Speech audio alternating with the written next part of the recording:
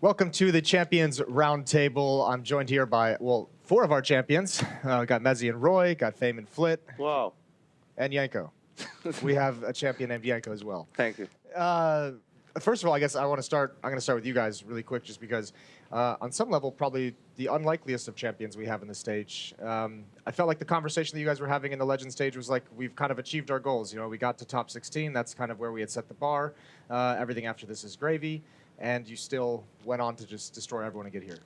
Yeah, I think that kind of comes with like no pressure, and I think we all saw our potential, and definitely in the previous tournaments we could see our progression in each tournament. So I think we all knew we could make it, but I think we all know when you set high expectations and the big goals, you also know you set a lot of pressure on yourself as well. Yeah. So I think we kind of set realistic goals and then kind of went from there and really knew where we could get to. Cool. Roy, any thoughts? I mean, you were at the Copenhagen Flames. You guys actually challenged to be at this stage a couple of times as well. Yeah, I think like coming the practice beforehand, Yeah. I think went really good. I think we've been playing super good in practice in general, and also doing great, great progression throughout the time we've been playing together. And I think we kind of expected to show a better level coming just from the get-go. But I think we had some issues in the first couple of matches, and we had a kind of rough challenger stage. And I think we just slowly, talked about it and learned from it, and I think now we're finally seeing the kind of like level where we can play at in the last 2 games. I feel like that we've been showing in practice and how we feel, how good we actually are, Learning on the job. Yeah, exactly. So I think we just like slowly got there, and I just really hope that we can keep it going for the next stage, because that'll be good. Well, for me also, you guys haven't been together for a very long time, but there seems to be, already the lineup is very cohesive. There seems to be a lot of trust, right, between the players. How were you able to get to that point so quickly? I think, like, I even said to everyone, like, even when we had our first boot camp, before we picked up Fashion, we picked up Roy and Nico. I think instantly it felt like we were kind of a team for a long time, and we got on super well. And even the talks before we picked up, we kind of made sure that we all knew what was important, and we all felt like the team chemistry and like the team environment was super important to us. So I think from the get-go, we kind of made sure we had a focus on that, and I think straight away we kind of saw it, and that's definitely helping us in-game and outside the game, like make sure we're really open with each other and honest, and I think that definitely helps you improve a lot faster, and instead of people like keeping on to frustration and not actually letting it out. Yeah. Mezzy, I want to know what is important to you, because since you joined Cloud9 almost 2 years ago, you've played pretty much every role there is to play in Counter-Strike. You've changed a lot of teams. Now you have to be the in-game leader. So do you enjoy being the in-game leader? Like, now, is it something that you wanted to do, or is it something that you kind of had to do and are growing into it?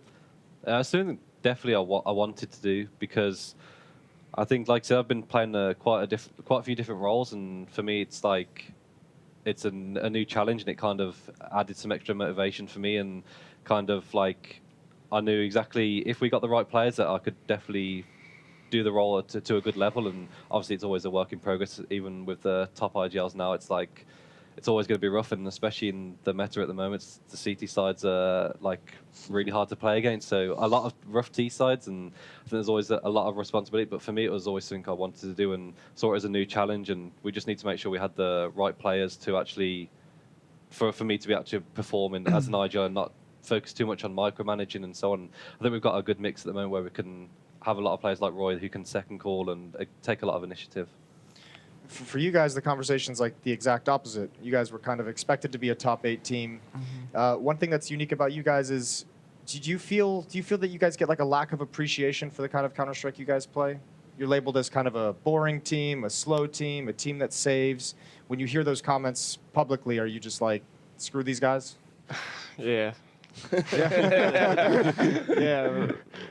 Everyone is saying that why are you playing that slow or something like that, but we do believe in this like game, and that's all. We don't give a fuck. Yeah, perfect. That's good. So what do you think Fnatic picks next? Because last time around their pick didn't really work out great for them. You mean what they pick will map? Yeah. I think it will be same maps. same map. Well, I bet you're hoping for it at least. But my question is also, what is it that you guys think is that something that you have that the other teams don't have that could help you win the tournament? I think we are 5 people who living together 1 year, like we play together. This time we're living together. I see him 17 hours per day, every day, and we believing in one things, in one mind games, and that's it maybe. Cool. I have the same question for you guys. I think I mean, so far we've been on the same page in terms of like how we want to play and how we want to approach the game. And I think outside of the game we all fit really well, and we are good friends outside of the games, like spending time with each other. And I think that's kind of important. And I think that was also one of the things that Fnatic wanted to like bring in this team around to like have a team that really functioned well outside of the game, because usually that also contrasts into the game. And I think we've been finding that really well. And I think we have the talent, we have all we need. I think we just need maybe a little bit more experience and playing on the stages and deal with all the nerves and all the things that comes into the game. And I think we'll be great, because I think what we've been showing so far and slowly been progressing into is something really good. Does it help having a guy like Crims on the team with that stuff, who's played like 100 major games or something? Yeah, 100%. I think he's, I asked him one time how he was feeling like playing on stage, and he was like, whatever, like, he doesn't really care, I think that's what he loves. Like, every single time we talk about, like, how we want to play and, like, where do we like to play the most, he's always, like, on the stages. That's where he thrives, and that's what he likes, so I can't wait to like he has like a kind of like a calm, to him, and when you get on the stage and you play the game, he's always the guy who's like, just settle down and like don't stress too much, like just relax. And I think he really enjoys the moment on stage, and like that's where he thrives. So that's a really good thing to have when you're on a team like us, because we have some unexperienced guys, and myself, I haven't really played on stage that much, so it's really nice to have a guy who just, you can just always count on him being calm and Chills. ready. Yeah, exactly. For you guys, I want to touch on, and you're in-game leader on Jame. I know a lot of the conversations that I have with like players outside of the game and outside of events, there's a lot of respect for Jame as an in-game leader and for his thoughts about Counter-Strike and how he calls the game. And you guys obviously have this unique style. Can you just touch on like what kind of respect do you have for James in terms of his tactical and strategic Counter-Strike mind? It's hard to explain. He just he knows more than anyone in this world, maybe, and he just living the game, always like watching something new, trying to find something new, some good ideas, some good rounds, or I don't know. And we all respect him, and we believe to him for 100%. He knew how to communicate with young people. He knew how to communicate with old people. He can make from young player, like Fame was a really good player for short time, Yeah. And he helped him a lot, and he understands what he do. Good at raising the level of a young player. What's it been for you? I mean, we've had this conversation throughout the whole event about playing in front of this crowd in the Challenger and Legends stage. What's it been like for you guys in front of this crazy Brazilian crowd? Like, have you experienced anything like this before? I didn't see such an experience before. It's my first game in front of the biggest crowd. I don't know. And were you nervous? No. All right.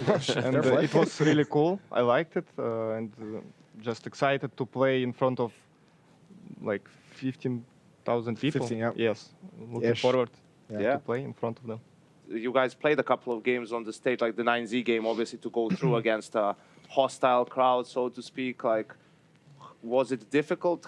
Did it affect your like calling at all in terms of, was there an element where you were like, I need to kind of not let myself get carried away with this crowd thing and just kind of keep, my eyes on the prize? I don't think it was too bad. I think it was a lot different because we played our first stage game against OG, I think, and obviously I think there were not as many fans, and obviously it's not like a home crowd then. So I think for us it was a bit different, and going to the 9Z game it was completely different and a lot louder, and you could get into game, you could hardly hear anything. So I think for us it was obviously different, but I think for me it was just kind of, I think that's when the experience of like Crims on the team helps a lot, because he's really good at calming us down, and when it gets to the chaotic situations, it might happen once or twice in the game, but then he's really good at least for me, like to make sure I'm staying calm and can make sure the calls are calm as well, like straight to the point, and I'm still being controlled and having that responsibility in the team. So I think in the 9Z game, there's obviously sometimes it was a new experience for me. It's always going to be different, but I think as time goes on and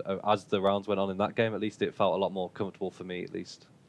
What's it been like for you, Roy, with the success that you guys had in Copenhagen Flames, and like kind of towards the end of that, coming to the realization that team was just going to be like picked apart for scraps and for pieces. So what's it like seeing all your teammates from that team like kind of spread out and go to different teams, and some finding success, some not finding success, but just kind of watching the whole team, you know?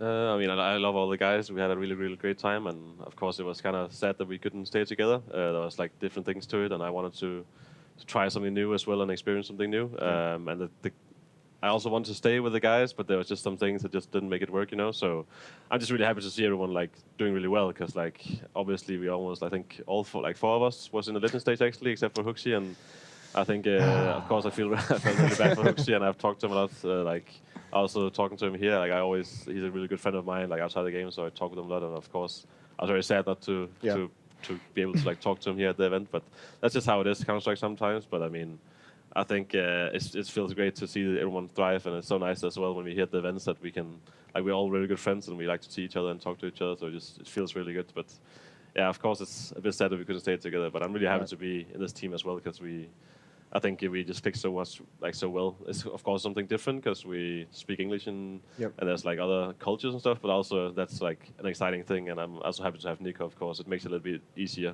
with the traveling and all that. I can always go with him and stuff like that. But yeah, it's nice to see everyone thrive. Do you guys feel like, because FaZe was 0-3, G2 didn't even make it here, Astralis didn't either, Vitality was out, right? Liquid went out yesterday too. Do you guys feel like it's changing of the guard, so to speak, right? When you look at the teams that have made it and just how some of these teams play and where they are right now? I think maybe if it keeps going on for the next events, then yes. I think it's kind of hard to say when it's just one event, and I know there's a lot of like criticism towards the system and like the book system and all those kind of things. So I guess I kind of like understand why it happens, because some of the favorites lose against like matches where they should win, and it's kind of a hard battle right now, I feel like, because people are like trying to argue against and against for, like they don't deserve to be there, like they didn't win against those guys. But I think like it's kind of hard to say. I think if it keeps on going for the next major, if it's the same system and we see it again, maybe it was just a shift in the meta, maybe that's doing something, because obviously FaZe have had a lot of chances and they were like ahead in a lot of games, but they threw the games on the T side. So I think it's kind of exciting, to be honest, because it feels like something I haven't really felt like the CT meta that much before, but it's like all of a sudden at the major, without like no like specific reason, it just feels like it doesn't work out on the C side, And it's kind of exciting a little bit.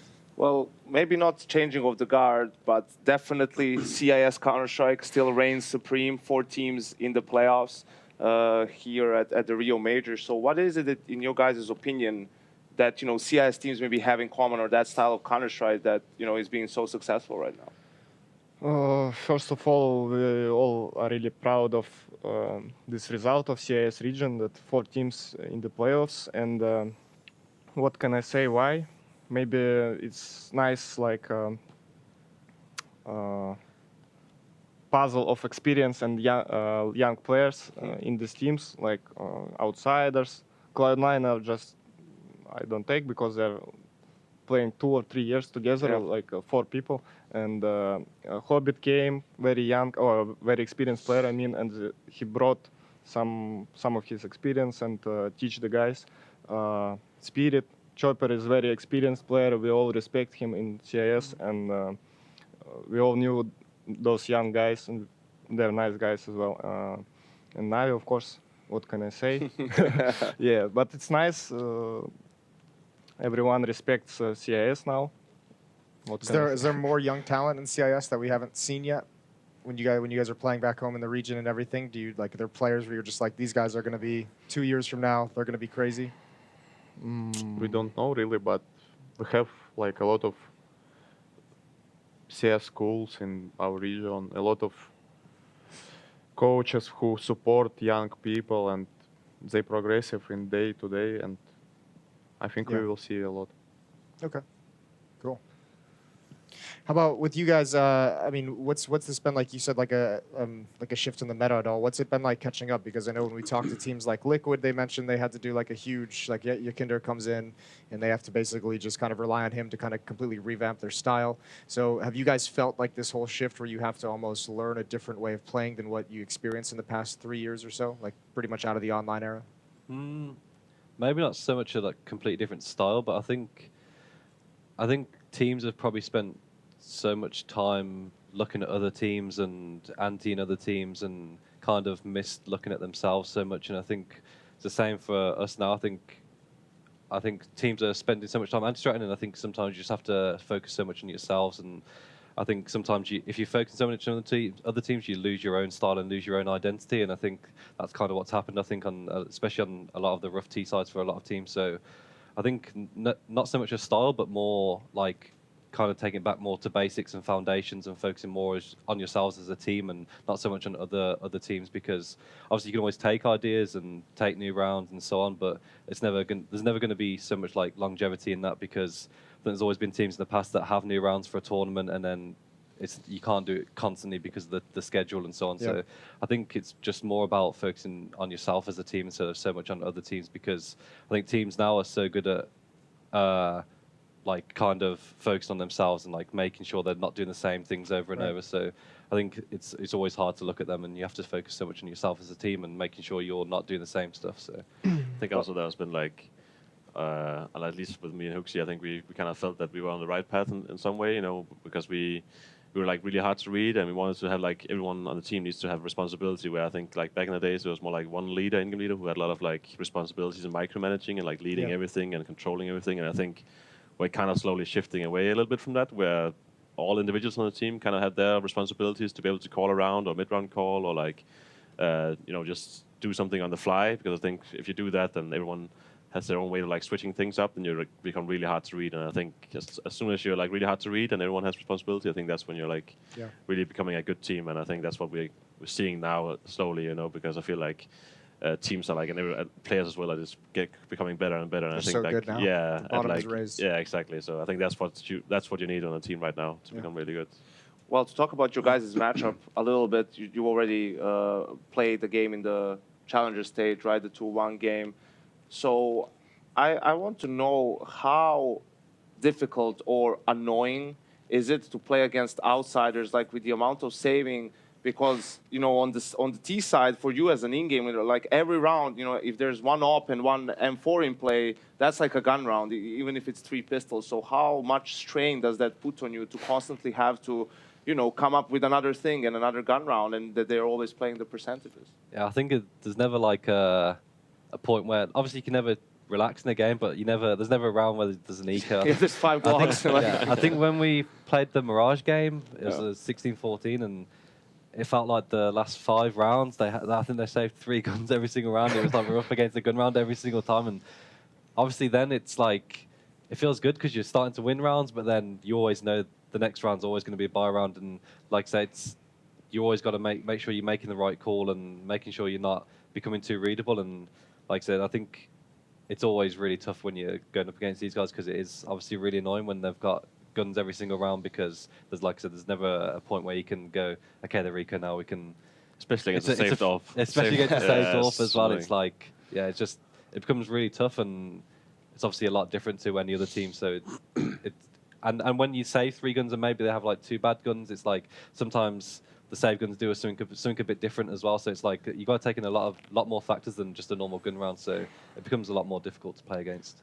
Well, obviously the Overpass game, everything went wrong. Those games happen. But the Mirage game, as you said, was like 16-14 in their favor. So what are, without going too much into detail, but what do you feel like you guys could do a little bit better, like what you were missing in that game that could have gotten you over the finish line? I think we had like a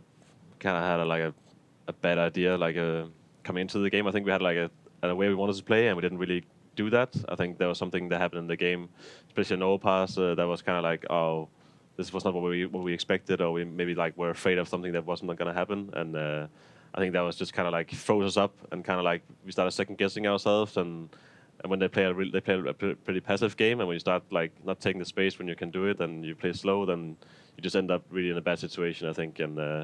And yeah, obviously the thing that they're really good at, saving and making it comfortable, that's something we're really bad at, and we have had like a talk about. And I have this one. Let's go for it, boys. I'll flash them as you go running. We've done that so much where we just like we go for like unwinnable retakes and stuff like that. And I think we actually against like we played an Inferno. I'm not sure who was it. I think it was who was it against we played, where we actually saved a lot of times, and we actually won the round after with like the hero weapons, and I think that kind of made us realize that we just need to like, someone just needs to take charge sometimes and just say like, just save, guys. A little bit Just- smarter in their Yeah, saves, exactly. 'Cause, yeah. I just wanted to like throw it to you guys now, like the sort of a same thing we talk about on the desk often. You know, you play the same team in the same tournament twice. It's hard for the team that won. You know, on one side you beat them, but on the other side, you know, they're looking more at the details. You feel like you're doing more of the same. So, is that fine for you guys? Do you like care that you played them already? Would you have rather played like a different team, or are you happy to face them again because you beat them? I think it's fine for us. It doesn't matter for us against who we playing, and we just gonna prepare like we always do. Same mindset, same everything, same preparation, and we respect these guys. And it doesn't matter if we won or we lose to them. We're just gonna play our game. Doesn't matter. You mentioned James earlier as someone who's really good with working with kind of the younger players. Can I just ask you about Kickert as well? Because he's also an experienced player from the region, also been in a major final as well. What's it been like having him with you also? Does he have a leadership role within the team, or is he another chess piece for James?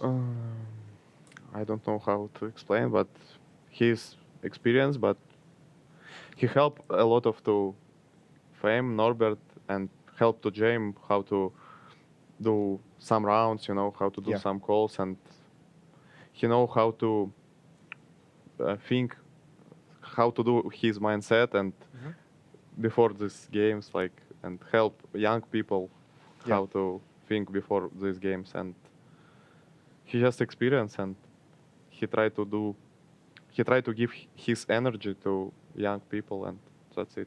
Okay, helps them get comfortable. Nice. When you guys look at, we just talked about kind of like the rise of the CIS region, when you guys look around at some of the other European teams and North American teams and South American teams, is there a team you guys look at and you really like the style of what they play? Since you guys are so unique, do you see any teams that you like to take some things from? Or you're like, oh, FaZe does this really well, Liquid's doing this really well? Had to throw that in there. Yeah, I know. It's just all the world I think we're looking for all teams. Yeah, all the best teams in the world. We all Take watch them, yeah. their games, and I think everything. all players doing like that. Yeah. Yeah. We just Nothing special. Well, Messi, for you, you know, as a newer player and also new in the in-game leader role, is there someone you look up to? Who do you look up to, like, and try to maybe emulate a little bit, or you just like his style or his team style? Mighty Max, maybe?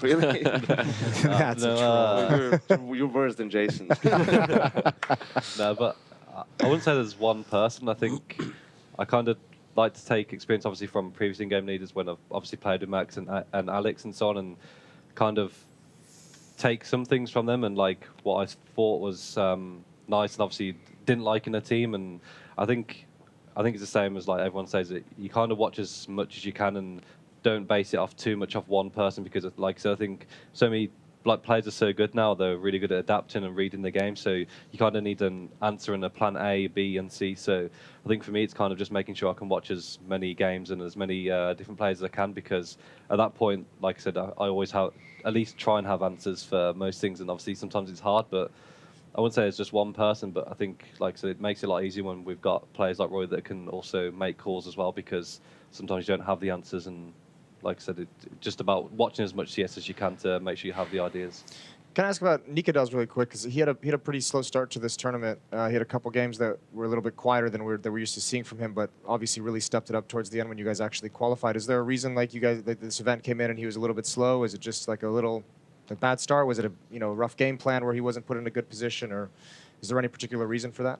I think we have like I myself even as well had a pretty bad event, and I think he as well. But he usually performs actually really well on lane compared to online. I think he gets a little bit nervous, and he has a lot of nerves, but he actually composed it pretty well, and I think he likes it. And usually when I see him play the best is actually like at really high pressure games, and he doesn't feel like a guy who's like really get affected by it. But when you talk to him afterwards, he would be like, yeah, I was shaking, I was so nervous in that round and stuff, but he still pulls off amazing things. So I think he's just maybe getting a little bit used to it, and obviously it's pretty new for us. Like one thing is it's a pretty big LAN event, but it's also, we're going now to Rio and it's a long travel and it's very different here. Like you cannot really play Face-It with your friends back home that you used to play maybe when you have time for it, and you cannot really play on the same deathmatch servers, and there's you have to adjust to some things, and I think that has maybe played a little bit part of it, because usually I think me and Nico especially, we like to play a lot of CS outside of practice and outside of tournament games, and I think we haven't really been able to do it as much when we're here, so I think that's the one of the Danish things. death stacks on Face-It. Exactly, yeah. Perfect. Well, that's it for the Champions table, or Champions round table with you guys. Good luck in your quarterfinal match. Going to be fun to watch. Appreciate you guys. Thank you. Thank you. Thank you. Thanks, guys. Strike is more than just a game. If the Challengers and Legends stage have proved anything, it's that Counter-Strike is a culture.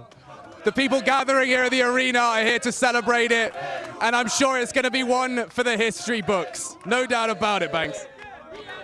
From Fnatic in Sweden way back in 2013 at the inaugural major in Jönköping, to the French taking the crown in 2014, then onto the rise of the Brazilians back in Columbus, and then to North America's only major from Cloud9 in Boston. This is where Counter-Strike legends are made. Since the world reopened, we've seen two majors, with Na'Vi reigning supreme in Stockholm and FaZe claiming redemption in Antwerp. But FaZe, Vitality, they are not even here in the playoffs, and G2 even stumbled in the RMR. This is truly anyone's major. Only 55 players have had the honor of earning the title of Major Champion across 11 organizations. Lifting that trophy is like having a crown. This is where the champions are made, and this is where the kings of Counter-Strike are found. Well, as you can hear, we are live here in the Jeunesse Arena in Rio de Janeiro. This is the Intel Extreme Masters, and everything is on the line. The CSGO Major's first quarterfinal kicks off right now. Let's go. Let's go! Intel Extreme Masters Rio is brought to you in part by Intel, Legion by Lenovo, DHL, US Air Force, 1xBet, and Monster Energy.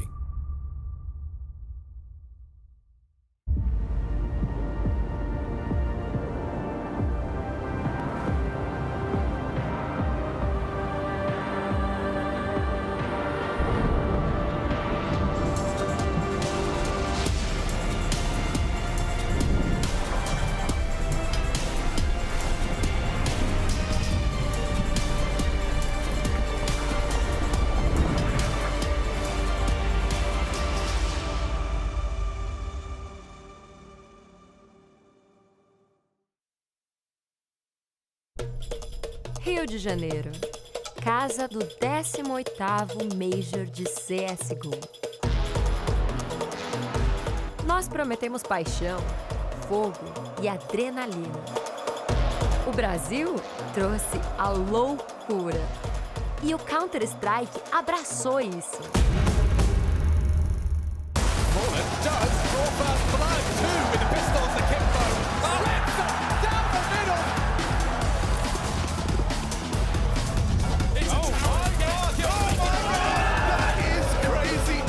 There is absolute pandemonium live from Rio. Oh my goodness, Torsi. He got both on the knife!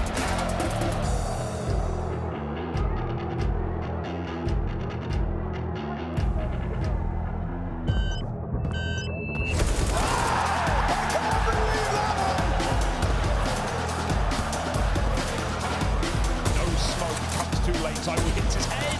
Points 2, 3!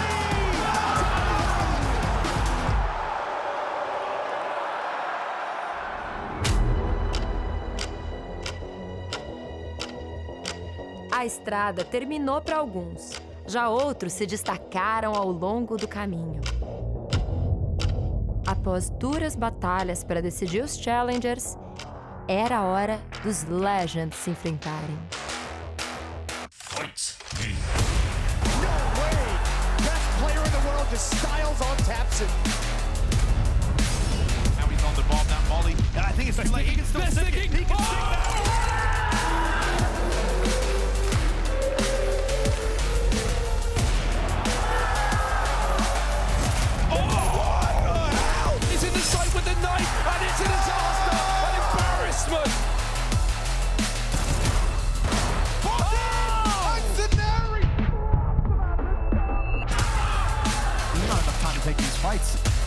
One more would be great. Find him. Oh my God! No way!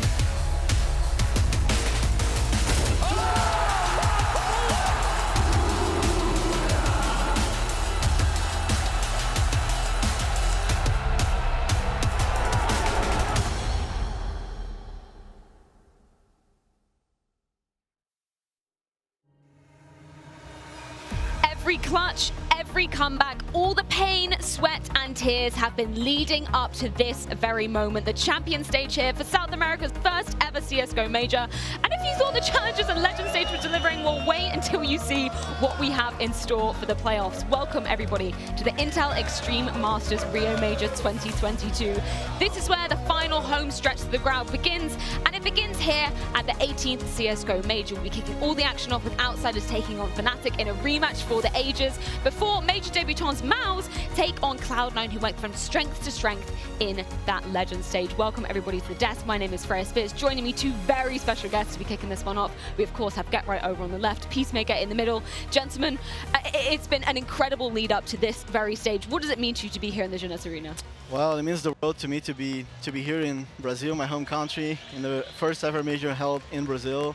And I kind of want to give a little speech. You know, I was thinking about it like last night, being here with Christopher, you, and you know, I pretty much started playing Counter-Strike back in 2001, right? And when I was playing, you know, going to internet cafes back in the days just for fun, I was still in school. And when I started, you know, I started by watching like the competitive scene that was like the likes of Spawn, Heaton, Goalless, Kogu, and all those guys, right? And then 2007 or something, I found out about Get Right. And he joined NIP, and then he joined SK, and the rest is history, right? So, you know, what I'm trying to say is that if it wasn't for Get Right and all those guys, I think, you know, a lot of the players who are competing today, and that includes me being here and a lot of the professionals in the scene, I think they simply wouldn't be here if it wasn't for you guys. So thank you very much for everything you guys did in the past. I think it's, you know, I hope this inspires you guys at home as well. You know, back in the days I was just a young boy with a dream, and now I'm here working at the major in Brazil, in my home country. So this is a very special moment for me. Thanks very much. I'm tearing off for that Peacemaker. That was beautiful. I don't think we could have opened this any better way. I mean, for you, Get Right as well, the fact that you're back here with us, such a legacy. Why are you making me tear up? I didn't expect that at all. Like I had to. Thank you from the bottom of my heart. Like, I had a dream. I actually was talking about that to one of the ESL staff guys that was walking here with Uber, taking Uber here with, and I told them, like, I was one of those typical stories guy. When I was 12, I said I'm gonna be a professional gamer. My father and my mom was like, keep going. Like, they were supporting me the whole time. But I remember when everything became bigger and bigger for me in Sweden. I wasn't even playing abroad, and then like having a good time with my teammates back then, and just won like $10 or something. And I said, one day it's gonna be in a stadium. Everyone started laughing at me. Like I said, one day it's gonna be so big that no one can even deny us anymore. We're standing here for each year that goes by, it's getting bigger and bigger, and we see region, especially like Brazil. If you look back in the history, you guys had nothing. Not even support from anyone, doing nothing for the scene. You had a huge player base, you had a passion, you had the drive, you had everything for it, like we had back in the days. But we at least had some chance of getting help from other people. And you did it by yourself, and now we're getting a major here in Brazil. And just showing everyone showing up and everyone around, and also like the old players who through the time has been playing for Brazil and from other countries in Europe, in US, everywhere. They're here to enjoy the experience, to see what happens, like, if you just believe in something that it was called CS. Yeah, truly making history here today with Brazil's first ever major. I do love that we got to see some of your winning moments from majors past, just there glaring off on the screen there, Get Right. What is it like now coming to such a huge, vast arena when, you know, originally majors were played in such smaller stadiums? I mean, it's just mind-blowing. It's same there. Another story. I was talking to Carmack when I arrived here, one of the guys, the head guys of ESL, and he's been there as well with me through the years. And I said to him, when I walked out on the stage in Katowice the first time, the first major, I was scared. I was standing on top of like end of the stage and looking up, and I'm like, I mean, first and foremost, everyone is against us. Everyone was cheering for the Polish guys. But I'm standing there terrified for my life, and I'm like, is this a reality? And then just seeing it exceed for each year that goes by with different organizations and ESL pushing forward for it. It's just beyond the expectation. Like, I'm thankful from the bottom of my heart to making me living this life and being part of it still. It's just it blows me away every day that I wake up. Yeah, I think the fact that we've had a crowd from beginning to end here at the major as well. I mean, I had high hopes for the Brazilian crowd. They have exceeded all my expectations. We're going to have 5 times the crowd size in this arena. Things are going to get loud today, Peacemaker. Oh yeah, for sure. Like it's starting to get packed, right? I can only imagine when Furia plays tomorrow how this is going to look like. And yeah, I hope this is a massive success. And I think Brazil deserved a big event like this one. Before this one happened, everybody's like, oh, you guys should hold the major in Maracanã Stadium because it's going to be 100,000 people watching and stuff. Unfortunately, it wasn't possible. Like even though like we have this, we're going to have like so many people here, Counter-Strike fans. And I mean, Brazil deserved it. And I think this is one for the history. I think this one is going to be marked in the history for us, probably one of the best majors. Definitely, in my eyes, like the best crowd that majors ever had, right? Like we saw them obviously supporting the Brazilian teams, supporting everyone in general, like we saw a lot of beautiful moments so far. Yeah, it's been beautiful to witness. I mean, Christopher, you're going to have to take to the stage, arguably against the home crowd on Sunday in our show match. You ready for that?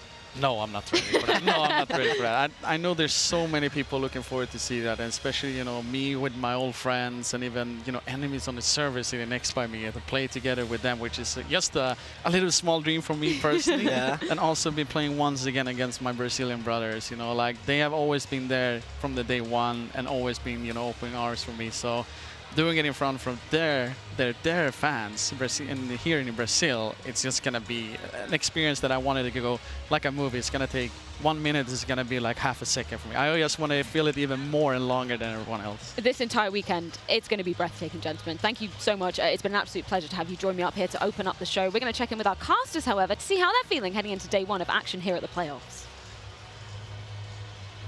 Hi everybody, IEM Rio 2022, and it is the Champions stage. I'm outside with Chad. We're in the fan zone, which is going to be filling up. Of course, everything's sold out. It's going to be a party over the next weekend. And of course, leading into that, we do have a big game today. And of course, many more games to look forward to. Chad, let's reflect a little bit on the games that we have already witnessed and perhaps some of the results that surprised us. You could just point at the fact that the top 3 ain't here. I think FaZe has to be the biggest one, mate. You can bring Vitality, you can bring Liquid into the conversation here, but this is the reigning major champion, not here to play in front of this, right? We've been walking around now. We have seen what this has on offer. I think their hearts are going to break when this goes live. Yeah, FaZe is the big one here, but we got Furia, right? That's a sacrifice I think we're all willing to make here in Rio. And you look at this, we got a music festival level of event on our hands. This is something to make you smile. Yeah, and I mean, if the fans, of course, have been absolutely wild. We've already got to see them arriving. I don't think any of that flair is going anywhere.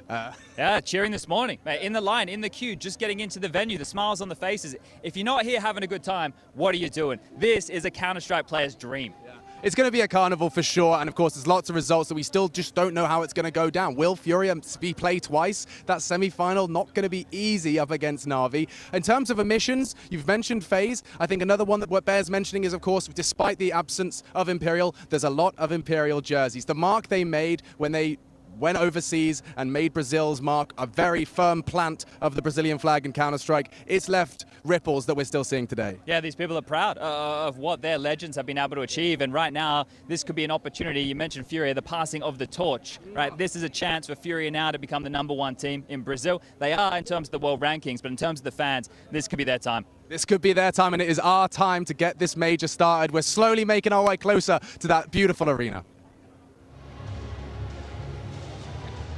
Here we are, Maniac, back at an event, Rio Major this time. It's time for another one of our battles with the Colex Rush segment. Man, we've had many battles over the years already. Feel like maybe you have an advantage a little bit. No, you had the upper hand, actually. Our teams are pretty similar, right? With one key difference. Yeah, fortunately enough, when our producer told us about how similar our teams was, I thought, maybe that's a good sign. Maybe I'm not completely lost in this. Oh, great minds think alike. I believe there's a saying like that. You know, the difference being you have Stav and I have Electronic. I'm going for Wisdom over Youth. I mean, we should probably also talk about the rest of the cast. We've had some fantastic players here in Rio. We obviously had the Yuri Queserado duo, just addressed by Chad and Alex, of course. This could be their time. We have Simple, because how can you not have Simple in any kind of all-star team? And then I think both you and I, we kind of tipped our hat to veterancy, to mentorship with Crims, the man that has been won the most major here out of the players left, attended most playoffs. He's going to be quite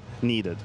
Yeah, and electronic for me as the end, you know, I feel like we get Xerato and Yuri from Furia. Let's bring in simple electronic for Navi, have the two duos. And Creams, we've heard from the Fnatic players, you know, how much he means to them, how calm he is, a presence on the stage, right? And they're definitely going to need that today versus Outsiders. And when I heard that you actually picked electronic, I felt bad about myself. Because I thought, hey, I could have had this IGL. I could have had this great leader fragging power as well. I decided to go for Stone because I think he is a superstar in the making. He's been a little bit quiet so far in the Rio tournament, and Lord knows that he is going to be needed. So I hope that my players can be autonomous, independent. They don't really have someone to guide them. But you know what? I think it might just be time to jump into the server, see if I can grab another W over you, or if I'm just going to take a big L right here. Somehow, I'm always on pistols when I play against you, Maniac. We're eco round. You have triple up, full utility and everything, so we'll have to see how it pans out this time around. I feel like just as a matter of percentages, I would have to win eventually. Yeah, I guess by the numbers. Like statistically, I cannot just beat you every single time. You probably also have the best lineup in here. I don't know. I'd be safe. Listen, we have the game starting here as I'm trying to peek behind. I'm actually not sure. I'm on the CT side of Overpass. Of course you are. I'm on the CT side. Someone hates me. Like CT side in meta. I know, but I think this can be done. We're in a 4v5 situation, Maniac. It's not good for me. Nope. We have all the information. It's 4v2 on A. Why are all your players? My rotation is a bit late. You don't have electronic. You don't have electronic. There's still hope for me. Look, the trades are happening. We're pretty safe. That's a 4v3. I have a clutch flank coming in from the back. I think it's over for you. Honestly, I think it's over for you. I don't like the look of this. Nope. Wait, hold on. What is happening? Xerato, why are you turning around? 2v2. There's a chance. It's not over. There we go. It's over. It's not over. Be ready. Be ready. That's my win. That's my win. Xerato. Yeah. No. That was a close one. I think that's the closest I've got so far. GG's. And yes, another victory for Maniac. Just a normal day. I think you'd call it a day that ends up with Y. Okay, great. Thanks for that. Well, fair fight. But I heard it's James and Heck who are off to an adventure. What are they up to?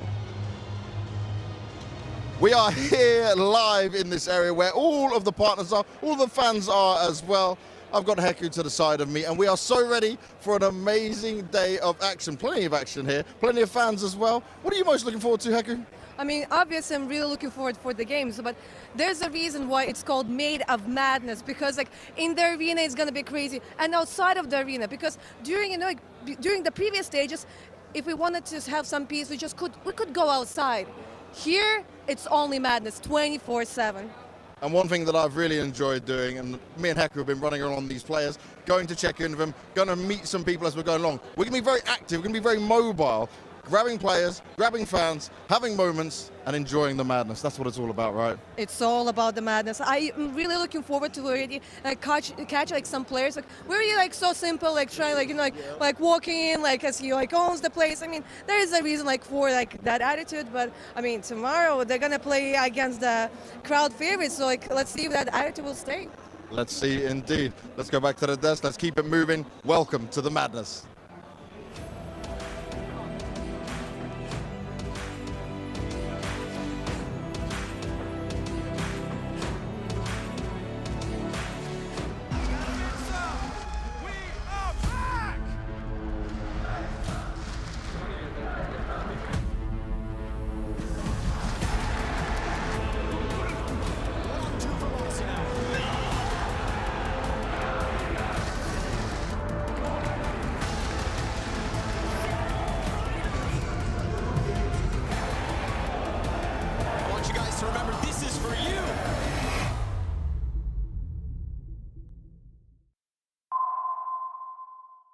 Introducing the Black Friday Madness,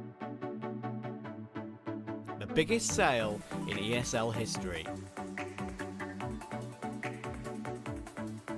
Special weekly deals just for our fans. Shop now at shop.eslgaming.com. We're rocking and rolling with A Identity. This is a whole lot of fun. So we were just talking, you haven't heard of this AI generated art before? No. Super interesting, like new emerging technology where you can pump in any descriptors and it will generate an image really almost exactly to the specifications. Your imagination is the limit here. Okay. So, style. What kind of like art style do you want this to be in? Steampunk, you know, wherever you want to take it. Steampunk. That's pretty I like that. You like the steampunk aesthetic? Yeah, I think it's pretty cool. I'm more of a classical kind of guy. Yeah? Nice and simple, but we can go with that. Yeah, let's go with steampunk. That's good. Yeah, I like that. What is the subject of this steampunk world? What are we like? Usually it's like something fancy, right? Futuristic, maybe. Some robots, maybe. Ooh. Yeah. Like steampunk robots. Yeah. Because it's all like steam and like gas, water powered, you know? Yeah. Okay. Steampunk robots. Ooh. Like that. I'm interested. Robots, yeah. So what, is it one robot or like an army of robots? Army. A robot sitting, an army. You're quick on that, an army. Yeah. This is exciting. Army of quiz. Framing, so like framing, lighting. So like I'm trying to think how. I have like a shadowy or like darky, dark, like in my mind. Mysterious. Yeah. Mysterious shadow. Like shade shadow. Where is this army of robots? Are we on the mountains? Are they in a factory? Where is this army of robots? Mountains. What's the In background? Rio. We're in Rio, I've seen yeah. mountains everywhere. It looks, that's good. Okay, Like, so like the mountains of Rio de Janeiro. Yeah. yeah. Oh yeah. Oh, I'm intrigued. This is gonna be good. Leave it there. We don't want to overcomplicate. Yeah, that's true. Let's see. I'd love to we'll see. guess. Whoa! This is way this is better. The more. second ones are more badass. Yeah, that's good. And they look like an army for Yeah. sure. Yeah. The second one is really Yeah, good. the second one's fire. Yeah, that's Those second robots one. looks as well, like they look dark as well, you know? They look evil. They do. It's really good. Wow, you guys are modern artists. Yeah, we made that. We made that. That's yours. I mean, yeah. That's old baby. Yeah. I'll try and post it to my mom and say that I made it. And Hey, she, Mom. yeah. I'm a digital And she was artist like, oh my now. god, my son is such a good artist. I'm gonna show all her friends.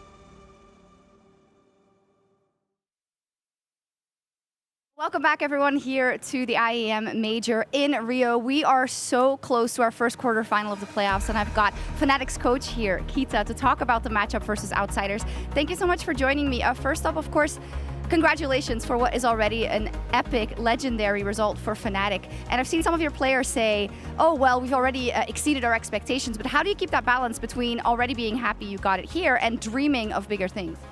I think in general we've tried to not put too much pressure on ourselves throughout the whole tournament, and I think that's gave us quite a good advantage.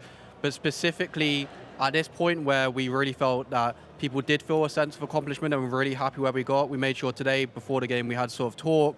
We spoke about not being too complacent and kind of having that good mixture of going in with high expectations but also not doing the opposite of what we've done previously in this tournament and sort of keep the pressure off ourselves. Yeah, of course, try and play your own game logically. It's been very impressive to see how with this mix of newer players to the major stage and very experienced players, they have not really seemed to be that affected by stress overall, which was a big question before that. What do you think from a coach perspective has led to the fact that they're so comfortable?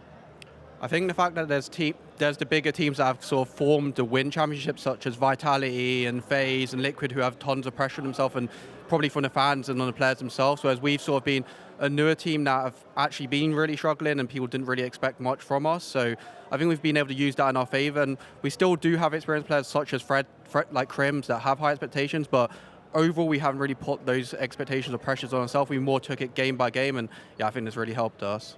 Flying under the radar a little bit, but doing amazingly so. Now, up versus Outsiders is going to be a difficult one. Of course, you played them before. Stylistically, it's always a very tricky matchup. What will be the focus going into this one? The focus is actually, we felt at least when we played them last time, the first map obviously wasn't competitive at all. It's our map, they like completely destroyed us. The second map, which was their map, was actually, in our opinion, competitive, and we could have easily won that map. We screwed up quite a few rounds, so we kind of changed the veto a little bit, which has only changed the order of the maps, and it's still the same maps. And we've also took the lesson that we got from the first map to the second map last time, which was to not think too much about them and rather play our own game and not get in our own head. And I think that's what we're going to do today. It did look a lot better on Mirage, but the best of luck today for Fnatic and for Kita. Back over to the desk. Thank you very much for that one, Shox. Yes, from an organization cloaked in history, now this revamped roster eager to write a legacy of their own. Yanko and Maniac join me to preface this first quarterfinal here at the IEM Rio Major. Gentlemen, as Shox was alluding to, this is a rematch of earlier in the Challenger stage, but up on that major stage, we know anything can happen. Absolutely, and that was a game, as we said, outsiders won it, one convincing map, one not so much. And me and Maniac, we talked that, a bit of a spoiler here from Kita telling us it's going to be the same maps in a different order. We didn't think that was going to happen. We thought Fnatic was going to switch it up. It takes a lot of cojones to pick a map that you lost 15-0 the first half again, or leave it in the pool. So that probably means they didn't pick it. It's a decider this time around. It's going to be a great challenge for Mezzi. It's going to be one of the stories that we follow throughout this major. This player who used to be in the sub-top of Counter-Strike, even dipped his toes in Valorant, comes back here and suddenly is at the helm of a team in the playoff of the major. Has to be the IGL, going up same map, same opponents. You just had to do him like that, dip his toes into Valorant, right? But there's a guy who didn't dip his toes into anything except Counter-Strike glory, and that's Crims. Back in the playoffs, right? One of the most storied players we have. He was there in the playoffs at the first major in DreamHack Winter 2013. Now he's back here after a long hiatus. It's very surprising to think of, it's been 2018, you have to go back for him and a playoff majors appearance. Talk about a journey of sustainability for Crimson. Think about the path he's had his whole career, from being the sidekicks to the likes of Olaf, Flusha, being a little bit in the shadow, not a lot of people giving him the attention, then has a period of drought, kind of dips out of the major cycle 2018. We talk about it. He comes back in as a mentor. He comes back in kind of trying to groom these players next to him, help Mezzi, stabilize his emotions. We're going to be on the stage. Crims has played more than 100 maps in these setup at the major. He can help. He has to help. He has to be a beacon of tranquility. And we've heard it from, you can see 13 playoffs for Crims, those stage games, that's when he really comes in with the experience. We heard it from, Mezzi and Roy especially, right? As a player who is older but not as experienced playing big games, he said, Crims is a massive help to us. I asked him, hey, what's it like, playing on stage? He's like, yeah. It's cool. That's cool. It's actually Crims is his favorite place to play, right? Like the stage games, the big crowd, the big games, that's where he does his best work. And they both said, it really helps us a lot, Mezzi with his calls, to kind of make sure they're concise, on point, communicated clearly, and there's not, panic or anything along those lines. That's the thing I think that's so interesting about the story of Fnatic, and kind of, I guess, this motley crew of players that have come together, found themselves under this organizational banner, is you're talking about the skill and experience coming from Crims, particularly going to be, essential coming onto this major stage. And then we look at some of the newer guns that have kind of joined the fray of Fnatic. How is your kind of read on, I guess, the current status of Fnatic in that aspect? I think what is interesting is that what is supposed to be the firepower duo hasn't really arrived to the major yet, right? It looked like Fnatic had done the heist of the day, grabbing Nikodas and Roy from the Copenhagen Flames Adventure, two players who've gone now back-to-back playoffs. That's going to be their second playoffs in a row. Riding high, stocks are rising. They haven't exactly delivered what they were supposed to. It has been some unsuspected heroes who have emerged for the story of Fnatic. A guy like Fasher, 26, late bloomer, talked in an interview like suddenly he's 35 and there's a chance for everybody, and he's one of the highest rated players. We didn't suspect he would be putting that kind of performance, so it seems like they have more assets that we had suspected. It's been a bumpy few years for Fnatic, first with that Swedish roster towards the tail end of it, then with the initial international roster, things didn't really pan out. But after a couple of trial and error situations, I think they really hit the nail on the head with this one. We could hear from the players in that multi-interview that they're also saying, the org focused on making sure the players get along outside of the game and that they're building that bond. Because one of my points was, you guys haven't been together for that long, but there's a lot of trust. You can tell in game, and they've been saying, yeah, we haven't been together for long, but we feel like we've been a team for a long time. So you love to hear that. It tells you there's good atmosphere in the team, like the lineup is cohesive, and it's just about putting in the work and getting better and better. And then when we flip onto the other side of the server, of course, it's going to be the outsiders taking on Fnatic in this rematch here at the quarterfinals. And when we talk about skill and experience, we have to put James' name under the spotlight, because let's not forget, he's been in a major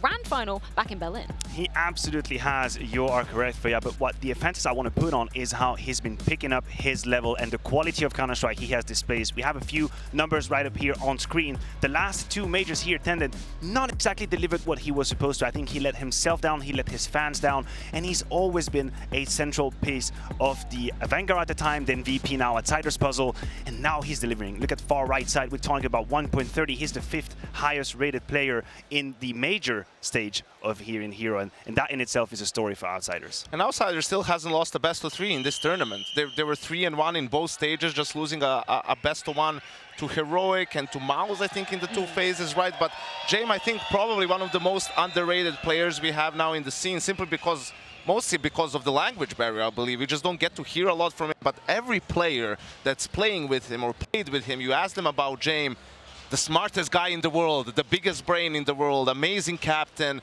knows everything about CS, right? So I think he's absolutely the main reason why we're seeing Outsiders play so well and be in the playoffs here. And I think he's also in a journey of getting the recognition he should have, the recognition he should have, right? When he made the final in Berlin, people said, fluke. Yes. Fluke. We don't care about the run you just had. That means nothing. And then what they do after that, they made a meme out of his playstyle. They said they were boring to watch play. He was just saving. He was selfish. He's been trying to get that recognition time and time and time again. He hasn't given up. He hasn't given up his playstyle, his DNA. He plays the Counter-Strike he wants, and it's paying off today. Well, I want to hear from the coach Dastan to see exactly how he's been helping Jaime reach this exponential level. I'm here at the Rio Major, and I'm with Dastan, coach for Outsiders, ahead of this exciting match versus Fnatic. Dastan, I just have one question for you, and it's about Jaime, who always performs great, but this has really been something else. He's gone above expectations even. Why do you think he's had such a good tournament so far? I think he had a good balance now with leadership and focusing on himself. Also, now on this tournament, I take other 4 guys. Jaime has his own day routine, day schedule. He focuses more on himself. I take other 4 guys, and we diversifying everything about preparation to the game, everything, and that's helping a lot. And also, young players become more experienced, and it's helping to don't take much attention from him to not much to learn to teach. Yes, that's all. Awesome, thank you so much, and of course, great work on your part. Good luck today. Yeah, I think also, no, it's the lights went out. So Maniac, you mentioned you're trying to trigger me. You said people say they're playing boring CS sometimes, that they're being underestimated. Did I trigger you? I'll show you why they play the way they play and why they win games. This is from the Challenger stage game against Fnatic, so a very close game. You can see the score is 13-11. Fnatic is going to go on a little bit of a run here. This is just a simple B pop. They're going to get the kill on Fame, a B split with 1 lurker, right? 3v5 situation, 3v4 situation here, save. They don't even think for a second. It's like, this is not really winnable for us. Let's just save the guns. Norbert has the AK. What does the Norbert do with the AK in the next round? Throws it to Fame. One of their best players, you know, very mechanically skilled young player. What does Fame do in the following round? He gets a triple kill, and Outsiders win the round. That's like the best example of how just that one gun even like can make a difference, make an impact. It happened later in this game as well.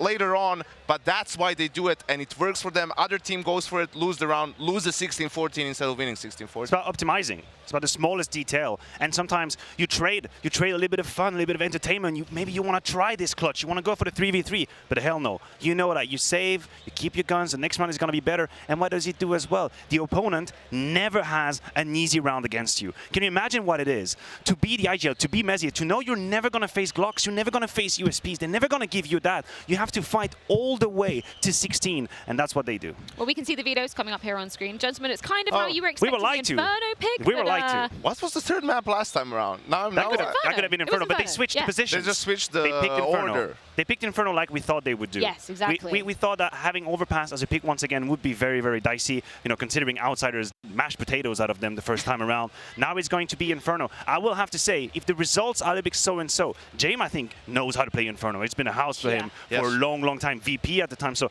it's not going to be easy at all for Fnatic. Definitely not, and I think this is like what you expect. They have to make some sort of an adjustment. They can't pick Overpass, but they also can't not leave it as a third, right? Like, it's the map that they've been playing well in general, and I think they're aware that that was an off game and had the team talk, you know, after what they were not doing well. We heard it from Roy, not taking enough space and so on. So I think this is to be expected, right, for both teams. I think would predict the veto, so it just comes down to really who executes better on the day. Well, we're going to see exactly how it does play out, but not before a quick break first, of course. And Map Vetoes are locked and loaded, a little bit skew from the last time these two teams faced off, but this is the Intel Extreme Masters Rio Major, and both these squads are going to be lighting up the server on our stage. We'll see you back in just a few.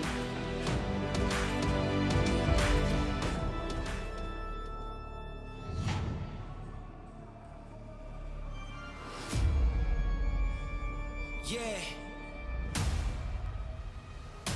Let's go. Out of the cage, I'ma get them. All of my haters turn into a victim. Let off the leash, gotta sick them. They don't expect it, so we bout to hit them. Try to keep up with the rhythm. Never lose focus, cause we're on a mission. We're so determined, you looking for greatness, just the definition. Call them and tell them you're ready. Flow again, hold back the lemon. You know who sit on the throne and who wear the crown. I hope you get the message. This gonna be one for the ages. Gotta put us on the A-list. I hope that you came prepared. Who ready to win it on any occasion, yeah. Woo. Let's go.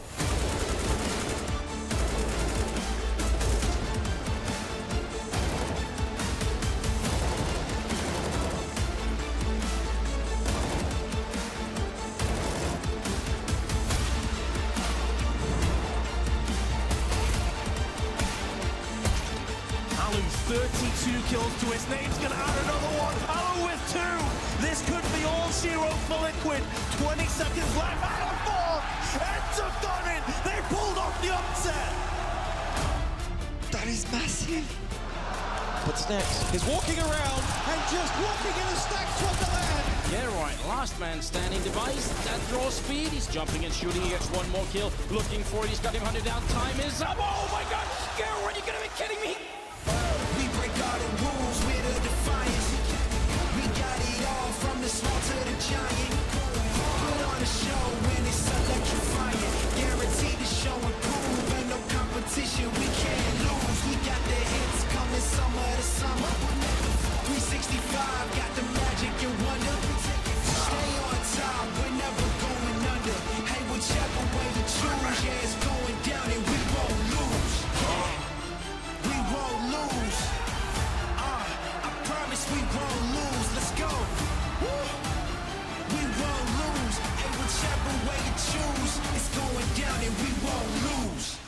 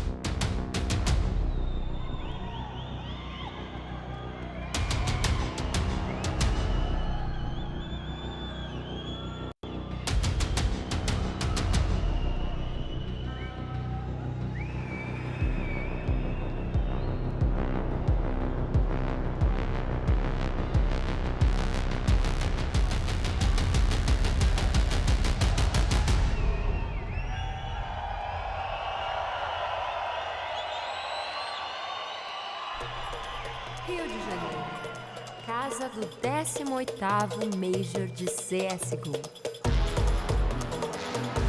Nós prometemos paixão, fogo e adrenalina. O Brasil trouxe a loucura. E o Counter-Strike abraçou isso.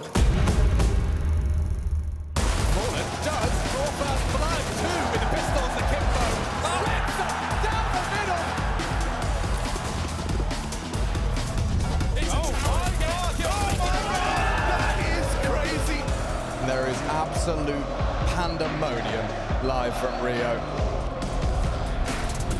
Oh my goodness, Torsi.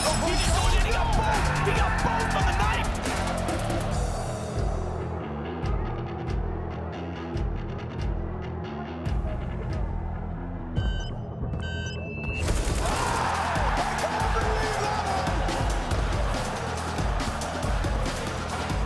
No smoke comes too late. So he hits his head. Points 2, 3!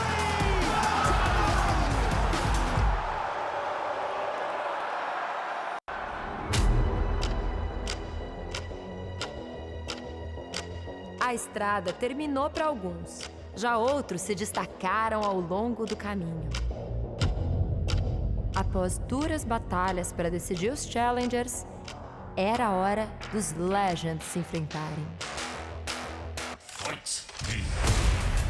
way! Best player in the world just styles on taps it. Now he's on the ball, not Molly. And I think it's too late. He can still stick it. He can stick that.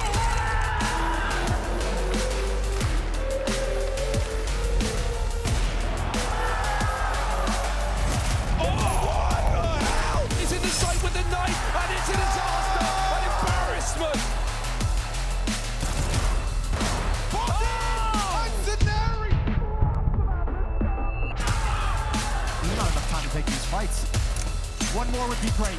Find him! Oh my God! No way!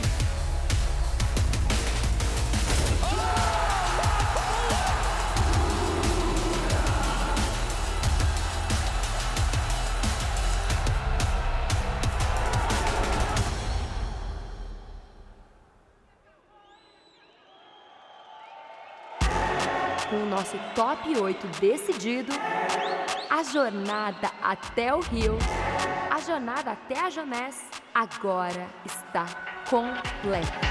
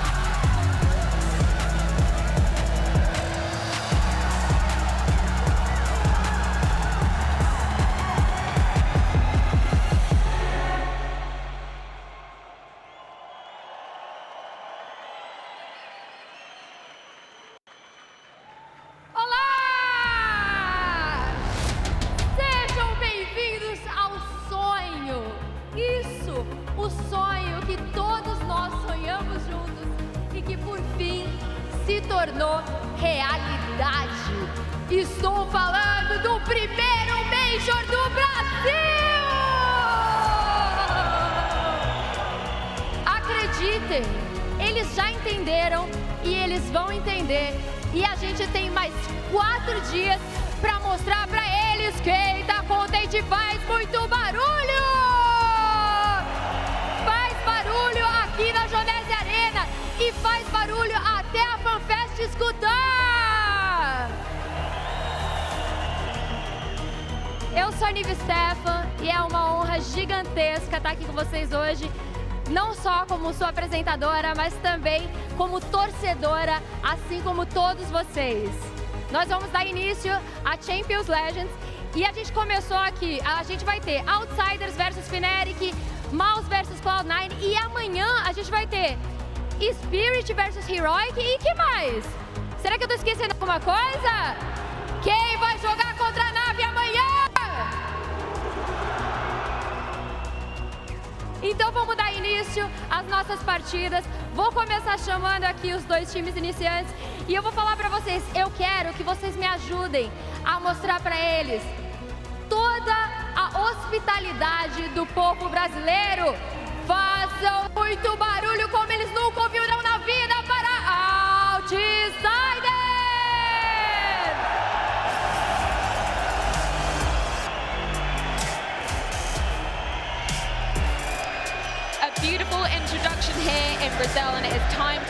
the teams to the arena. We start with the outsiders over in one corner of the ring. Gentlemen, two major newbies coming out onto this very stage.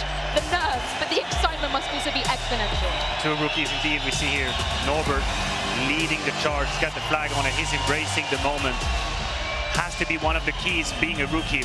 We always talk about the pressure of the stage, but how about embracing it? How about leaving the moment, letting it soak in?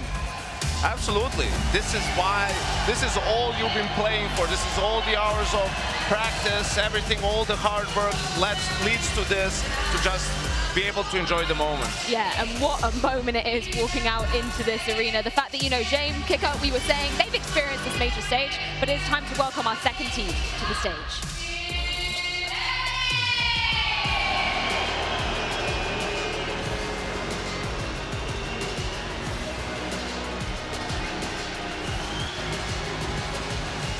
For Fnatic, this is such an exponential moment. The first time the organization has made it to a major since 2018, and with Crims in tow as well. What a monumental occasion. And they defied every odds. They defied any story, any narratives. No one saw them here in the playoffs yet. They're here like Thatcher, unexpected yet here, deserving of stepping on that stage. Sure, they have Crims, they have the experience, but for the rest, it's brand new. You don't need to look any further into how eager Thatcher is to play on this stage. He almost knocks over our cameraman. Like, slow it down, man. You're getting on that stage. Take it easy. But yeah, absolutely a surprise package for this playoffs, I think Fnatic is. But, you know, they're a good team. They play good CS. They got Crims. But I think we can tell who the crowd favorite is. Yeah, I think we can tell indeed. Obviously, Mezzi representing the UK lads coming into this one. This is going to be huge. A lot of Jane fans. Yeah, a lot of Jane fans. There's a lot of Jane fans in Brazil. Yeah, I would think the Crims would play a big role, but it seems like outsiders have the crowd on their side. Think about the duel between the IGLs and how much of a battle it's going to be for Mezzi to go up against Jane in this arena. It's going to be absolutely incredible to witness. So let's get it on. It's Fnatic versus the outsiders.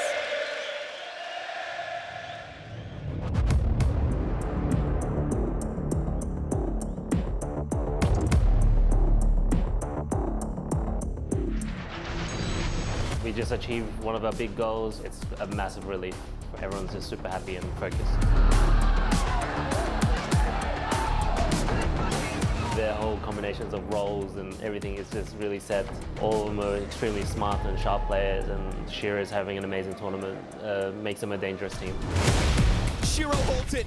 It's a 3v3 with lesser weapons. Shiro doesn't stop again and again. He catches these kills with absolute domination. Каждый пытается показать свой максимум. Мы хотим дойти до финала и выиграть этот мажор.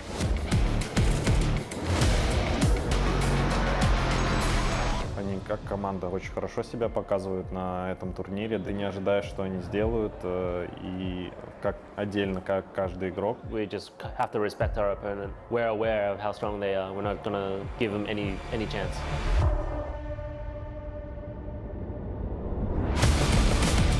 JDC cracking heads, 3 kills already. On the boost. Oh, is that nonsense? Я думаю, будет близкая игра. Мы не должны просто проиграть самим себе.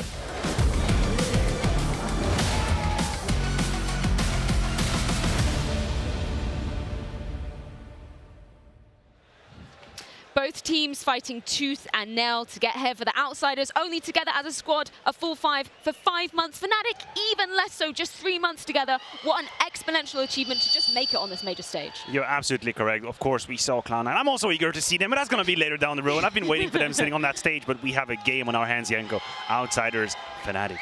Yeah, and you know, it has to be said, for me, outsiders a big favorite in this one, especially considering the map pool, right? I mean, we saw what happened the last time around. Inferno, that used to be Virtus Pro's bread and butter for a long time, Inferno Vertigo, right? So I think they're very experienced on that map, at least James and that core of that team, right? So I think it's going to be tough for Fnatic, right? Like even on Mirage, last time around it was close, they feel like they can win, but I actually feel it's going to be a more comfortable win for outsiders this time around. I think there is a weak point in outsiders, something that the numbers cannot lie about. Kickert has been missing this entire tournament. kill per round, which is a metric we usually use. Some guy like Simple would have 0.9, about 9 kills every 10 rounds. That's fine. Kickert has been racking 0.39. It is the lowest number I've yet to see in any top tier competition. Kickert has missed the mark. He's been completely AWOL, but he has the pedigree, he has the experience, and that's that his coach believes he's going to bounce back immediately on the stage. And Outsiders are a team that rely on, everyone pulling their own weight, right? There's not really, it's not a sort of a Zaiwu situation before he's being set up by everyone to succeed or something along those lines, right? It's like we play the optimal game. Yes. So some round you're going to be the lurker, the other round you're going to be the entry fragger from the same position depending on what's going on in the round. And that's why you usually see them be pretty close to each other on the scoreboard. But yes, this tournament Kicker has been lagging. Luckily for him, James has been, adding to it, and also Fame. He's been ahead of Flit so far this tournament, so I'm very excited. He seems like that guy when you talk to him, very confident but not arrogant. Like, I think he's going to be a star. Yes, indeed. Fame, mechanically extremely gifted. He represents the new generation who only shoots in the head. I'm sure he's going to bring him the same fire here. Well, we're going to see exactly if that fire is going to be igniting on the server today. The first stage game in front of our absolutely packed crowd. It is going to be a masterful to witness. And Fona coming in as an alternative pick for Fnatic. Let's see. Chad and Alex, take it away.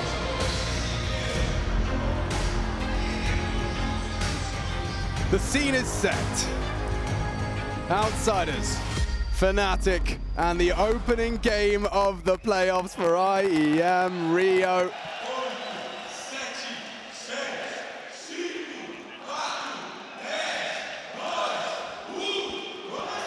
And we're off.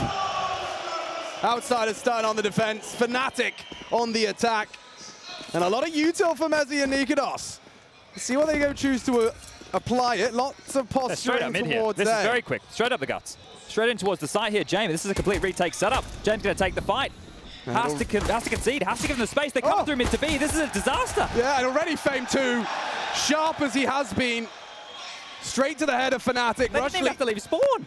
Catching all that action, and yeah, I mean, the actions come to them.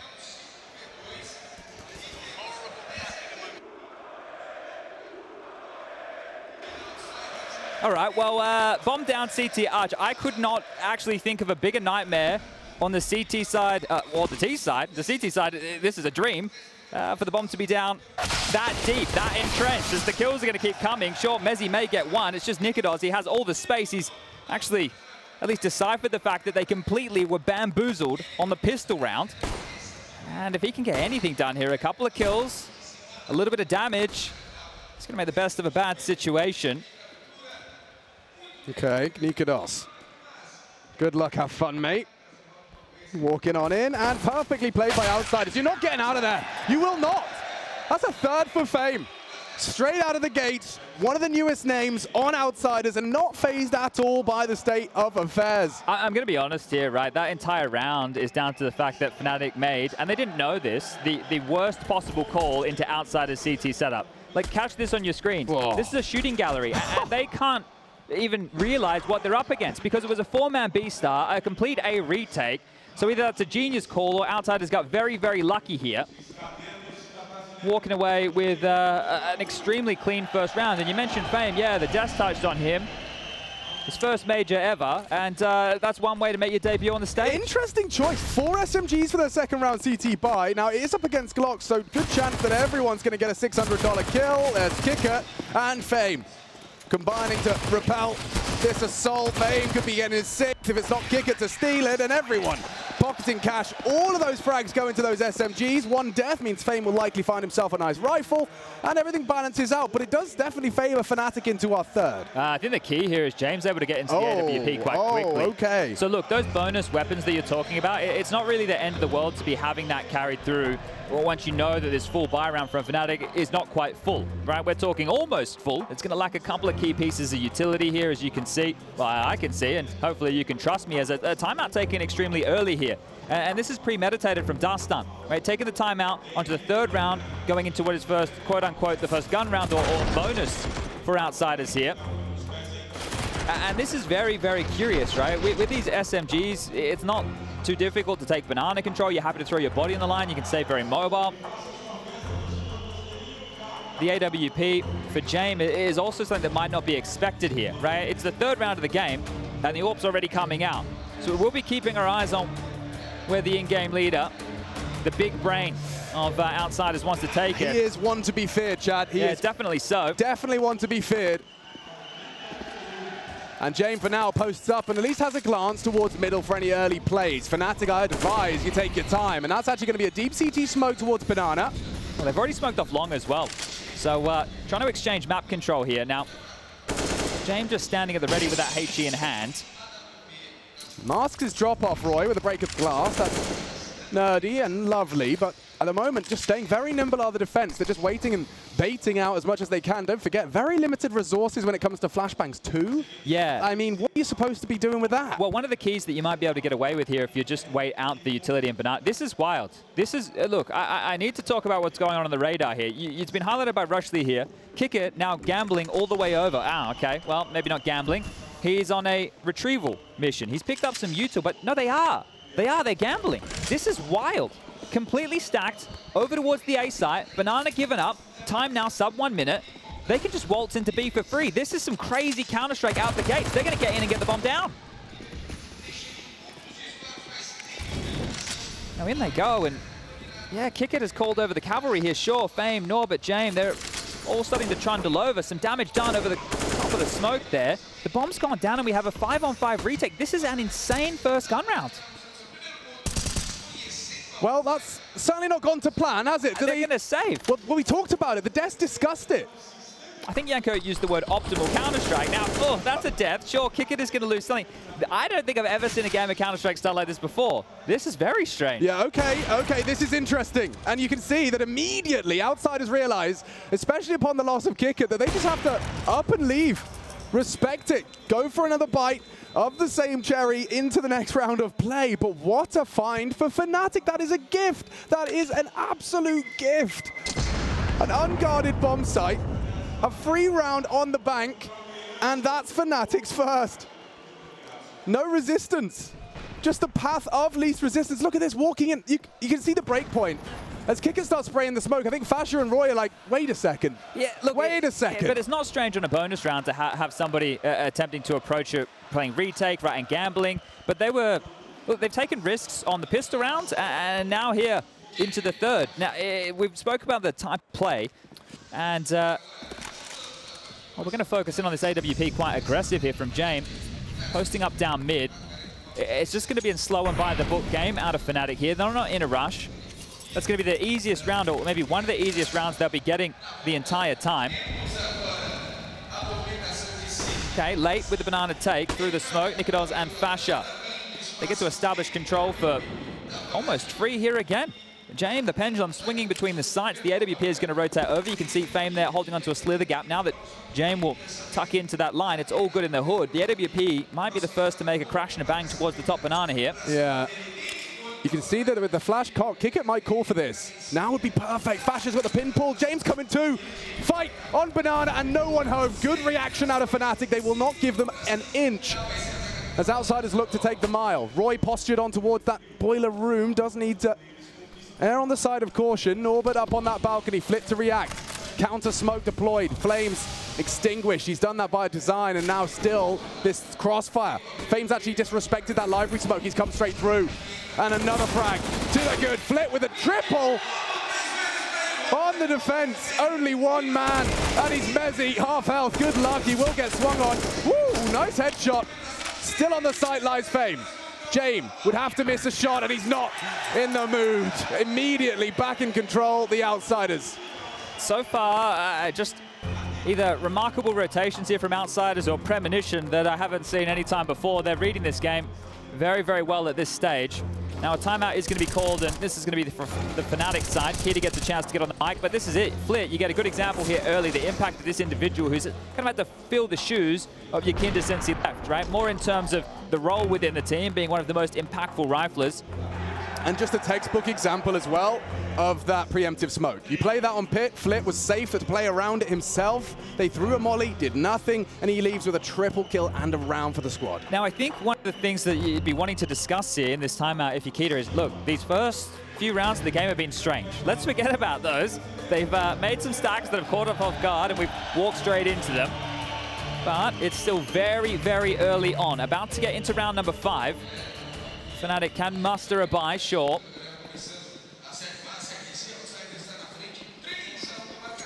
3-man banana start from outsiders here as Crims will preemptively flash to avoid that AWP. Norbert and James.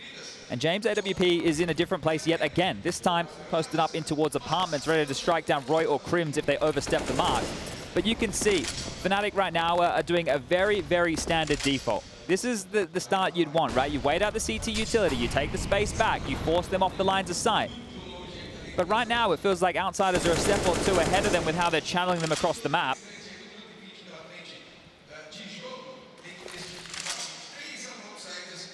3 in banana, Roy and Crims, they need to be very careful here. James' AWP is posted up on Roy's position. If he oversteps the mark, James should have a chance, and the flick not going to land. Okay. Commitment coming in, though. The fact that you've got 3 to receive, and Nikodos comes a-crawling, comes a-knocking. Reaction utility immediately deployed. You can see a smoke exchange. And receding. So still 45 on the clock. Mezzi pulling the strings for Fnatic. It's been a long time since Fnatic found themselves in a major playoff. Would love to leave a firm imprint on their quarterfinal. And it seems like the smoke and mirrors are working well. It's up to Kickert, up to Fame. Big frag out of Roy. Still Kickert though. Surprise is one. Looking for another and Flit as well. No one's looking. A double back from Mezzi. Back-to-back doubles for either squad. Leaves us in a 2-on-2, but Crims got a freebie. He should have a freebie. So loud stampeding is Norbert. Will he clear? Oh! Gets the headshot. Strafing out the door, and Mezzi about to test his metal. 2 into the site. Can he get 2 to get out? This will be a huge round early for the in-game leader. Flying that Union Jack. Norbert rather low. First one beheaded. Needs James. A battle of wits with their in-game leader. And just like that, Fnatic gifted a second off of Mezzi's shoulders. Oh, look, this is some odd Counter-Strike that we're witnessing here. The fact that Norbert gets away with that kill, that should have been a Crims freebie every day of the week. And then James, he goes looking in the absolute wrong direction here. Where was he running? What was he looking for? I don't know what that was. I don't know what's going on here early. This was the Norbert shot. He even checked it. So on the jump back over, does connect. And this is weird. Look at James. Okay, so he's trying to pick up the rifle and hope that Mezzi's not going to peek. Fair enough. Fair enough. Well, works against him right there. That's fast. Good flash. And they're really broken. They're really hoping that James Orb can make this round magic, or worst case, he can save it. Worst, he loses it. $0 in the bank. A rather heavy investment of what limited resources they had. And even the MAC-10, Nikodos implying he's well aware and will look to use that as a space maker. 2 up on the half wall. Interesting. Do you execute off that? It's going to be double nades towards the coffin position here. So this is a pretty standard way to at least do some damage or inflict some. And Crims, in the meantime, while the specky fireworks show's been going off, we'll find Norbert. Now this is the question. Does James want to move his pawns around the king here to protect and make sure that AWP, as you mentioned, is carried through? And the flip side of this is maybe they've made the right call on the stack. So far, looking so good as Flit is silently transitioning through spawn. You've seen the boost mantled up by Kickert now. Roy just had a little glance out of Boiler, but they are dumping Util into B. Could be the wrong call. They'll use Nikodos to find info, and frags, only the one, and James can Orpa's connected as well. That should be all the info they need. Roy needs to burrow in. If he can get that smoke down towards library side. It's not a concern. This isn't a concern right here. Maybe they look for some damage, but there's no way they go for the round now that the bomb will be planted over towards A. They're starting to slip down banana. They're picking up what they can. They might look for another kill or 2, knowing with the new bomb radius that Fnatic will have to exit. Actually, with their plant, they can live in pit. They don't actually have to run away from the site here. So I take that one back. Yanko's definitely taking notes. He's precisely, definitely taking notes. Not only do they leave with that orb. Oh, no, they don't. Spoke too soon. No, they don't. Crims has caught James on walkabout. What's he done that for? They could lose this MAC 10. Okay, well, this typical outsiders round is about to be completely disrupted. They are saving an AK. Yeah, this is the thing. Crims was already ahead of that save. So the fact that they run in, they addressed the stack was over towards the other side of the map. They knew from the kills that came on in. And retaining that or picking that AWP out for Nikodos would be fantastic. So Crims has done an awful lot right here. finding himself on 5 kills in total. But as the desk highlighted, 13 major playoffs for the King of Kings, and that experience is going to be worth. It's going to be worth his weight in gold. I don't know how else to frame it here on a stage like this with a new team. I was putting myself in Crim's shoes, and think about this. Think about how many times he has not only had deep runs into those big crowds in a major, but also the times he hasn't. It's been a while. There's been quite the void where he hasn't got a taste of something he became so familiar with. To be back there, I'm sure it's going to ignite the fire in his belly. He is top of the table with Mezzi for Fnatic as we start. He's the oldest player we have here in the playoff stage, so he's been doing it for an awful long time. You go back to 2013. I had the pleasure, or it depends on how you want to frame it, of getting owned by Crimson Co. So I just know how much this man can deliver. But this saved AK from Flip is the biggest boon here for Outsiders. And the impact, all it needs to be is 1 kill, and the dominoes might start to fall in their favor. Fame over towards the Coffin's position has this flash at the ready. So Flick can operate in multiple different variations here. He can spot and then call for the flash. He can sit tucked, call for the flash. Well, there's the flash. We know nobody's home. So outmaneuvering them again here are Fnatic. This is a good T side already. I mean, this is something we want to keep our eyes on. This is a heavy Fnatic advantage, and it needs to look like one in order to grow our confidence for how this T side will look over the course of the series. Well, a big discussion was about where a Fnatic meant to go in the map pool, right? The desk spoke about the challenger match, the 2-0 in the favor of Outsiders, the 16-1 on Overpass, that being Fnatic's map pick. A closer game on Mirage Shot, a much, much closer game. But when you consider that and you're Fnatic and you know you get blown out of the water, it's not something you want to return to. And when you take a look at the stat lines here, at least with Fnatic in their last 3 outings on Inferno, it's been not too shabby, right? They've been able to pick up some victories. And Outsiders, this is a team that always seems to have well, a bit more of mixed results, right? Sometimes it looks good, sometimes it looks a bit flat, sometimes it's middle of the pack. So this is, I don't know if you want to frame it as a punish, probably just one of the only places that Fnatic can turn. And with the time off, since they've qualified, preparing for this matchup, getting ready for it, that's where you can look to isolate in your prep work some of the holes that you see in Outsiders' game. But if Outsiders continue to snowball off the back of those quite gambly positions they had in the first 3 or 4 rounds of this game, Fnatic might have just shrunk. They might have just caved. So that Mezzi clutch, and I know that we've had a couple of little wobbles here on our side of things as well, actually means an awful lot, right? It's helped them now go to a 3-round stretch. They're settling in, and the game at this point is back on, right? It can get out of control very, very early. I know it's first to 16, but if Outsiders, they get that foot on the gas, they can run away with things. I mean, Outsiders not only are a team that's hard to put away, they're also a team that you really do not want to give momentum. I think that might just be a couple of indicators of a good Counter-Strike team, actually, but that certainly is Fnatic's adversary today. But you see this now in the pacing from Fnatic here, understanding they're up against the full guns. So they're not so sprightly. They're not just charging up Banana in the early stages. They've just let Outsiders cycle through a lot of their Banana control utility, and they don't have any information off the back of it. Fame and Kicker are still very, very deep within the site. You can see them lining up more utility in case the onslaught comes. We just had on your screens highlighted momentarily Flit and James over towards Arch side. So at least they have top mid control for now, but that can change with a simple smoke. Yeah, and Roy, he's been very stubborn in occupying this boiler room on his apps lurk and as well as on his A commits. He'll stay there. Fame, this does seem to be his typical opening stance as well, with the pin pulled on that flash to react to Kickert's call. There's that long smoke, so Flit is going to call this. James is floating around. He's still over towards Moto. So if there's more utility to come through, which Fnatic have, they can pounce. It's all going to be on Norbert towards Pit. No silencer on that weapon from Flit. Will be careful with his tracers. Has not chosen to engage and actually fallen out to set James responsible for long. Arch smoke. James anti-flash and a good frag onto Mezzi. The head of the snake removed.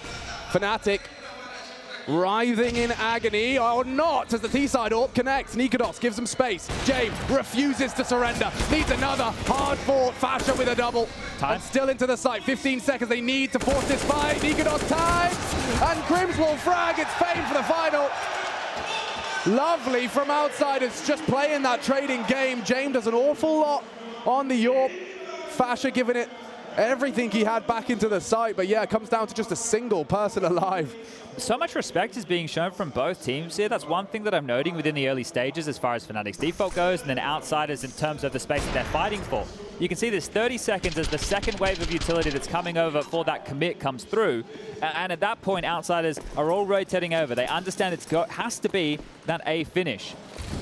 So both teams can buy again, but one looks a lot better than the other. The fact it was just Fame surviving there is very costly for Outsiders. The AWP, a couple of M4s, a FAMAS, and an MP9, and this time they're fighting for more control. Kick it forward with the MP9. We'll take the fight. Nikodos through the corner of the smoke will get him. The second now from the Dane, and he's pushing straight into James. So hungry for that one, Nikodos.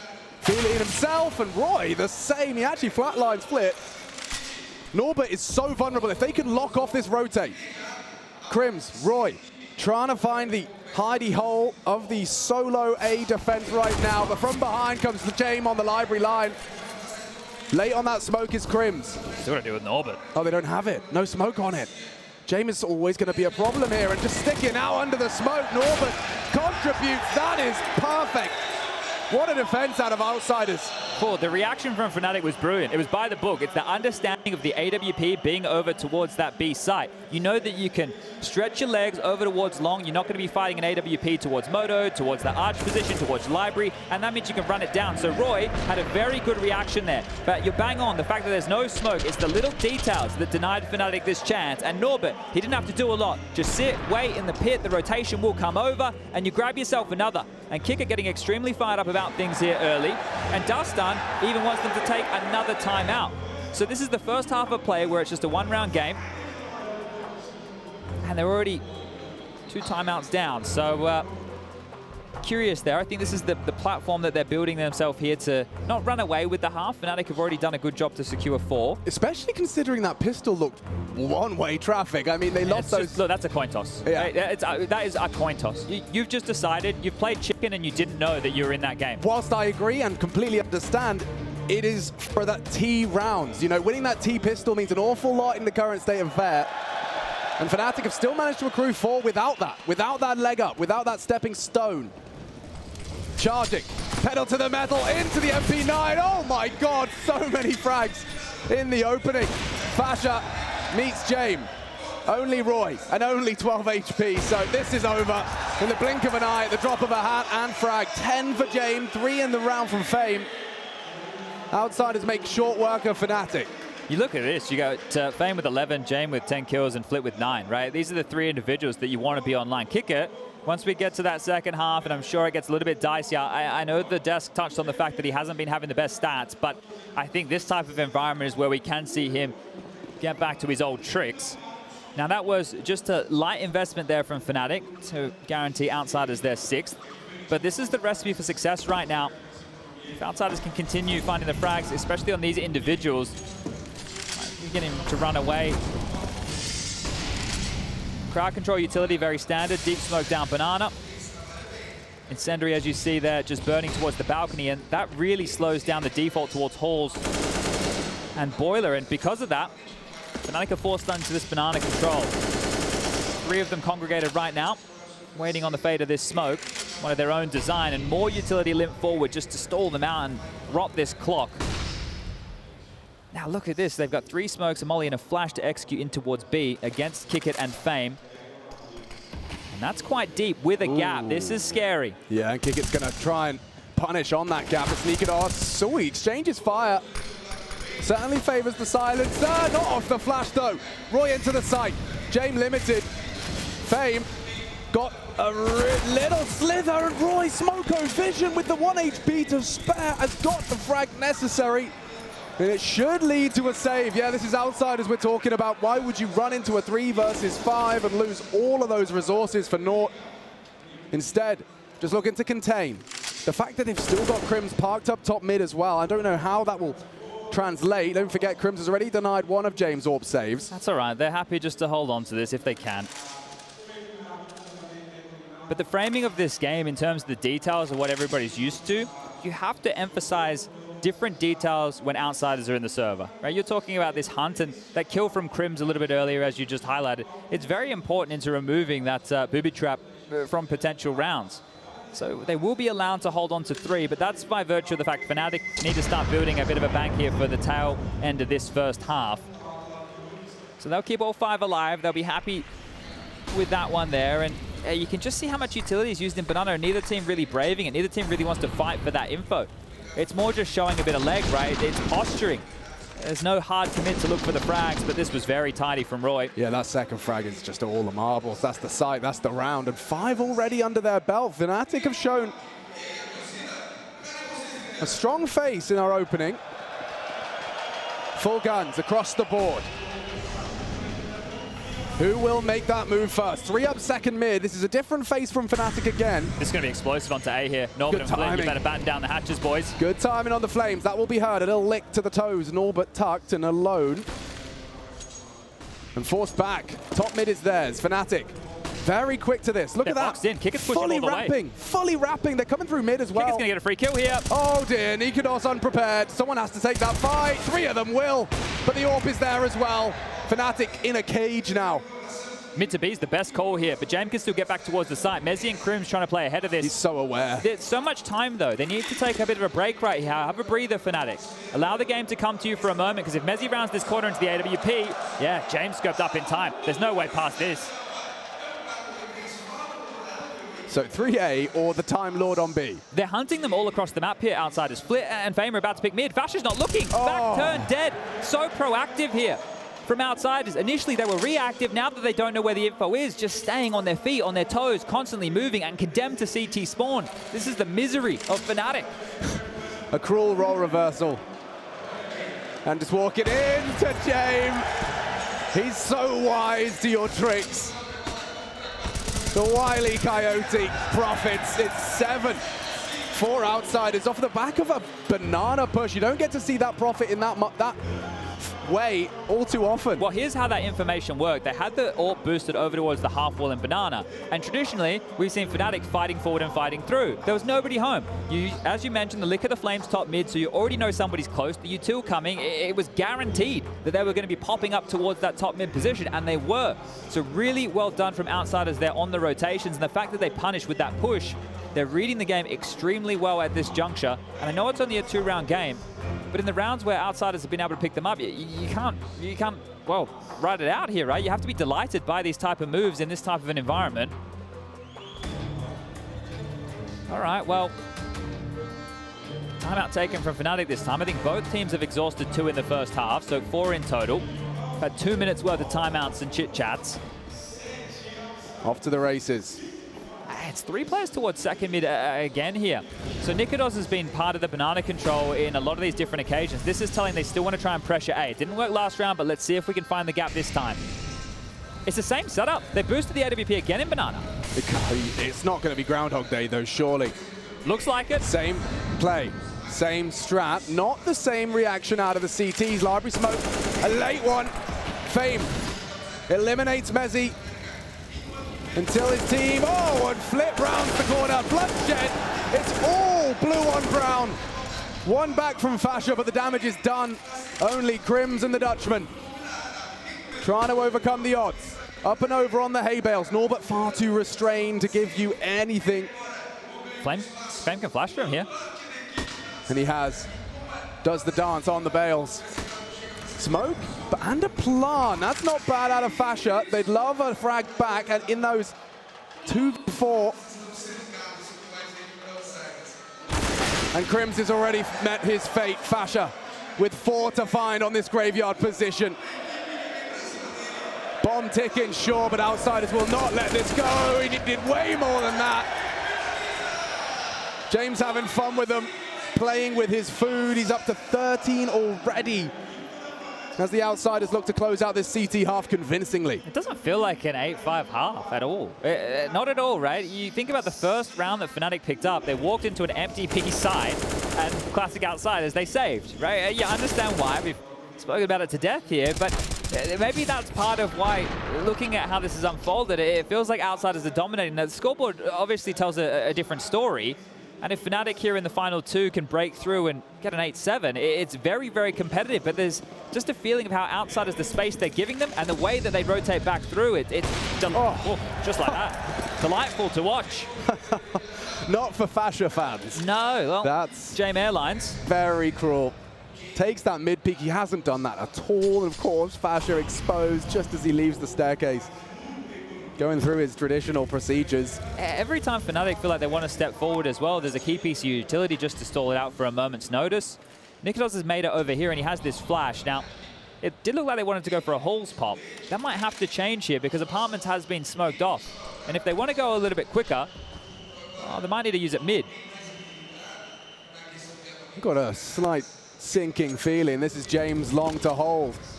Coming up, falling away. Gives up the first component of this A site. Wrapping long side, flip flashed off. Will re-peek, and that was Mezzi with the bomb on his back. Crims gives it a little bit of a look, and okay. Round done.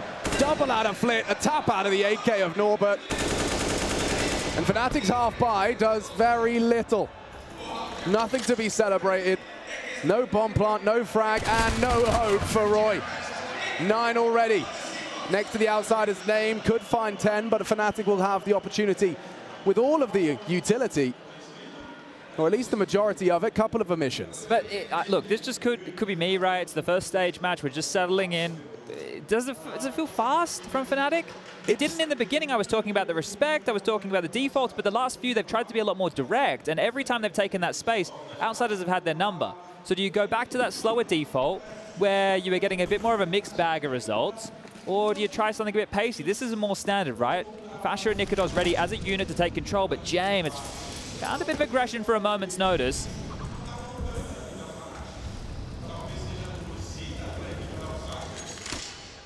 Oh my God, look at that. 4 sitting in CT spawn, the outsider's retake package.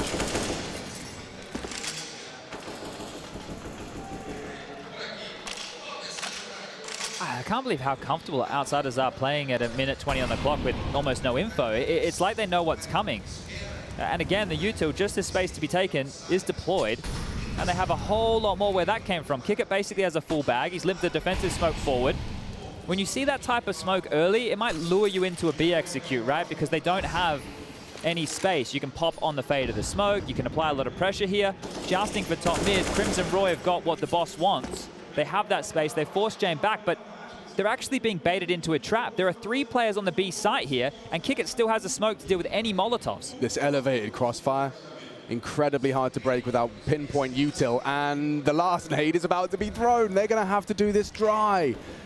Just the AKs available to them. A divider smoke, even more difficult to break through. Crims, however, onto Kicker, needs more fame. Set up, drops off, perfect as they establish and frag. Mezzi one back, and they know Fame lingers at the back of the site. James, pot shots connect. Roy with 15 and 2 to find. He knows Norbert's pit. He has to clear back. Sight looks the wrong way, being danced with, toyed with. 8 seconds, and that's 10. Outsiders do make Fnatic look a little ass. With 10 already in the bank, we swap sides. Fnatic may be happy with 5. We'll find out when we return from our break.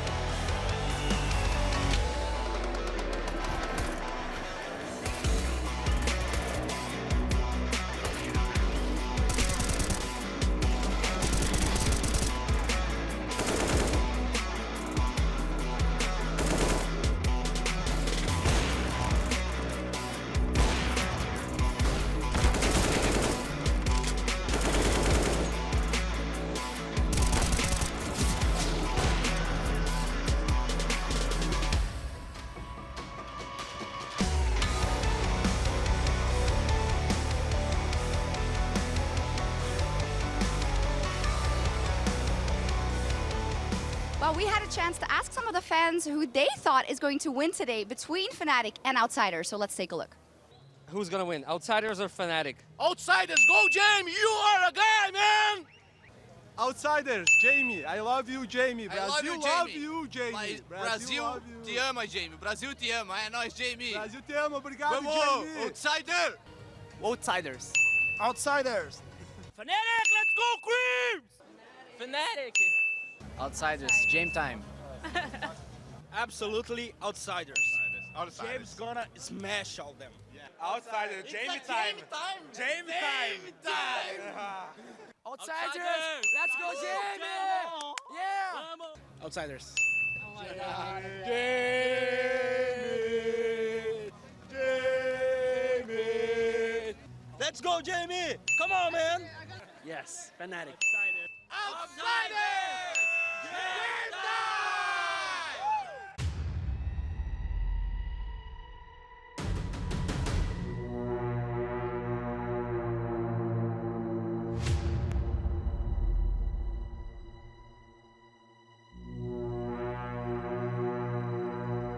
After claiming their second major title earlier in Katowice, the Swedes were now aiming for a third one in Cologne, and for the most part, it seemed almost certain. Through the smoke, it's going to be one. Can he find the second? He does have time. He's going to find a second. It's a third! However, on the first map of the grand final against Envious, Fnatic found themselves between a rock and a hard place.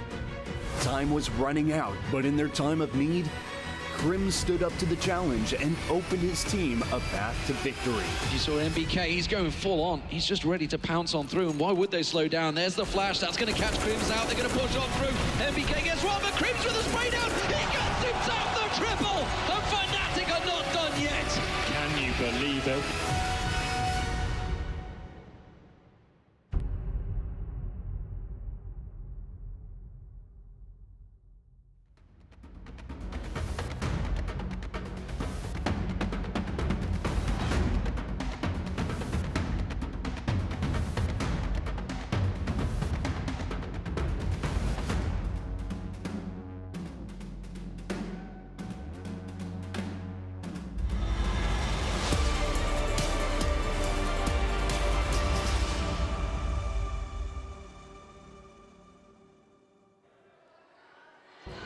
Five rounds to boast. Fnatic, T-side, and it's their opening on the big stage. It's definitely been a roller coaster, and for outsiders, I feel like it's more of like, you know, those caterpillar rides. It's slow, it's steady, it's methodical. Teacups. The teacup. Yeah. It's safe, I'd say. They were spinning and on the map, but it looked like a pretty tidy first half for outsiders here. Now, if you missed the fact these two teams played in the challenger stage, Fnatic's map choice was overpassed that time round, and they lost 16-1. So they're already doing better this time round, but now they're onto the CT side. Roy and Nikidons with two pairs of Julies, or a pair each. One flash for Mezzi to set up this banana hold. And a bit of a slow start out of outsiders. Nikidons and Roy are in the forward position, and they might get, well, a face full of lead here. Could go either way onto Flit, who is patrolling. Surely favors those Julies. Nikodos definitely wants to get the juices flowing. Oh, the flash, the trade. James set his teammate up with a frag on a silver plate. It's curious here. They have to push banana. They have to take this space. Flash at the ready. Oh my God, a lot of bodies. A lot of bodies. Fasher relays that information. And so immediately outsiders go on a vacation straight to the wide open I say that, Roy on the balcony. James has a flash here.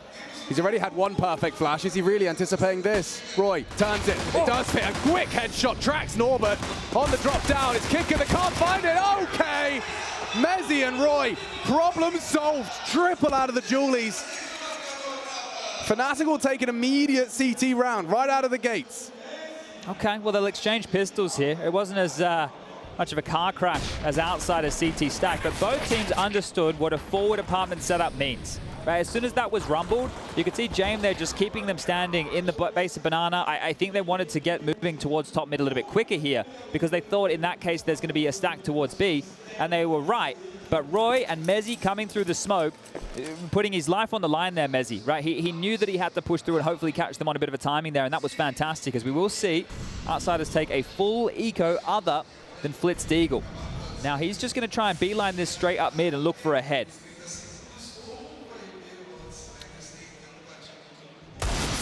And not to be.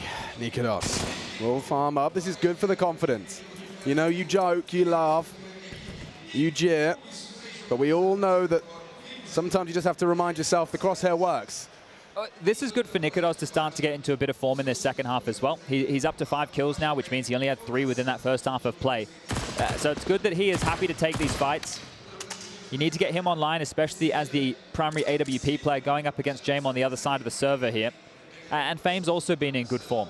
So these right here, if you're a Counter-Strike purist, if you're a Counter-Strike player, these are your favorite kills as far as the stat lines goes, but these are some of the least impactful. I know somebody has to get them, but up against the full eco, yeah, that's as easy as they'll come, right? That round right there, and what was it? The third round of the first half, they're probably two of the easier rounds Fnatic will have here, and they really pull them off without a hitch. That's what you want to see. Now, the problem for James is he won't be able to get out his AWP just yet. It is going to have to be AKs for all 5. It's actually split into a Galil, so prioritizing a bit of utility here. Now, we saw Fnatic have a lot of preference to try and punish that arch side. Let's see where outsiders want to take things out the gates. Now, I mentioned Kick-It having a really rough go on things throughout the tournament so far, but this would be the type of game he would step up. He's definitely been in this environment before. I just can't believe how much room they're giving to one another here. Another one of these bonus rounds, this time shoe on the other foot for Fnatic, who have stacked 4 towards A, and at the ready, Fasha with a full belt of utility to drop if he starts screaming, and might have to. That's chip damage. Residual util lying idle. He can drop that can of flame when he feels, ooh, the Wrath, that's maybe a little too late. They will respect it. Gets the smoke down, outsiders locked down. Look at the rotation, immediately just showing all that pressure towards top of Banana. Every one of the CT little blue dots started moving. They were hunkered down towards the A side, especially the lane side, apartment side. Now they've completely rejigged this defense. Nikodos and Roy over towards Arch. Crims, the only one dealing with apartments and short right now. Okay, 45, they can delay further. Ooh, careful on the spread. Nikodos toasty, works out for the first. Arch is smoked, pressure applied to Crims. Good find on the FAMAS. Still worried about apartments, needs to tuck in. It's flip and kick it. Oh, and good awareness from Crims. Gets himself a double and gets away. Walking through, spots out Fame. Oh, Crims so aware to boast a third on the same magazine. Flit though, far from out of this one. He has faked it out. That may lower the potency of the clutch. But he's got decisions to make, and he's opted for short. It's a short side plant, and they've only got themselves SMGs, admittedly kits. Bouncing through, on the hunt. Mezzi will have a glance long side, and just in time, knife out. Good awareness, Flit tried his luck. An understandable, but round the world clutch maneuver. Yeah, well, good understanding there, Fnatic, of that situation. They even separated in a 1-on-2 situation, which is not really advisable. And that's the two, major rookies, Fasha and Mezzi, in their first major, on their first major stage. Fnatic back on the major stage. Not many Dutchmen have taken to the major stage. No, Chris J. You have to go all the way back to an E-League, I believe, to remember when. So it's few and far between. Yeah, the pride of the Netherlands. Fasha. They've really drawn this one back into a competitive affair here, Fnatic. And as mentioned, some of the rounds in the first half that felt like they were gifted to Fnatic, they mean an awful lot here, right? If you're going to give over a couple of freebies, well, Fnatic are going to take them with both hands, and now they might get a chance at another. Kick it with an AK. Nikodos with an aggressive play, and already past that line of sight was Norbert. So understanding the situation, they will drop back. He's been able to slip and slink in towards the boiler quite quickly here.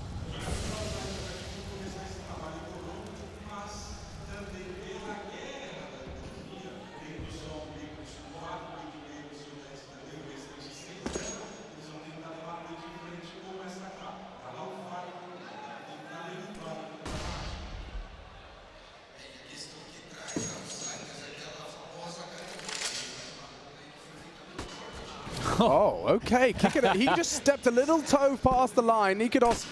Oh, and there's more. Fasha, 2 should be on the floor. Just about finds them in time. There was a stack of flashes, and yeah, this one reaches its foregone conclusion. It's only Norbert with his back turned into Roy.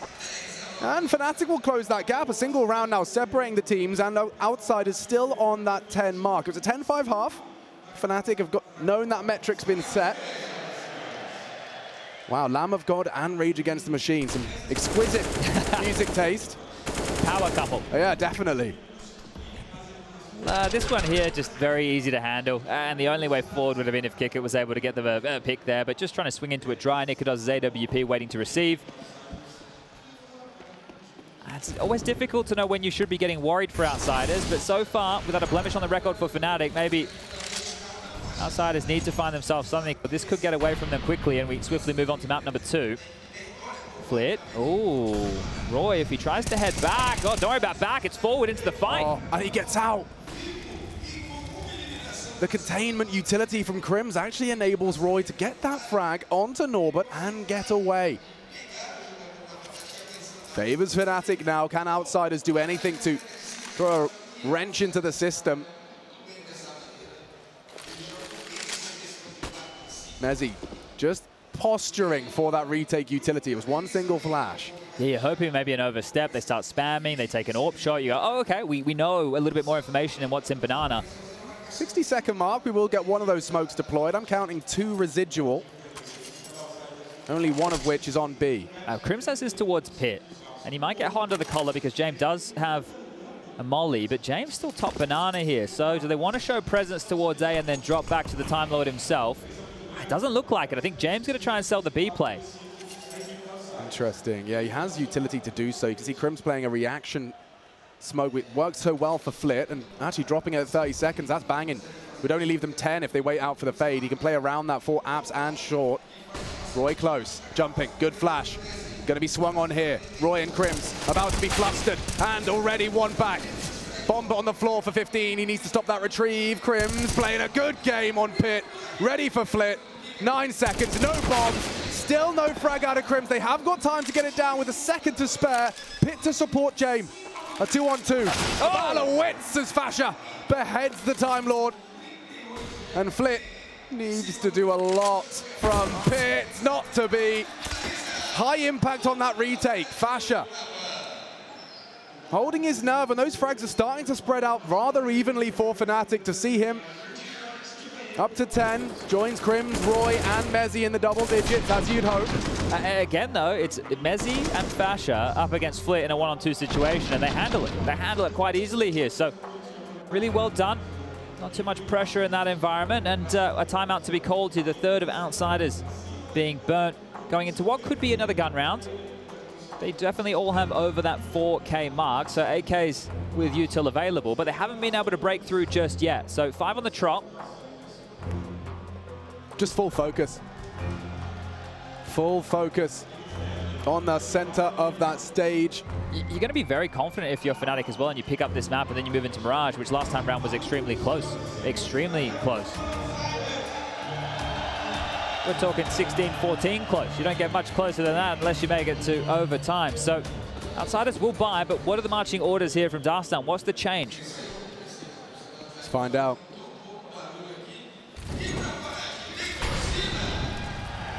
Deep incendiary out of Roy. Cage's kicker. Deep smoke as well from the Banana players. Should at least maintain early Banana control. You can see this constant battle. Oh my God, Mezzi, this is such a forward position. Outsiders wise, but Messi on the spray.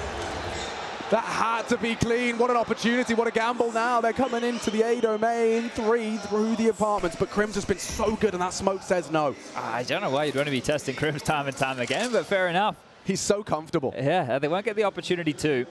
It still looks like this would be a heavy presence towards A. Fasha still has all the Banana control, so even though Mezzi's in the grave, the A setup from Fnatic is still extremely strong. Faith on Fasha. If they do come a knock-in, he's just going to be actively jiggling for that info. No T-side AWP. He's aware of that and happy to jiggle for info.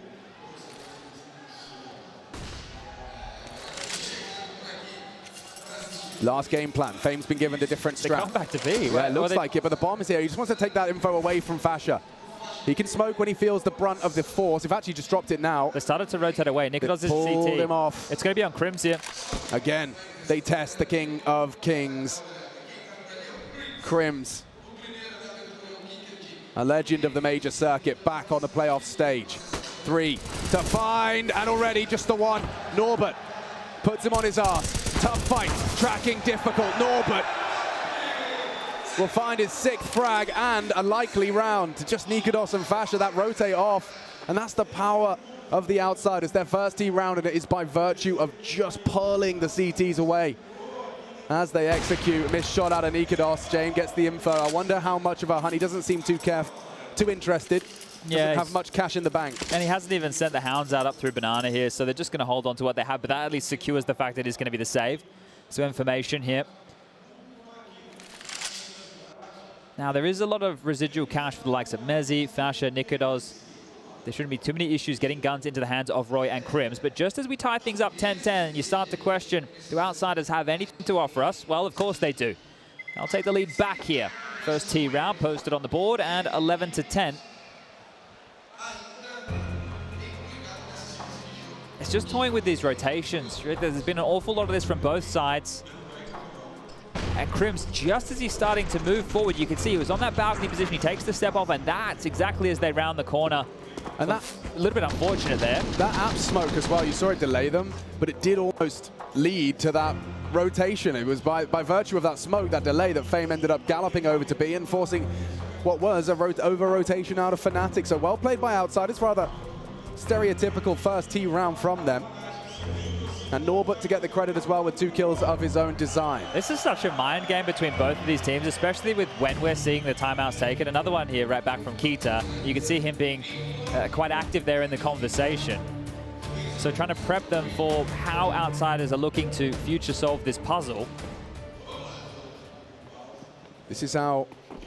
It's the same type of setup here, Alex. So you have 3 towards A, 2 towards B. You know how often we talk about teams with heavy banana presence? Well, that's not the case here. Fasher out towards Sandbags might be under a bit of pressure because, well, he's caged trapped for now. He is so trapped. He's got so much utility as well. You can see he's actually very tempted to stick around despite that posturing smoke. And the kick it, that's enough. Yeah, there's a couple of those so far. Remember Roy with one over towards Arch, Fasher with one towards the Sandbag position. And these unforced errors, this is what the environment will do to you. Right? This is where you understand the importance of a matchup like this and details that you would never miss. Well, start to manifest. Up mid, into Roy, Fame, laser sharp, and Nikodos cannot trade. Yeah, this is getting dire for Fnatic now. Someone has to step up, someone has to be that hero.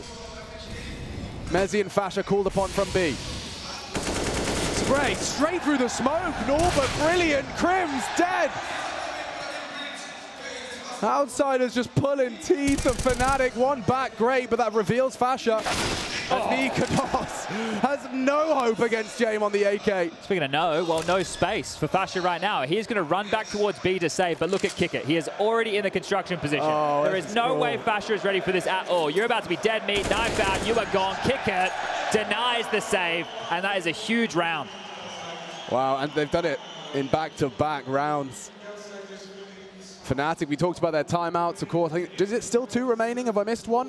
1 for Fnatic, one for Outsiders. Okay, so both single teams, timeout. And they're going to use it right here. So just as you utter the words, I think, bit of ambient occlusion right here for old mate Mezi. That is a hard death to stomach. That's going to get you. And hard to predict unless your name's Monacy. So Norbert will profit, and he took a lot of space off the back of that. So for somebody who, towards the bottom of the scoreboard here, only 7 kills, it's an impactful frag. Fnatic have taken this timeout, but it'll be the last chance that Kita gets to call it and have this breather. And the reason for this is because of the low end. It's Roy and Crims. 2.1 on Crims, 2.7 on Roy. The other 3 can buy. Nikodos can get on an AWP again, but he's not really finding a lot of impact on that AWP. If Fnatic want this dialogue to change, looking for a pick to at least unravel Outsiders could be one way about going things. They've gone in with just 2 rifles, so trying to level out the cash, knowing the loss bonus into the next.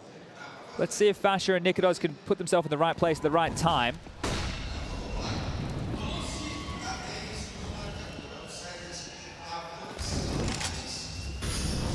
Fasher blinded and executed. That is the Outsiders' way. Again, Jame naming the feed through setup. And one of those rifles, as you discussed, already lies idle. This, with a bleak outlook, they don't even have to fully commit, but they likely will, considering the state of affairs for Fnatic. It's only a USP Mezi with what, a P250.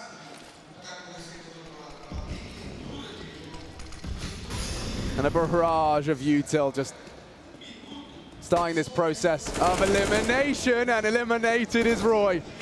1 tap to the head out of Mezi. Nice shooting, but all for naught as Fame farms the frags. He's up to 21. Oof. What a showing from him.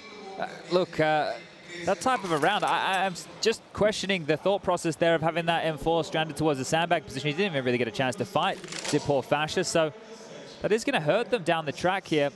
But you bang on with Fame, right? This kid, as far as the aim is concerned, he's an absolute monster. But this is his first major, right? Everybody else in the Outsiders team, right? Norbert, this is only his second, sure, he's still a rookie as far as this level of play is concerned. But Fame just bodying right now. And this is great signs for Outsiders in the rest of the bracket, right? The fact that he's online this early. Yeah, you want to contrast just in order of hyping up this Fame lad. He's only been in a professional team since May of 2020. He started his professional career in May of 2020. Crims, on the other hand, has been playing professional Counter-Strike, joining LGB in August of 2013. There is a stark contrast across the stage, of course, not always as extreme as that, but 3,000 summoned days in Counter-Strike teams for Crims.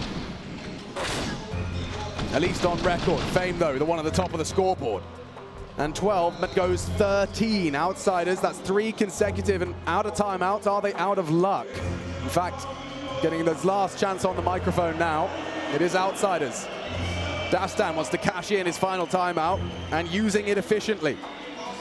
I think they see this as the home stretch to try and close quite quickly here. It's been somewhat easy rounds for them to breeze through in the last 3. There's only been, well, 4 casualties over the last 3 rounds for Outsiders. So that just shows you that they've been having an easy go of things once they're able to force these rotations. They've had the chance of getting a couple of openings. And that's it. Wow, no more timeouts. No more coach interaction here, and both of them well aware of that. So you just have to sit back and watch. As do we.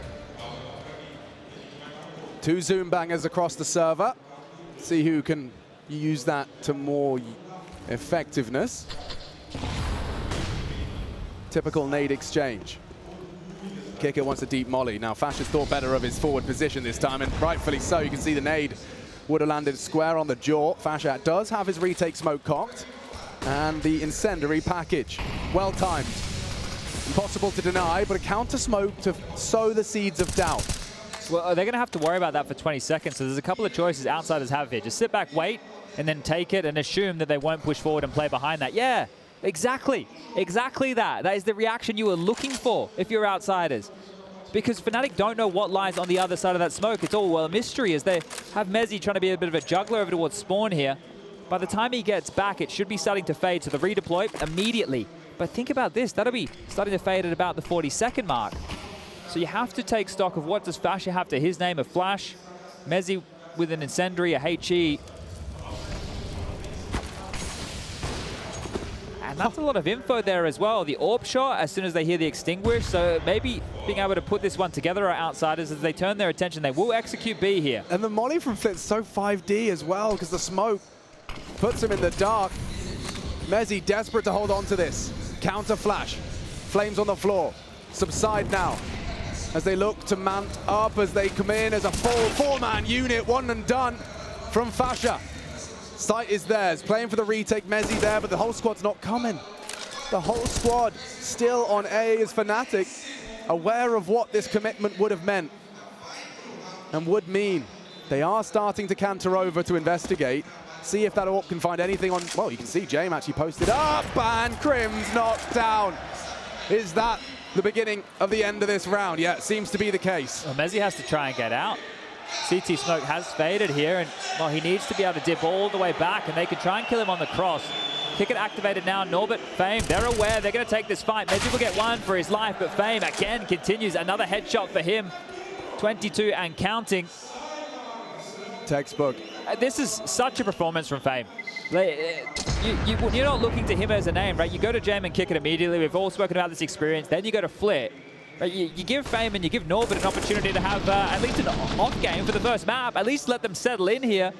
But Fame looks right at home. Yeah, if anything, I think he's just happy to be here. You know, I think this experience is only going to make him play better. He's got more of a platform, more of a stage to play his game. 19 years of age.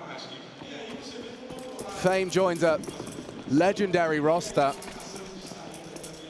and is not wasting any time improving himself.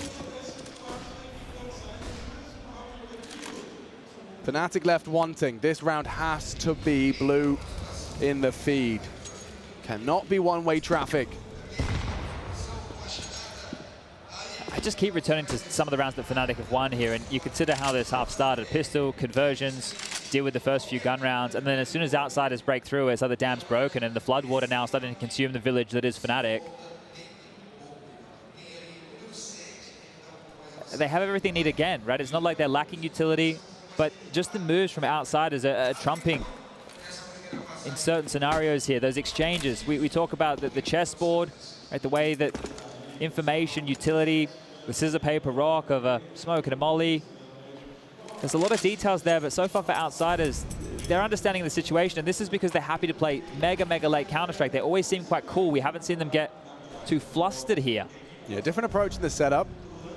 Oh, they're so premature on B. They're absolutely pooping themselves.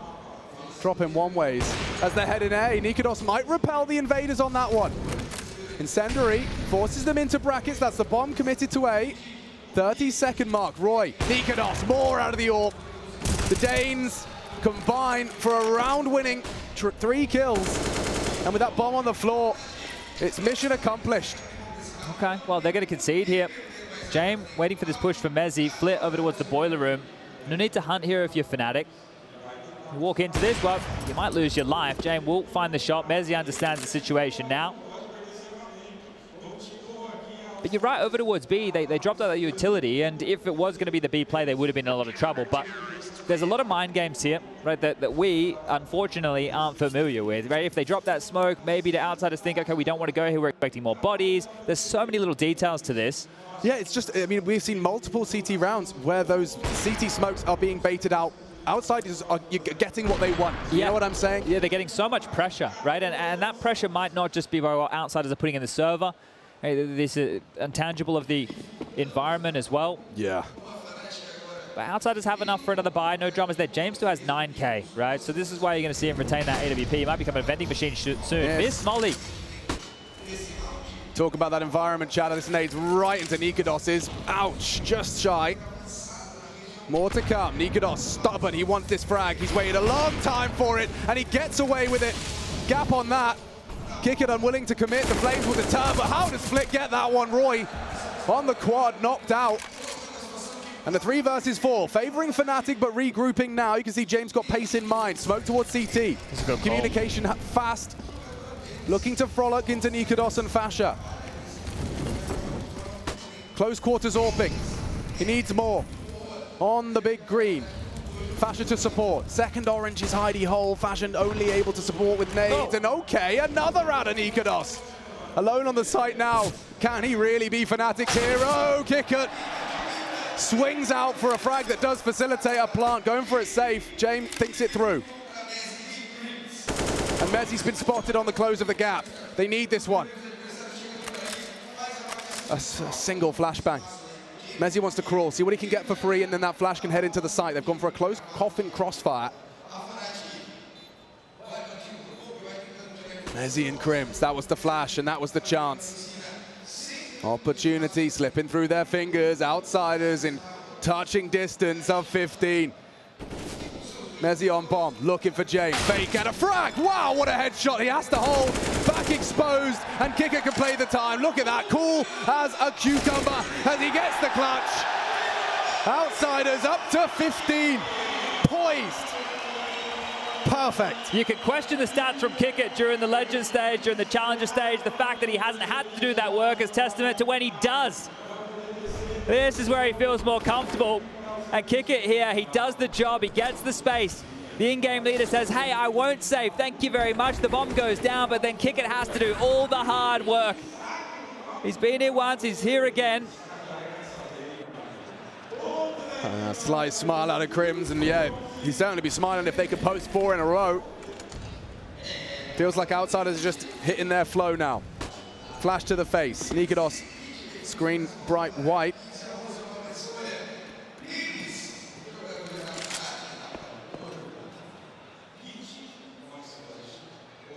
So a change up in that setup. They've still got all their smokes here, Fnatic. Maybe that's a conversation Mezzi may have had with them.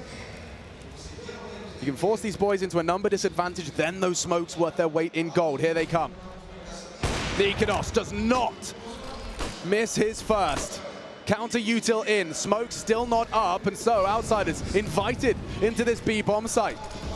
Fasha trying his luck through the smoke, Brown Nubox, and Nikados. I mean, it's a fake plant. He has just forward pushed on this. They're clearing through, and he's using this smoke to try and find an advantage. They can come up and over. Fame has no idea. Does now. Oh dear. Okay, Fnatic, they've got to give it all they got, all the marbles, or Fnatic's map pick is going in Outsider's pocket to open up the playoffs.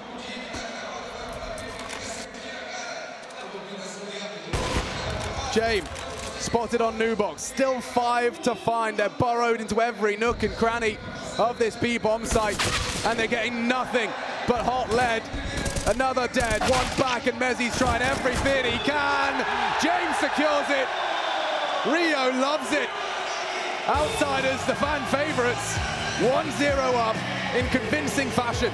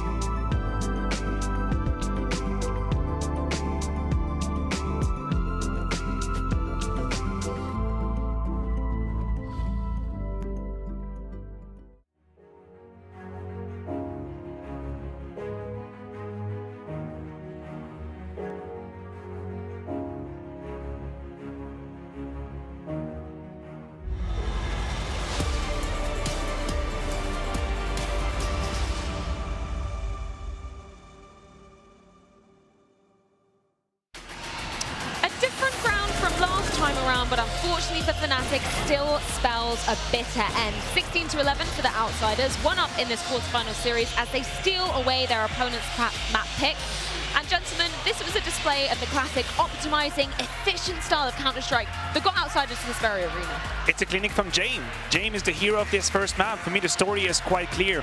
You look at the Messi clutch early on in the half, which breaks Outsiders' economy. We know it's a CD-sided team. Fnatic have the momentum, and then who is it that stabilizes the situation? It is Jame. He's positioning round 8, round 9. Time and time again, he's in the right place. He's the security on B. He's the security library. He's reliable on his shots. He, as a captain, put his team on tracks, and then his aimers just had to enjoy the field. Jame is the hero of this first map, without a doubt for me. Absolutely. You know, it was 4-4 at one point in that first half, and Outsiders managed to eke it out and win 10-5, and absolutely Jame was a big factor in that, and the trio of Jame, Fame, and Flit was getting it done in that first half. That's what you want to see if you're an Outsiders fan. That trio hurts. Yeah, especially if you're on the other side of the server, which Fnatic were, and it's got to be so frustrating when you're going up against Jame, hitting all those shots, but as you said, Matthew, always being in the right position. That's where it hurts, and it's the positioning that strikes me. You can see the numbers. Of course, they're in the green for Jame, but make a comparison between Jame and Nikodos. I guarantee you it's night and day. The reads, the positioning, the proactivity, being in your opponent's faces, making them feel like you're in their head. You know where they're going. I'm right there. You miss a flash, I'm here. Nikodos was way too passive, whereas Jame, he was the one getting it done.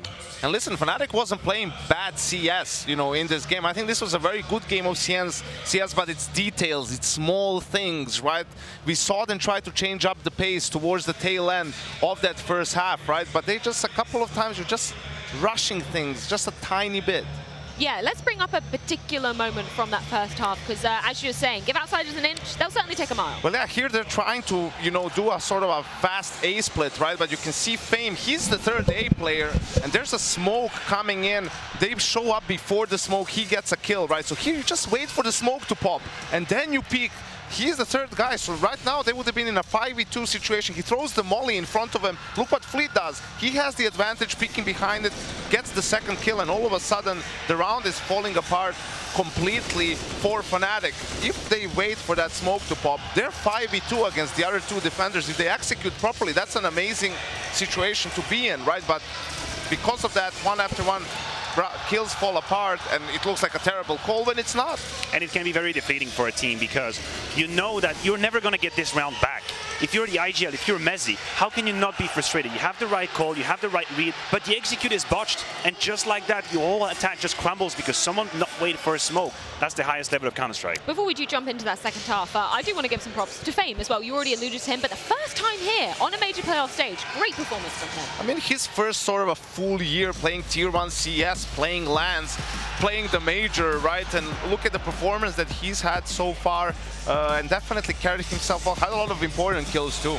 Yes, absolutely, and he seemed to have the complete package. Of course, these are early days for Fame, and he's just at the beginning of his career, what could be a great career, but he seemed to have the attitude, he's got the assertiveness, he's proactive in the server, he's also very reliable, sharp aim as hell.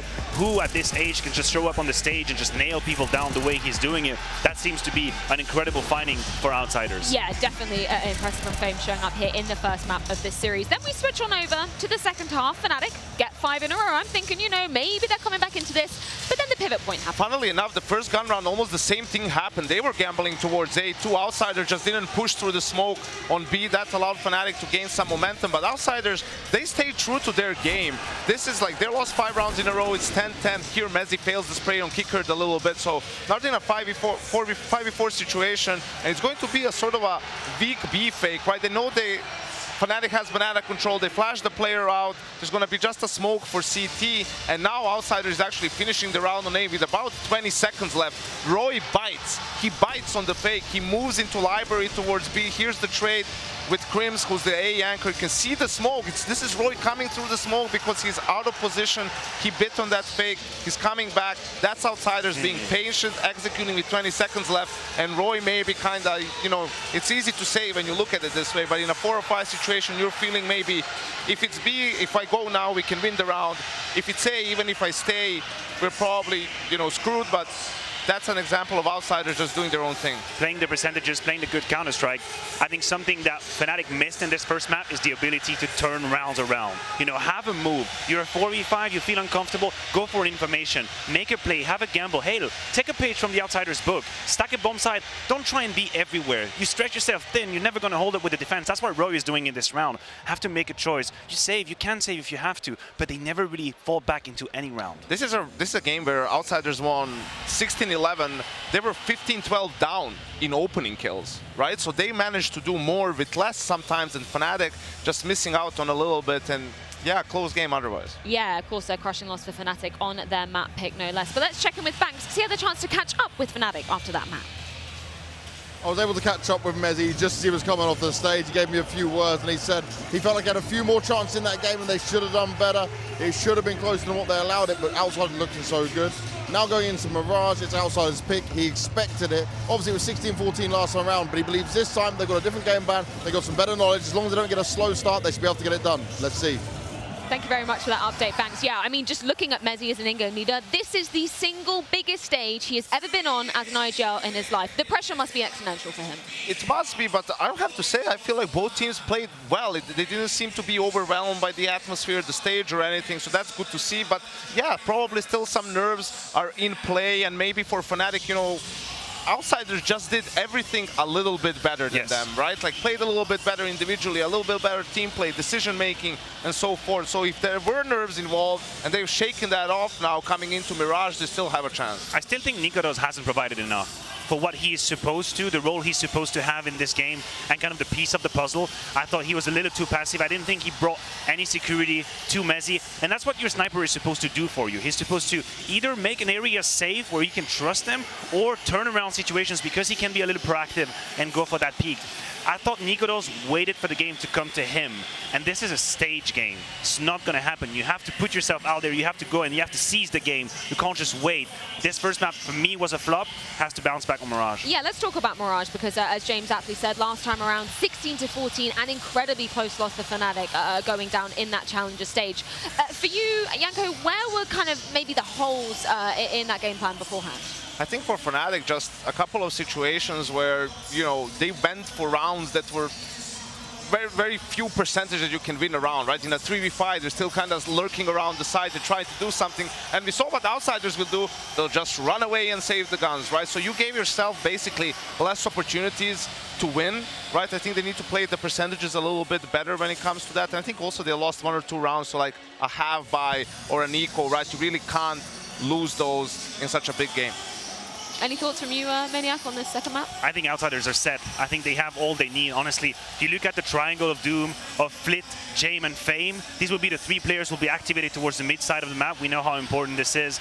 Honestly, Fnatic, they have the work cut out for them right now. If I tell you anything, fair, I'll say keep an eye out on deep lurks, right? Like you show the bomb B or trying to hit the site and there's still a guy waiting in ramp, and if he gets the kill, the bomb can still make it all the way back and vice versa. Jame likes to do the same thing towards the B bomb site. Sometimes it's a rifle, right? So for Fnatic, they know this, so you have to keep that in the back of your hand and be careful about how you rotate. Well, before we do dive into this second and potentially deciding map, if the outsiders are going to take this one away, let's check in with Banks once again, because I believe he has some very special guests in the house.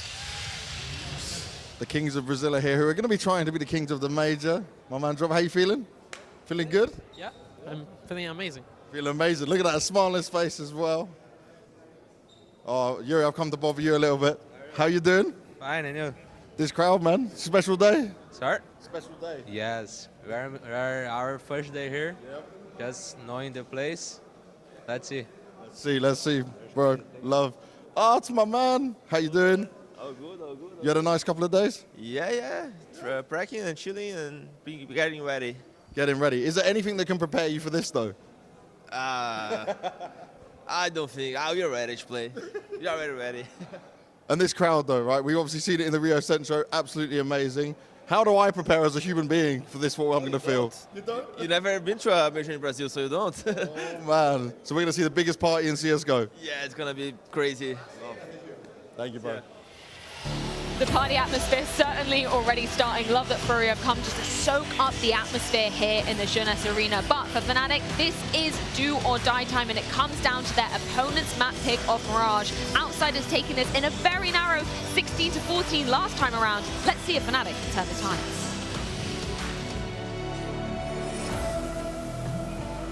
The bell tolls for Cologne. This cathedral, a cathedral that is stacked from the earth to the heavens with the greatest of all the fans, the most passionate.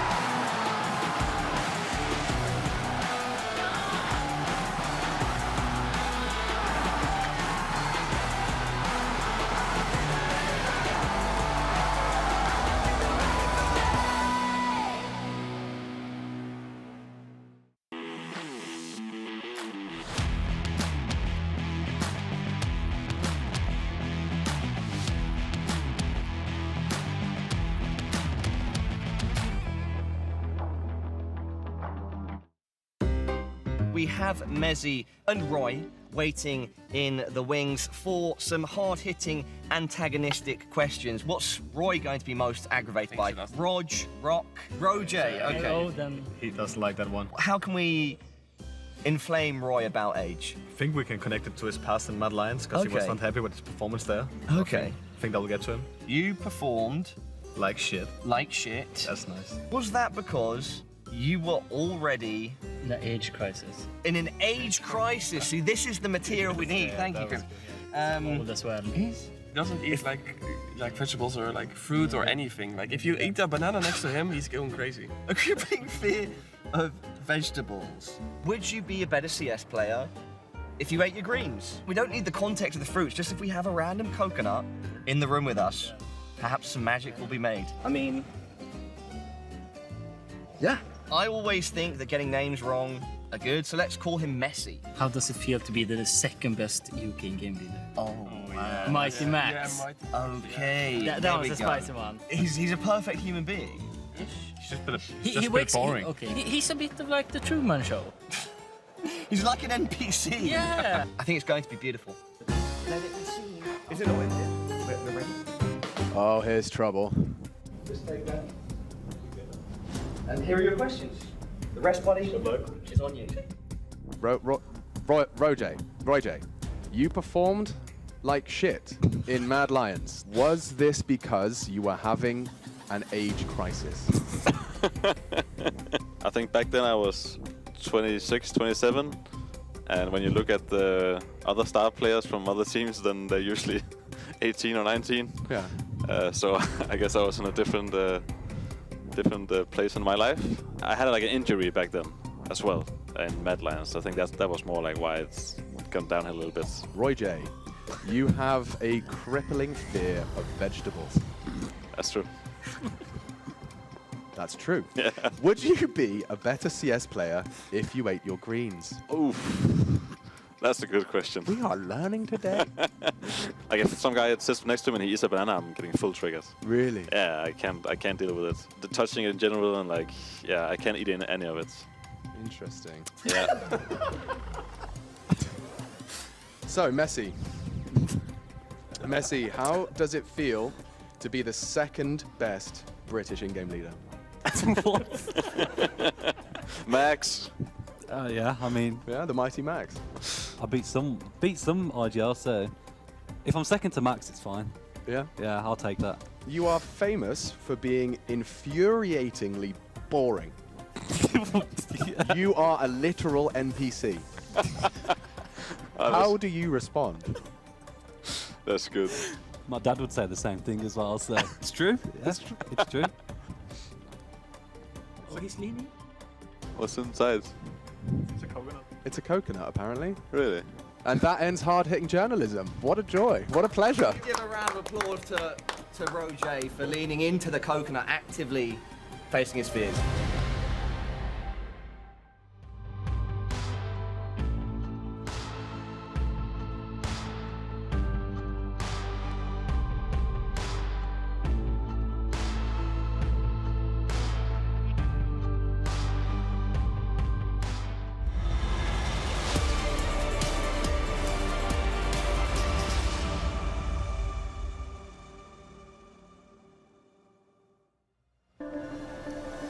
Ladies and gentlemen, and anyone in between, we are ready for Fnatic versus Outsiders.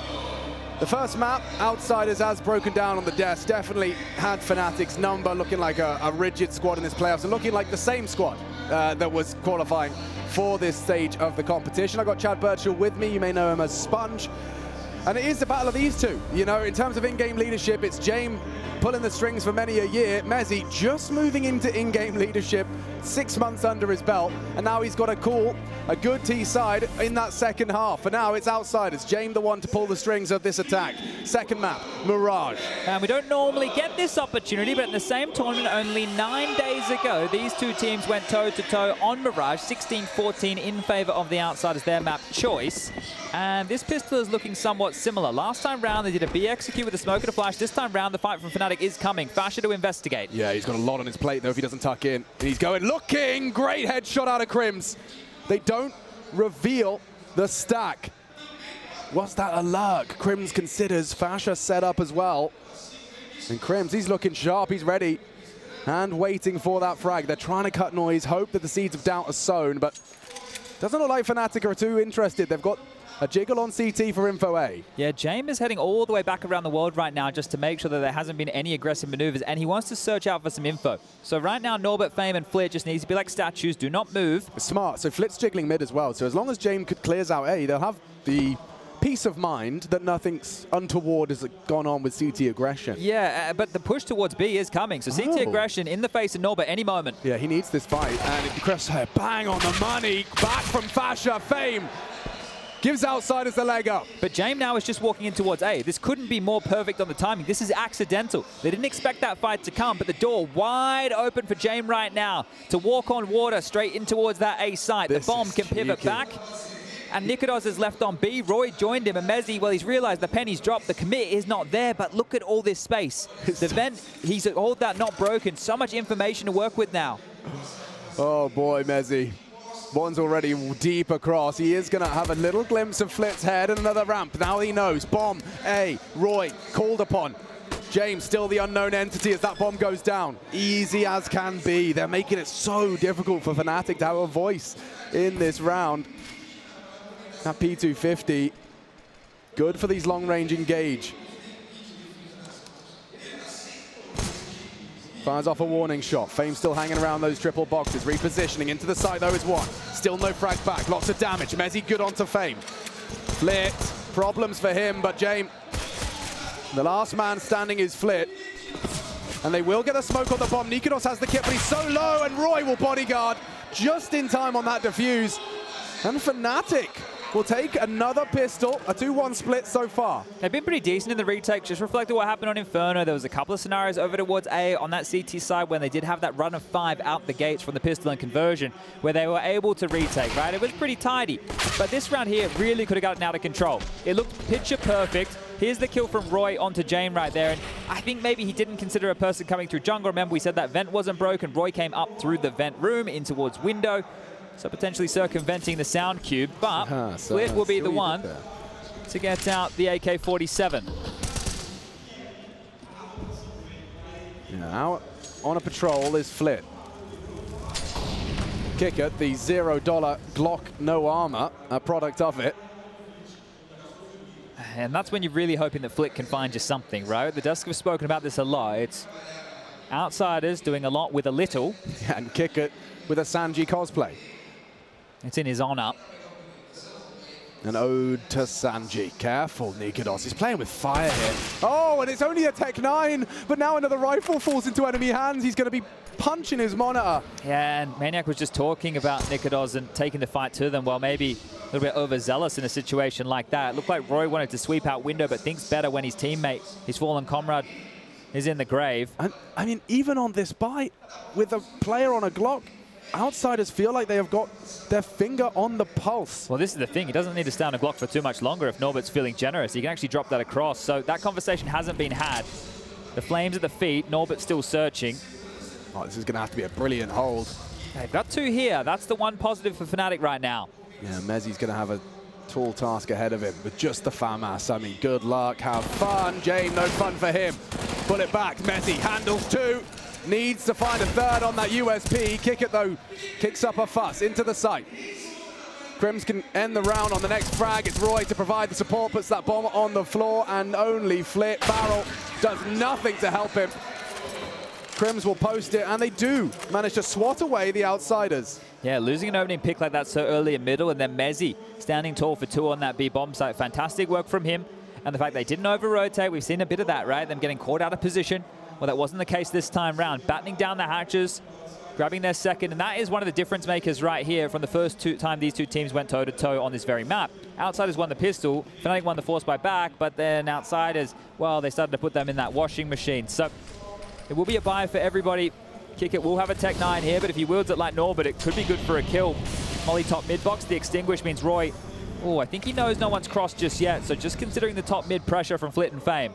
Let's see how they break this. If it's really a run boost, it could and should be. Ooh, a hard one to hit. He actually hides behind the box. On the repeat, they combine. Roy down. Flit the same. Puts us into a 4-on-4. Fasha forward. On ramp side. Big find out of Nikados. Catches Palace. Need another out of that SMG. Fasha, good for it. Norbert needs to be very careful here. Fame is looking for space elsewhere.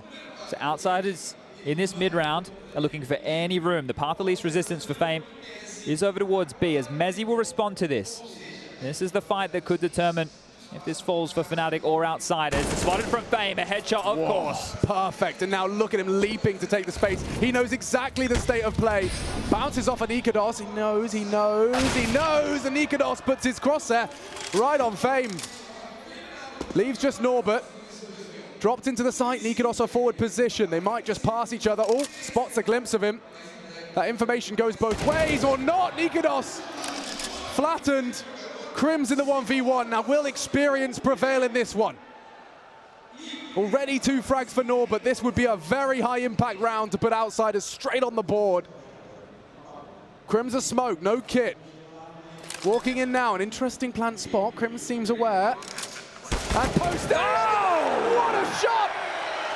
Crims gets pantsed and Norbert clutches up. Whew, okay, on the Galil as well. That is quite something special there from Norbert. That's going to feel really good. A confidence boost if ever I saw one. Sure, Fame makes the space. It's Norbert that gets the round. Nikados, he's had 2 oopsies here. Early into the map that you have to win, the must-win map, and Crims, he had that. Look, Dastan wasn't so convinced. How can you believe that one? Kicker getting very fired up as well, so that is going to do wonders for the confidence here of Norbert. It was the 2 rookies. One rifle could go a long way. Fasha's turn to show. Roy with only a 5-7. He's trying to maintain mid-info, but he has to play his life as well. No, not in a rush. Outsiders here. Nobody patrolling over towards A, but not a problem as Fnatic are making their way up mid. Smoke towards the window room, and all 5 heading back to Mezzi's domain. He has a smoke and an incendiary for this, but it might be too little too late. Yeah, plays it safe on the site. Deagle to the head is the mission. Fame cancels plans. Opening frag again into the B side from Fame. You should save in this situation. I know it looks like just pistols, but in the next round of play, you won't have anything at all. You definitely hold on to that M4 in the hands of Fasha. And the other 3 could look for exits or a little bit of damage to hopefully carry something through. But Outsiders managed to outmaneuver Fnatic in this one. And Mezzi did have the utility available to try and stall them out, but they were just so quick. He didn't expect them to catapult into action off the back of that initial spot. I mean, one jump spot, maybe a glimpse of a couple, and by the time he's dropped his smoke, the round's over. That's where the understanding needs to be from Outsiders before they even get to that point. If we spot this situation, how do we react, right? That's where the, well, theory of the game, the way that Jame and Dastan want to approach this, really needs to kick into action, and it did. Because if you hesitate in that moment, he gets the smoke down, you wait, more pistols rotate, you try to drop back, the door's closed. There's so many different options of why that could go wrong, but 2-2. And Dastan's just called a timeout again. Early, you saw that. A glance to the ref, little T sign, and now we're in that 30-second chat. I really like the way that Dastan is using these early here. It's happened in back-to-back maps. It was in the 3rd round of the first map. This time round, we're going into number 5. Now it is just that M4. A couple of Deagles and a 5-7. Maybe Dastan has a bit of a premonition on where they want to wield these bad boys because it still won't be the easiest for outsiders to get past them here. This is the conversation that's being had at the moment about saving guns. You go for a round like that, you lose everything. Well, in this round, they get an easy one, right? So you're making it as difficult as possible, hurdle after hurdle after hurdle. This is not a sprint. This is something that outsiders will have to work for. Now, Norbert's setting up an instant window smoke. That might mean a little bit more aggression on middle. Flit to potentially be leading the charge here. James not too far behind. So flash off the wall. Lots of pace. Or at least they're posturing. They're going to make it feel like a fast mid play, but nothing home. Instead,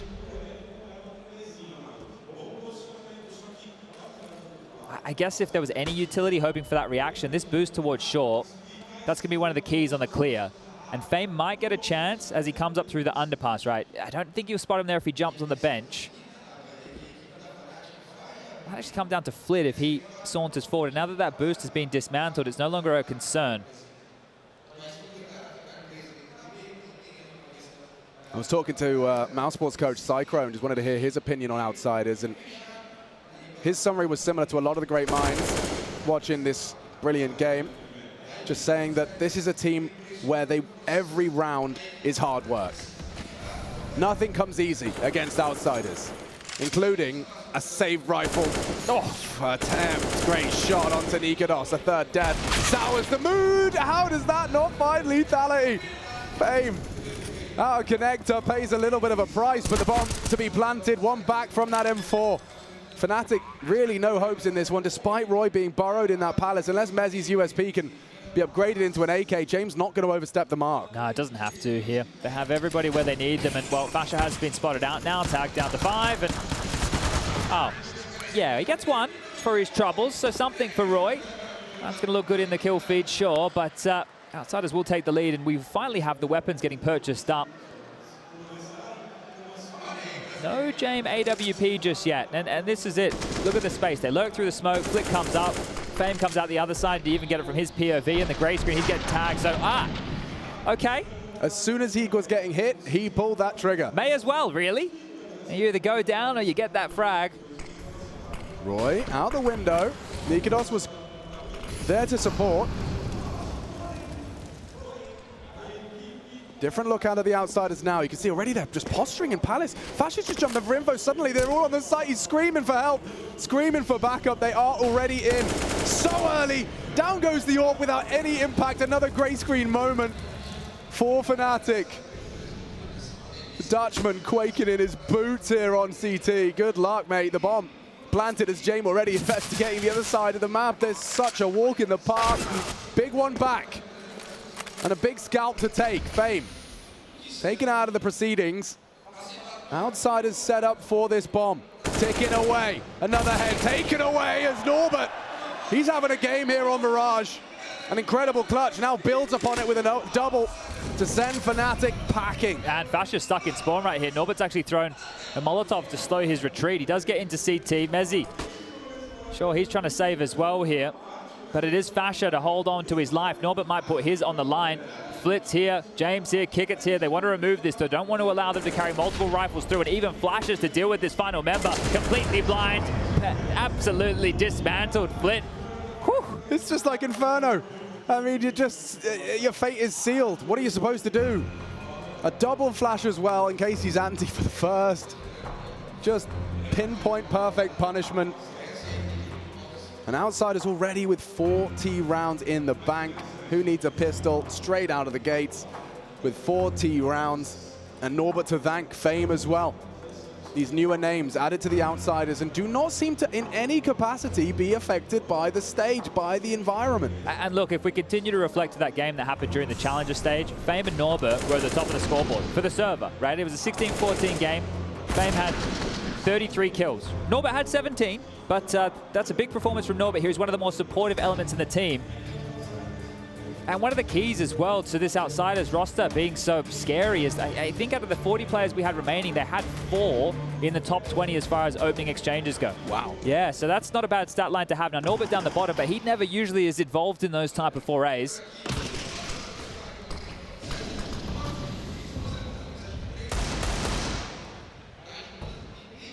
A well-drilled run boost gets flipped behind the box. the thing is, there's just this feeling that I have that if Outsiders continue to play, they're not being forced into anything they don't want to do. And if that's the case, then it feels like they will just be able to piece this one together.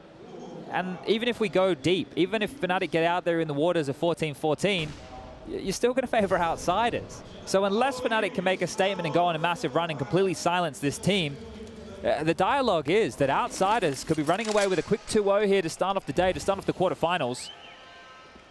Yeah, no doubt coming into this one as favorites. Fnatic as well have already vocalized how happy they are to be back in the playoffs.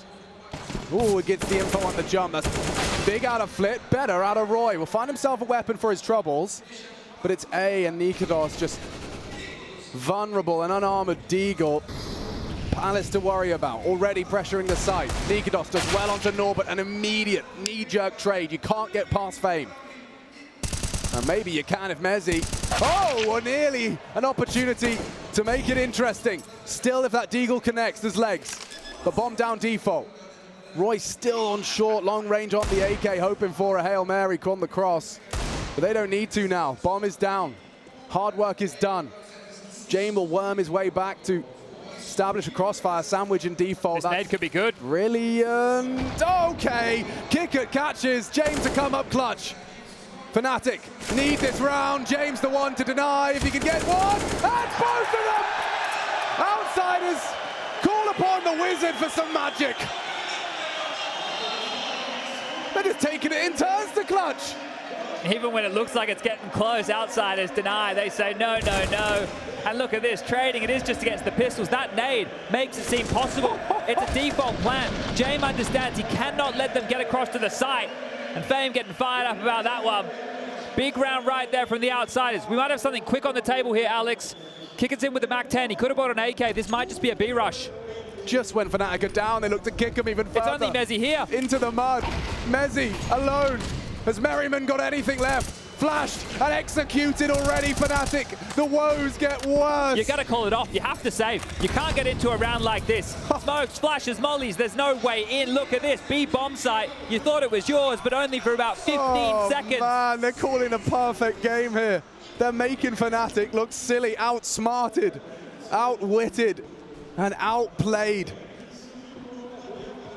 from the Outsiders. Oh, it's contributions from everybody here. Look, Norbert Shaw top of the scoreboard with 10, but James had his clutch. Norbert's had his. Fame's hit miraculous shots coming through smokes. And then they hit you with a round like that. Just compare it to all the ones that have come previously. Like, put yourself in the shoes of Fnatic. You've just already been having trouble with X and Y, and they throw Z into the mix. That's just a nice pace change there, and understanding the situation, right? They throw, kick it in first with the spawn, the MAC-10 in hand. There's only one player on the site. They just look good. And Fnatic the opposite. On the favored side, and look how quickly this round is over. It's over. There it is. Norbert catches him, and once again, I mean, effective flashes from Jame. Being farmed up, superhero in the crowd there. I believe that's Chicken Man. Chicken Man, yeah. His affectionate title, or his perfectionate title. I could have done that one with the pecs there. Sorry, guys, that could have been a better joke. But I said Norbert in terms of opening kills. You know, he hasn't been one of the individuals that Outsiders have turned to. It has been the other names in the server. Well, I think he's been able to find 2 openings in the last couple of rounds. So I'll eat my words. Okay, well, the timeout taken, the conversation had. Something needs to change for Fnatic. It was the pistol, it was the conversion, and well, that's about it as we do get back underway here. He's top of the pecking order. There you go. So you made up for my very limp attempt. Happens to everyone. Roy, like that, stops Fame in his tracks. Double incendiary, maybe a bit overzealous. Don't forget who you're up against. They make these 2-minute rounds feel like 10. Yeah, and that's one of the keys as well, right? We saw a lot of utility thrown out in skittish fashion. They seem very, very scared, pressured easily. Another smoke dropped here. And still under pressure, still burning a little on that spread, just dripping off of the top of Balk. Fame's just trying to play aim up around mid here as well. All he needs is the tippy top of your head there to blow it off. They want to boost now. This is tricky. Fame, yeah, he could have an opportunity if he does investigate, but it's, for now, idle. silent in mid.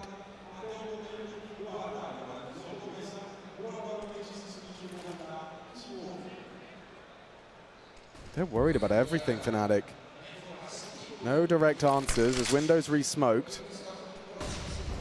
Roy on notice. A split. Yeah, and it's starting to clamp down shut. Roy does get flipped for free.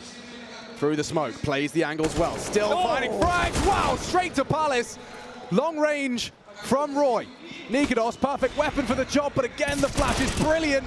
Fasha holds his metal. Still on balcony. Fnatic set for a third. It needs to be converted.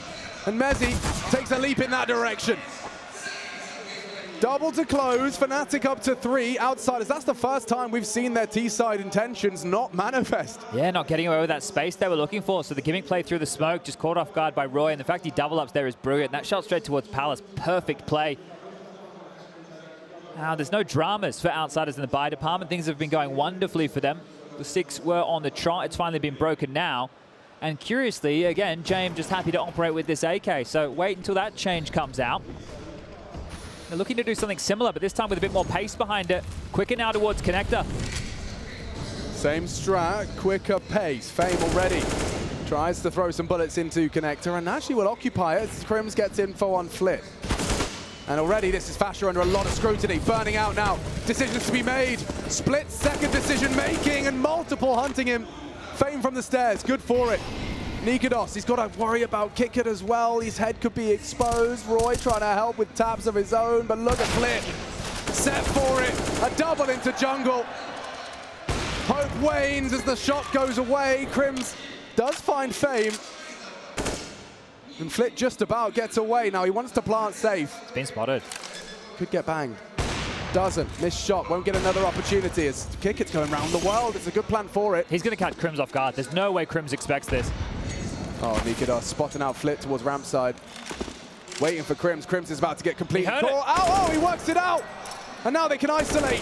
Flit, surely he doesn't get another 1v2, just as James did around prior. This time, Nikados denies, but the credit to be levied is towards Crims.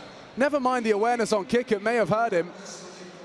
But also the patience and the triple from the Swede. It gives Fnatic another round. Nikados took an awful lot of shots there before they really connected, right? So you can see him having a couple of big misses. Fortunately, in a round like this, it doesn't come back to cost them. It feels like once you have this jungle control, they are in the driver's seat of this, but the kill's getting found elsewhere. That's one from Crims that he'd be very thankful to get. And curious, I wonder if he did hear the steps or not. Or, upon that jump, Nikados is screaming, it's a bit suspicious, I only see one. And that's great awareness, if that's the case from Crims, to be prepared for a play like that. Back into action we go, round number 11. Now the James AWP comes out, so what is the change of play? Well, looking for a pick on the jump spot of Mezzi. Takes some nade damage for the trouble, and will flash him off the line. Want to continue to push James further and further back, and mission accomplished. He will not be considering having a look for now.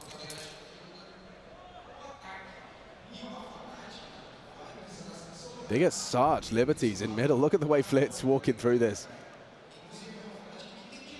Just head on a swivel. Walking the tightrope. Norbert is having a look.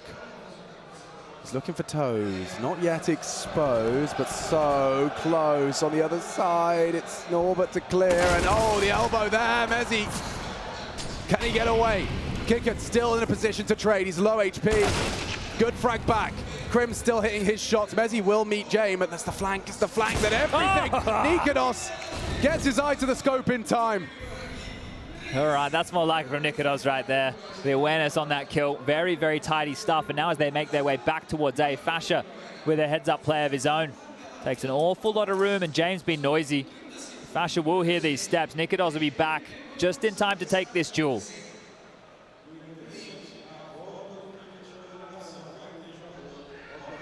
Fasher, safe from James. Bomb on the back of that AWPer. Nikados. Close to second. Just put in the cherry on top. And Kickit will maintain. Makes sense. Keeps hold of his AK-47, but Fnatic with 3 consecutive of their own design. Now, it's a remedy, it's a response to a 6-round slew. Yeah, so Outsiders has already done an awful lot of work here, but I keep reflecting to this matchup that went down just the other day. So it was 9 rounds on the T side in the favor of Outsiders. Right. 6 to Fnatic on the CT side, and the game still managed to go 16-14. In that matchup as well, the first kills were heavily in favor of Outsiders. The clutches went in the favor of Outsiders. And in a 16-14 game, it's those details.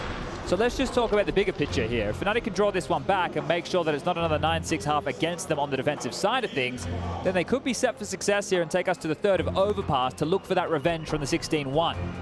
These teams, once you get into a matchup like this and it's familiar in the same tournament, a lot of the, I want to say that the common approaches and common plays go out the window because you're getting a chance to try again and play mind games with the in-game leader and even the individuals on the other side of the server.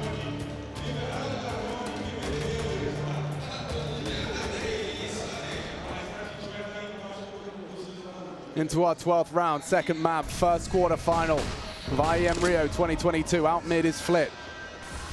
Roy, a little late to the party. Smoke from Nikodos should be well placed, and it is. Masks Roy well. Flit to crouch and just linger upon the fade. He might go down if he tries to use it a one-way, right? Especially with the angle Flit was playing. Has conceded that position for now, but it is allowing James to look for something. Yeah, he's very steady on this one. Oh dear. Flip versus Roy, spots both. And James should have him on the way out. If you really try and retreat, there's 3 gunning for you. Nice! Oh, and nearly 2. Roy does a lot there, but so does Outsiders. Into Fasha's sandwich position. They're looking for answers, and Fasha should have the element of surprise on this one. 2 to pincer in. Oh, Molly! Molly! Dead man walking. Fasha down. And options really few and far between for Fnatic. You can see the util. Oh, and nades. Perfect. Absolutely gorgeous counter-strike out of the Outsiders in this one.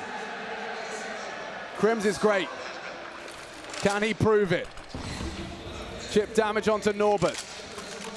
And looks like the AWP is more of a priority. He has chosen to and they're already started hunting. And they are both coming. Already started hunting. Yeah. Kickett, as soon as the bomb went down, was already chasing, and so was Flit. Yeah, but he's where are you meant to go? He's not expecting this at all. You're not going anywhere, mate. He's going to get a face full of lead as he rounds this corner. Woof. Brilliant. They just don't give them any space here in these rounds. You can go back to Inferno. You can look at several situations where Fnatic have been trying to save some guns and play Outsiders at their own game. But they're constantly hunting. They're constantly ahead of that curve. And this was a conversation that we would be having for Fnatic to punish Outsiders on saves. Well, you got to win the rounds for Fnatic to force Outsiders to be in the save situations in the first place. And that doesn't appear to be happening. Sorry state of affairs for Mezzi in that one. The beautifully lethal combo of a HE to slow you down as the flames spread to your toes. It's a nasty way to go. But yeah, 7 now T rounds. As you discussed, they've managed to find 9 on their former Mirage map in their head-to-head to get here. Well, they've dropped guns on the CT side to go for another buy here, so I'm sure they're able to at least get some purchases, but is this the point in the game where you start to take the fight in the direction of Outsiders? Right, we've seen them boost up towards B a couple of times. You need a jump out window, push through the underpass, go for top mid control. How are you going to respond to this? And in this environment, it can be difficult to want to make those plays. You're already in a hole of rounds. Sure, it's only 2, but it has to start feeling a lot like last time. They have literally everything covered here. They haven't, accounted for this by playing a few mid. They have 1 B apartments, 1 underpass, 1 top mid, 1 A ramp, and 1 palace. That's literally every leak point possible for a Fnatic push. So if that conversation was the one that Outsiders were just having, they're ready for those aggressive maneuvers. But what do you do when you've got no util on CT side? You look for an advantage in another means, and of course aggression typically the answer. But I know that they're not in passive positions right now, right? They're definitely not, but they are going to have to search for something at some point, because with Outsiders it goes from 0 to 100, and this could be the 100 right here from James. Doesn't choose to take his shot, picks his moment wisely, and Roy picks Fame out of the underpass. They are heading into A. Information denied. Tucked on the bench. Oh, Nikodos big, but immediately silenced. Clean house. And that site's open now for the plant. James in the open. He might want to find a bit of a better setup. He's got 1 burrowed into CT. James on Tetris, and Kickett considering that round. Whoa! What a shot! Just the tip of the head, and the Dane destroyed. Crims is not ready for flip, no trade from Mezzy. Nice one onto James. Kick at the contingency. Flip on sight. Mezzy no time. He just has to get one back, and it's 8. Outsiders very, very quick to find an answer to Fnatic's 3 consecutive defensive rounds. It's all Outsiders, baby, and it looks convincing. It really does. It's a team effort right now. This shot. Yeah, this is tidy stuff here from James. The tippy top of the head right there. See you later, Roy. And again, another defensive plan. If that goes wrong, Kicker was already, again, ready for the save. He was over to Huatsby Apartments. This is so curious. I would love to get Maniac and Yanko's opinion on this on the desk. If Outsiders do win, to pick their brain about this, because hunting for these guns has been a clear part of the game plan today.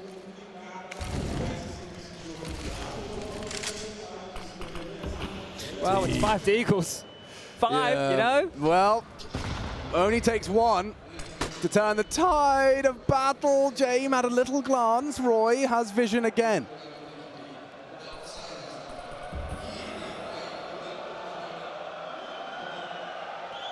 He could reflash it. James close by. A single Desert Eagle to the head is all it can take. They will molly and force the fight awkwardly. Roy onto the ladder as Fasher first to fall for Fnatic. Just have so much He's territory. so trapped. Yeah, where are they meant to go here? It's like Outsiders are playing with their food right now. They should also be aware he's here. So as he peers around the corner, it's not even James from the top rope, it's Flip from Connector. They're pulling them apart like threads here. The last 3 members, well, not for much longer. Fame spotted out 1. He has taken a big chunk of damage. Would like to get away with his life, I'm sure. Mezzy trying to chip away at range, but Flit now starting to farm. That's 2 for him. It's a very long-range shot attempt from Mezzy, just hoping the stars aligned. The stars of Outsiders are certainly giving us quite the shine on this quarterfinal stage. Already with Inferno under their belt. Mirage T-side and a 9th looking like a guarantee.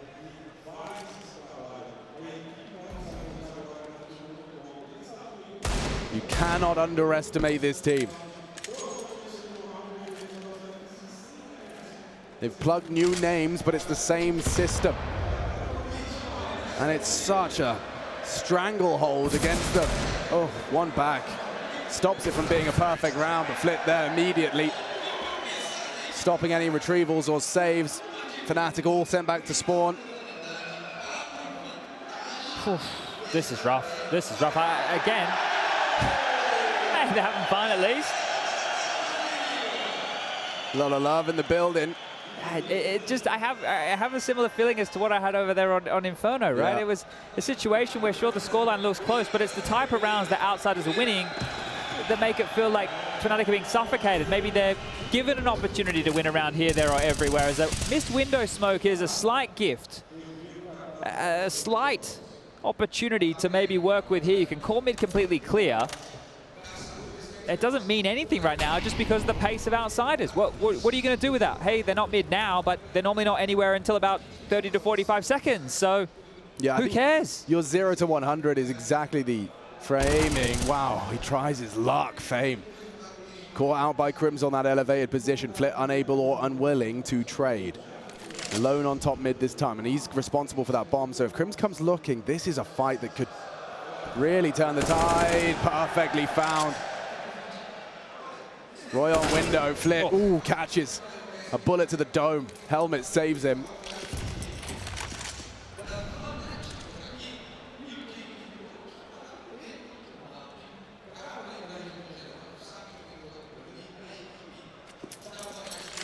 This has to be a 6th for Fnatic. Oh, you would think so, especially with the bomb now starting to head back over towards A. Nikodos will be unaccounted for here with the initial exchanges with nobody coming out of Palace. So Fasher just has to bait them in. A kill from Fasher is great, but really it's Nikodos to win the round here. Oh, Flit, no slouch on that AWP, given it by virtue of the health. Nade, shy, bomb to be planted. Nikodos not going to be able to stop it immediately, but good one back from Fasher. The bomb is down, but they're not clear in their corners. Nikodos profits. Okay, James. What can you do with this one? The answer is nothing. Nikodos will close it. Fnatic, they managed to muster a 6th. A 9-6 half, we've seen that one before. Swapping sides, Fnatic are on the ropes. We'll see if we need our 3rd map when we return from our break.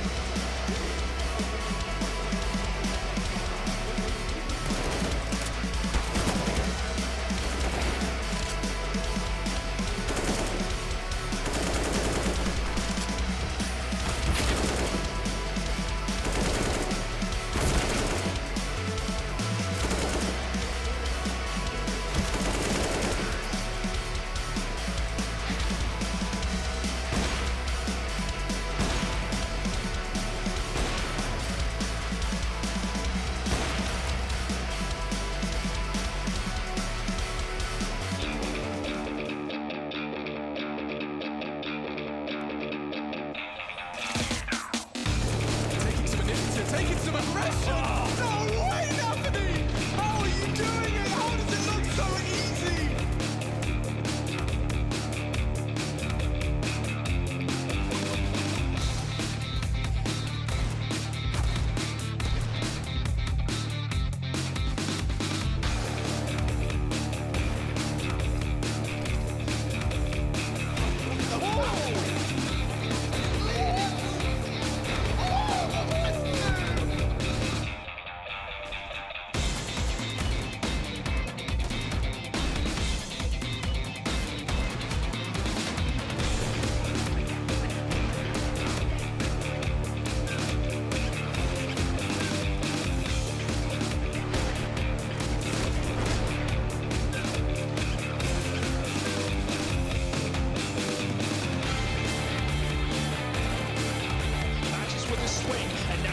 short pace and confident by either Magic's from 3 and suddenly destroying them in as Magic's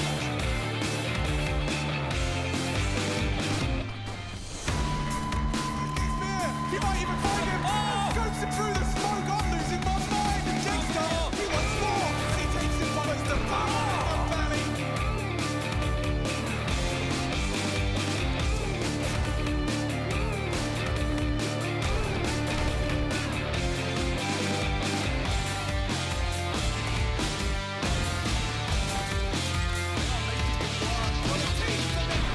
Sits next up.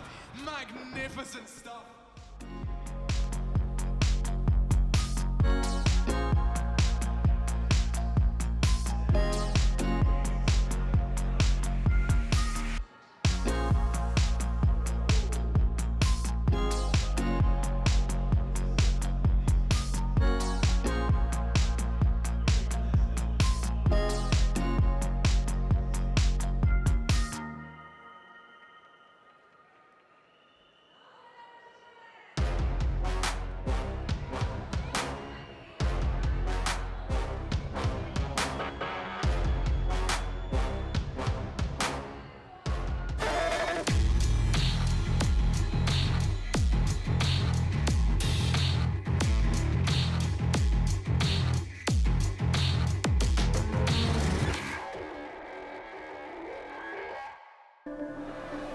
Fnatic elated to make the playoffs, but they have met their final boss, Outsiders, already 9 rounds, and that was on the T side of our second map. Mirage, picked for a reason, clearly, by the Outsiders roster, and no stranger to the big stage, at least not all of them. Certainly is exciting for Norbert, exciting for Fame. We're back into game. T side for Fnatic. 3 plays. Look at the setup. Yeah. And they're going to run into it. This is going to hurt. They're going to run into it. He's got a P250. I mean, at least it's an even fight, at least not in the weapon department. A problem. That is, though. He goes looking. Flit just 1v2 in at that ramp. He's run out of bullets and running out of mojo off Fnatic. They're going on Mezzi. Yeah, he got one back here. A nice shot over towards Ticket, sure, but need an awful lot where that came from. A defensive CT smoke dropped out, and Fame has made sure there is no retreat. Fashion knife in hand, is about to get a rude awakening. And it's just Mezzi. This would be the ace required. Yeah, and maybe the smallest gap. James very, very switched on, though. Norbert's aware of it as well. Mezzi could jump off the window ledge, make his way through the vent room, but no, he's just going to walk straight through. And Norbert, oh, he stopped glancing for now. So here's the gap, and Norbert, as the peak, does spot it out. James in the perfect position to close this. Yeah, and he's not taking the initial engagement. He knows Mezzi's going to assume it's clear. He can walk through, little speed walk, and Mezzi looking the wrong way as James makes it certain that that is 10 already for Outsiders in the first round of this second half. Making light work of Fnatic here. They're just being outclassed right now. Yeah. There's just a sense that Outsiders aren't even really being tested or pushed, right? Even when they've looked like they're in a little bit of trouble, they'll surge forward with a round, they'll get a couple consecutive. Just need to find that next level in the game plan. And for Fnatic, that extra gear, where's it meant to come from? We've spoken a lot about Crims, his experience. Roy, Nikodos, they've been here before with the Copenhagen Flames. You've got Fasha and Mezzi, they're new to this environment. They are key pieces of the puzzle here. But there are other names that can step up or should be able to as they spring forward into top mid. 3 players across, 1 tap to the mid box. Crims over towards B and Fasha dealing with the A slink on the force pipe. So that plant has gotten them something a little bit juicier here than otherwise. Yeah, the juice is one step, but you do need frags as well. You can see just how set up they are again. Fnatic walking into the stack. There's multiple bodies that can engage. It's Fame, it's Flit, it's James and Payne for Fnatic. Bomb at the top of mid. Nikodos feeling like he's already out of the round despite still heart beating.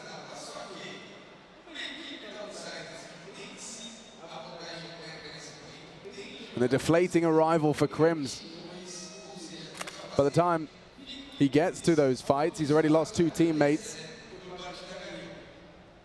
And something that Outsiders do so well as well on their CT side, which is what I'm concerned about for Fnatic, given how long their lead has been leading, is that you leave a gap, you aren't attending to the entire map. There will be this search for information that teams like Heroic, Spirit, and of course Outsiders are so proficient. Oh. That's back from Fasha. But look where Norbert is. It's what you were talking about, right? He's the insurance policy. Sure, Flit's dead. Where are you going to plant? How are you going to get this bomb down? And James doesn't have to overstep the mark. Oh, nice one from Nikodos. Actually uses that M4 to great success, puts kick it low, and it should be finished. Nice work from Crims. Still, though, it's... Ooh, that is sharp out of Fasha. He's given Fnatic a little bit of hope in that one. Okay, that round, it really started to heat up there for Fnatic, didn't it? It didn't feel like it was going to get too out of control. There are a lot of bodies responding to that. Outsiders, traditionally, as they have throughout this game, felt like they were ahead of the play, and Fnatic will snatch that one away with some very, very tidy shots here. Exactly my point. I was about to say, like, I think we've spent enough time with these 2 teams that we've stopped expecting Fnatic to win Angels. You know, and this time, Fasha bucks the trend twice. Okay. Oh, Jesus Christ. In Rio. And his name is James. You can't keep getting away with plays like that. A headshot out of the scout onto Nikodos just as the round begins. Fnatic now walking with a limb. That's the worst way to kick off this opportunity to break out Outsiders. That's stunning. They're all 4 condemned to middle right now. And if they want to continue to slink towards the fade of this connector smoke, everybody's waiting on the other side. Come on in, boys. The water's warm. Yeah, I'm sure. Boiling hot. Boiling hot. If you dip your toe in there, I think you're going to lose it. James looking for some devout energy. As yeah, actually, you know what? Not far off. Another headshot. Fasha nearly putting his head in the vice. They have no idea what's on the other side other than that of James. Surely they need to try and get out of here now. Yeah, you got to pull the plug. I think Mezzi's going investigating up towards the catwalk. Norbert's still got the cross here. He can call. Yeah, he spotted it now with a shot from Norbert. What a stunner. Yeah, that's a leaf straight out of James' book. Oh, it's pulled the rotation, though. Yeah, they're clearing. A massive gap in towards A. How does this keep happening? This one works nicely for Fnatic, but still 2 men down.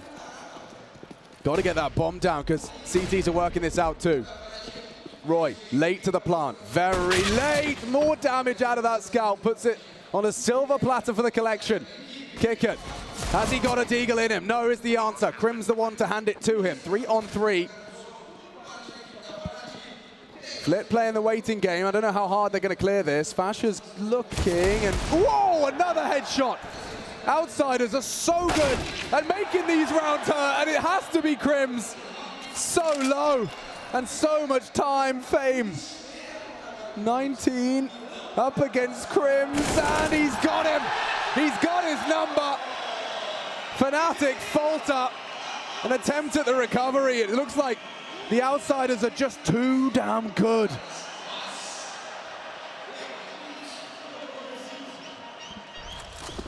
Look at this opener. Yeah. And this was a great deagle shot out of Norbert as well. You got to see it. You really got to kind of live in the comms of Outsiders in that one. He's firing off pot shot short, averts his gaze, of course, smoked off, and it comes down to Norbert's D. That's the old versus the young right there. You got Fame. Very inexperienced at this level of play, and Crims on the other side just has to deliver that one kill, and you can see just how much that hurts. It's no fault of his own there, the fact that these picks have just happened across the map. There was multiple bodies there, and they were given an opportunity to get that bomb down and get in towards the site, but the Force by Wars will continue in this second half. Nobody to post consecutive rounds here. So whoever does so first, a chance to the Outsiders get closer to closing this, making it a 2-0 affair, being quite dominant, or Fnatic to try and bring this one back into level pegging. Towards B. Fame and Norbert, the two presiding right now. It's just Norbert. Fame has investigated very, very deep middle here. And they're coming. Okay, got some pace in this. Fame tracking the drop of Roy. Puts him low. Fasha responds into the site and trying to plant. This is actually a perfect opportunity for Fnatic.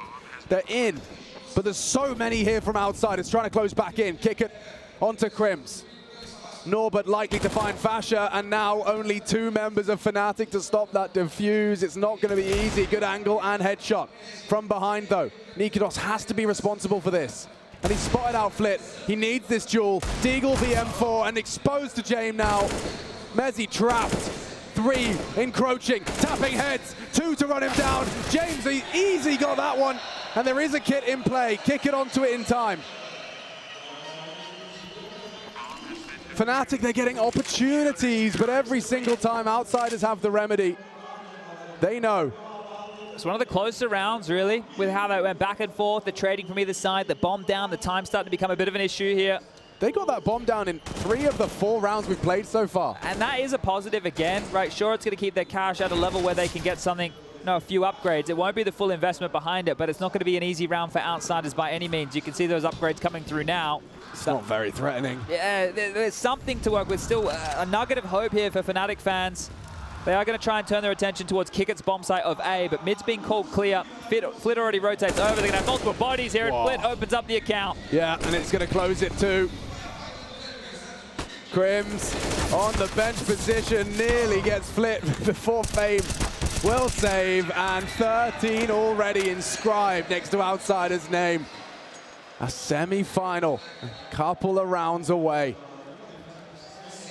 Oh, the state of affairs here, when you take a look at what's available in the top 8, we could truly have 4 CIS teams in the semi-finals. Cloud9, Outsiders, Spirit, and Na'Vi. That's a conversation, a real conversation that is being had around global Counter-Strike right now. No doubt. And look at the difference between these two here in the quarterfinals. Outsiders just looking like the kingpin.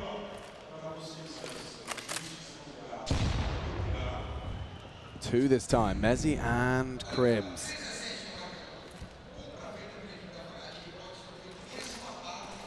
And the response is great. The damage is horrible for Fnatic. Flit just takes 2 out of the round. Mid clear, he says, not sure about the top, and he might go again into some answers as well. That's the bomb. Nikodos cowering behind the box. Roy doing some plumbing on the tap. And if they lose this one, I think the waterworks will start. You put all your pennies into this one, already walking wonky, and Nikodos does not want to lose that bomb. Norbert containing your access to B denied by that SMG.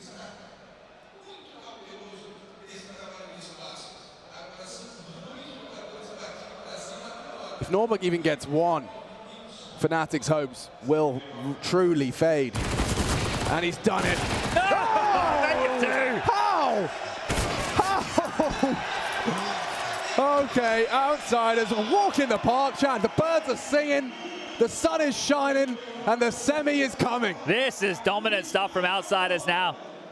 You walk into this matchup, you look to the head-to-head, they're the favorites, of course, but you're expecting something a little bit different than last time round.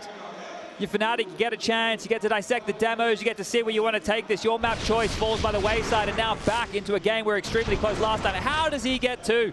This is going to feel really good. A bit of a coming of age for Norbert. You're in the playoffs, and you're playing playoff Counter-Strike. When most would get one, he gets two. He might get fed a few more. He might indeed. He's actually solo on B as the Tech9s come and knock in. He's talking a lot. He's really motor-mouthing it. He's feeling the pressure. Great flash. You can see two members doing the dance as they are on their way. A smoke to fight this fight, and down goes Mezzi. He goes wide. Oh, denied! And from behind, Nikonos falls. Nothing to be celebrated. Nothing at all. Just knocked out. KO. One more attempt for Fnatic. A long road back into the game, but Outsiders are the ones controlling the play. Making light work of their first opponent in these playoffs. Yeah, it's going to feel miserable out there now. You're floundering.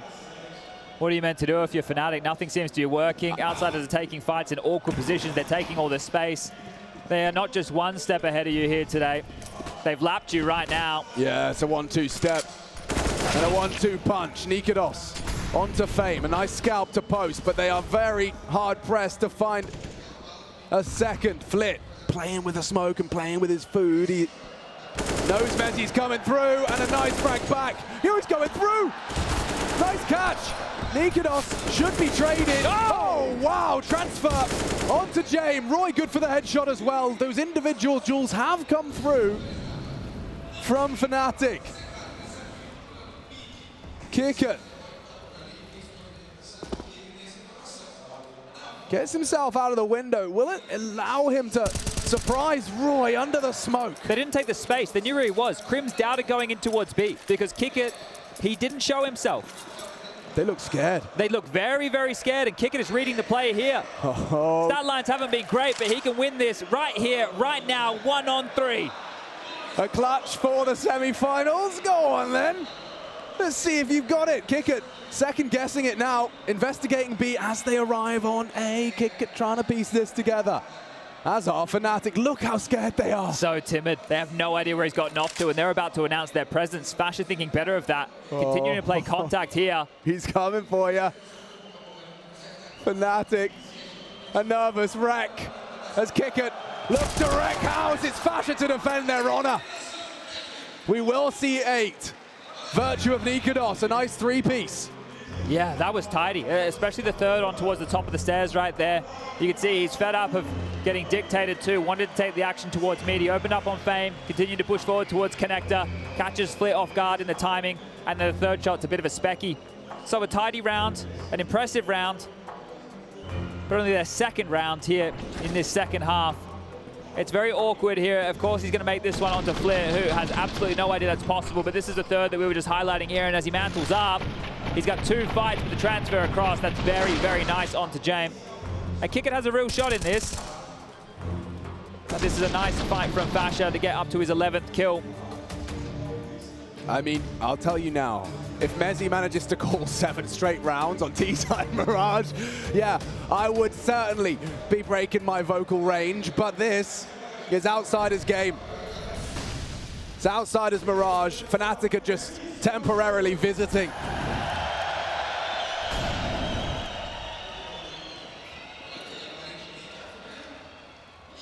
A feeling of hopelessness just spreading through your ranks.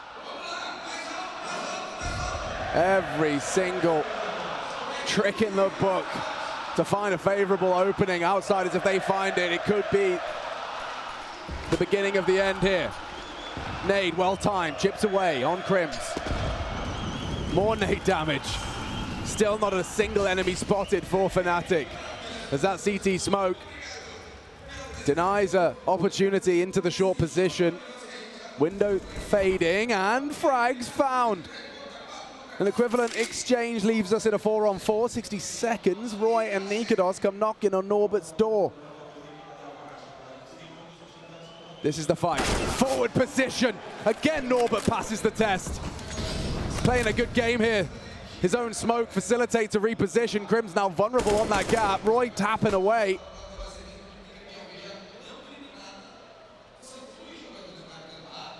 .35 and only 3 remaining.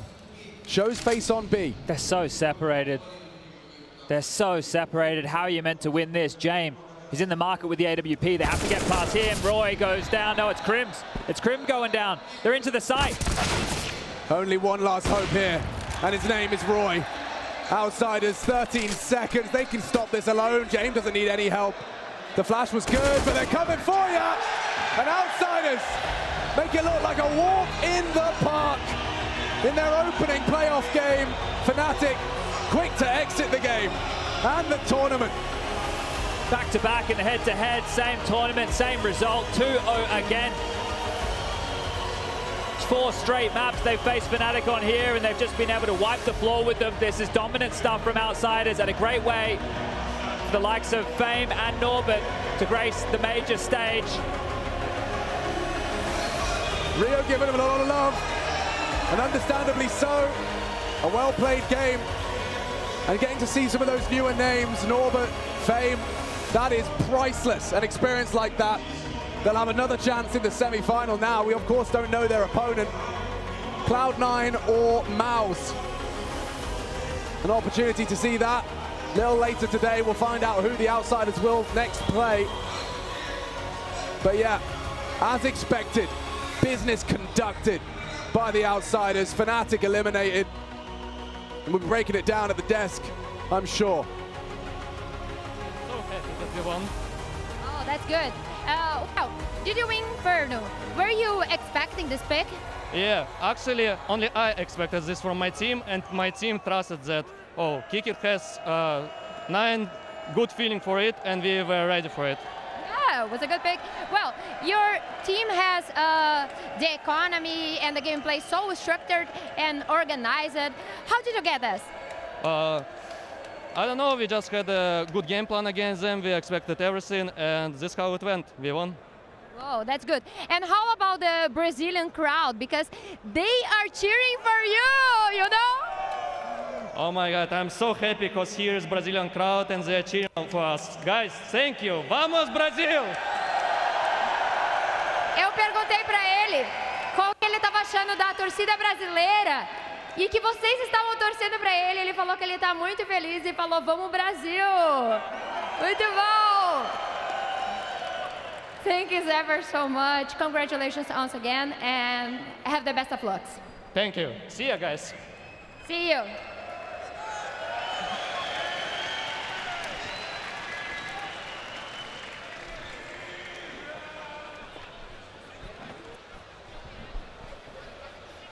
Outsiders dispatch a Fnatic over just 2 maps. A spot at the semi-finals locked in as they are the first team to taste glory here in the Jeunesse Arena. Gentlemen, that was a dominant face of Outsiders showing up. I don't know about you, but they are looking hot to trot coming into the playoffs. Freya, it's almost as if you're the better team, you can win T rounds. Right? Would you believe your eyes? What happened to the CD meta? Apparently it's impossible to find rounds. To hell with that shit. 9 rounds from Outsiders on the T side of Mirage. 6 in the first map. This was a clinic from James. It all came together. The calls were good. The individuals were lights up. Flit all over the place on that map, displaying his skill, having his best major result. This was Outsiders from all the way, coast to coast ahead. And that's 9 rounds without winning the pistol round. Yeah. So just a very, very good performance from them.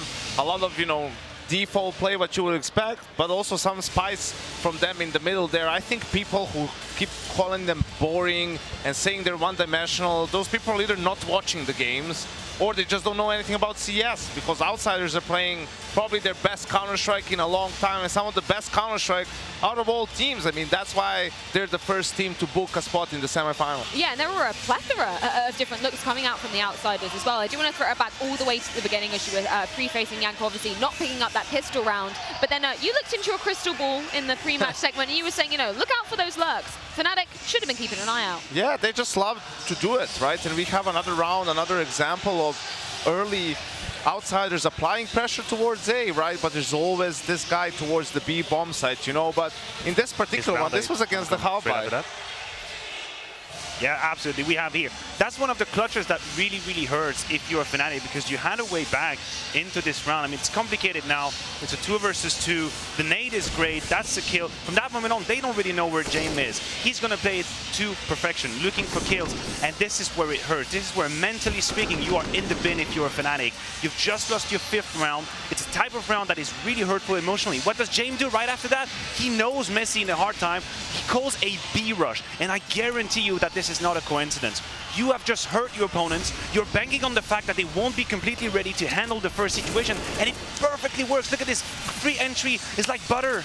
Absolutely. The pace from them was relentless, and you know, the gun round before this one, so round number 6, they're doing just sort of a fake default, and they're walking out 2 apps, 1 ramp. That's also around like 140, 135, so that's very fast pace. I don't know if you can get any more fast pace with that, so they threw in different looks towards Fnatic, and after the beginning of the half and these 2 rounds, then if you're Fnatic, you're like, well, we don't know just how, but they can play fast, they can play slow, you need to use your nades. Exactly. You were exactly on the money. That's why I wanted to go with this. What happened after this moment is that you saw Fnatic being forced to use utility early on, and then they just were hanging out to dry. It's 50 seconds, you've used all the smokes, all the Molotov, you're basically at risk, at the mercy of any kind of peak that's happening. But this is because James has constructed a game plan that is going to lead you to use that utility, because you have no choice, and he's good. He got you in the road for the end.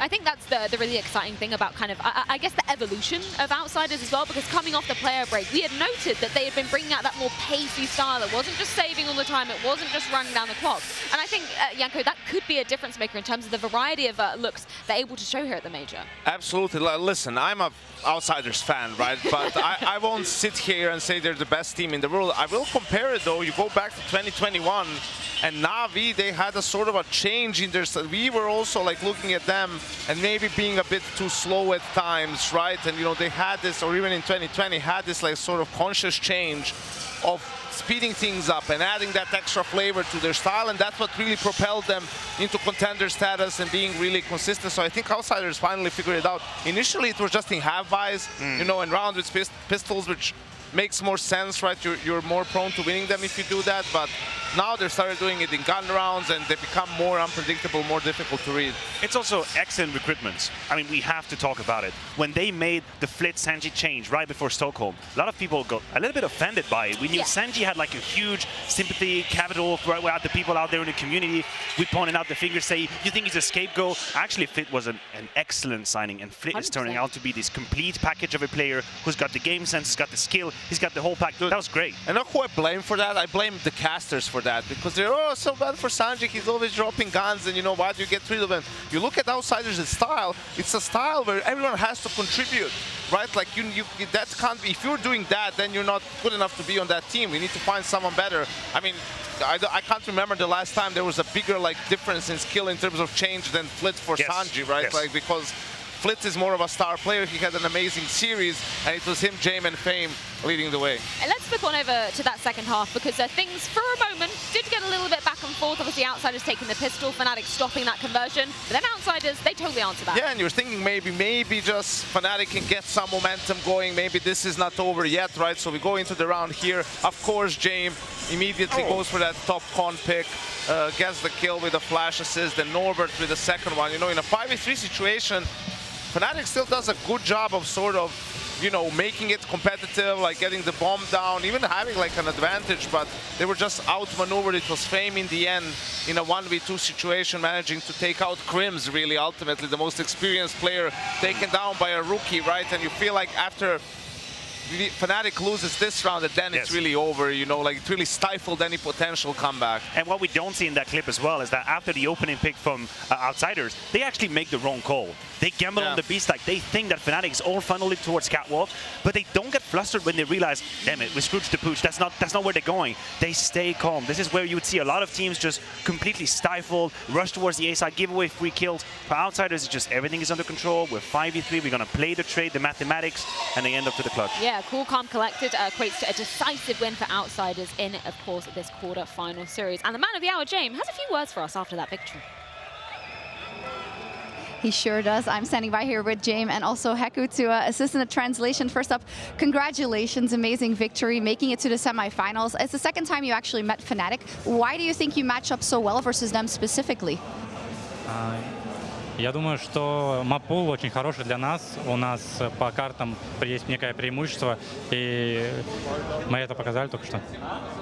He basically says that when it comes to the map pool, he feels like they have a way better map pool, like an advantage, and like right now they showcase that. Okay, I'd love to talk about your performance specifically. I talked to your coach earlier in the day, Dastan, who said you have this whole new system and a rhythm for you. Can you talk to us about that? Now I don't will talk because it's secret. I will tell all my things after the major on my streams and YouTube, guys. All about the major, all about my preparation and team and preparation my team. Thank you. Okay, awesome. We'll be looking forward to that. Speaking about the major overall, since some of these teams are out, like FaZe and Vitality, a lot of people are talking about who is the favorite. Is it Na'Vi? Is it Cloud9? But do you think Outsiders should be higher up in that conversation of a favorite? I don't know, but it's always Na'Vi favorite. 5 years I play in CS, and Na'Vi always favorite on tournament. But FaZe and Vitality was too favorite, and we don't know what can be on the major. Let's see.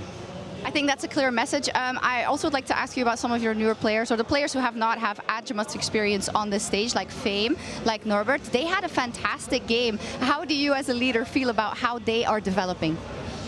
I'm very happy for them. When Fame joined in my team, it was first LAN in Jönköping on ESL Challenger, and now he will play in semi-final major. It's great. It's like CS. It's dream for him. But Norbert, he is daddy CS. It's what's expected from him. Yeah. And he's doing great. Final question, you said before, I'm going to have to sign so many autographs. And I've seen so many people with like James on their chest and like on the signs. How has it been having such a positive reception from the Brazilian crowd?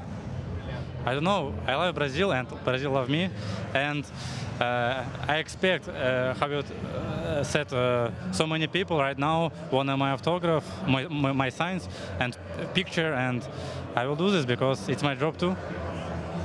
Thank you so much. Congratulations, James. Unbelievable with Outsiders making it to the semifinals. Thank you so much. I'm so proud of him. I'm just I'm like, oh my God. I mean, I'm kind of losing my job, but this is actually amazing. Yeah, like, this was great. Back over to you. Thank you very much, guys. I always love it when we get to hear, yeah, James, bit of a shameless self-promotion as well. Follow my Twitter, follow my Twitch, follow my YouTube. I'll tell no secret, but after on my stream. Yeah. He holds the information. He has the monopoly of the information. We're going to have to sneak in there. That's like capitalizing on you know, the opportunity and great timing, you know, now that the hype just like a leader. But yeah, it's just been great. They continue to play some great CS, right, individually and as a team. And we've been talking about Outsiders and Virtus Pro beforehand, that some of the most difficult team to put away in games, right? So even if it's Cloud9 in the semifinal, that's going to be a tough matchup. I think that's going to be some really, really good CS. Yeah, of course, they will be facing either Mouse or Cloud9, which is coming up in our next matchup of the day. But I want to continue just to maybe give a bit more props to Flip, because I know coming out of that first map, you were saying James was really the MVP of that. I think Flip put in some absolute manpower in the second map. Well, as I said, he truly seems to be the complete package. We could see when he joined this lineup in Stockholm, I think he was a little bit out of the rhythm, out of sorts. He was not in a position to display his full skill, but but here you can pretty much see his multi-kill ability is extremely singular, it's extremely particular. He has an understanding of when to be aggressive and when to be passive, looking for the kill, but not making mistakes, which in itself is what I like to call the complete package, right? It's the 100%. It's when you don't only have the click, because obviously a guy like Fame has a mountain of skill that he can play with, but you understand, look at this here, right there, that double kill, that screams of understanding, like, hey, the second guy is out of position, I'll get him as well, and then he pulls back. He's doing great right now, he's on track, he's one follow. I think that's where we say that, you know, Outsiders is such a well-oiled machine. It seems like all the cogs are sort of finally clicking for them with these roster changes, even with the newbies entering the stage as well. They didn't seem phased at all. Yes, indeed, and also just what you love to see from them is they have maintained the same level of poise they've shown so far in the, you know, Legend stage and the Challenger stage. I mean, you talk about Flit and you see him on the player camera and he's just gaming. Like, he's just sitting there talking, communicating, getting kills, right? Like, you don't see them get too emotional, too like crazy about the atmosphere and whatnot. So that's a scary proposition for anyone who needs to face them in the next match. And I feel, unfortunately, for Fnatic, I mean, you could see it in those final rounds there. They were getting nervous. You could see the pressure that Outsiders are putting them under, even in the round that they did manage to convert right at the end. I think for Fnatic, it's just too early, right? Yes. I think this is a monumental success for this lineup. They've managed to get their organization, who's one of the most storied ones we have in Counter-Strike, back into the playoffs of a major, just a couple of months being together. You know, of course, it's always tough to lose, but I think they can be very happy with the progress they've made. Like, you can tell that they're a tight-knit group, so if they just keep working and trending upwards, right, they need to work on their map pool. They made some mistakes here in terms of decision-making that are easy to kind of spot and talk about and iron out. And, you know, also individually a bit of a letdown across the board, no one even with an above 1 rating. So, but it's tough to play Outsiders right now. Yeah, that's my point. I think playing Outsiders, one of the toughest opponents out there, is not going to make mistake.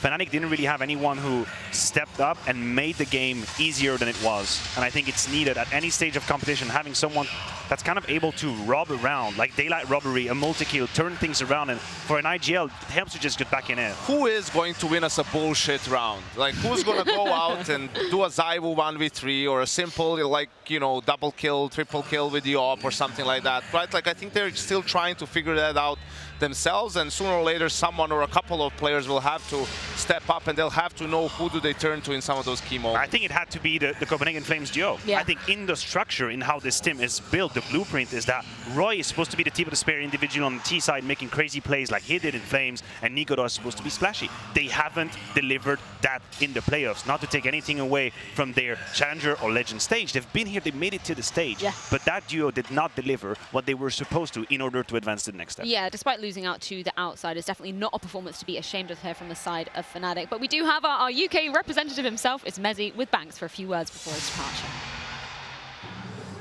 Sadly, we have to say goodbye to Fnatic after this game against Outsiders. I've got Mezzy with me here, and I want to ask to start off with, mate, you've spoken to me before, right? It's so difficult to play against Outsiders. Is it a style you can ever get used to? Is it ever a style you can work your head around, or is it just maybe something that's kind of kryptonite for you? I think they're definitely a bogey team for us. It's they got us in the first series and now here, but I think definitely we didn't play our best, but also they were the better team today. And I think the last time we played, and they were the better team. It's just, I think it's a style that we're still getting used to playing against. They're very different to any other team. So I think for us, it's just about making sure that we can still play against any style that we come up against. You as an IGL though, right? Is it feel like you can't ever get a read on the game? Explain what goes through your head. Do you maybe try to overthink things at times? I definitely think in the first game we played them, we overthought quite a bit, but then going to this game, we kind of said to ourselves, like, we just need to keep it simple and just do our own stuff. And I definitely think it helped us like go through with ideas and like finish well, but I definitely still think they're a hard team to read because sometimes they do very unorthodox stuff with their gamble stacks, and sometimes it's done based off zero info, and sometimes it is, and it's like it makes it a lot harder for me to call and for even our players to make mid-round calls. So it's definitely tough to play against, but it's also something you can't shy away from, and we have to be confident in what we do. And if there are 4 guys there, we just need to make sure we execute well. And I felt like, at least on Mirage, right, that you should have put up more of a fight at that. What went so wrong that you guys couldn't claw your way back in onto the second half? I think they did a very good job of switching up their T side, at least. In comparison to the first time they played us and how they usually play is pretty slow and methodical and go into their splits onto sites. But this time they've switched up the pace really well, and were way more direct in sights and rushing B, popping B, and then doing A executes really fast. So then they did a good job early game to switch it up and then forced us to adapt and like try and change our pace. And we weren't the ones setting the pace this time, and they were. So I think it was tough for us to get back into the game there. I love an interview manager. I could do this all day, mate. You give me such good answers with it, but I'm going to let you just take the floor for a moment. And just how do you feel about your overall run here for Fnatic and getting to this stage anyway? And what's your kind of closing thoughts of the tournament? I think definitely just really happy and proud of the whole team. Everyone, all the players and also the backroom staff, and really putting the time in. And after each loss, and putting the time in to make sure we fix our mistakes. And outside the game, refocus on our confidence and the mental side of it. And I think, obviously, it's sad to go out and everyone really wants to play in front of this crowd. I think it was a really good experience to play on this stage, but I think for us, just really proud of how we've played and how we've got this far, and just thanks to all the support of all the Fnatic fans, and hopefully we'll be back here again. I'm sure you will be. You led Fnatic to a major after quite a little bit of time away from it, so, mate, we'll see you soon. Thank you. Unfortunately, not coming home for the UK lads this time, but props to Mezzy for giving us some really distinct thoughts despite losing out at the hands of the outsiders. But it is time to check in with our DHL MVP as well. You guys at home can use your Twitch channel points to vote for who you think should be awarded our DHL MVP at the end of the tournament. Of course, there's going to be an interview with them as well. Our selections for this particular map: Fame, James, Flit, Roy, and Kickert. Gentlemen, if you were voting at home, who would you be voting as the MVP for this one? We have to give our opinion. I guess Flit is up there. Flit is up there. It would be between Flit and James. I think maybe my brain would be towards James, my heart towards Flit for the impressive time. But these would be my two.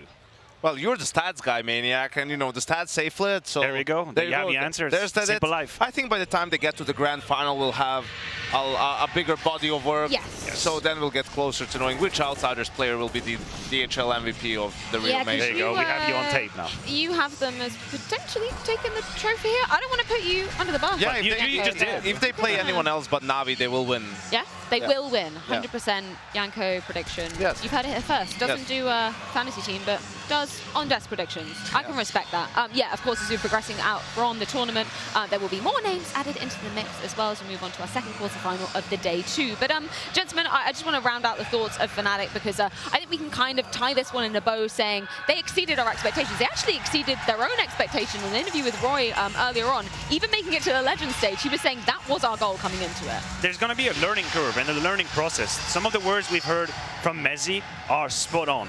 When you have a preparation going into a game and then you realize quickly your opponent is throwing a curve or a loop, right? This is where high-level IGLing is happening. But he is just at the very beginning of this journey. That's what all the IGLs have to deal with. I have my preparation. Hold on a second. They're playing much faster than I thought. How the hell am I handling this? But this is the first step of a long journey if he ever is to become one of the greats, right? So learning curve for him, definitely a process. And also becoming more familiar with the teams and their respective styles, right? Not just in how they play on the server, but how they prepare and how they change up, how they self-scout, right? So now you play Outsiders, you know, from one game to the second game, they're going to switch up, right? Like, so you can't go off of the game you played against them. You kind of have to just almost try to be a step ahead, right? So you know, okay, they played slow, they're going to switch it up this time, so we're going to play against that. But we'll see, you know, James, they say he's the smartest player alive, all of his players, so he would probably be one step ahead of you regardless. But yeah, for Fnatic, exceed expectations. When you look the eye test, it's looking good, like the stuff that they're CS, the stuff that they're doing, it makes sense, right? It's just about having time to add more things to their playbook, get better on more maps, and for players to get maybe more familiar with each other on the server, right? So they could put up bit better individual performances. Yeah, and for the playbook today, plenty more Counter-Strike action on the cards as another quarterfinal matchup is coming up to find out who will be taking on the Outsiders in that semi-final. Will it be Cloud9 or will it be Mouse? And I believe we do have Banks with Cloud9 as they arrived here in the arena. Now the Cloud9 guys are quite often a little bit more quiet, but we'll try and grab them a little bit as they're coming in here. Mr. Axel, how you doing? You good? Yeah, good. How'd you spend your day off? Huh? How'd you spend the day off? It was good. Yeah. Practice? Yeah. How are we going to get a big superstar Axel? Like we've seen the step up. You started to get better. How do we get that again? You got a big smile on your face. Just it's okay. You think you can do it? You think you can do it? Yeah, of course. There we go. Hobbit, I'm running over to bother you. How are you doing, my man? You smiling? Good, good. You ready for this? we're gonna see. Playoffs have been a bit hard for you guys before, though, right, in the stages and the crowd, but the Dallas one was impressive. Do you feel like that plus these stages have helped you? Like, you feel more ready for a big stage like this for the guys? I'm feeling that we're ready for everything now. I mean, yeah. Your smiling makes me very nervous for Miles. The thing is, we need to start to play. Okay, okay. Yes, really. But surely in the Legend stage, you started to play. You started to play well.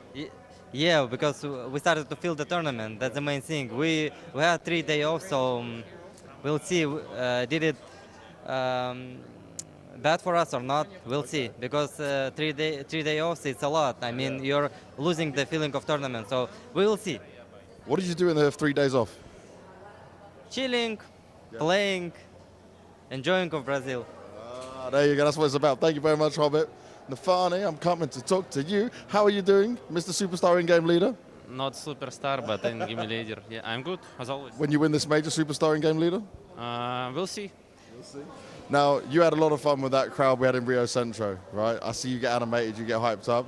Do you feel like they're going to cheer for you in this game against Mouse? I don't think that anyone will cheer for us here. I mean, at least at previous arena, no one was cheering for us.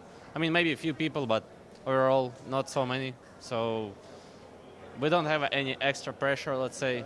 So it's kind of even well for us. Well, I'll cheer for you, Nafani. Thank you very much, man. Good luck. Yeah, great to get some words from Cloud9 heading into this matchup versus Mouse. We can't forget, though, Hobbit there. He kept it short and sweet, you know, keeping his cards close to his chest. He's a former major winner in his own right, lifted the trophy in Krakow. He is, and when Nafani says we have no pressure, well, I beg to differ. I think you have pressure on it. You have pressure. There is pressure on you. We want you to do well. You're not just going to hide behind nice statement. That's not enough. No, not at all. I'll tell you something, Freya. You know, when Hobbit won that major, it was also a 360 stage. So he's more comfortable now. That's the one thing that can ruin my outsider's prediction. He likes having eyes all around, yeah. I like that. Was actually the last time we had a center stage, right? I He's clever. He's already building the exit door he can get into when outsiders don't win. That's talent right here. So you're saying, Janko, you're seeing Cloud9 winning this one? Any hopes for Mouse in this I think there is hope. I think there's a bigger chance of Mouse beating Cloud9 than Cloud9 beating outsiders. Okay. We'll get back to that. I like that. Are you agreeing with that sentiment, Matthew? For now, I'll let the Counter-Strike do the talking. Okay, well, we will be getting into Counter-Strike very shortly. Thank you very much, gentlemen, for your succinct thoughts coming into that one. But I do want to check in with the fan zone just briefly before we go to our break, because this is where all the action's been happening today. We were warned that there might be thunderstorms array here in Rio, but no, the sun is shining, the birds are singing, and the fans are definitely celebrating out there in style. But they'll be wanting to get their butts in here for this next series. It is Cloud9 taking on what is a mountain of Mouse coming into our second quarterfinal.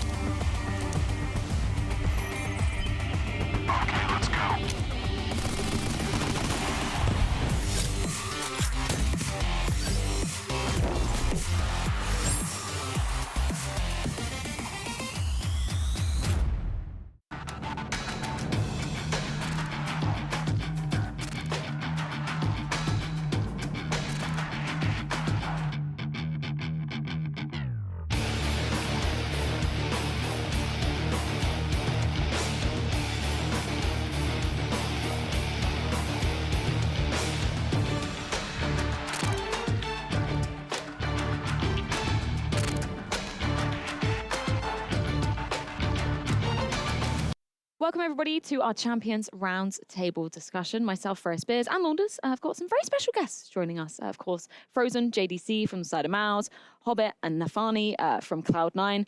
Gentlemen, how's it feeling to be at the playoff stage of the major? Feels amazing. I mean, it's first playoffs for us in the major ever, and yeah, I think we couldn't be happier more than just, it's crazy. I think our team is hyped to play versus such a big crowd and in front of such a loud crowd. So yeah, I mean, it's perfect. Yeah, it's gonna be nuts when we enter that arena. We were just discussing in the van on the way here the fact that we have, some major newcomers, but also a major champion in our wakes as well, back in Krakow 2017. What were you guys doing when Hobbit lifted the major trophy? Were you watching? Yeah, I was watching. I mean, it's always yeah, I mean, I think like kind of before, I think like nobody expected it from Hobbit back then, right? If I'm not mistaken. And yeah, I mean, he got that major MVP, right? Major trophy. I think it was a crazy story back then. And also, I think the final was like Gambit versus Immortals, if I'm not mistaken. So yeah. I was just at home, enjoying Counter-Strike, having fun. Now you know anything is possible, right? Yeah, I mean, I think always everything is possible, If you believe and put everything to it, then you can achieve whatever you want. People have been saying that a little bit about this major and a lot of the top teams right now, saying 16 out of 16 teams can all beat each other. Do you really believe that that's the case? I think I do. I think CS is on the highest level it has ever been. I think every team is learning a lot on a daily basis. Everyone is developing insanely fast. And overall, there is so much going on that I think it's on a good day, everyone can beat everyone. And it very comes down to the mental game of the teams and how they feel. So overall, it's just a competitive scene right now. You said that, I think, yourself? Yeah, I said it like in a few interviews before, and every team can beat every team. But let's say that the more consistent teams usually like taking their places on the top. I mean, so for example, FaZe, they not play so well here, but if we will look on this year, they're always on the top. So that's it. It kind of gives me the vibes from Krakow in 2017, because we went into that, and I don't think anybody expected Gambit and Immortals to make it into the grand final as well. Yeah? Did you feel that at all? The biggest difference is on young players. Right now, a lot of young, talented players. For example, as you can see, all sports, Mouse, I mean, Frozen, GDC, they're doing really well. And a lot of, for example, my team, all of my team, very young. And it's like meta. Young players and young people learning better and faster and growing faster. And that's the first thing which is the most big difference between 2017 and 2021, 2022. And a lot of teams very professional right now, a lot, organizations, and they know already what to do, that their team should be at the top, because a lot of examples already. CSGO is like new game and new competitive game, I'm gonna say like that. And a lot of people still learning and upgrading, improving. So of course nowadays, CSGO is very competitive, very. Every team can adapt and outplay another team. And a lot of strategies already created. You can use new strategy, you can use old strategy. A lot of things what you can use actually. So that's the main thing. That's it. Yeah, I think there's like way more depth, right? Just in terms of, the play styles we see as well. And what you were saying about orgs too, the fact that we have these academy rosters as well. JDC, you hail from one of them yourself. So Torsey came in first from the NXT project, and then it was yourself. Then it was me, and then after that, it was Dory, Sergion. Well, I mean, academy project was very huge. I think developing young players, because they learn very fast and they are very mature for the age already, is very helpful for the scene in general. I mean, obviously you have a lack of experience, at least that's the weak side of it. But overall, learning fast compensates to that, I would say. Overall, everything getting more professional is true as well. I would say you get the right help at the right moments, and it's not as hard to develop into the scene as it probably was way back. I mean, 2017, I was watching the major. I was nowhere near, I was thinking about playing there, but I was nowhere near that, And now being here is a huge thing for me. But it just happened because everything was developing so fast. And you got a way easier way of getting information as well than it was back in the days, I would say. Frozen, you're kind of the archetype of a academy player. You're still only 20 years old. You played more maps than everybody else on your team combined. And so you've got all this experience, but you started really young. Could you reframe, in my memory, I used to see posts about you on Reddit when you were 13 years old, I think. Okay, what was the story back then? How much FACEIT were you playing? Where were you on Reddit?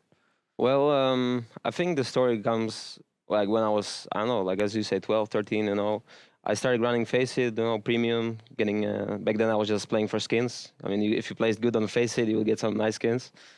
So yeah, I was just climbing the ladders, Diamond League, Master League, and then the FPL Challenger got created.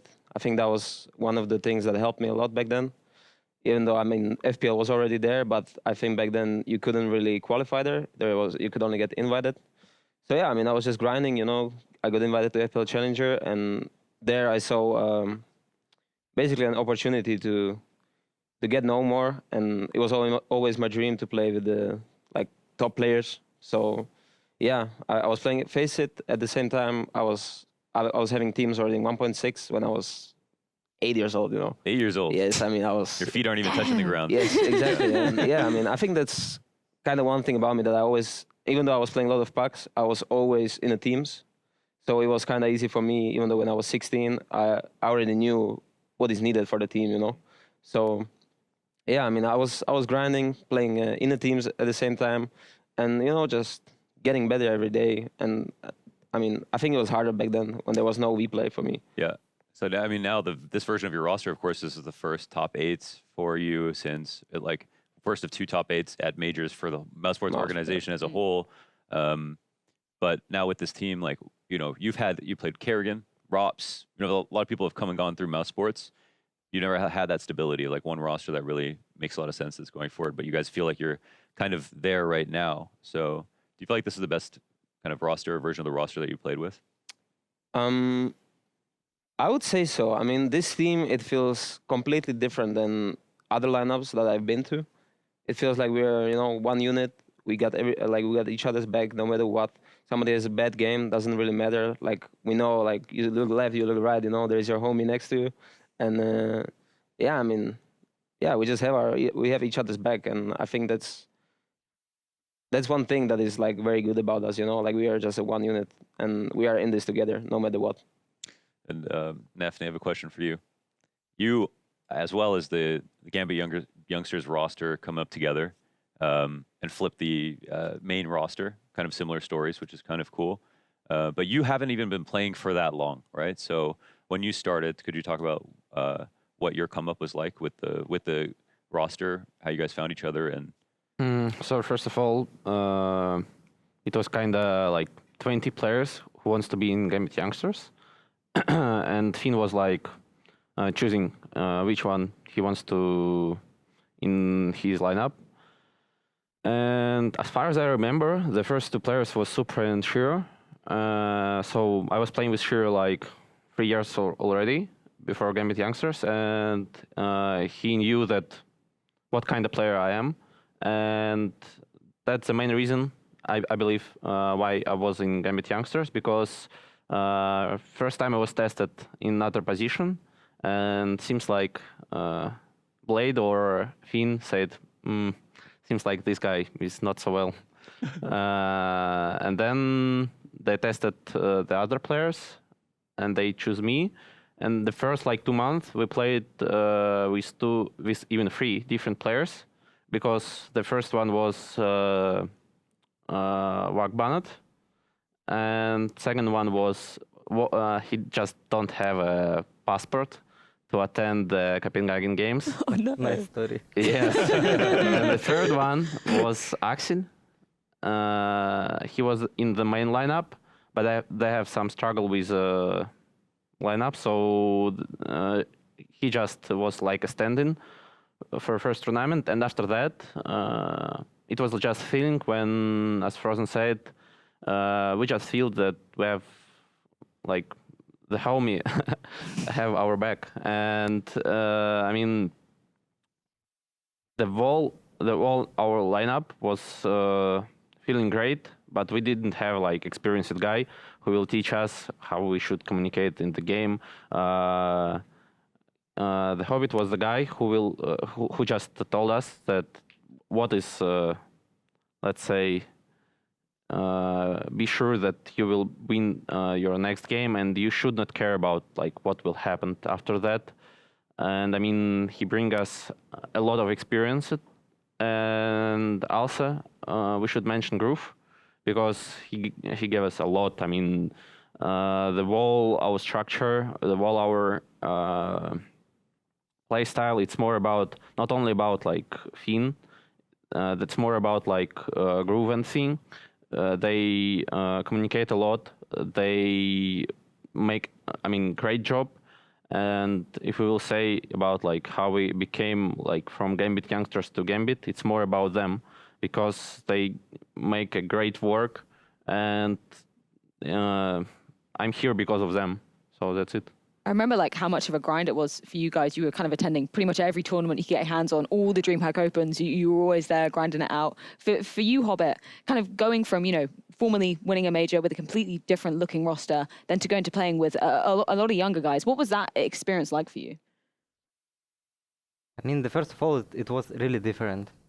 When I was looking for a Gambit youngsters roster, I was like, they're playing really well. They have everything. But of course, some micro moments, some macro moments, of course. And at that moment, they didn't have a groove. As I remember, we just joined it together. And we were speaking with Groove a lot, like what we need to fix, what we need to do. But I already saw that these guys like have very big perspective to be the best. I mean, literally. And they were like tier 2 team at that moment.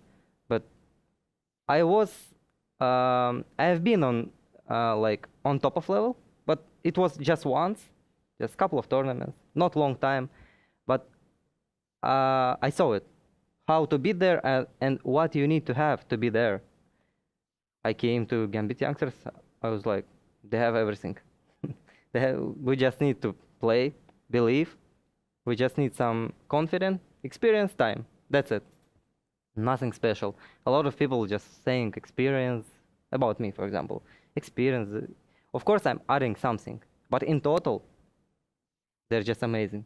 That's it. I mean, I'm very happy that I came inside of this team, exactly Gambit youngsters, and playing exactly with them. I mean, I'm lucky guy. Yeah. I love it. It's so awesome. Once I came to the most experienced team in CIS.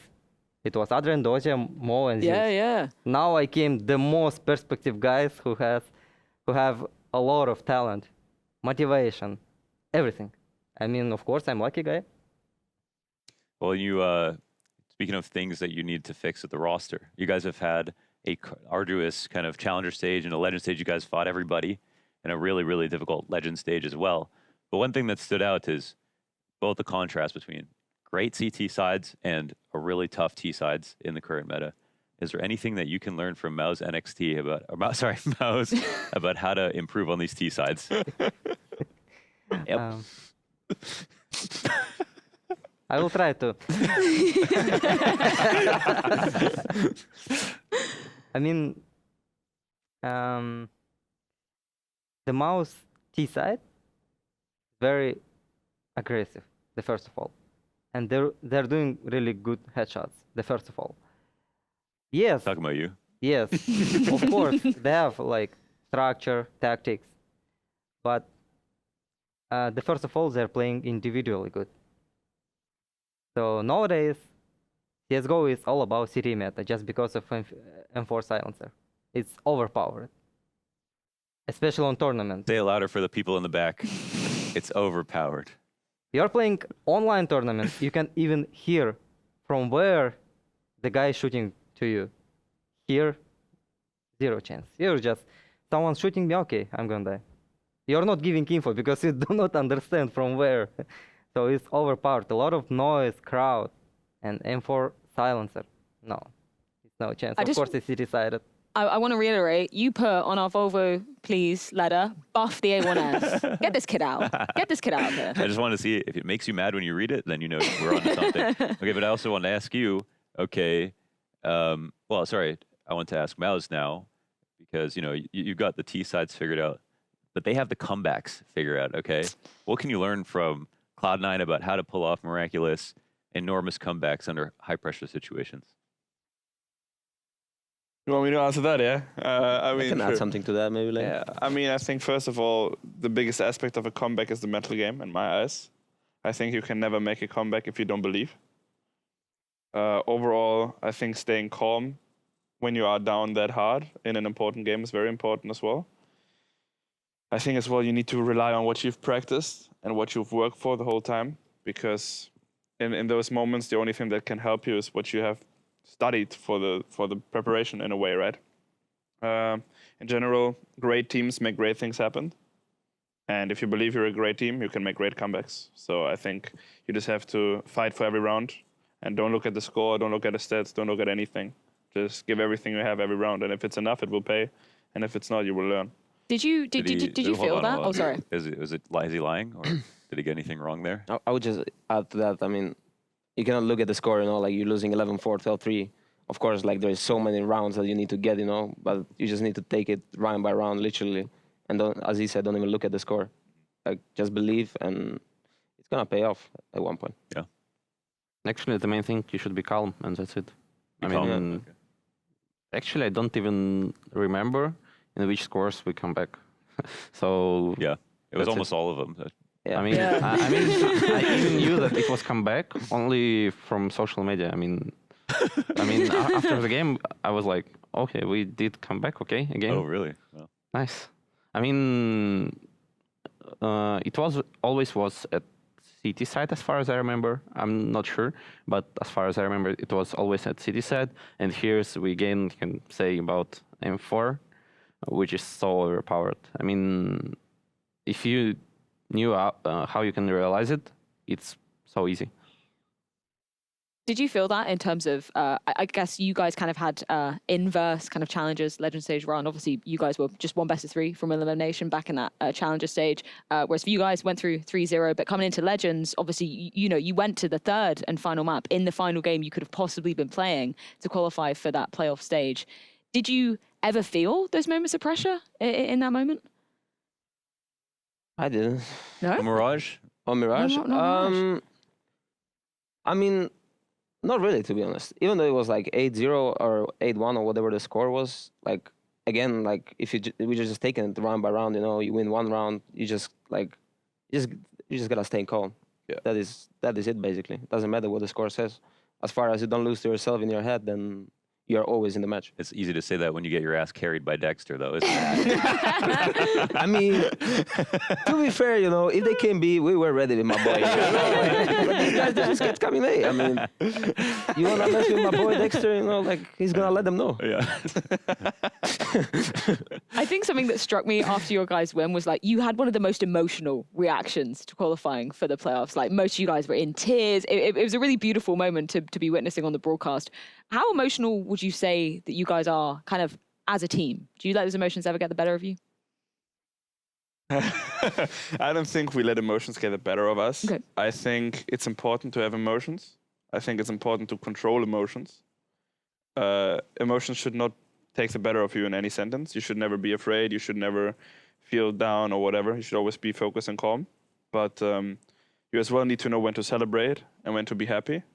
I think life is about enjoying as well, right? And if you make something like this, even though the job is not finished, but you still need to enjoy the moment, and enjoy the work you've put in with the people around you. And it wasn't easy, it's been a struggle, so you got to celebrate that. And we have emotional people on the team, I would consider so. Everyone is just happy and very talkative and high energy, but I don't think it hurts us in any way. I think that was the first moment I've ever seen Dexter almost in tears. That was lovely, wholesome. Yeah. Same. I've been with the guy in the team for 2 years. I never saw him cry. And for you guys, in terms of that kind of challenger stage run and everybody saying, you're 1 best of 3 away from elimination, was there a pivot point for you at all? Was there anything you changed, or was it, just getting used to the environment you were playing in? I guess we just was not so warmed up before this tournament, let's say. And on this tournament, we just feel that we can beat everyone, and that's it. We just feel this, and then everything was good. That's it. Wrap it up. Okay, cool. You don't have any more questions or anything? No, I was just going to ask Okay. JC why he hates Norbert, but... Well, thank you, gentlemen, so much for joining us in our champion stage roundtable discussion. Very much looking forward to seeing you guys going head-to-head in that quarterfinal. Our pleasure. Thank you. Intel Extreme Masters Rio is brought to you in part by Intel, Legion by Lenovo, DHL, US Air Force, 1xBet, and Monster Energy. Get ready for the DHL drop at the IEM Rio Major. Grab yourself a DHL drop sign and customize it with your message, and make sure we spot you in the crowd. If you are lucky, one of our special deliveries is coming your way. And for all of you watching at home, type !DHL drop in chat now.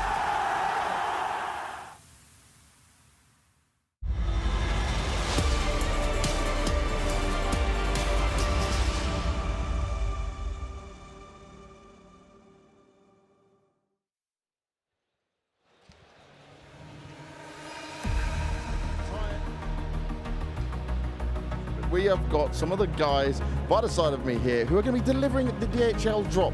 That DHL drop is going to go to one fan in this amazing arena, and what will happen there is they will be able to give their signs and show who's got the best sign, and they will get the drop. So let's see how this is going to go.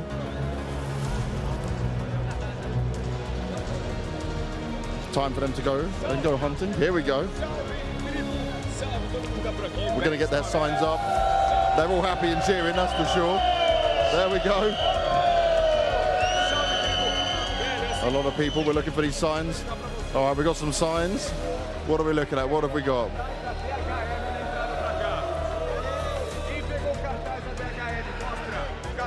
Some DHL drop ones down there. I see some of them, yep.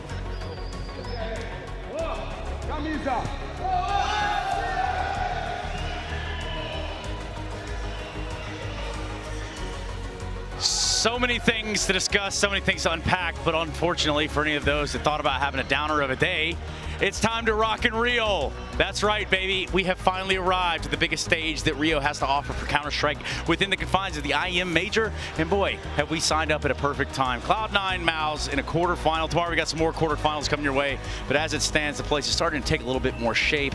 And of course, as always, not here alone. We do have Bleh, not to be confused with Blau. And we do have Maui right in the middle. Oh, wow, that's a sign and a half. What do you think about that one, Maui?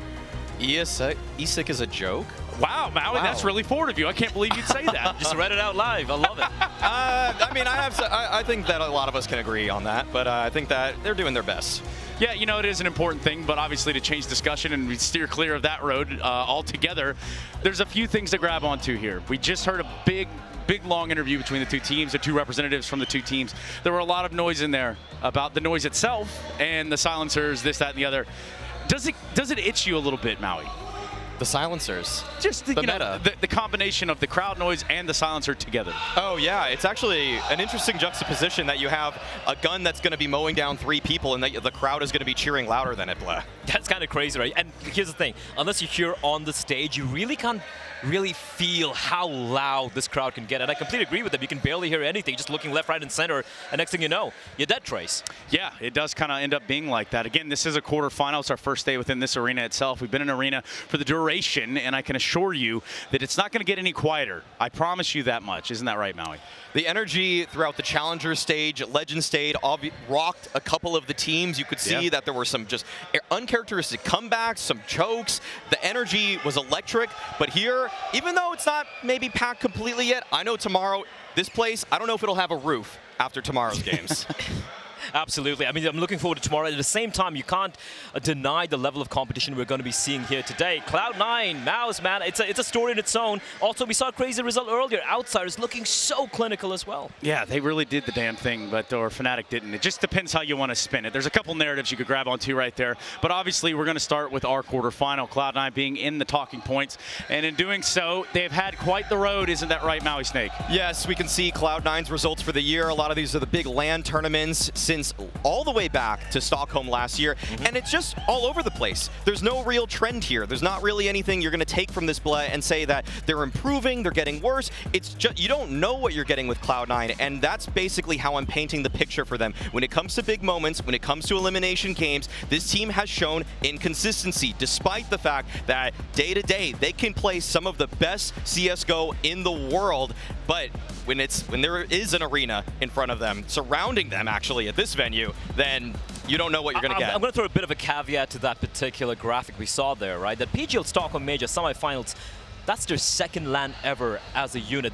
These were the OG Academy team coming in from the online era, and now it's been exactly a year since they played the first, crowd arena LAN, so to speak, in Stockholm. So for them, I kind of feel for Cloud9 here, with FaZe out of the equation, with the Vitalities out of the equation, they have a tryst with destiny, and it's on them to really deliver and get that win. Yeah, and for this Cloud9 team, we're looking at the footage right now. This was like their first taste of getting a Cloud9 with a fan base behind them within this iteration of the roster. And obviously, we saw the results kind of play themselves out, didn't we, Maui? Yes, at IEM Dallas earlier this year, we saw that when they are motivated, when there is a crowd behind them, that we can get a different phase for Cloud9. And that's something that you almost don't want to have to require for a team. You want them to be able to play through any type of adversity, but they're able to actually come up, and they actually had a huge win over FaZe at that event too. So if I'm looking at the top 5 players here for 2022 on LAN, I'm seeing 2 Cloud9 logos in there. Correct me if I'm wrong. Yeah, that's Shiro and Axel right there, and these stats are the best LAN players in 2022 across the world. Now, Simple number 1, ZywOo number 2, no surprises there, but now we have Shiro, who has ascended even further beyond that 1.26 rating he's had throughout the year. And of course, Maui, you said it, and now at this point I have to agree with you as well. Axel, the best rifler in CSGO in 2022. So they have these 2 pillars to work with, and they have delivered again and again and again. Yeah, 2 massive pieces, 2 instrumental pieces if you want to go about winning a matchup of Counter-Strike. You need the op, you need the rifles, and probably need a few pistols, maybe a few conversions. Anyway, the point is there, and the point is that if we keep going on this path of looking at the teams, MOUZ, obviously a team that kind of flourished within their own camp, NXT over to the main project. What can you guys tell me about that? Right, you compare the side of Cloud9, and you had this core that was together for 2 years, and yet MOUZ have made 4 changes this year alone, and yet they are in the same position as Cloud9. They are both in the quarterfinals. They both have a chance to further themselves in this tournament, but we see Torzy, Cyclone, JDC, Exertion just slowly making their way from the NXT Academy roster onto the main squad, and they have been improving. That MOUZ roster before they came on was flirting with actually exiting the top 30 teams, but now they are a solid top 10 team. I don't think anybody can take that away from them. I think it's kind of poetic, the fact that the first game here in the playoffs is going to be, as I pointed out earlier, the original Academy team in the form of this Cloud9 roster, right? And it's kind of crazy, absolutely, the way they've managed to continuously kind of disprove all the haters, all the naysayers. In Cologne, they had an incredible run. I think in Cologne is when they activated. After Dallas, they had the talk, and they activated, and ever since then, it's in playoffs after playoffs after playoffs, and here they are in the playoffs of a major. And speaking of playoffs, or even just pitting yourself against your adversary, we've kind of done that here with Shox, who's caught up with Nafany and Dexter. Boy, what do they have to say? I've got Dexter here and Nafany to talk ahead of their clash, MOUZ versus Cloud9. Dexter, I'm going to start with you. What an unbelievable run so far for you. You now had some time to think about it, I guess, everything that you've achieved already. And with that time to think, what do you think it is that has been so different, that has allowed you to take such a step forward at this major? Right now for us, I guess the team's able to play calm CS, and it took a few years for it now, but yeah, I'm happy everyone's able to play some proper calm CS. Yeah, proper calm and impressive CS. Nafany, after kind of the slow start at the major, you guys have been playing unbelievably well, 6-match win streak as well. What do you think clicked or changed for you? I don't know, we're just playing our game, and probably we just feel this tournament, and that's it. When it comes to the tournament overall, since teams like FaZe and Vitality are out, a lot of people are saying, is this the moment for Cloud9? How do you feel about that, and does that up the pressure? We don't really care about what people think. We can just say that every team in this tournament can beat every team, as, for example, Greyhound show us. So that's it. We don't really think that we are a favorite in this matchup. Okay. Getting into this matchup, though, it's going to be a difficult one, of course, for MOUZ and for both sides, I will think.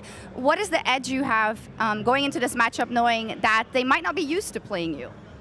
I think these guys are actually very used to playing us. We play each other a lot in practice. Yeah. So I think they kind of know us and we know them. So I think both teams are pretty comfortable versing each other. It's just all about how you perform individually as a team. That's really it, yeah. And I guess the difference also on stage specifically versus in the practice, as you've practiced a lot versus each other, that must make it a bit easier to prepare. When it comes to the keys in this matchup, what do you think it's going to be? Since you know them so well, do you think you have to have more surprises in your back pocket? I don't think that any team have surprises right now because of everyone know really well each other. And yeah, someone can try to surprise, but it could be even worse than not surprise. So Yeah, absolutely. I'd also like to ask you about Shiro and Axel specifically. They have been playing very well, and it seems like if Axel isn't doing so well, then Shiro can pick up the pieces, etc. How happy are you with how they have been playing as a duo? of course we're happy that Shiro feels really great at this tournament. Also seems like Axel find his game and he's well as well. So I mean, we're just trying to play as good as we can, and that's it. Finally, then, I'll ask you to say something about the matchup versus each other. Dexter, of course, you've done so well already, and I hope that the dream is still alive because I know that a lot of fans want to see you go even further. What would you like to say to your opponent today? Nothing, just always just lots of respect and a love for them. I love them as people. They're good people, and it's always nice to see them around. And yeah, just gonna be a fun game. Fantastic. So same for me. I mean, we knew that Mouse, it's really great team, and they seem cool as a people, because I can see that they have like always positive vibe in their team. So it's pretty nice to see them here in the major, and that's it. Awesome, good vibes overall. I think you're going to have a great match. Back over to you. Yeah, the amount of sacrifice Dexter had to make to get to this point cannot go unnoticed. It can't be unnoted, but obviously the only thing that matters at this point is the best of three. We got the maps popping up on screen. Things we're not going to see today. Dust 2 or Nuke, I can almost assure you that much. Isn't that right, Maui? Of course, and we're seeing that the pick from Maus comes out on Inferno, and C9 go for the Overpass. I think they could have gone for a Vertigo or an Overpass play. Both of them would have been solid options. Ancient? And it's, yeah, it is indeed going to be Ancient. It kind of went to, I completely agree with you. It could have been Vertigo or Overpass, but man, right now, and I'm going to go on a limb and say this, I'm sure you're going to agree with me on this. The CD side on Overpass is the best in the world right now from Cloud9. It's almost like 1 round, 2 rounds that could be even good enough. We saw them, the way they shut down FaZe in that comeback train where it looked like FaZe were finding absolutely no entry into that defense they put up, so I'm not surprised there. Inferno was, I feel like, the only option Mouse had. The only kind of like slight weakness that Cloud and White have, but that being said, they still look good on Inferno at this stage itself. Yeah, actually looking at the veto though, I do want to favor Cloud9 in this one. I think that the first 2 maps are very strong for Cloud9. I think that the T side of Cloud9, even if they don't have that strong CT side, they can get it done. And it's one of those few maps in the pool, Inferno, where they're able to make an offensive comeback. Because usually we talk about how great they are on the defense. Yeah, and Cloud9 is one of those teams that, historically speaking, can opt to go for that T-sided start. Exactly. Which can help them, can hinder them. I guess it just all depends on how it shakes down at the very end. And I think what matters is your pick'ems, also your predictions. So thank you very much, gentlemen. What we are ready for is to go to a quick break, so we will do just that. We're going to have our first maps coming up here in the second quarterfinal. You're watching the Intel Extreme Masters Rio 2022.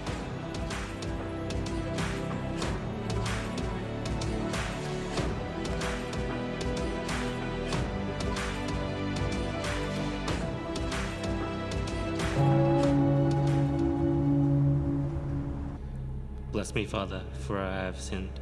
Speak to me, my son. What are your sins? I have lived a lie. I have deceived those around me and abandoned those who matter most. Okay. I have abandoned my family to follow my dreams. Fear not, my son. Your parents, they will understand. And what about my children? I still remember it like it was yesterday. My son in tears, clutching my Renegades jersey. I said some things that would keep the devil awake at night. Fuck off, you little shit. You're ruining my dreams. And in this pursuit of glory, my son, was it worth it in the end?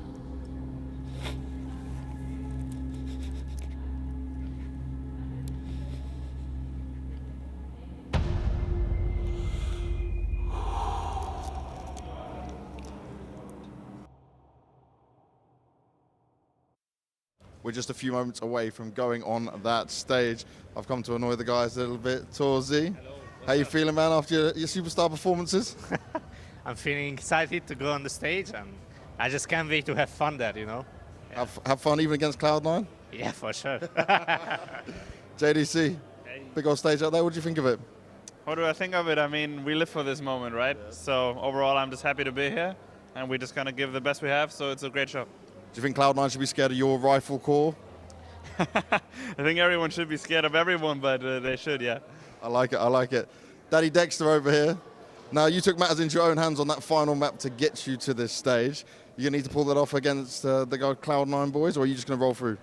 I'll just let them kind of like the young guys show up a little bit, do their thing. So I'll just lay back a bit, chill. Relax. Let them have some time, yeah? Yeah, of course, of course. I love it. Good luck, mate. Thank you very much.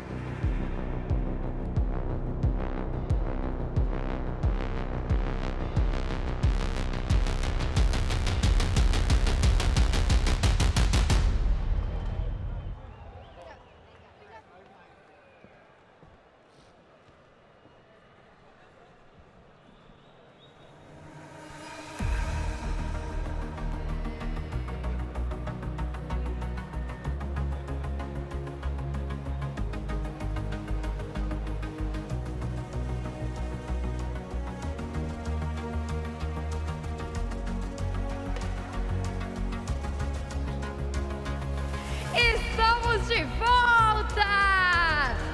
Façam muito barulho aqui na Jones Arena! Vocês estão felizes com o primeiro Major do Brasil? Nossa, não parece muito feliz. Vocês estão felizes com o primeiro Major do Brasil?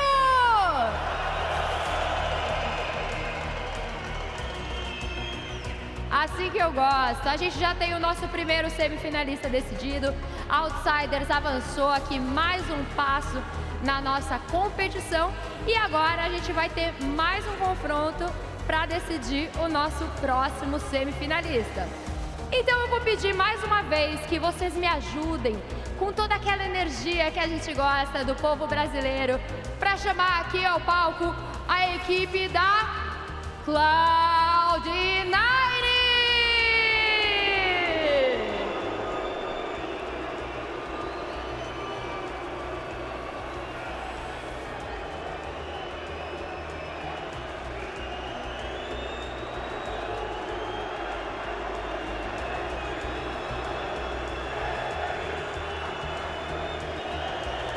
Eles que vêm aí do topo da tabela, junto com a Fúria, eliminaram a Imperial. Vem do Challengers, assim como o adversário. E eu acho que por isso recebe um pouco o calor aflorado da galera.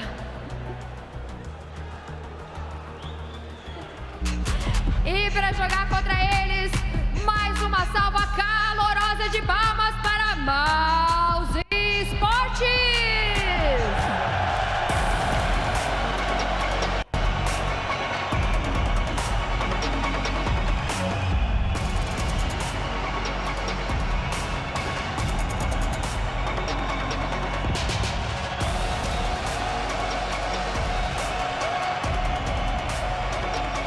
passaram por uma reformulação recente. Vem com a camisa do Brasil, a camisa verde e amarela, para conquistar a torcida brasileira.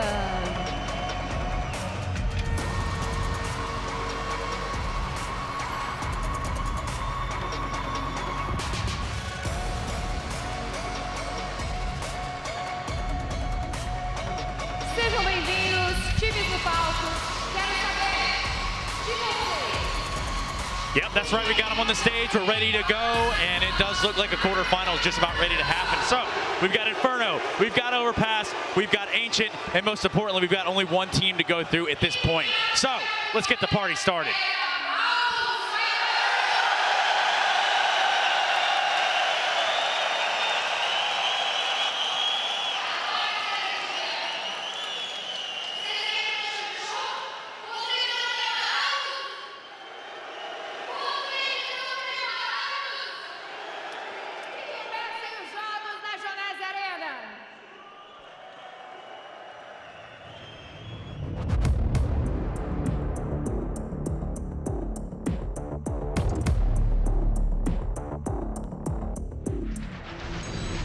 We just achieved one of our big goals. It's a massive relief. Everyone's just super happy and focused. Their whole combinations of roles and everything is just really set. All of them are extremely smart and sharp players, and Shearer is having an amazing tournament. Makes them a dangerous team.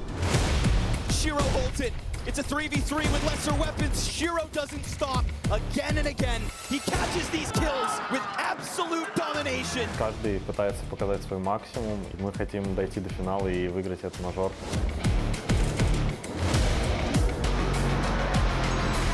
Они как команда очень хорошо себя показывают на этом турнире. Ты не ожидаешь, что они сделают, и как отдельно, как каждый игрок. We just have to respect our opponent. We're aware of how strong they are. We're not going to give them any chance.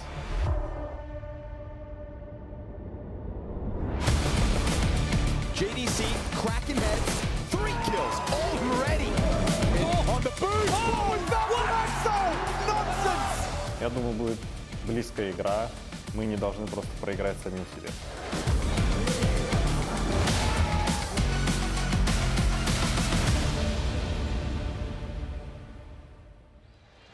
Yes, that is correct. It is Mouse taking on Cloud9 in this quarterfinal, and in doing so, we need to talk a little bit about the nitty and the gritty. That could be on either side. The word of the day today, boys, sharpshooters, and I'm pretty sure both of these teams have them. Who's going to show up in spades here, Maui? That's what I'm looking at, both sides. Well, for Mouse to have a chance on this first map, it has to be Frozen. He's been their best player for years, I would say. He's been one of their best. It's arguable, it's debatable who was the best for Mouse, but he stayed consistent, he stayed strong. Despite the slew of changes with this roster, he's held on, and I think that he needs to take control of Banana if Mouse want a chance to take the first map. Absolutely. Banana's where the fight's really going to be going down, and of course we cannot talk about Frozen and exclude Axel. He has been the guy who's woken up here in the Legend stage and is going to be delivering, and of course Shiro, his right-hand man. That's who I'm looking at. I'm looking at Shiro to bring him out into the promised land here for Cloud9. I think he's been a torchbearer, Maui.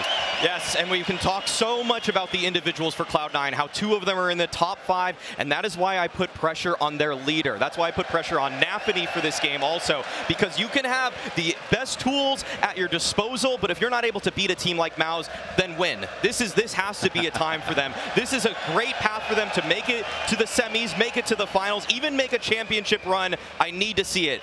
Yeah, you need to see it right here and right now. Again, your pick'ems, what do they look like? Oh, we don't have time for that, guys. We'll get into it in due time. The time is now. The time is the right time, of course. Inferno, Overpass, Ancient, Mouse versus Cloud9, the Intel Extreme Masters Rio 2022. It's a quarterfinals. This is our first day in this big-ass arena, so we might as well do it proper and jump right into the action. Inferno it is with Launders and Scrawny. Thank you so much, Stunna. Thank you, Maui Snake. Thank you, Bled. Hell, thank you, Brazil. We've got the fans queuing in. We've got Cloud9 and Mouse ahead of us, a quarterfinal at a tale of 2 teams. One who was unstoppable from start to finish in Mouse until suddenly it looked like they weren't going to step over that finish line. Cloud9, nobody faced defeat closer than they did, and yet they held on. They grinded their way forward to this quarterfinal. A lot of people have this as their open road, but it's time to figure out whether MOUZ can stump them early. Yeah, they've seen death so many times, stared in the face, and still have overcome. So, looking to see what kind of team they're going to be today, I think is the question. I don't think in their minds they're worried about the thought of being able to be better than MOUZ. I think they know that, and I think MOUZ know that as well. There's been a respect across the board, but I think like Axel said, it's like, let's not beat ourselves. And so we'll see. Now that we've switched arenas here, we've upped the antes, the win becomes more real. Is that going to affect Cloud9 and their normally fantastic Inferno games? Silence so far towards the B site. Everybody holding what they have. Hobbit going to respond with some utility here. It is, of course, a smoke ahead of the tees. MOUZ will not respect it. They're going to try to press into Shiro. He gives up that first coffin spot. Hobbit, a third of him gone, but the nade will find its home. Almost enough to kill Dexter, but he'll stand for now. Falls back into the side of sight. And we get the old 5v5 retake to get this quarterfinal going. There is a flank from Exertion, and he just started walking at what could be the perfect moment. Oh. However, Axile waits. Chops down the first. We've got the first blood, the way of C9, but bomb plant, if that counts, well, that's in the hands of MOUZ. JDC is going to get this one going. 2 headshots to his name. Axile with a team kill, and left on his own versus 4. That retake had nothing compared to JDC. Yeah, bad start for Cloud9. Have a TK in the first round. Their tactic looks pretty cool. They had Hobbit throw his first grenade to soften up the first target, then a second nade for the bomb plant in that specific zone. And it doesn't do enough damage to get the kill. That could have made the 5v5 retake a little bit easier. Things get awkward and tense as the clock bleeds down. And honestly, even if kills did go their way, there was less than a quarter left on the bomb. It feels like it came too close. But either way, Cloud9 come into it this next round with a force. We're talking about Cloud9, who played against Heroic on Inferno, where I gave them a compliment of saying that they were playing like they were playing online. That's how perfect the CS was on their T-side comeback, as pointed out by Maui. Really unbelievable scenes at that moment, but a good CT side is what we know they're known for. It's a kind of a great clash, fire and ice here with mousesports, who have put up some of the best T-side so far in the major. Yeah, good point. I like that. The impenetrable defense tested by the best of these Ts. MOUZ again, double up, in from Shiro. A little bit of money and a little bit of a warning maybe. When the pistol goes that easily for MOUZ, nobody had yet been smacked or stunned. And now with that, at least 2 kills to Shiro. It's also going to rack up some money for his op. I think that is an interesting conversation when this head-to-head comes through, right? We want to say fire and ice. Well, we can isolate the oppers in that regard. Shiro has been unstoppable, and Torzy, despite being touted as being an up-and-comer and showing us great things when this roster first forms, this has been a rocky event for him. So we'll give him the label of ice. Been very human, absolutely, and I think in the big game that they needed him versus Vitality, he showed up. On the games on either side of that match, he really wasn't there. And I think the most interesting thing is looking at mousesports' whole team on an individual level. There's no apparent hard carry, really. We had Exertion in the Challenger stage with a 1.40. We had Dexter on this last map to get them to qualify over Ents on Mirage with 31 kills. An aberration compared to a lot of the other matches he's played recently. But nobody's been consistent all the way through besides Frozen. And Frozen himself is not putting up Shiro numbers, not even Axile peaks, but just good enough that because this team of mousesports has shown to be so good, they aren't relying incredibly on their individuals, which is nice. But the conversation gets a little testy when you go up against a team of elite caliber like Cloud9. Shiro ponders middle with the Desert Eagle, falls back from that. It's going to leave Axile's ump back sight. Inter's just beneath him. The support of supports is Inter's. And a nice stacked up sight. Frozen continues to just move forward here. Nothing seen so far. Little Pillar will reveal itself, and off the flashbang, Inter's activates. That's the warning for Bomb to go back. And in doing so, it'll find Shiro again low because of his first foray down middle. and waiting for some kind of a desperate rotate. Cloud9, little to lose here, try to run out. Dexter very quickly catching the headshot of the counter IGL. They're worried about the pit, it's not occupied. Shiro's been dealt with. All the 3 remaining CTs over towards the arch end. Mouse have gone and done it. They find this open A site. They get through nearly unscathed, and that's going to be the 3-0 start. My absolute favorite thing about Mousesports, watching their T-sides, their Inferno games, where we've seen so many Inferno picks and deciders coming out against Mouse, and they've been happy to play it. It's on T-sides, you can just see how much they've dry run, and I think you can't give that kind of compliment to that many teams where everybody is struggling on the attack to stay organized and not fall apart when they lose a kill. Mousesports are that team right now. And we're going to see a lot of R traps in this half, a lot of B attacks that look like they have crystal clarity on how the round will end. But as this goes on, lots of damage here from Cloud9. So Foregne's knocked off the board, and Hobbit keeps an AK. Yeah, think about that. We had 4 Mouse members in the site when the 3 Cloud9 guys left with an ump. At the end of the round, it's Hobbit with an AK, easy rifle upgrade, and only a sole survivor on the Mouse end. So sure enough, leaving that A site was actually more lethal than getting into it to begin with. So we'll add that damage up, and Mouse buy in as Cloud9 have rifles for the very first time. Yeah, I mean, that bomb is giving people nightmares, but it has made it a little bit more interesting now post-plant. The old habits die hard. We've seen dozens of professional players still fall to it. And the exits will continue to deliver. Nice push from Hobbit through the smoke and almost in with a second. You know, Torzi's been pressed into that smoke grenade, waiting to maybe line something up. Dexter tries his hand. Exertion in the meanwhile comes rocking up, immediately coming in lane, and he's going to get the better of Inters. We have all this fight going on in the background, and it's actually Exertion to just press in. Missed shot. Come on, Torzi. Those are the sitters. He's looking down ramp. There's 33 health left on him, but it doesn't even matter what's going down on Banana because Dexter brings in through the bomb, and it's all Exertion. It's all him. He slides through, finds his pocket, and walks away with Mouse on a 4th, denying Cloud9 and their rifles. Yeah, it was Exertion's trade allows him to smoke Moto down, and there's no chance to retake in. Inter's had a few seconds to try to win that, and Exertion wasn't looking in his direction either, so I was going to say, in terms of the entries, first of all, right here, it's a beautiful. They do have a gap on lane. They're not spotting it from Arch. Axel's taking a deep angle inside of Halls. So this one Liberty, I guess you could call it, swinging in that position, makes a lot of sense when you look at where Axel is standing.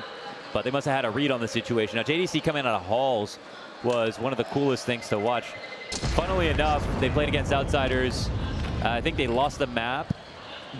And JDC went like 14 and 19. Yeah. I think 14 of those 14 kills was all Norbert sitting in pit, sitting in graveyard, and they won rounds behind it. So even though his overall performance wasn't that good, there has to be something said for being able to be an effective entry out of T Apartments. It's some of the hardest entry work that you could be signed up for. Keep an eye on it. That last round, though, seemed easy. Inters would have been that to recover, but doesn't find it. And now, listen, we've got the upgrade here. Cloud9, Shiro, on and off. This AWP has been dominating from the challengers through the legends, and now hopefully into the championship stage. This would be the absolute worst time to lose the likes of Shiro. Even in their attempts to beat, let's say, Greyhound, Shiro was still leaps and bounds above. He's been dragging Cloud9, kicking and screaming through the start of this event, long enough for everybody else to start to activate. They've interrupted some important protocols here on Banana. We saw the targeted attack on Frozen the last round that was successful. Here they tried to do it again, but when that window flash came out, they gave up after mollying Bell, and I think they wanted to try to swing on it. Now they're playing without information in a 5v5. But we know Cloud9 are very comfortable in passive setups. Let's see if they can stop this attack. Ooh, Shiro didn't shoot. We're going to get Nafany off of the oranges, at least deliver one. And Utility protocol good. It kept the T's stunned.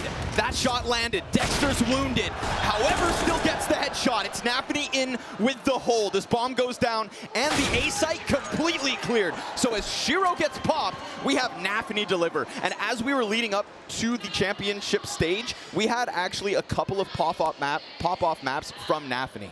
And as he arrived at the stadium today, you know, James Banks gets in, says, hey, we've got our superstar in-game leader. How do you feel? The first thing he responded with, in-game leader, yes, superstar, no. But Nafany, in all of their interviews, makes sure to make it a point that he doesn't have expectations. And that's something that he carries with himself. And we look at James talking to Axel. Axel's more comfortable saying, I'm trying to win this thing, man. Yeah. I want this victory, and I see it and I want it. And I think maybe Nafany for himself needs to make sure that he doesn't look too far ahead, respects his opponents, and that might be the way that he keeps his head in the game. And throughout Legends, the Challengers was kind of weak from Nafany throughout Legends, which was actually a very difficult Legends run. Navi and then FaZe the first 2 games. He was one of the best players on the roster as an individual. So whatever he's doing, I think he should keep doing it. That round was also great. 2v4 hold on the B site, and they found Exertion lurking once again over on A. They've been using Exertion very aggressively, very frequently, either lurking or entering over on the A side. Keep eyes on it as yet again he's at the helm of this. Hobbit, previous major champion, graces the server and Feels Cloud9, like yesterday, doesn't it? I heard they rolled out the red carpet for him when he went back to Kazakhstan. Yes, I think government met him there. So definitely a hero.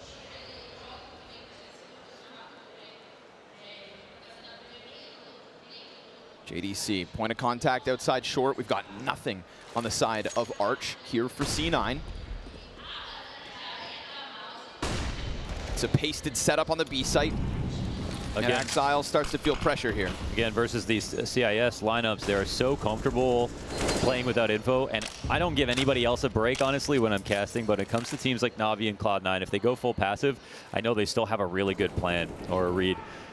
In this situation, 3, they're in good positions with double pit to stop a Halls pop as well as any lane split. Now, this is that Arch wrap I was talking about earlier. Mouse have very good dry run protocols, but 25 seconds, they actually can't go Arch anymore. So now they have to come into what could be the meat grinder. Axile down at the hands of JDC, but Hobbit's right beneath him, pulling him inwards, and enters inside the site, holds it off. Oh, they get murdered by Hobbit. 4 from inside the pit, individual fights, just stutter stepping into him one by one. And for that reason, Hobbit, there's not a bead of sweat on his brow. Yeah, and you can see him dancing around with that 3rd kill. I mean, he's really just playing the game as if there's nobody else around, not committing to any one big spray, being very calm about that Arch player who's coming around. Now, we did see a spot of brilliance there. JDC, hard kill. Again, so good on these angles. If I was to ask most entries, I think coming up lane, coming out of halls, some of the least fun parts of your job on any map, I would say. And yeah, this whole situation is well handled from there on out, because after JDC gets his kill, Hobbit's like, well, shoot, I wish my teammate got a kill first, then there could be a bait setup. They're not going to expect the double pit, and I'd be able to get 2 maybe on the cross, but he still manages to do the job all by his damn self. If anything, it's just then enters that offers Hobbit that exact chance. Now again, we switch over. Cloud9 actually shoot higher on T side, so one of the few maps where they do better even on T side, despite this, of course, the narrative that it's been their CT comebacks, because of course maps like Overpass and things like that are really highlighting it, and they come up so often in their vetoes. Bit more of a brazen setup here from Cloud9, looking and peering down Banana, seeing it that's completely clear. Pressing in versus what is the busted Mao's economy. They weren't bringing the fight down to heroic on Banana like they are right now versus Mao, so I think they feel confident that they can find Frozen and take him out. And I think the way they view it is if they take out Frozen earlier, then they're going to have a much easier round. Where I think they were less worried, I think, with heroic. Now this is natural father instincts. Yeah. Take care of your kin. Lead them to death. as Hobbit primes the incendiary on the arch. Maus will finally round that corner. That is something with these guys. I mean, they're always joking around. Yes, the mood's always high. Hobbit, ooh, good amount of damage. Oh, that flash sets him back up, and he mows down 3 players. Inter's in with flash assists in abundance, and Maus are just gonna get stalled out over towards Arch. B players coming. Axile warming up as they remain in the open. So sure enough, as expected, pistols mean absolutely nothing. Hobbit remembering his training there, perfect spray control into a perfect flash dodge, into another great spray, never overcommitting at any point of this. Getting some headshots off the corner of the wall, but receiving some too, and so staying alive. Oh my goodness. It really do be your own homie. Oh God. Okay, it looks like he'll regret that decision later. Don't worry, we're going to get you home safe. Yeah, you can't make that guarantee. Yeah, that's true. Yeah, it's like Hugo out in the ocean. I mean, yeah, we're trying our best. Yeah. Shiro, we're not talking about pressing down into middle. Well, how about that? Presses through the apartments. We talked about JDC being utilized as that apartment entry. He doesn't even get to the CT's apartments. Door locked. And Maus fretting as they fall into the 5v4. It's a comfy spot. You know, the entry's down in this round, so C9 can really take a pause, let the round come to them. They were already in the 5v5 willing to chill for a bit. So we've got some of the kind of late round clear up grenades for Car in case they have any type of lurk here. And this buys them a window. Now we see a heavy rotation out of Cloud9, but they leave Shiro over on the B site, and now they'll start to walk it back. One of the symptoms of playing blind, but they still have numbers. They're going to follow through. Shiro posted, ready to get a second. Flash finds him. Nafany peeks in. He'll get the better of Frozen. Now they're going to go for the boost. Right in the nick of time. Bomb gets stopped by Hobbit. Excellently done through that. And while Nafany's been toppled, it just falls on to Dexter. A valiant attempt here, 1v5. He at least gets that bomb down, but then Inters rotates through. That's 2 frags through the CT smoke. Talk about pressure without even knowing where or when it's coming from. Maus, that lead, now a tie. We're getting relatively full-on attacks here from Maus, where they have lots of HP and grenades. Now we're starting to see Cloud9 find early pickoffs, which is one thing to soften up the attacks. But if you just tuned in today, you would think, oh, this is natural. Cloud9 are coming back into this game. But it has really been no small feat to stop Maus from getting 9, 10, 11 rounds on T-side Inferno at this event, whether it was Challengers or in Legends. And at the moment, Cloud9's game plan, I feel like, has really come together. We saw the first TK in round number 1 with the failed retake and low time on the bomb and thought, ooh. That's that Cloud9 that Nafany was afraid of seeing today. But these last few rounds have inspired confidence. Ooh. Frozen, statuesque.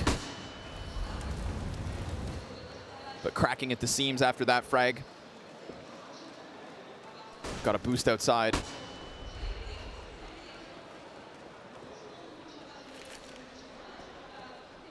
C9. Again, just wait. It's going to have to be Maus to take control of this one, and off of the flash and smoke, they'll press into the porch. Axile rocks him. 2 kills easy. Inter's always there. And honestly, it's a nice clean shot from the lowest HP player of the Maus camp, but that also gets stopped again at the front of brackets. There is no forward momentum here from Maus. That one time they get up lane, it was the entire team trying to press in, and again, abrupt halts. When Cloud9 decide to pull the rug out from beneath them, we see Maus stopped at a certain point, whether that's the cross on CT towards B, again, that A site entry, or in this case, just the brackets. They picked the line to draw, and they have rarely actually left it up to retakes. So a very salient observation. 14-3 right now for Hobbit. Maybe the most consistent overall. I mean, Shiro had an unbelievable challenger stage. 146 kills in 4 maps. I think 228 kills in 8 maps throughout the entire challenger stage. Numbers that you've never seen before. I mean, I can't count that high. But Hobbit, throughout every stage with a rifle in hand, has really kept up. He was on sale on Fantasy if you missed him. Thanks for rubbing that in. I forgot to do mine, so. Oh, okay. Hobbit, speak of him. Pressured somewhat, but the util's healthy. Minute mark, and Maus start to carve out some information off the top banana. We've had Cloud9 in recent rounds get away from what was just that coffin and orange setup. Now, we don't have any mollies to stop the attack, so there's always a threat they come through smokes. Hop just goes right into the arms of Shiro. Easy. And the flashes to counter on the attack. Hobbit waiting for a push. Ooh. Damage goes in. Ooh. Oh. Dexter, he's already deep, and they know that Op is back there. Shiro manages to get a second on this hold while both the rotates go down. It is Shiro to try and keep C9 inside this B site. Man advantage in the post plant. My God. Smoke meeting them at CT. Inters and Axile trying to rotate. They are being flanked. Eventually, JDC will strike them down, assuming that by the time he gets into position, his teammates aren't already dead. Dexter off of his spot. We've got one in this close water, and they opt not to go boosting inwards. They think they can leave, but no, sir. Denied any further exit. Maus, they will get that entry, and it comes by way of Dexter. Great rounds out of a great round out of Maus. Another rounds where they have the tools, they have the players to get away with like a full-on exec coming into the site. And again, to stop the attack, there was only smokes. It can be important to have mollies in that position. Here, also important for Frozen to not get tunnel vision trying to join up with the attack. There was trust in the hands of Dexter to make that progress through the site.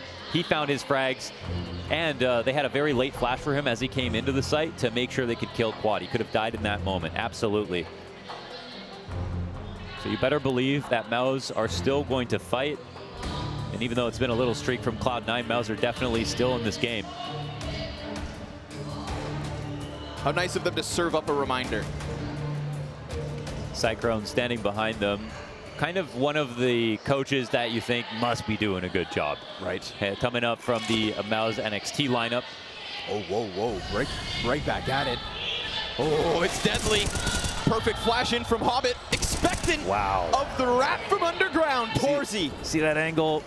Exposed to CT, not worried about it though. All good. And who do you have to support? Shiro sees a sliver of exertion, chops his hands right off, and middle belongs to Cloud9. So they'll take that last round win personally, and they decide to throw their heaviest hitters straight down that mid lane. Axile excellently done, looked like nothing but confidence, and I would say even pre-existing information. So ready for that first player to jump back up, but JDC, hold your breath, because he's going off.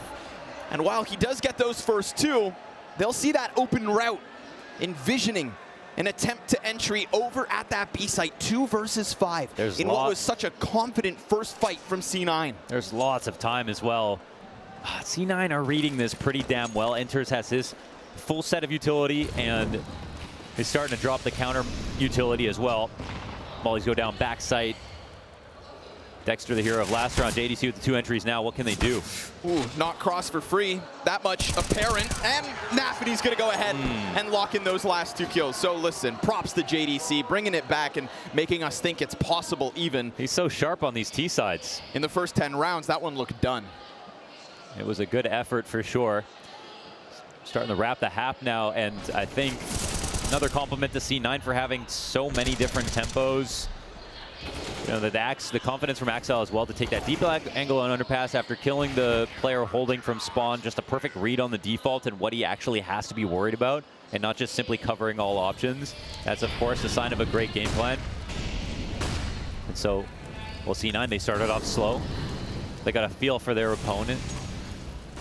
They turned the pace up, and when they lose, they turned it up to 6. But now they're back to similar strategies of testing Banana a little bit, passive on the A site, and JDC, this is what he was specialized in. Looked good last round. Can he do it here? Axile sees him flooding out. Inters trying to help, but JDC locks into the little pit, and Axile decides to get Dexter over top. Still alive, and Inters, of course, lending that critical helping hand. It's a singular point of HP. And Exertion waits him out, bullets whizzing by him, but still there is a fight, and it comes by way of Torzy. Exertion gets the better of Hobbit.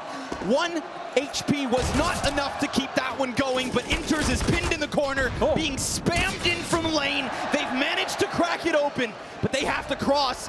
Ooh, and Shiro misses the first shot, would have a chance at the second, loses the tracking, takes a chance. And what do you know? Maus have pressed through in what looked like such a dead situation. Unreal spam into cold from lane. That was real beautiful. That was one way to guarantee that trade. And while he didn't get the kill, I mean, it did something like 90 damage. Torzy had to fight tooth and nail just to get out of the holes. And exertion from the pit. There are some time left on these trades to allow Maus back into the round, but they're the ones with less players, right? And dislodging pit after all of that efforts, I think, was the most important thing. So they could finally face forward onto the site, face forward onto Shiro, who was coming through Arch. They understood, making sure that they didn't overthink that situation. They knew the most important player in Axel had to die first, and then they could move forward with taking more duels. There it is, a good spot. We've got an emphatic Hobbit. I say emphatic loosely here. Hobbit, of course, just anytime he's looking a little bit energized, I'm going to call it emphatic. That's fair. But getting into the conversation. It's actually Shiro who's been the most emphatic, I would say, on the tack pauses. Would love to hear what kind of input he has.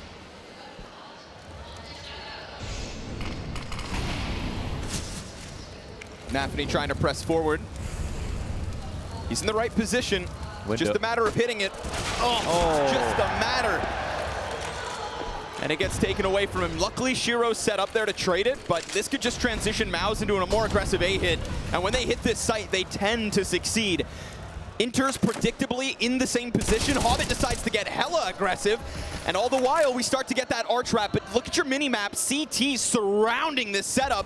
And Hobbit, he's going to hear Torzy leave from Boiler, ready as he watched Smoke for a moment, slipping in between it all. And Maus don't know what's going on. Torzy pulls the trigger, instantly dead just as quick. And JDC will find Hobbit by surprise. Low in the site is Inters with 46 health. He's tucked into a good spot. Rotation. Same spot. Yeah, the help is coming. I don't think he's getting spammed this time around, but he might just straight up lose. He's a little deeper in.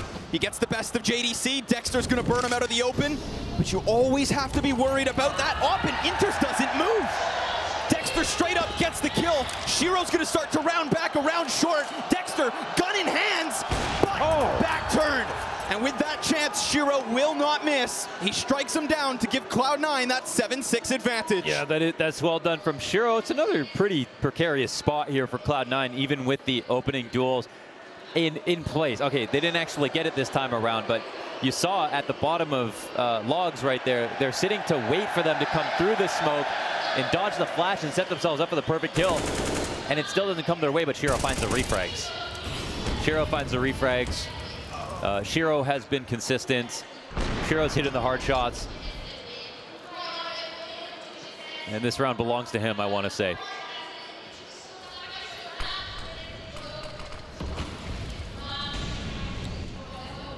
I don't think there's a single score line in this half. You know, barring like a 13-2, that would make me believe the game is over when we switch over. Both teams are going to put up a hell of a fight. Every step of the way. JDC, tough spot here. But again, it's variation from Cloud9, and I really like that we alluded to the JDC setup. The specialism from him, but yeah, poke the bear, and it will tear you limb from limb. What? You welcome that one. Here's the press. Nafany fully blind. Wow, somehow survives. It's a pistol out, a flash in front. Dexter gets him down. And Shiro, well, he kind of gets drawn into the open, missing one or two shots and giving Hobbit a chance to just clean this up. It looks scary, but he holds. Frozen a little bit further back. This could actually catch Hobbit off. No, sir. Nah, too sharp. Hobbit continuing in his winning ways, now 17-7. And it's going to be Maus with, well, about more of the same. Inters inside bomb site, Axile up towards Graveyard. And a nice slow flank coming through from Cloud9. Exertion awaits it. Unfortunately for him, he can't go help Torzy because he's worried about that flank. If Torzy can get one kill, then maybe they can get themselves flying into the A site for what feels like a fifth time. But they'll pull the cord on this one. They're going to give it up. They're going to allow Cloud9 to establish that 8th, and it just becomes about saving this op and AK. Yeah, a little awkward, but yeah, the Torgy op's just too expensive to get back, so they'll give it a go to try to lock up a 7th round at minimum. And man, it's been a pretty competitive game, I would say. Like, you know, if this ends up 9-6, you still got to credit Mouse for the quality of. Oh, is that Oni Pixel in that hood? Is that what it is? Okay. I recognize that face anywhere. This is. Just sit down. Sit down. Wow. You can't help but laugh in that situation. No. Wrecked. It was literally. Somehow Axile has perfect crosshair placement when there's not even an angle. There's not even an angle there, and he still figures out where the head is.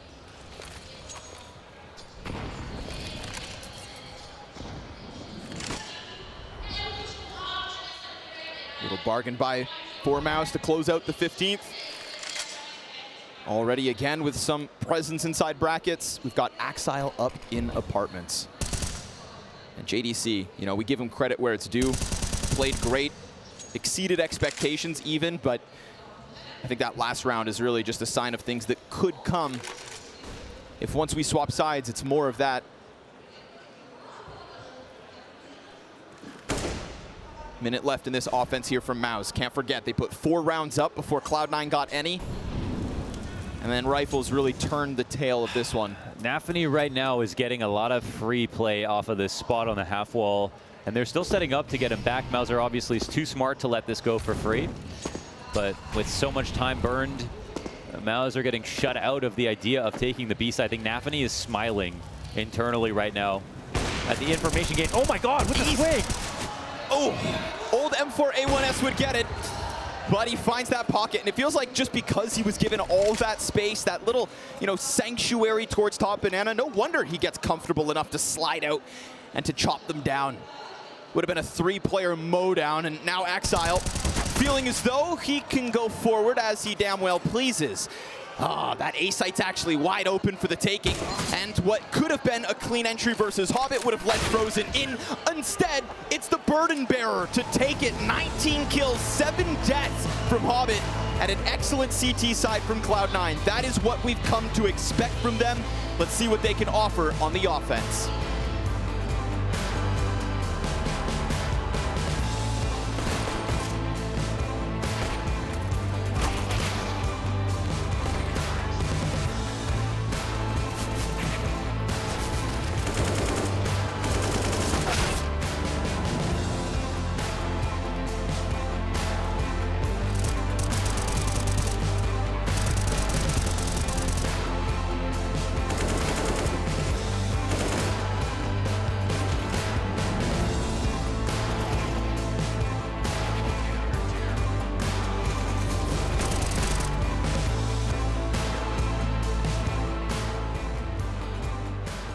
Kogu, my man.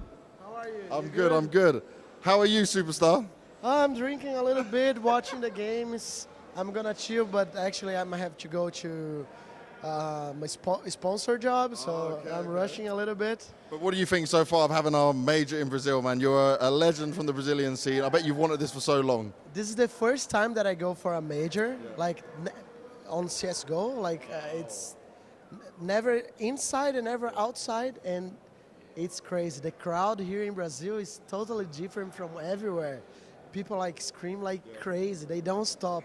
They just don't stop. It's amazing. And the fans, they still love people like you, right? They still remember the good old days. Everyone just loves Counter-Strike. Yeah, everyone like most everyone who is older like have beer in the face. Go everywhere. Hey, come here. It's the warm here, like is the people here is exactly. Kogu, it's a lovely pleasure to see you as always, man. Look after yourself. I'll see you soon.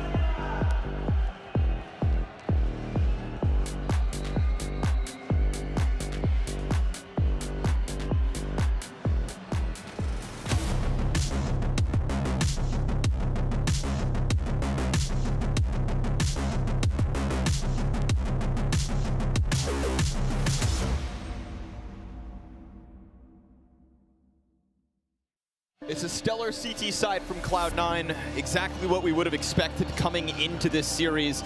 And Maus, well, they started strong, 4-0. Made you think for a second, that maybe they'd be stepping onto this stage and, you know, turning it all upside down. But they've got their work set out for them. A defensive half on Inferno isn't something that we won't expect Maus to put up. It just really boils down to Cloud9 and whether the individuals of Hobbit can continue to dominate, because that's what he just did in the first 15. Leaps and bounds above everybody else, and even the off conversation slides the way of Cloud9. Frozen. He'll find Inters. Torzi on the other side, applying pressure versus the bomb as he currently holds alone. Oh, but Shiro, that's two on the side of the smoke, completely cuts off what Maus had hoped to get going. That flank around mid, no sir. Bomb down and Exile point blank. Make sure it's C9 double digits right away. Yeah, now it gets a little scary for Maus, who needed a little comeback, of course. They're used to actually winning off of their T sides, and I think on their CD side are still quite competent, but Cloud9 are no slouches. Like this is something that they understand. And again, when we watched them play against Heroic, they pulled off a T side that I could not have ever predicted to see. It was like we were in 2020 online in their room with their big couch behind them with Groove on the player cam, floating there at his own desk in the quiet. Yep. That's how well Cloud9 were playing in an arena versus Heroic, who before they played against Cloud9 in that 2-0 matchup looked insane. In a head-to-head that always delivered. That's something that's stuck with me in the days between Legends and now when it comes to talking about Cloud9 coming into playoffs. And we'll soon see if the T side kind of gives us that same level of substance that we saw versus Heroic. Incredible stuff if you missed it. Worth going back to watch. Or maybe you'll just see it again right here. We'll see. Yeah, right. That's what we hope.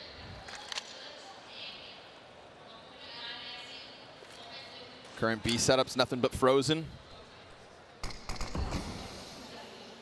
Still a young man, and yet so much experience on this roster. Longest standing member. That nade, yeah, that's gonna welcome a ton of damage versus Frozen. All he wanted to do was chuck a frag. Instead, he's sitting on a single point of HP as Cloud9 flood through this B site. Nice deagle damage though. Exertion can play the same game. He'll take Shiro down to 2 HP. Frozen, more maps played than all 4 of his teammates combined. Insane. How many, and he's 20, how many can say that? Frozen looks like a rookie, you know, and it's like he has been one of the least talked about, consistent top players in the game.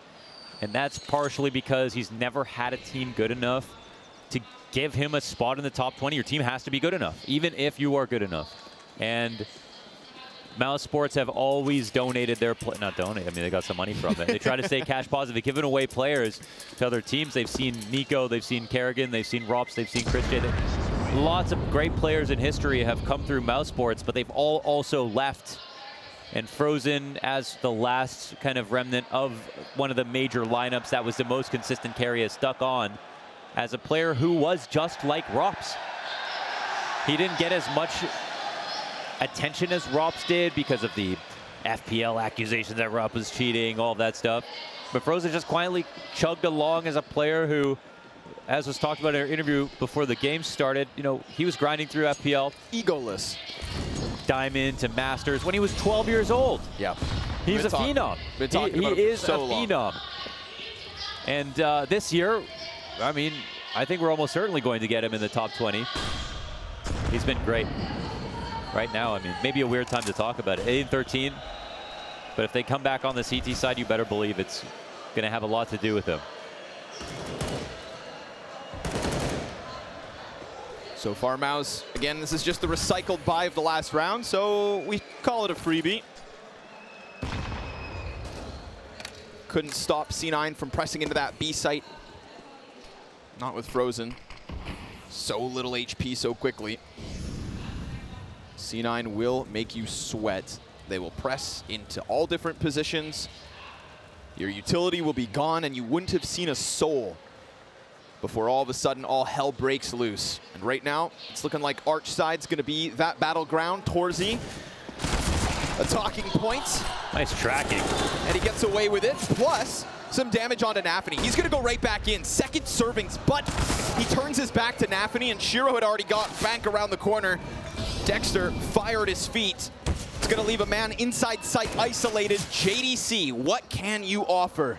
25 seconds, a great distraction out from Library. Sight player seen, Axile's low, right there with Nafany, but Shiro takes up the reins and charges through the sight. Axile's spray is nothing short of unbelievable sometimes. He adjusts back about 45 degrees and makes it look like his mouse is in the starting position. Like, yeah, it's just a player who has half armor and a pistol shooting at him, but that's the Axile we have come to see really frequently this year. Maui called him best rifler of the year. He's not even the best rifler on the team right now at this major, but in the grander scheme of things, yeah. And in terms of higher peaks, I think if you asked Hobbit directly, he'd be like, yeah, Axile. Yeah, he's the guy who I expect in the beginning. When I saw the Na'Vi comeback match, 16-14, Axile 33 kills. Yeah. You know, but outside of that, has struggled here and there. You know he can do it and regularly is consistent, but Cloud9 doubters at this major have brought up that Axile's and Shiro's playoff stats. And it really is about betting against the past when it comes to them. Did we see enough in Legends where there was an audience, where there was pressure, where they were, you know, start out challenger 0-2 down on the brink of death constantly, had one of the hardest Legends stages possible? Was that enough to show that they are fine now on LAN? That felt like a playoffs to me, so that's kind of the question. Did it for them? Add to it the stack of experience they gained in Dallas, where they said they have never felt like they were more at home. It all comes together here in Rio. We got guns up from Cloud9. Mouse, let's see it. Right now it's a little bit of banana pressure. And the apartment's entirely under the feet of C9. They decide on their own to walk away, and Dexter, well, he's looking for a little something, as was Frozen, but with presence now being heard, he's gonna fall away from this. They could try to press through. Nafany's looking at the entry. Nice grenade though. Axile dropped to 46. It's gonna make it hard for him to follow up. Oh, Frozen and Torzy. Oh, it is all too easy. Woo. Mouse, they just have Cloud9 trickle out of a smoke in front of them, uninspired, no players blind. They put them where they need to be, when they need to be, and with it, Mouse a 7th. Clearly, Mouse knew exactly what was coming right there. They were pressed up both against Oranges and CT, ready to fight. Torzy jumps Coffins as well, looking for this duel. So coming out of both sides of the smoke, it's a novel concept. We've seen teams try to do it. I don't think you're often going to want entry into B site having to run through a smoke, but they had a game plan for it. It just did not work out here at all. Look at the CT swarming on them. The trifecta of players, and without any of them dying.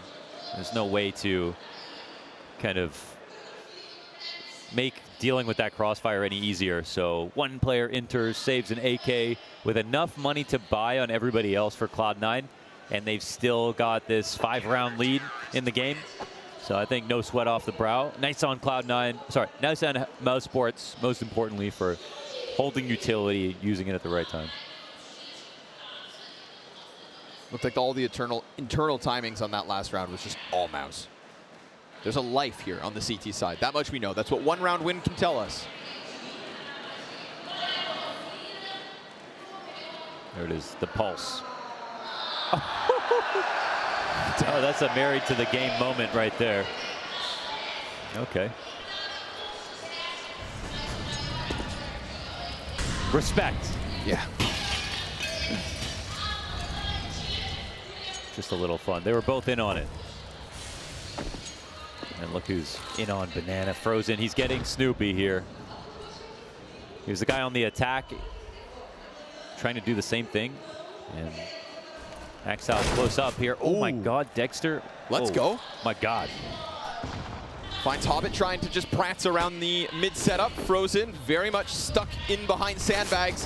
Nafany trying to hone in on him. Axile's been hit. Look at this. Look at all the damage stacking up against Cloud9. And Frozen still just thrives on top until Nafany runs in. Lucky to be alive. But his nade just bounced back. It hit the door frame. An unlucky smoke pings off of the wall. And with that, they can't continue forward here. Nafany would have loved to try to find another kill. He's the only member of C9 this round to offer anything.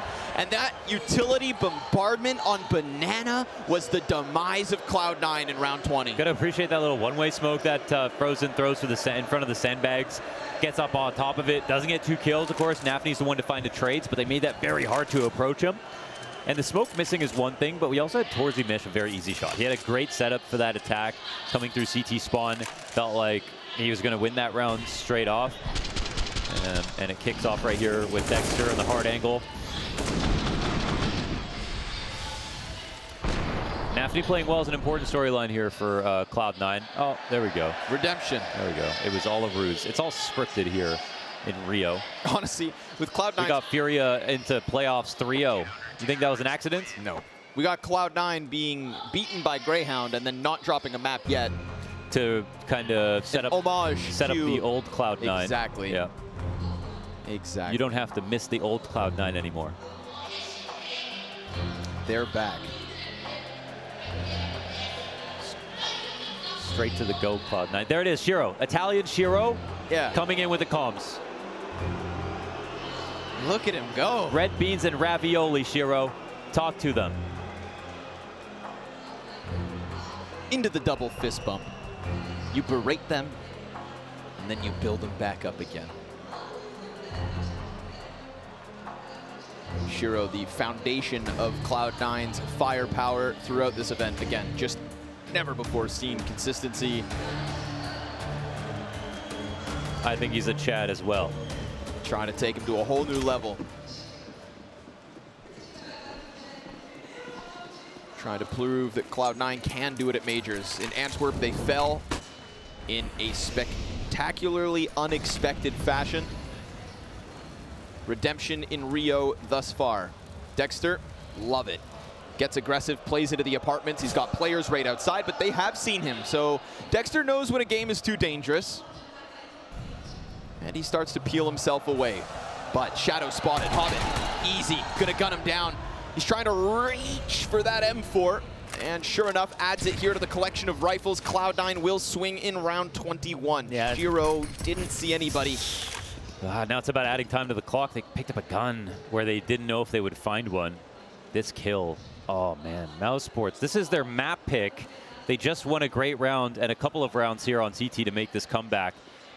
But you better believe, even with the guns here, they're going up against one in the site. Exertion playing for retake protocols, and they're going to come through this. That they will.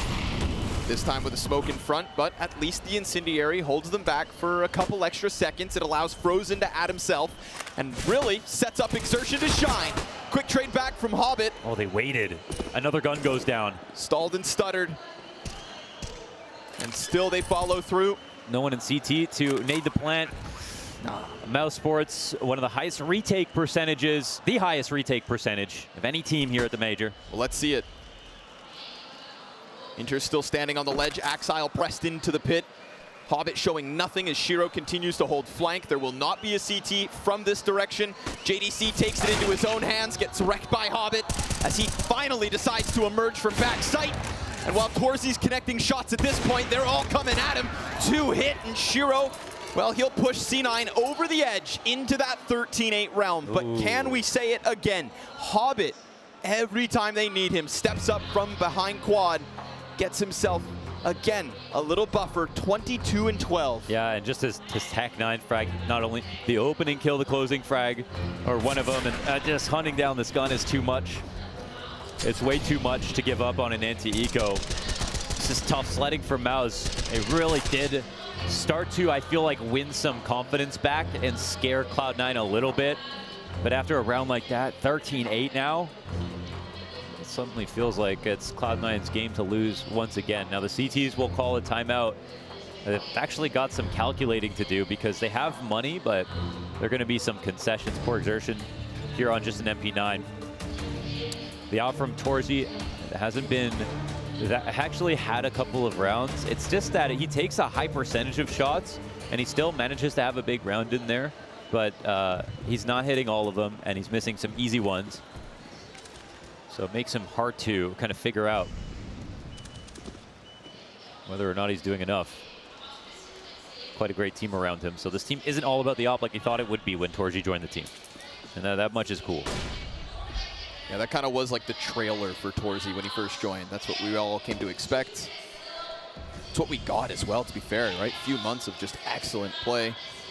Psychologically, the other problem for Maus in this round specifically, it is going to be crystal clear how much they have to go up against. This is the first in Cloud9 we're talking about.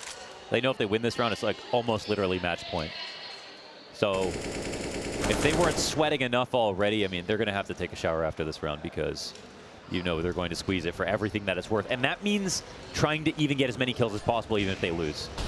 They're keeping Maus on the brink with every little bit of strategy on top of having a big advantage straight off. And now they've got 3 attracted to B. We're looking for a B retake right now in this in-between timing, and Cloud9 are trying to beat that timing with A hit. It looks like they are going to, assuming that they can follow through, assuming that the double Balk setup doesn't shred them. JDC turns away, still he gets Nappany. The fallback's there for him. Dexter in with another. Inters hunts the second kill, but JDC awaits him. It's such little HP for Inters that JDC comes up with the reload, and Hobbit, well, point blank, he gets wrecked. Shiro turns it back towards short, and now on the escape, oh, it's over top the wall. Wow. John De Castro puts up 3 and keeps Maus in this with, as you alluded to, what's most important, weapons, right? Economy on the line. They're moving forward with it. That was a chance right there. 2 double on balcony with a bait, and the first player scaling sees both actually. Nappany tries to corroborate this information, but JDC staying alive in pit underneath the guise of Inters, Hobbit dying in the smoke right here. Everything just falls apart. There was no real advantage for Maus when that attack came on. Cloud9 got them to stay B. They beat the retake timing. They hit the A site. They flashed the 2 players that were sitting there, and they still couldn't win. And now, well, now Maus Sports have a chance to get into that dignified territory of double digits.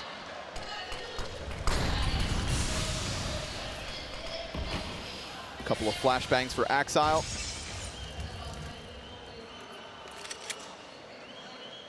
Exertion justifiably taking a bunch of space for free. He sits within those smokes. This is going to keep Maus on high alert. Torzy, missed shot on the jump over. Dexter being set up. Ooh, nice and easy. 2 off of the M4. Shiro with the Glock out. Looking for a little more damage here. It's all going to count towards something, but JDC swings out, and that's Maus onto a 10th. Yeah. C9, again, it's a lead, and it's a buyback soon enough. But for the time being, Maus are putting up what they had to. Yeah, you know, they're still working the map really well. They still look good. I don't think they're at all worried, but Maus are proving they've still got. I think the most important thing, actually, funnily enough, is just Maus to prove they can keep up with players who, well, they'll have multiple instances of top 20 players on the team of Cloud9, right? I think that's the actual thing right now. Is the Cyclones' first major playoffs against Groove. They're shooting for tournament victories. They already won Dallas this year. I mean, it's about keeping up 1-for-1 with the guy on the other side of the map. That's in your role. Exactly. You know, it's Exertion to Axile. It's Torzy to Shiro. There's not one single player where you're like, Maus have the better version. And well, what they have shown is they got here because they've been the better team. In that previous round where they get outplayed and they still win, you've got to do that in order to beat good teams, because you will get outplayed sometimes, and they pulled it off. So let's see if they can really set things in motion and take away Cloud9's money once again.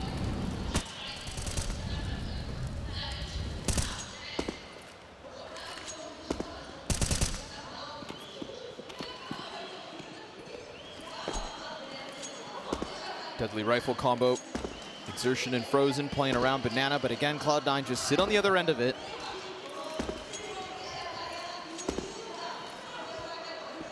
We've seen them stuffed at the B site. We've seen them follow through with the B site.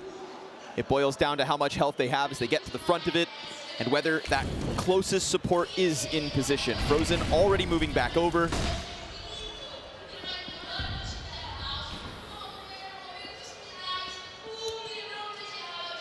Sometimes you force a team to gamble if they get tired of going through those protocols, because we saw C9 try to cheat them last time. So instead, Mauser not playing 3B. They're ready for this A hit. They've got eyes on mid. It's going to be a crunch. Dexter eyes up. Ready for the first fight. Nice and clean. Won't be able to finish off Hobbit, but now it's Torzy's chance. We can't see missed shots, and we don't. He finishes the little that was left of Hobbit. JDC presses in. Woo! Best enters heads up.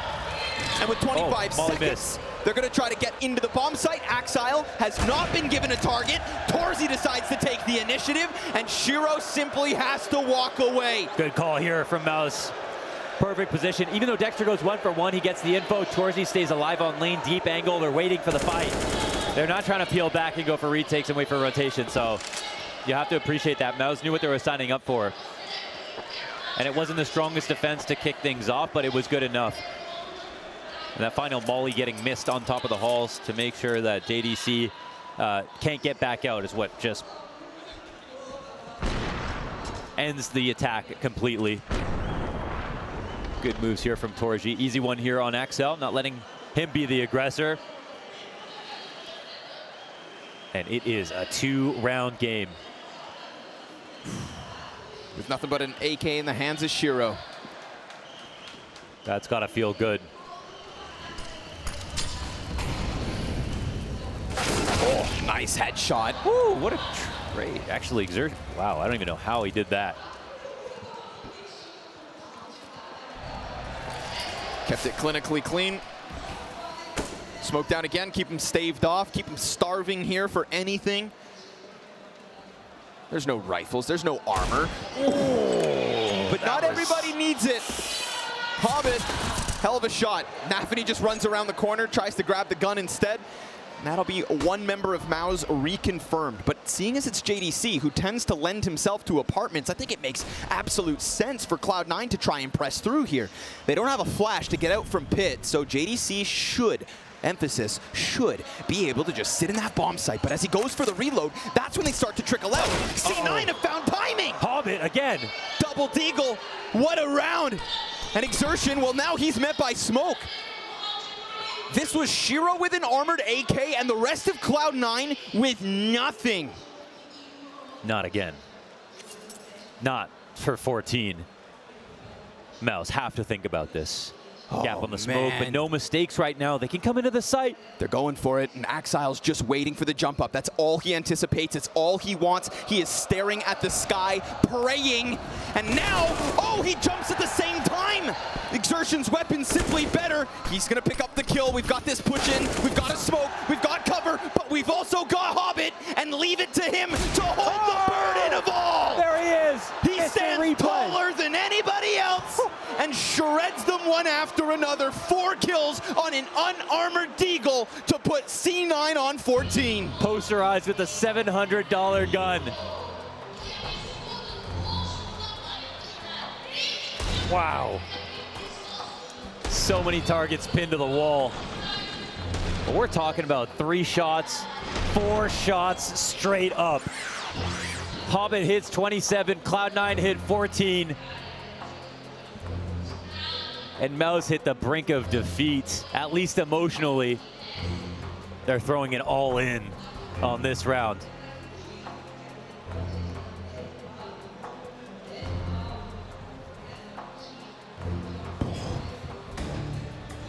Talk about impact. In addition to what was the Gambit youngsters, the one experienced player added to this formula to elevate them to a whole new level. The only major champion in this server with the world-class 4K on the Deeg.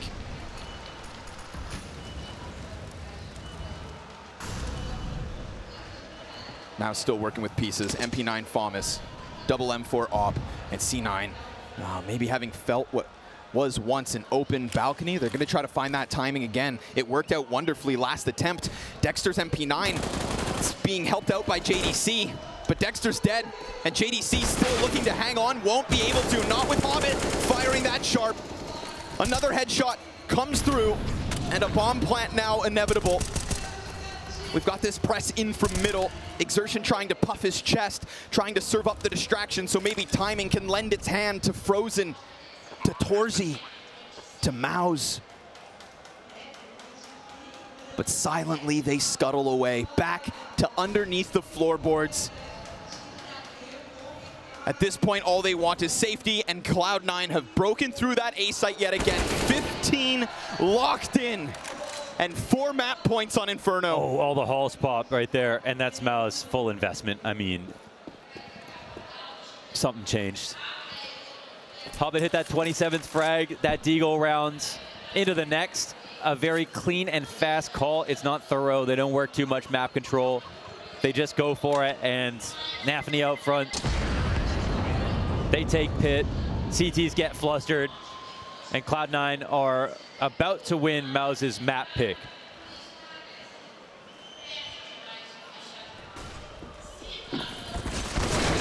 Oh, Nafany eats that flash, turns back at it as Axile's throwing the entry support. Doesn't matter, got wind of Dexter.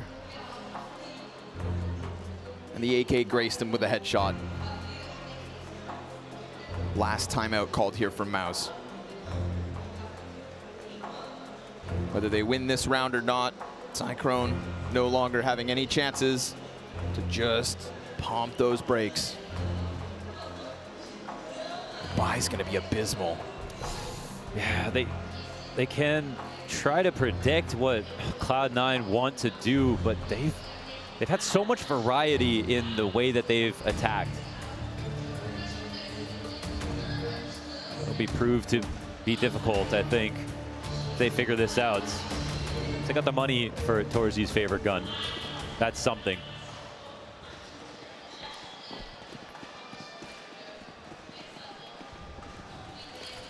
Well, it's getting scary. It's gotten scary. It's getting desperate. The most horrifying piece of it all is Hobbit. And yet again, here he goes. Unwinding onto Exertion top banana. Frozen lies in wait. Look at this, peeling already all of Maus away from that A site. They are so worried about the follow through here from Cloud9, and honestly, it's not a bad call, not for the time being. Interruptive utility thrown out, and silence from C9. It's about to be a dogfight here on the B side. Torzy lands it, but Nafany survives. And having seen that op, is it enough to peel it all back? Are they going to send any kind of a scout party over towards that A site? They seem so nervous about the fact that Torzy just showed his face there after the rifle went down at the top of Banana. But on the scout here is Nafany, and I'm not talking about the weapon. He's going to try to gain some information and either get a kill, find out how many are here, or bring his team back. Time is critical. Yeah, we'll see if he catches this. Looking to follow through with still 3 members of Maus in position. Ooh, the flashes find their home, but it's Axile to take down Frozen. Meanwhile, that A fight goes down the way of Maus, so now they fixate into B. Hobbit, with such little health, continues, but Dexter's back at it, and he gets chopped off by Shiro. It needs to be Torzy, and he was so preoccupied on the other side of this map that you'd think he has no footing left in this one. Maus' pick of Inferno. He hopes, and another miss could spell disaster. A second chance at life versus Hobbit, but there comes Shiro from the corner, and there goes Cloud9 to map 2 with 1 already in their pocket.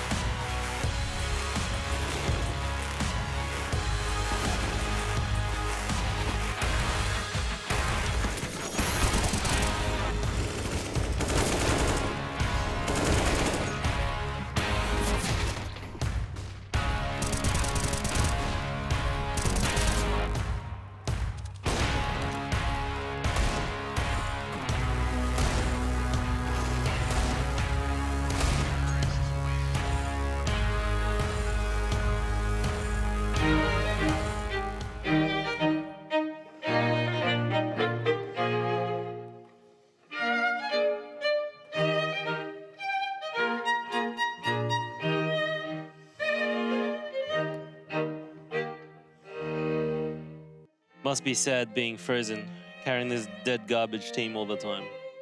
And then fucking Dexter decides to push and die every round. Or JDC, take dumbest possible, and throw the round. Poor guy. Poor Frozen. Back then, at least, there was RUPS. So they would play 2v8, but now it's 1v9. They should double his salary at least. Yep. It's painful to watch. Literally 1v9. Also, it's sad to be Frozen's fan and see this. Yeah, facts lol. Was 2v8 for a while. Yeah, back then they bombed out of every group stage. Lol. Now they make playoffs in 2-tier events in a row and people cry. Insane. Delusional. Feel bad for him. I'm glad Mouse lost so Snake Crone can cry again. Dexter playing for Info. XD. You actually read out mine. Dexter is the worst player for ever exist. Goes to push, dies. Goes to push again, dies. Decides to repeat. Definitely not worse than up-and-coming talent JDC. Both are utter trash. Frozen got moved to the academy team, LMAO. Hashtag save Frozen.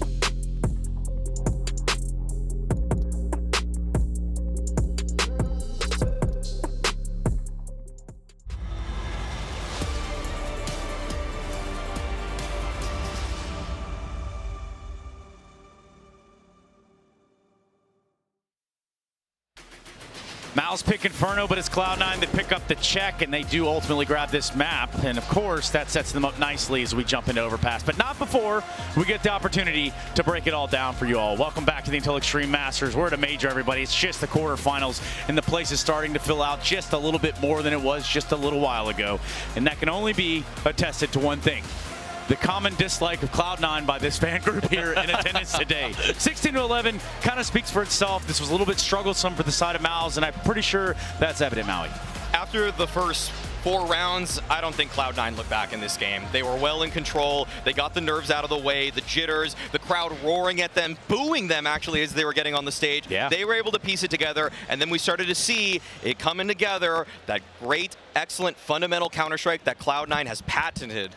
Yeah, absolutely. And the fact that, like you said, the crowd was roaring against them, and they don't seem to care. And that's the sort of mentality that Cloud9 will need if they want to make this deeper and potentially even win the major, right? That's what they're hoping for. But yeah, from the side of Mouse, I feel like 6 rounds on the T side, reasonable, but too many unforced errors being made there on the CT side. And Cloud9, like you said, already a good system. And when they find those tiny little holes, those little mistakes, they're going to get punished. And that's what they did to the side of Mouse. Yeah, and when you look at the Cloud9, we know them to famously be able to switch up a little bit of the tempo. And I'm pretty sure that that's something that they were able to do right here and now in real time, Maui. Round 11, ring any bells? Let's see it. Let's see it. This is a round right after Mouse were able to take one away from Cloud9. And if we get it rolling here, we're going to see Axile walking down, Shiro holding for him. Perfect flash setup to get him that first kill. And look at how he predicts the next kill perfectly as Shiro is still holding his top line. There's no possible swing from alt mid. And this is a round where Mouse, they were finding themselves. They were getting a little bit of momentum back in the game. And then Cloud9 threw a curveball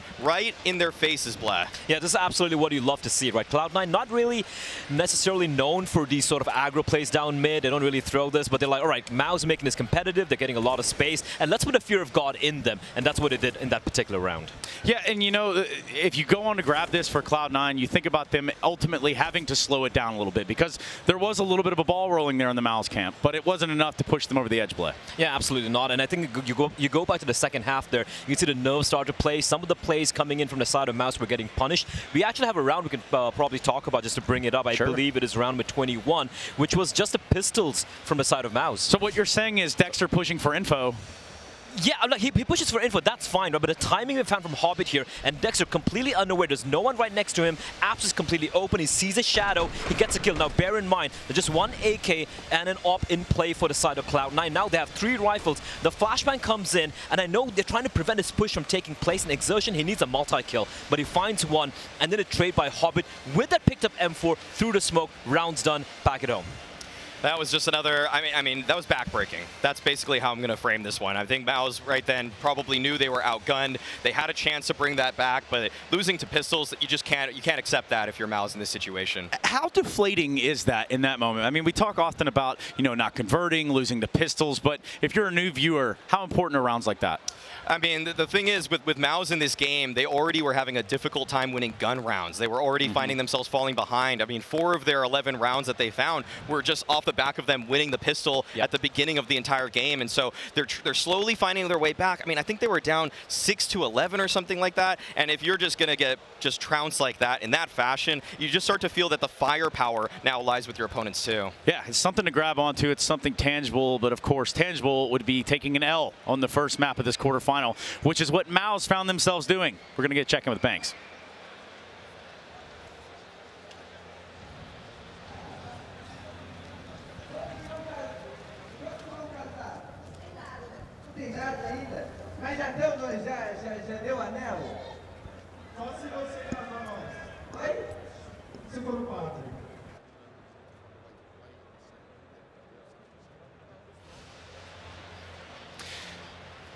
Not a whole lot to say there from the Mouse camp. I think we can kind of deduce that. You know, you lose the first map, and, well, that's just the way she goes, huh?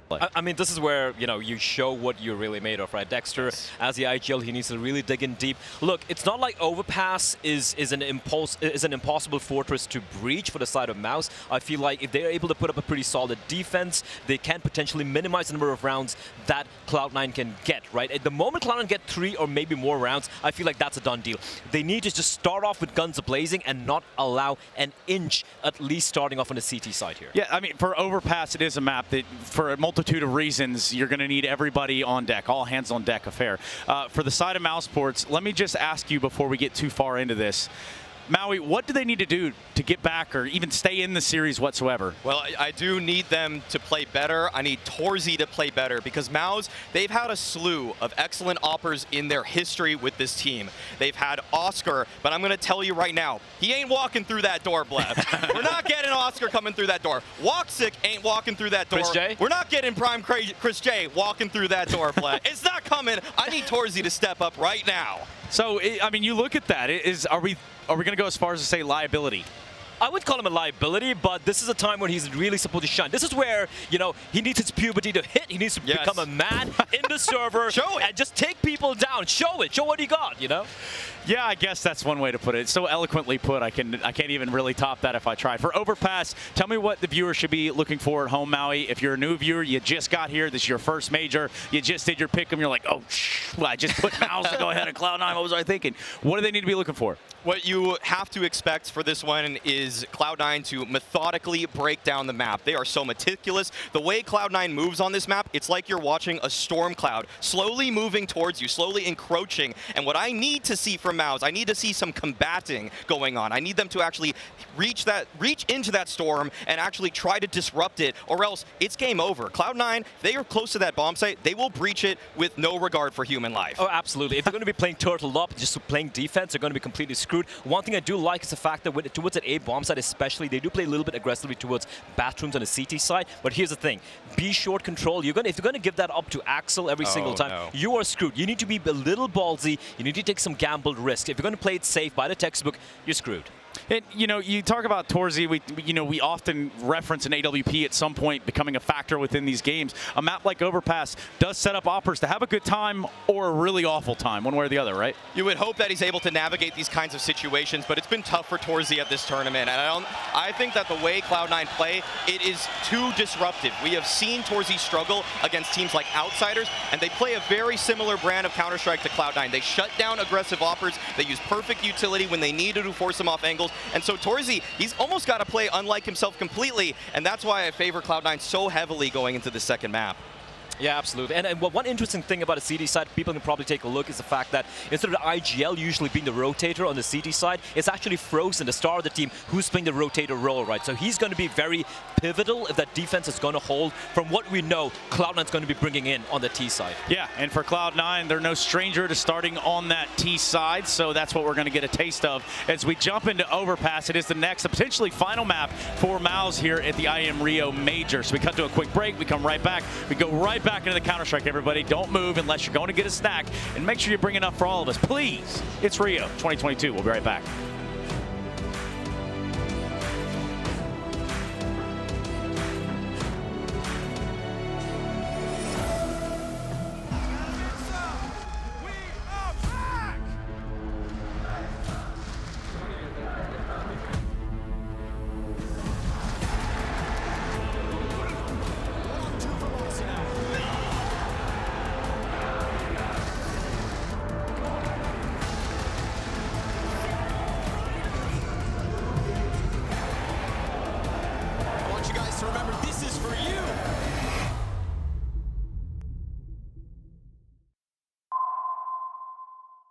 Introducing the Black Friday Madness.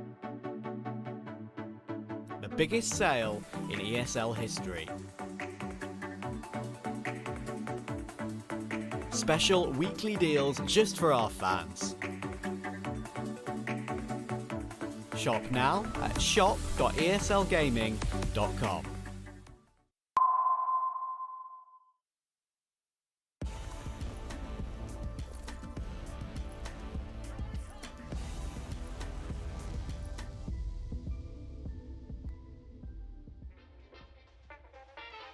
Пацаны, я не знаю, это смог. Я знаю, давай. Чего ты смеешься? Там уже не пускает обай. Да, я кинул, короче. Это чё, фейл? Ой, а чё я оттуда не кинул, реально? Почему я как Тимоха не кинул? Тот я знаю. Полетел. На 20 тоже кинул? Да. Серьезно? Ой, красота, красота. Да.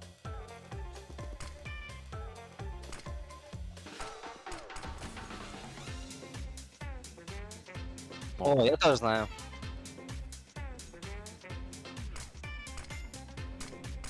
Да, я его кину, обай. Не надо его кидать. Нечестно, Серег. Смотрим. Перелетел. Только у меня не кинется, наверное. Ну вот это, по идее, самый легкий. Он не кинется, он, видишь? Промазал. Куда теперь? О, изи. Ой. ПЛЗ. С этим смоком проблема. ПЛЗ. Это куда он перелетел вообще? Тимоха! Найс, Тимофей, good job. Ладно, надеюсь, что... Посмотрим. Найс. Все-таки не по центру вставать. Guys, you need to learn your smokes, please. Вот сюда надо. Кто кинул? Я кинул. Дима, ты чё, хитрый, что ли? Ой-ой-ой. А я его не знаю. А я Куда? знаю. Вот здесь подскажите, как, что-то здесь Не подскажем. На фарт, короче. Ладно, я кинул. Найс. Серьезно, я попал? Ой-ой-ой. Ай-яй-яй-яй-яй. Кидай. Найс. Найс. 64, да? Good job. Тима, ты что за смоки кидаешь? Да, вот он так должен идти. Ай, о. Ой-ой-ой, а вот его я не знаю. Вот это без шуток. Короче, опа. Я не знаю его вообще, вот прям вообще. Мимо. Пойдет. Пойдет. Половину закрыл. Пойдет. Я за Тимохой. Тимоха попадет. И, кстати, почему я первый кидаю, не понимаю. Найс.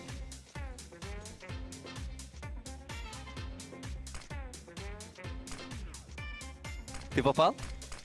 Ну пойдет. У меня проблемы с этим спокойно. Вот сюда, Дима, вот сюда куда-нибудь кинь, пофиг. О, о. Guys, please learn smoke. Tomorrow we have game.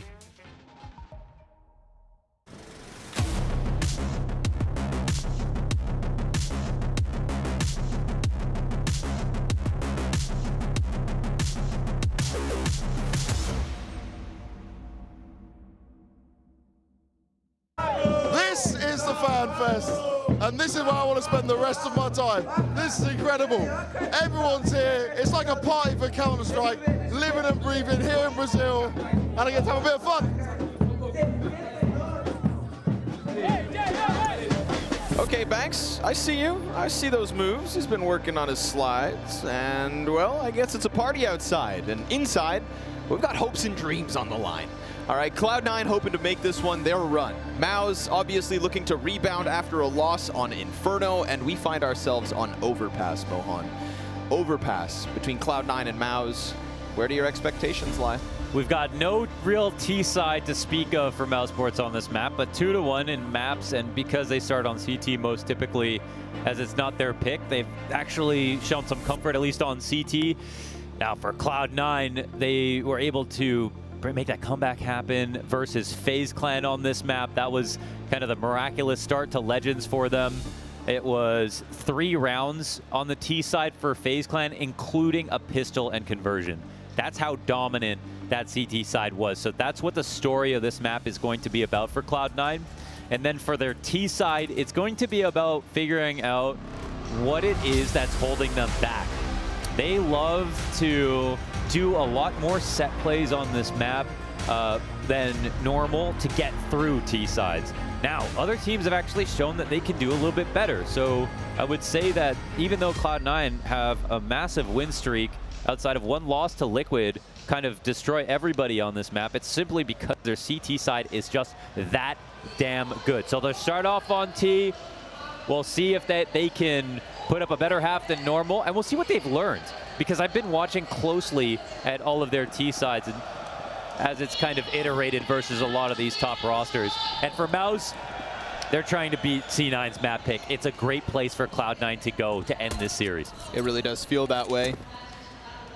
Having to do more than FaZe did. That just seems like a daunting task. A cold statement, but hey, exertion. They'll have to deal with that in the second half. As far as CT side, he's going to press the dual Berettas into short. Axile, nice and patient there. Really let Hobbit go out on his own. That was sweaty, wasn't it? It was kind of gross.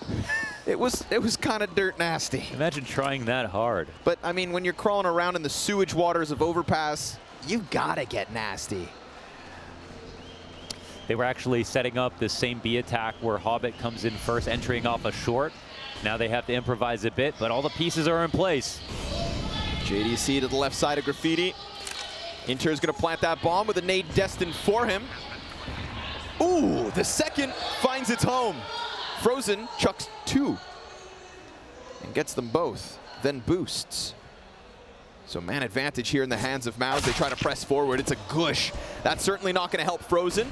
So Torzy, maybe it's on him. But Axile's found his hands onto a beautiful pair of Berettas, presses outwards, finishes off Frozen, slides back into the short side, confirms both CTs, continues to tear up their HP, and Axile is simply better with those guns. But Torzy, it's a tip, it's a tap, and it comes down to time. This pistol belongs to Mouse. Oh, he's locked it up. He's made it happen. The cleanest second kill right there from Torzy. Wow, they absolutely needed that. It didn't seem like Axel was going to stop. When he first pushed off a short, got the kill into spawn, it felt like it was all over. Shiro is playing games right here, just saying, I'm going to come in, see if you're on the bomb, see if you stuck it, try to go for the fake diffuser full, and then I'm going to tuck, and you're screwed. You're out of time. Torzy has one chance, one opportunity. That's a good one. Whoa. Whoa, Torzy into the op on round 2, but into the buy of Cloud9, who got a bomb plant. What is this? Yo, we're getting weird. This is like the most serious buy I've ever seen from 2 teams in round number 2 of a map. Torzy being set up to succeed with the op early. Mac-10 jumps in, almost besting Exertion, but Frozen gives the cover. JDC locks this in. 3 frags off of the pillar. Peaks on both ends. Bomb hits the dirt, and that buy early from Cloud9 now relies on Shiro to go God mode. Nice read on the flank. Dexter barely standing, and that's really the tail of this. Frozen also lucky to be alive. And Shiro taken down to 40. He'll get his headshot, but JDC is not too far away. 4 kills for JDC in round 2. That's massive. And again, we talk about JDC's T-sides in particular. Very good entries. He put up some pretty miraculous site defenses on CT as well. First Outsiders on this map, that was something interesting. It was a cool place where they were able to take Outsiders, and people have been continuously testing them on Overpass. We know they could play it in the past, but they got Norbert, they got Fame, and we're trying to see what their map pool looks like now. And we found that Outsiders were able to piece them up, you know, overall. But inside of some spots, we saw some good rounds out of Mouse by the way of JDC side holds. Torzy's going to give cover here to Dexter, who leans in. Exertion just got rocked by the Desert Eagle. And Torzy now awaits the pop over top. Yeah, he's reading it. Oh, they waited too long to come around the corner, so he sees it big picture. It already starts to claim some kills on this AWP. If there was ever a time for this sniper to come online and to do it early, it's map 2 versus C9. We got the coolest part of all of this for people who have been watching since 2020 is Mouse, we're Mouse NXT. They got JDC, Exertion, Torzy, got to promotion to this roster. But Cloud9 were the trailblazers when it came to flipping the main roster. And in fact, that was driving the narrative of why didn't Mouse pick up everybody and bring them up to the main roster? Well, I think the main reason was Frozen. You can't simply replace him. But when we looked at Cloud9, Gambit youngsters to Gambit, they did that. And the cool part about this map is Overpass was their best map. Axile and Shiro on the A side of Overpass was the story, and a big reason they pulled out some of their biggest wins and ultimately got that promotion. Just flipped the main lineup. What a brave move that was made back then. Seems obvious now. Right. And now we get to see these 2 teams going head-to-head in a top 8 at a major. You can't write a more beautiful story. Ooh, nice flash.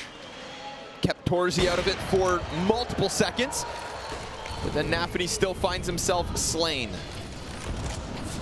Torzy in a tough spot. We get the spam coming out from the B site, so Hobbit will be turned away from this. Hobbit, nicely done. Lines up a little bit more damage into Torzy on the escape. However, Torzy getting back just bolsters this B bomb site, and this defense, well, we'll see if it can stand the onslaught of Cloud9's AKs. No Nafany included. Counter-terrorists happy to press. Look what it nets them.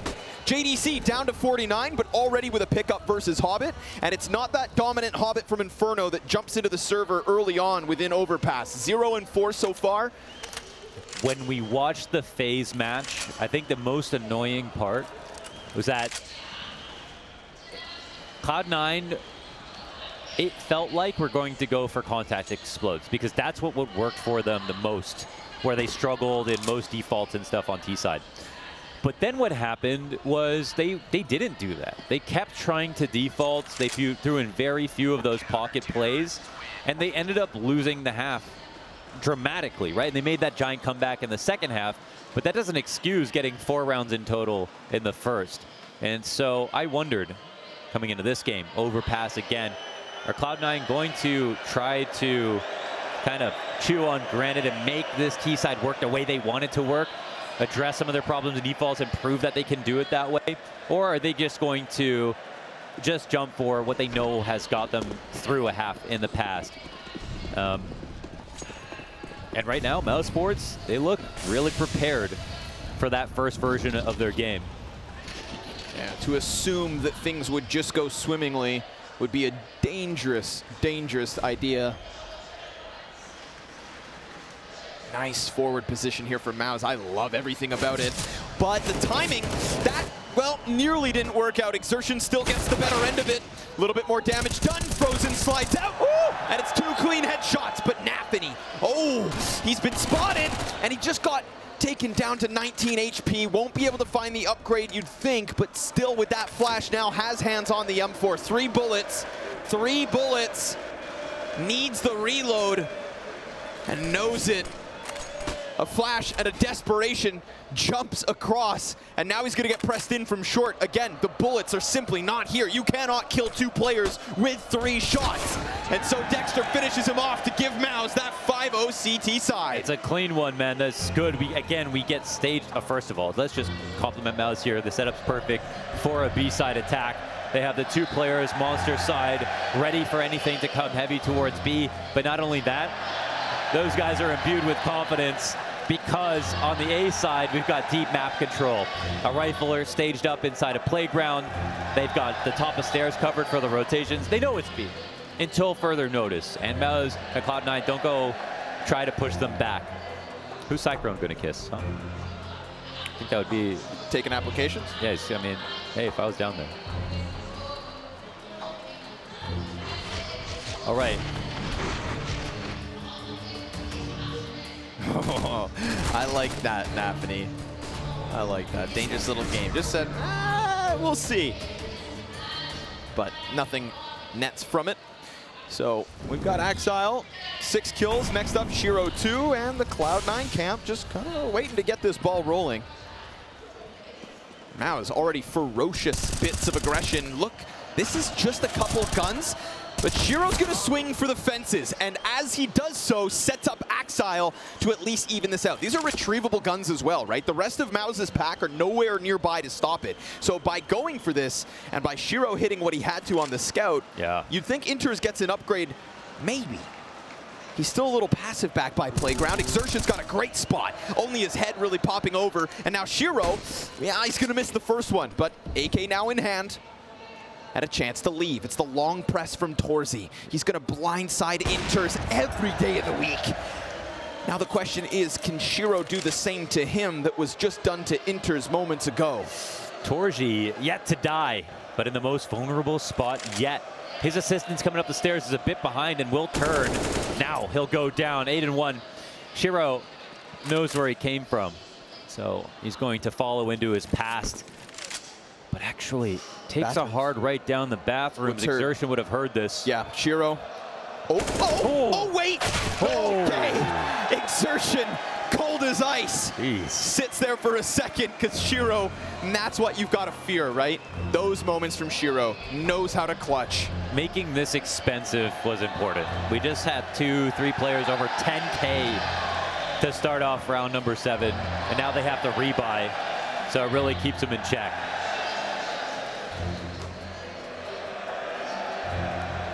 Cloud9, we're getting what we're used to. But it doesn't change the facts. No matter what happens for them to start over past games, they win. They win because they have 1 loss in overtime to Team Liquid. No shame losing to Team Liquid.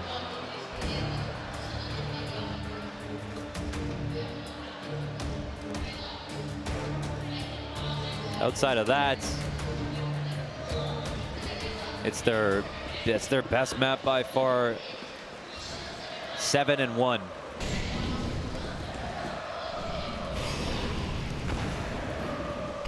There's some big scalps.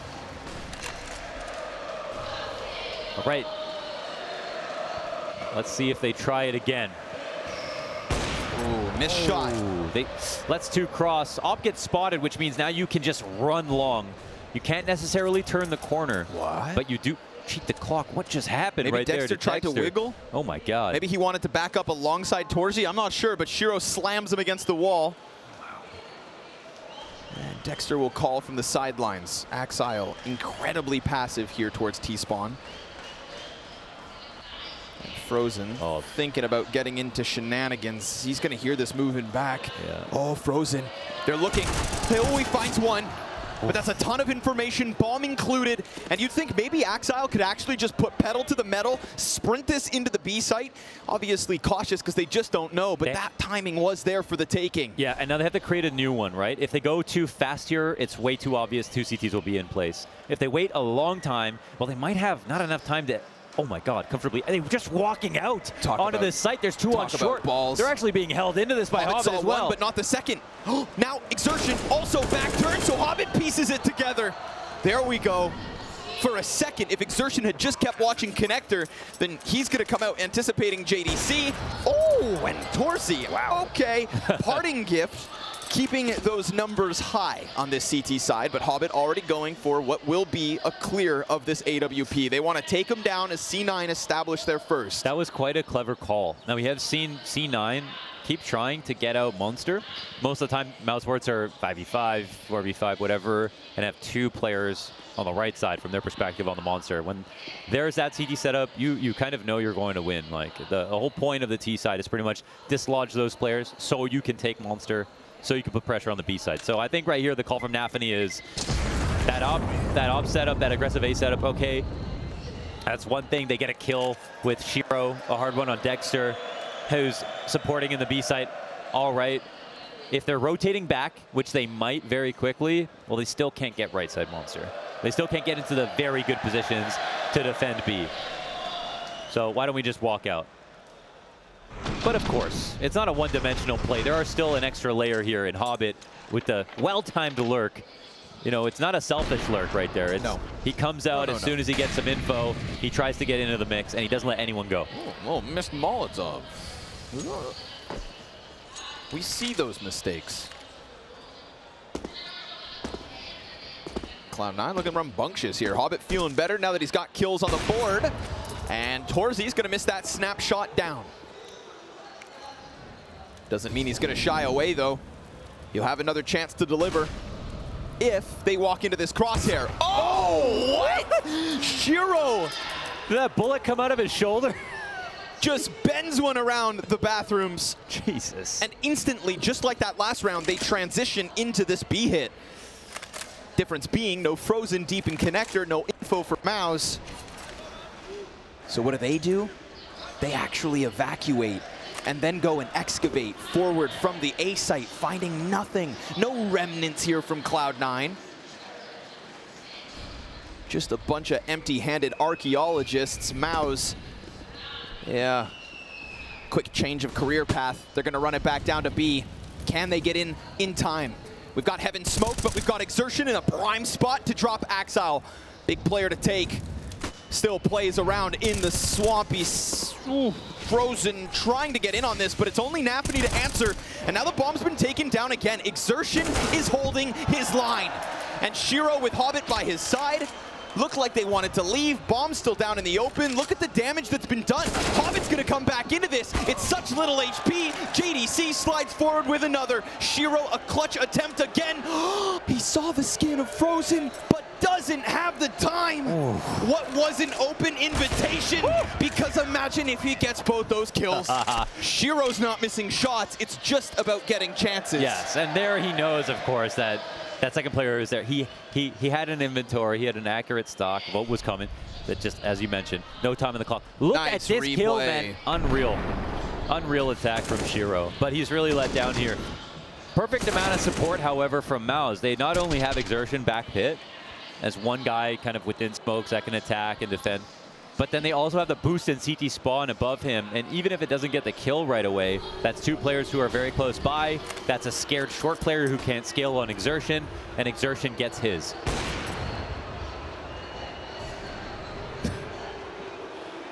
Like clockwork.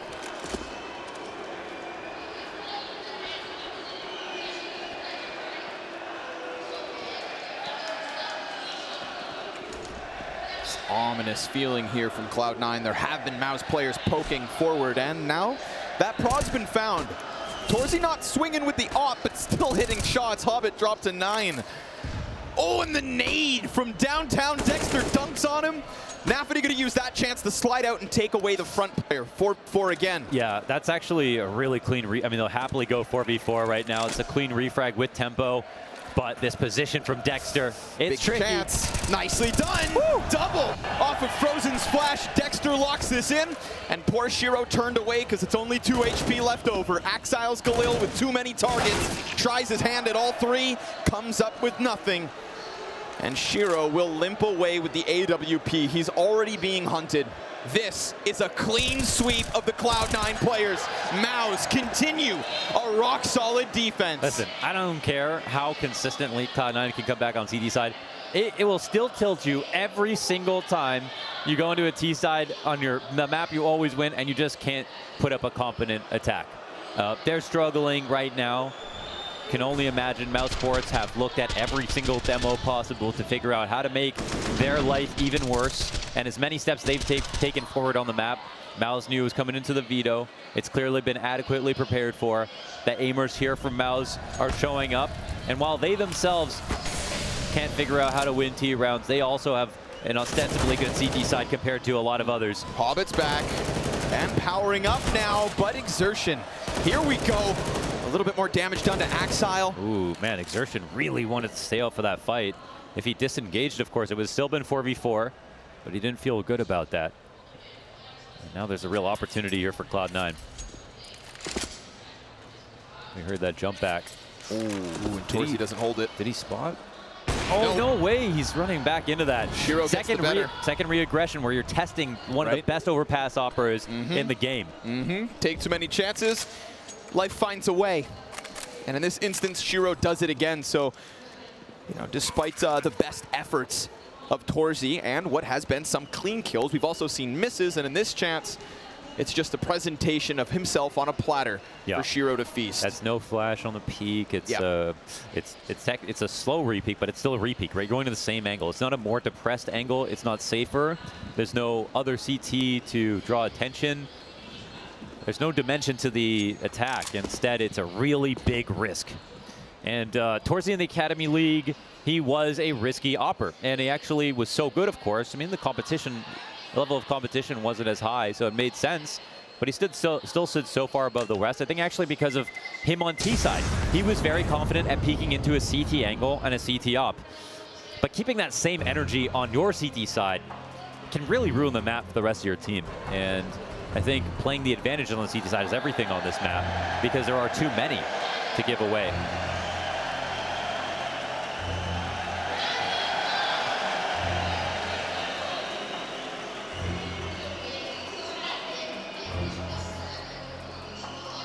That was in a good position, but not safe. Sure. Not safe.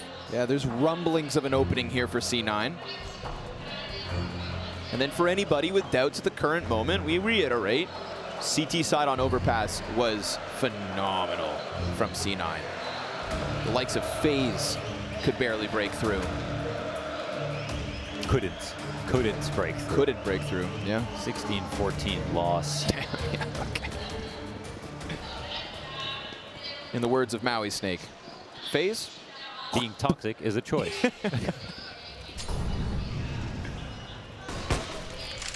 Hobbit presses into the short water. JDC behind Exertion. This is looking like a Cloud9 B commit nice and early. And it's nice to see that NXT generation with kills already on this map. Torzy, Exertion, JDC. That's who we look to at the moment here on B. Shiro bringing up the back end of this, but there is no commitment just yet. There's no movement from Mouse on the A site, so you know that this B hold better be wary.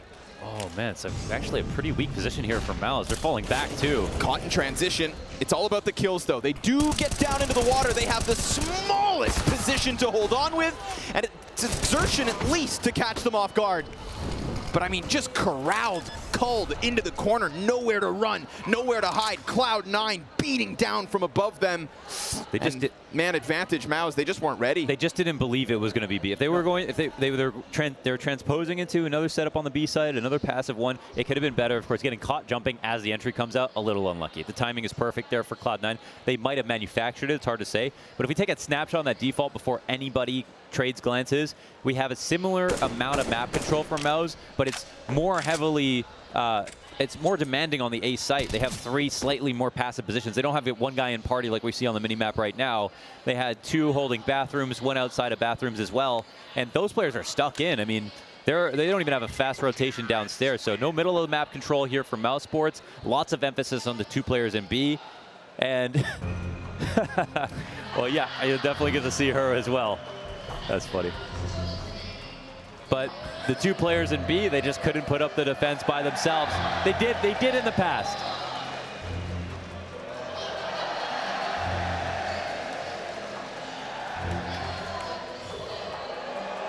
Second timeout called by Mouse. See if they can deal with that internal timing. Yeah. They were so confident it wasn't coming B.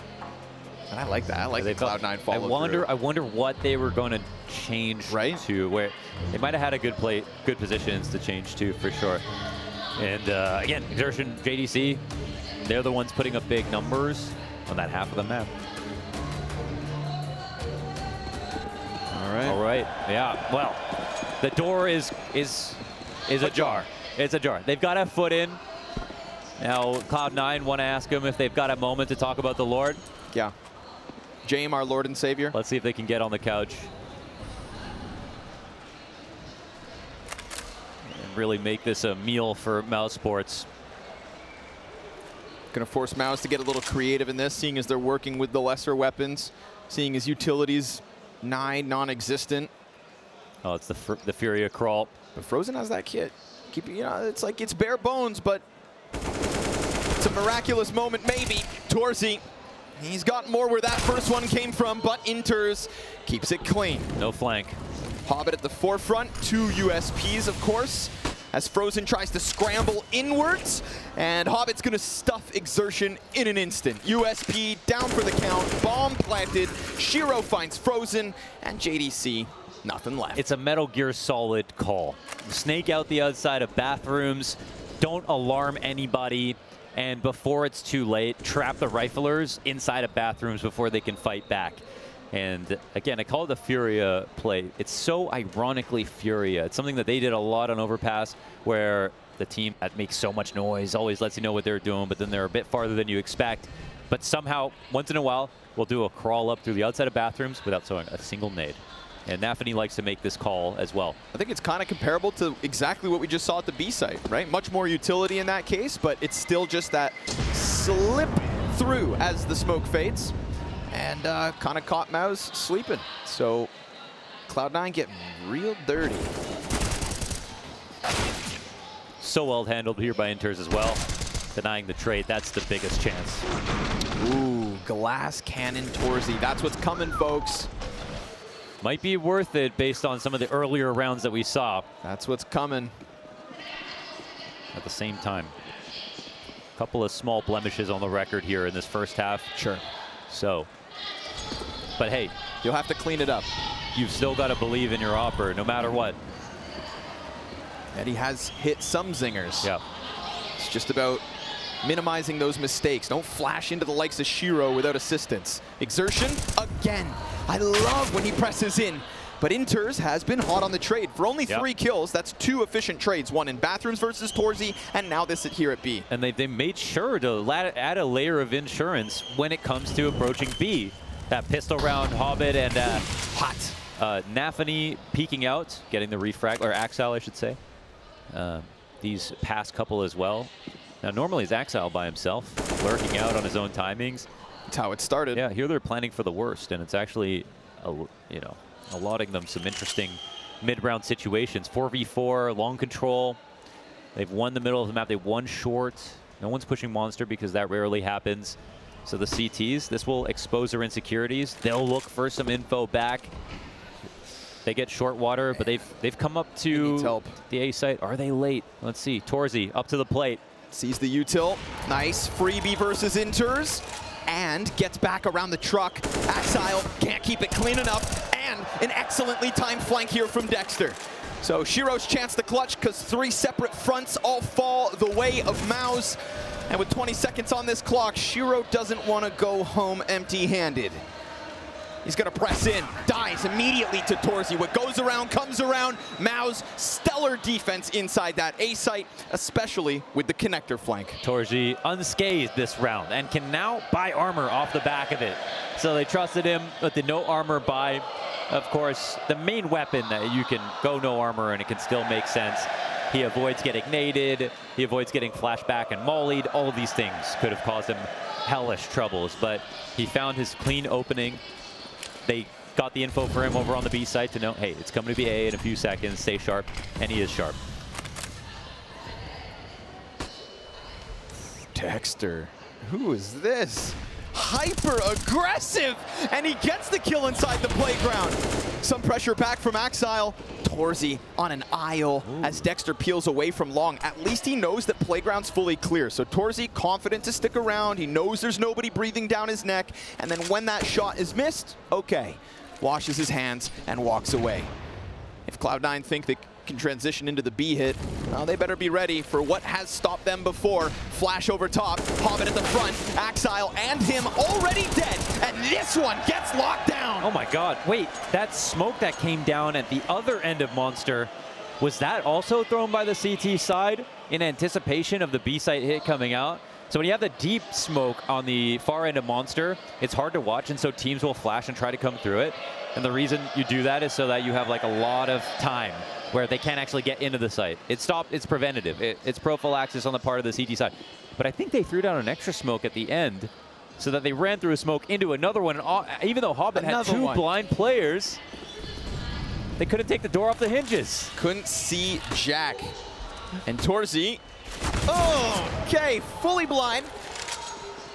Stuck inside the party. He'll now be going down, and Cloud9 gun for a 5th. A 5th on this T side is enough. Hands down. They've already proven that.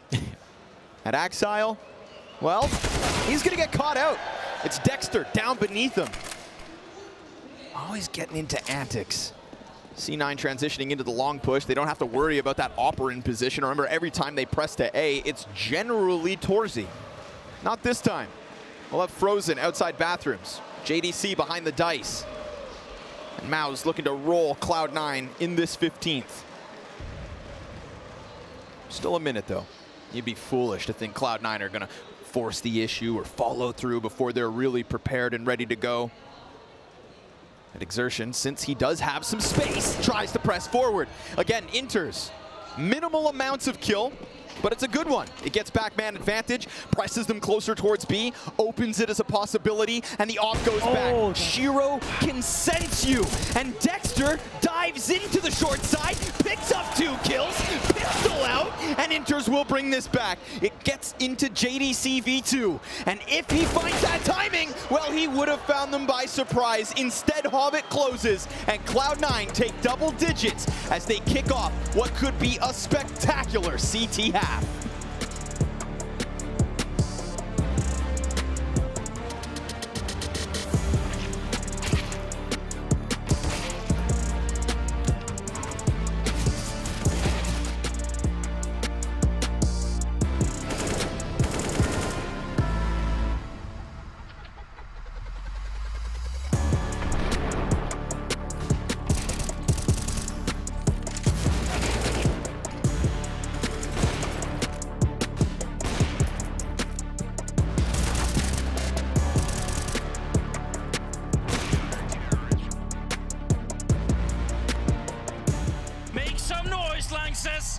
It's Cloud9 versus Na'Vi. Map 2 coming up now, the first semi-finals. This is going to be one hell of a game. Cloud9, they've picked up the first map. Let's get this show on the road. Throughout the years, Cloud9 surely had many ups and downs. However, in 2017 at ESL One Cologne, many did a double take when they witnessed them in action. No utility at all for NIP. They want to go hard at this, but already Automatic with 1 second as well. Automatic, unbelievable. After taking care of NIP in the quarterfinals, it was now Na'Vi's turn to face the speeding American train. And face it, they did, forcing Cloud9 to fight hard in order to secure the first map.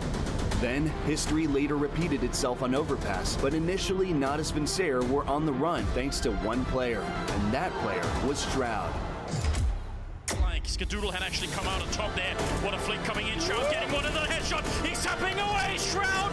Can he do it again? He's up to 11 kills and looking for number 12. Are you kidding me, Shroud? Can anyone take this man down? He's got 12 and 0. He's a one-man army.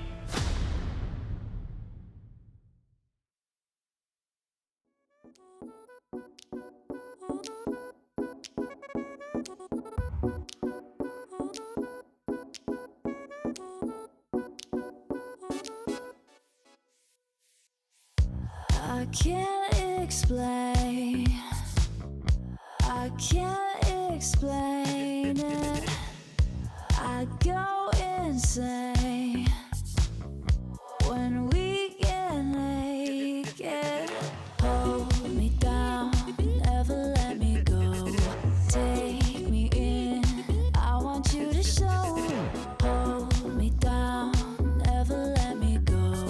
Take me in, I want you to show me love.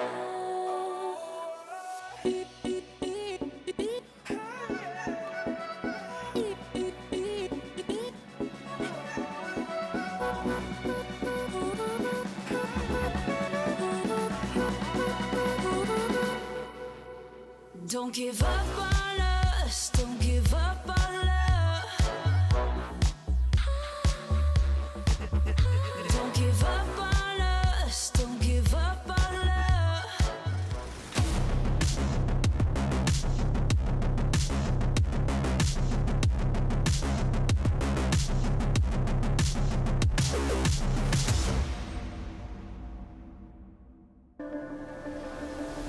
Cloud9 doing what they do, sliding rounds through on this T side and priming this match for what could be a lockout on the defense. Better teams than MOUZ have tried, and those better teams have failed. They've fallen, gone to the wayside. Our phase, it's MOUZ's chance here and now to try and get the better of C9.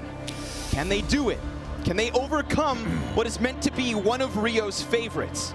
The hopes of the CIS region versus Na'Vi, maybe we'll see. But first, it's this NXT generation that they need to come back from and dispatch of. Yes, and on that story, it is time potentially for the Shiro Axile duo, who made their name on this map, who flipped their main roster because of huge wins and dominance across a few, but specifically Overpass. And Axile, who has shown unbelievable games and some inconsistency, looking to beat the previous playoff stats. And if you could do it in a comeback versus another roster that was born of the academy, well, wouldn't that be special? But Mel's looking to stop that in its tracks. Ooh. What a clear. What a clear. With conviction. Hobbit pieces together the peak. We're going to get a fast rush from MOUZ up through bathrooms. Now no longer wasting time. Axile locking horns down long. Nafany inside the bomb site. Kills Dexter on the other end. 3 kills back in from MOUZ. If there's one thing that goes their way, it seems to always be pistols. The bomb is left here at long. They're taking over bank control. The CTs are trying to be patient, but they're being hunted from the back. Nice. Torzy gets that little fight forward. Hobbit smoked off for a moment, trying to do it all on his own. And he just gets lost inside of that smoke, so he has to peel away from it. MOUZ will find the post plant. Frozen on 70, Exertion on 40. And Hobbit, who looked world class on Inferno, is now hunting a 1 versus 3. As he slides out, he's got one pinned against the truck. It's a little dance versus Torzy that Hobbit's come out on top of. And he's still got that 100 health. Wouldn't this be a miracle? Yeah, he'll get caught on the cross. Now with such little HP, it goes down nice and smooth. Body shots make the difference. Mouse stand tall in the pistol, and an 11-5 lead looks great. I'll tell you right now, as much as we could expect a really good comeback here from Cloud9, if Mouse can close on the offense, even with a pistol, 10 rounds, and are this close to ending it, it would be an insane performance still. That's how good Cloud9 are. So, no overpass was going to be coming up. What can Mouse Sports do to stand to their own follies? Not even in their wins, just not really having to play T-side at all. Now that might be an advantage for them coming up against C9. C9 will go instantly into the bye versus a really well-stocked Mouse. Ooh, this is kind of fun. Scout versus Scout. Yeah. Although it is Axile. Shiro leaves his utility, decides to take the forward press. Dexter is right on the other end of this. Molly for the front of the bank. Axile looking to support. There it is. Shiro's ump revealed. JDC tagged up, and at least he gets the kill back. But it's not just that single UMP. Nafany has also slid forward as they lose the scout. Now their back's exposed and the rotation starts to come up. The 5-7's enough to kill JDC. They almost line up for it. The site's being held. More damage done, and Frozen starts to bail them out. Enters with the 5-7, 2 bullets away from upsetting in the force. And he slides back into cover further towards the dumpster. Mouse will leave. Wow, he's making this so precarious. I mean, he doesn't have another gun on his body. Inters, he's been good for a clutch every once in a while. They're so low, and he's beat them to the site. He's got the bigger picture. It's just about the delivery. And Inters is sliding in between two T's. Bomb will be planted. However, that's JDC down. And Frozen, with ice in his veins, cannot afford to take a single shot. Inter's just trying to expose anything, and he knows that a tap is what it needs. Now with the automatic gun, you'd think it comes easier, but like I said, ice in his veins. You think they bought a kit? Because Frozen doesn't. He doesn't budge. He doesn't move, and with that, he'll keep Mouse's momentum well alive. Oh, it is all in the name with Frozen. 5 HP, no other option, but still, a worse, less composed player would bite and try to get that info or go for the swing. And that's 12 for Mouse. You got to think Inters had the best opportunity to win that round when they were both up close. He might not have known with certainty that they were both low. So there's that. From our perspective, of course, run at them. 5-7, start spraying that thing. But that's with perfect information. Still, great shots being hit here. Earlier one from Frozen. A clean one also from Exertion towards the scout on site and Axile at long. They had to work for it. And now they'll have to work even harder. Better guns here for the CT side. Another aggressive stance. I mean, this buying trend really doesn't feel sustainable, but they got so close in the last one. They have 0 grenades. Nothing. At a minute 22, no kits whatsoever. Just guns.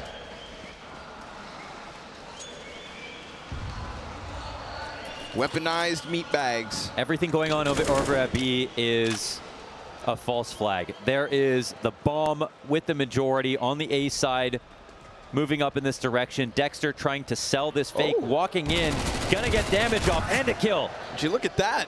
And now, is there another rotation? Look at Axile. We got to pay attention to him. If he's staying confident, he stays. Oh, they are seeing Dexter and thinking it's going to be a bait. Frozen sits on B, but they've already rotated. And the bomb's locked in on long. I mean, it could leave and still make it, but would have to start its long journey now. Oh, man. Cloud9. They can try to wait for the walk through the site. The T's are actually going to think about going back. 30 seconds, and they might run into this. Hobbit is the one chosen for this moment. He keeps it tucked beneath the ledge and goes down empty-handed. They needed that. It opens up the rotation for the bomb. Frozen's already deep, and Cloud9 will now desperately start to run this back over. Oh, what? JDC just slams a shot through smoke. Axile comes through, dropped by Frozen, who slid past the dead body of Dexter to confirm B is free. Wow, the 2-layer fake, and it looked like Mouse just dug a little bit too deep. They got a little bit too crazy with it. But no, they had enough time to do it. They only had to get through one MP9 in the staircase. Even if Hobbit gets his kill, it's going to get traded by the second guy. They still actually have a good way to get back to B safely. It's not as desperate as it seemed. And Cloud9, they put a lot of money into that. They're into a half buy. They're going to try to fight back from 14, or, of course, do the unthinkable and win with just pistols and a UMP carry. Ooh, not spotted as Frozen. So you'd think he gets to have a field day on the B site. But it is really just the warning. Hobbit, caught leaving the first corner by JDC. So things going swimmingly, it seems. A press into the short water. Will prime Frozen for a 3K. They line up, and he'll slay 2. First up.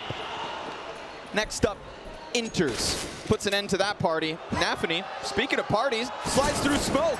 Him and Exertion crossing paths towards the bomb plant towards A. All is good in the Mouse camp. A 14-5 score on Overpass. And what could very well be the first map loss of Cloud9 since they took Greyhound to the limit. We want to be careful with those words, but listen, eventually it's going to catch up to you. You can't keep getting away with this, Cloud9. The T sides have not been up to par.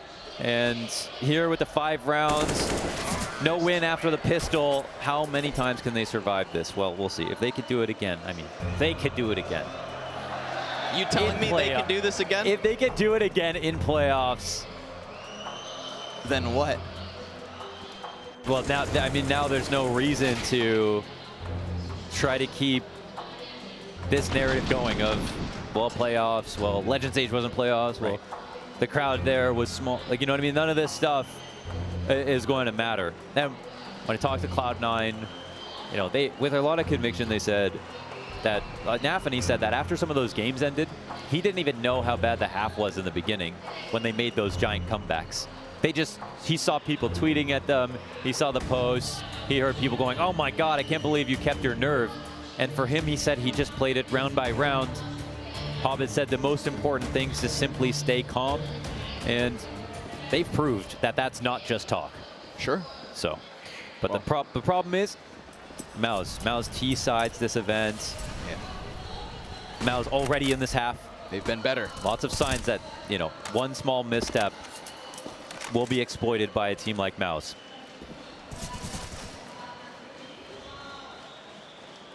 I mean, what a capstone comeback it would be for Cloud9 and this litany of comebacks that they performed in the past couple of weeks now. But you can't bet on it. You just can't. Oh, no. It's up to them to put their money where their mouths are. Yeah. You want to approach this round by round? Well, here's round number 20. Axile, wow, timing betrays him, and still he delivers. Nice second one into Dexter there. 12 HP will keep Axile alive and standing, and will give Cloud9 a little sigh of relief. Torzi gets the better of it, but that's going to prime Hobbit for a one-tap flank. And he just instantly transmissions back down into connector, but not ready for Frozen to come through. Singular man advantage. The multifaceted lurks once again here for Mousesports, finding an interesting way back into the round. 2v4 is unthinkable. 2v3, well, it's improbable, but Mouse still with money, still with HP. It's good utility. Oh, missed flash. JDC gonna have to work in without it. Shiro comes up from dumpster, but misses his one shot. Did he not see his hands? I don't know if he did. Nafany was exposed, and now he goes left wide. And to the surprise of JDC, chops down both remaining members of Mouse. That's the first of a massive ask of Cloud9. Look at the money here for Mousesports. I mean, they've got more than a buy. They're going to have everything they want and a few dollars left over. So why stress? I asked in the same roundtable conversation with Freya to Mousesports and Cloud9, Mouse, what do you have to say about making a comeback? And JDC had very similar words to, you know, the wisdom that Nafany and Hobbit put down. and said you have to be in complete control of your emotions at all times. You have to know when to celebrate, and that's what we know about JDC. He seems very in touch with, you know, him as an emotional person. But he said, while you're in the game, while it's still live, you have to be the master of yourself. And wise words. Think about what you need to do. Not get too excited, not get too sad, and just put one foot in front of the other. So, all right, early damage here on Torji. And actually, not as much money as I thought. Dexter only has a Tech 9. That's the smallest concession, though. Everything else looks pretty decent. And with their way they're setting up right now, they don't have to do a full default. So, exec into the A site. Axile pinned on long. Yeah, good progress. Exertion's Molotov moves forward, but it's instantly smoked. So a warning side for Mouse. Long Big smoke. issue if nobody holds connector, because Hobbit's going to come at this again. And now that Torzi's hands are no longer busy, Exertion, oh, he got legged from Truck, but Hobbit still strikes. Down go 3. On the flank, he holds them. And Frozen, desperate at this point, his entire team collapsed as they tried to press through bathrooms. Hobbit yet again.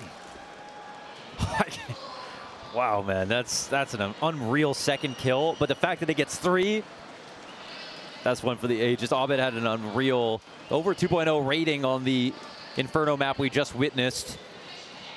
And now he's gotten through T side, him Such as a little con help. player. Yeah. And Hobbit's job is easy. Look at these cleanups. Every single one was an absolute necessity considering the site hold goes down. Oh. Did I just die? I did. Oh my goodness. Okay.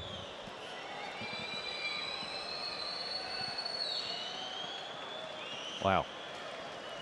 Siren's going to be playing tomorrow, actually. Oh. That was a little early.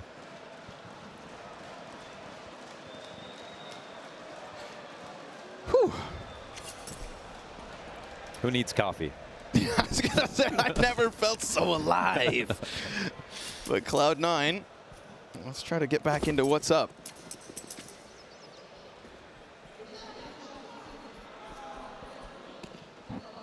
Glocks only, no utilities. Axile, ooh, dinked. Makes things a little more interesting, but it's just one M4 and it comes at a cost. Grenade's gonna chip away. Nafany sliding. How do they fit in that corner? 2 dudes, 1 spot. Had a chance now from Frozen.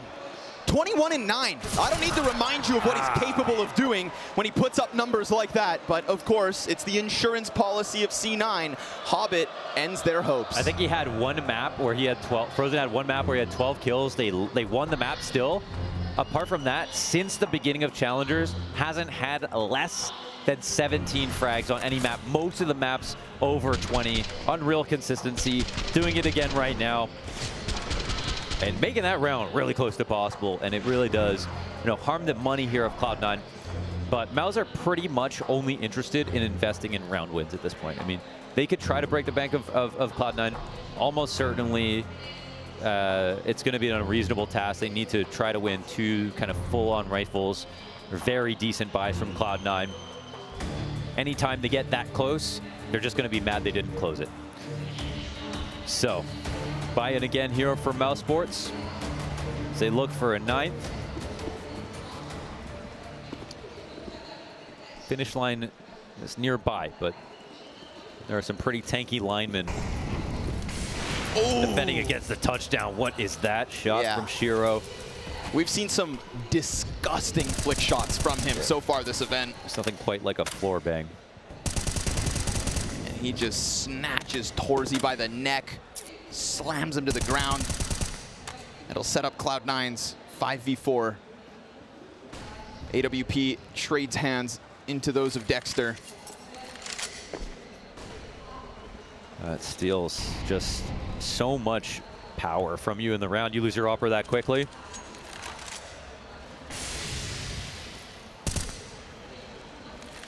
Just feels so thinned out. Cloud9 start to move into their usual positions, readying for a type of B hit coming their way. It's no more pressure on Shiro.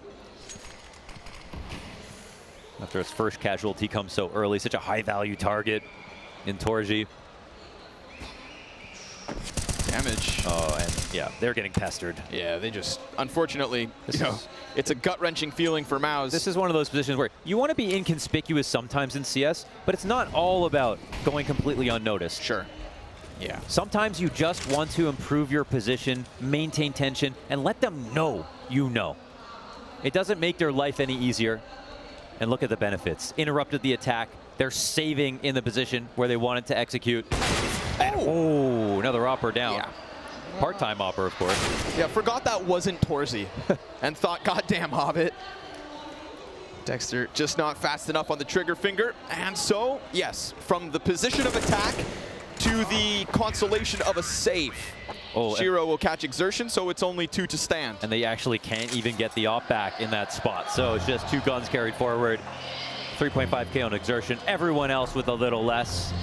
Maus fans out in the crowd, they definitely got kind of, I feel like we're unanimously cheered for here in Rio. That's how where it felt. Cloud9, it felt like it was a mix of cheers and boos. That was interesting to see where the fan support leans.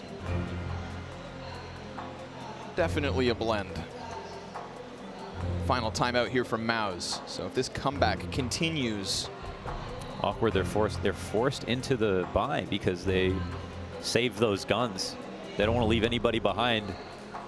And they're going to invest. And it still might be a good idea. I mean, they have rounds to work with.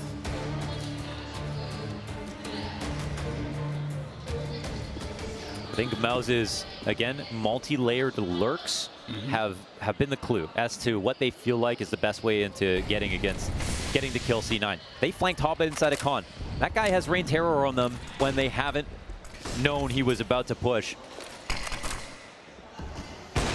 Shiro, first shot out, finds its mark. Oh, bad flash. Oh, no, it's a good flash. It's actually a great flash. Gets an interesting bounce there, yeah. Ooh, he wants to go digging. Gets away from Connector, but just takes a further angle. So again, he's honing in on JDC. It's a lot of real estate here being held by Axile, and he's worried about fights on either side, but this could really boil down to timing. Like you said, multifaceted, lurks, and yeah. JDC is not alone here inside Connector. Axile, this could be one for him to queue up. They arrange themselves in a line. Oh. Well, that could have been, but that's that black bars, baby. He's playing that game, right? Back and forth, left and right, which way to look. And now all of a sudden, Maus, they're going to crank that dial to a 10. Dexter goes running through. Stuffed by Inters up close. More flashes, both sides. Frozen prevails. Hobbit slides in, drops bomb, and then gets back around into the corner. Low HP. Shiro shaves off JDC. And Cloud9 look as though they're hanging on again. But how about Frozen? Nope, not this time. It's Exertion over the top, and Exertion goes down at the nade of Nafany, sailing in from heaven. The narrowest margins on that play. 6 rounds left for this comeback.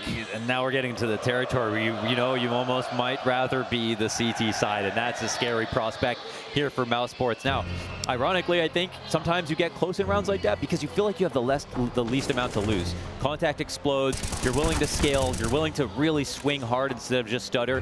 And sometimes that can be all it takes. You get one player who has a good entry that can topple the site or reveal where the other player is going to be. You've watched the demos, and then that can be too much. And they nearly got themselves into a spot like that, but the fallback protocols are wicked. I mean, Shiro is covering an angle. His teammate in front of him can't watch, but he knows exactly what Shiro is doing and is never exposed to danger. It's Hobbit up front. Oh, there's Zach in the crowd. There we go. Oh, it's the whole roster. Rosters, I should say. Yeah. Mixed bag. Yeah. Former teammate of his, of course, in Tri. Here we go. Pistols back in from Maus. Wonder if Axile will be a little less adventurous. Put himself in maybe less of a 50-50. He got punished inside the short water. Now, the reason Axile is the guy who rifles outside bathrooms, and the reason Electronic did it for so much of his career, who now Bit does it, and the reason all these names are such powerful names when you think about them, is because you have a lot of fights that you can take that are very aggressive, that are all favorable. None of them are just anchor spots, so you're constantly floating. So you need to have just straight up your best rifler playing on bathrooms, and that's why it's been Axile. And as a standout rifler this year, in a map like this, in a stage like this, he will have to show his ability to perform consistently.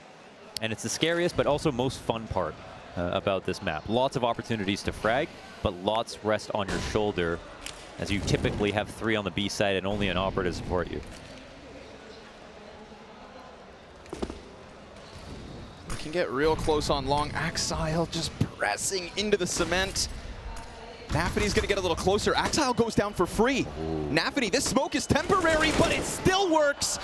2 kills already. Exertion's got the Deagle trade. Shiro scoped towards bathrooms, missed the snapshot. Mouse start to run in. Hobbit's been killed, and this could very well be it. They gave up that real estate. Inters pressing in around the smoke. M4's in the hands of Mouse, and did they give them too much space?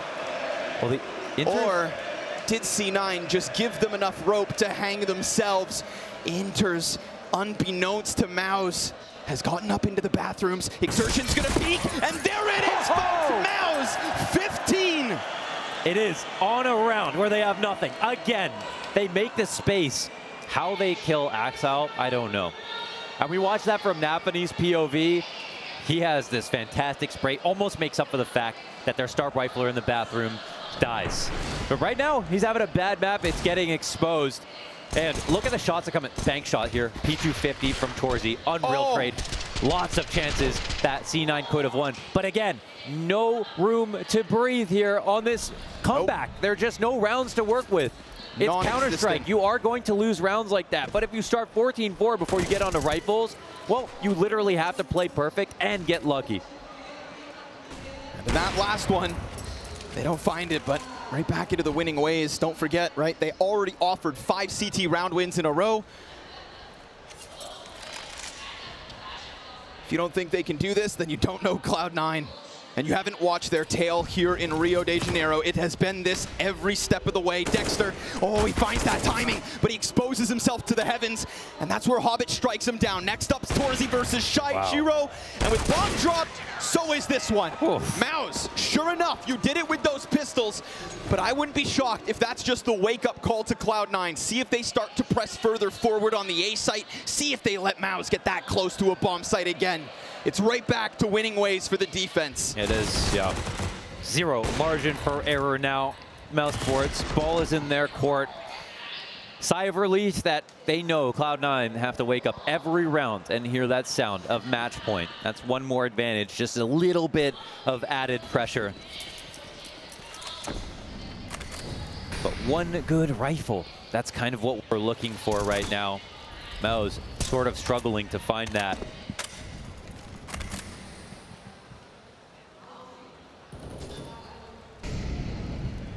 Dexter on this Deagle. 2 kits on him and Frozen. But important utility on Exertion as well. One smoke goes out.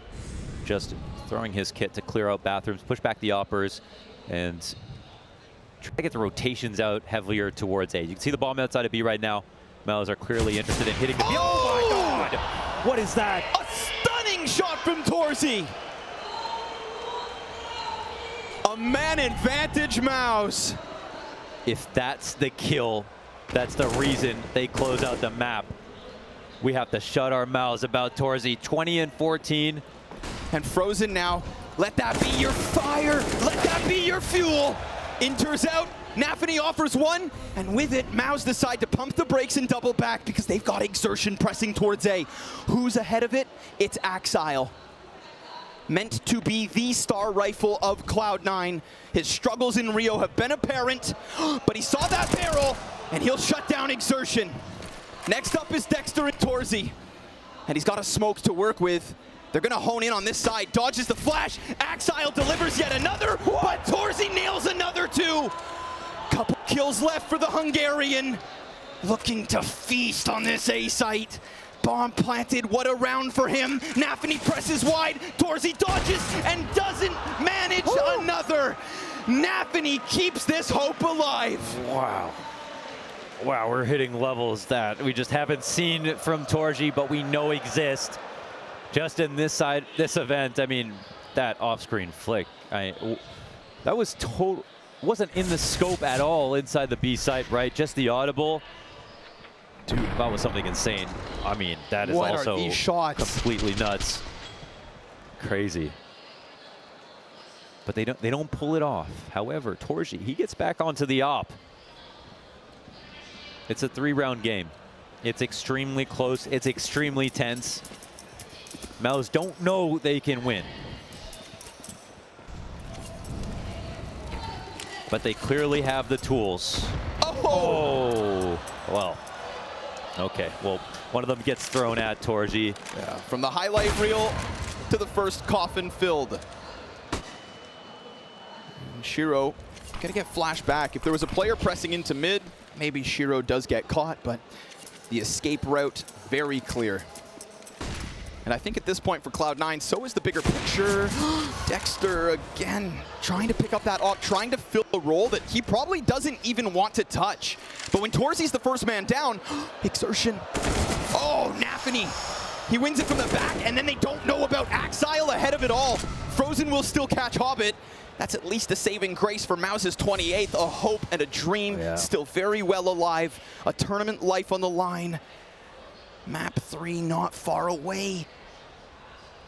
So close. What an attempt this would be from Frozen. And I mean, he's piecing this together. He senses the peak. The inevitability of Nafany comes in and will shut down that short play. Dexter again left on his own. The swing is perfect. Perfect amount of space for his teammate to come through into that. Dexter on the op, figuring out how to save. He has to, I think he feels like he has the onus to make sure he gets a kill first. Sourcing some information and taking down Axile. Why not? 18 seconds, and he's just trying to play games with them.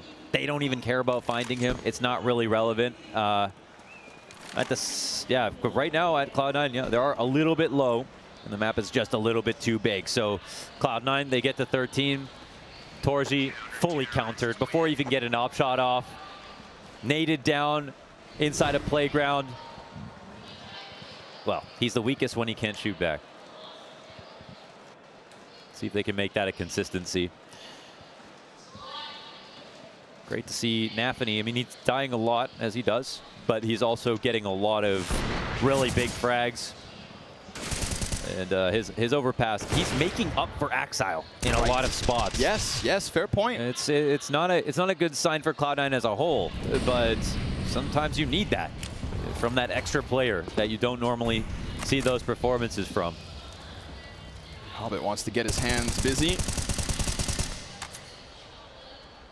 JDC relegated again to the back of connector. What's the move, Mouse? What's the move?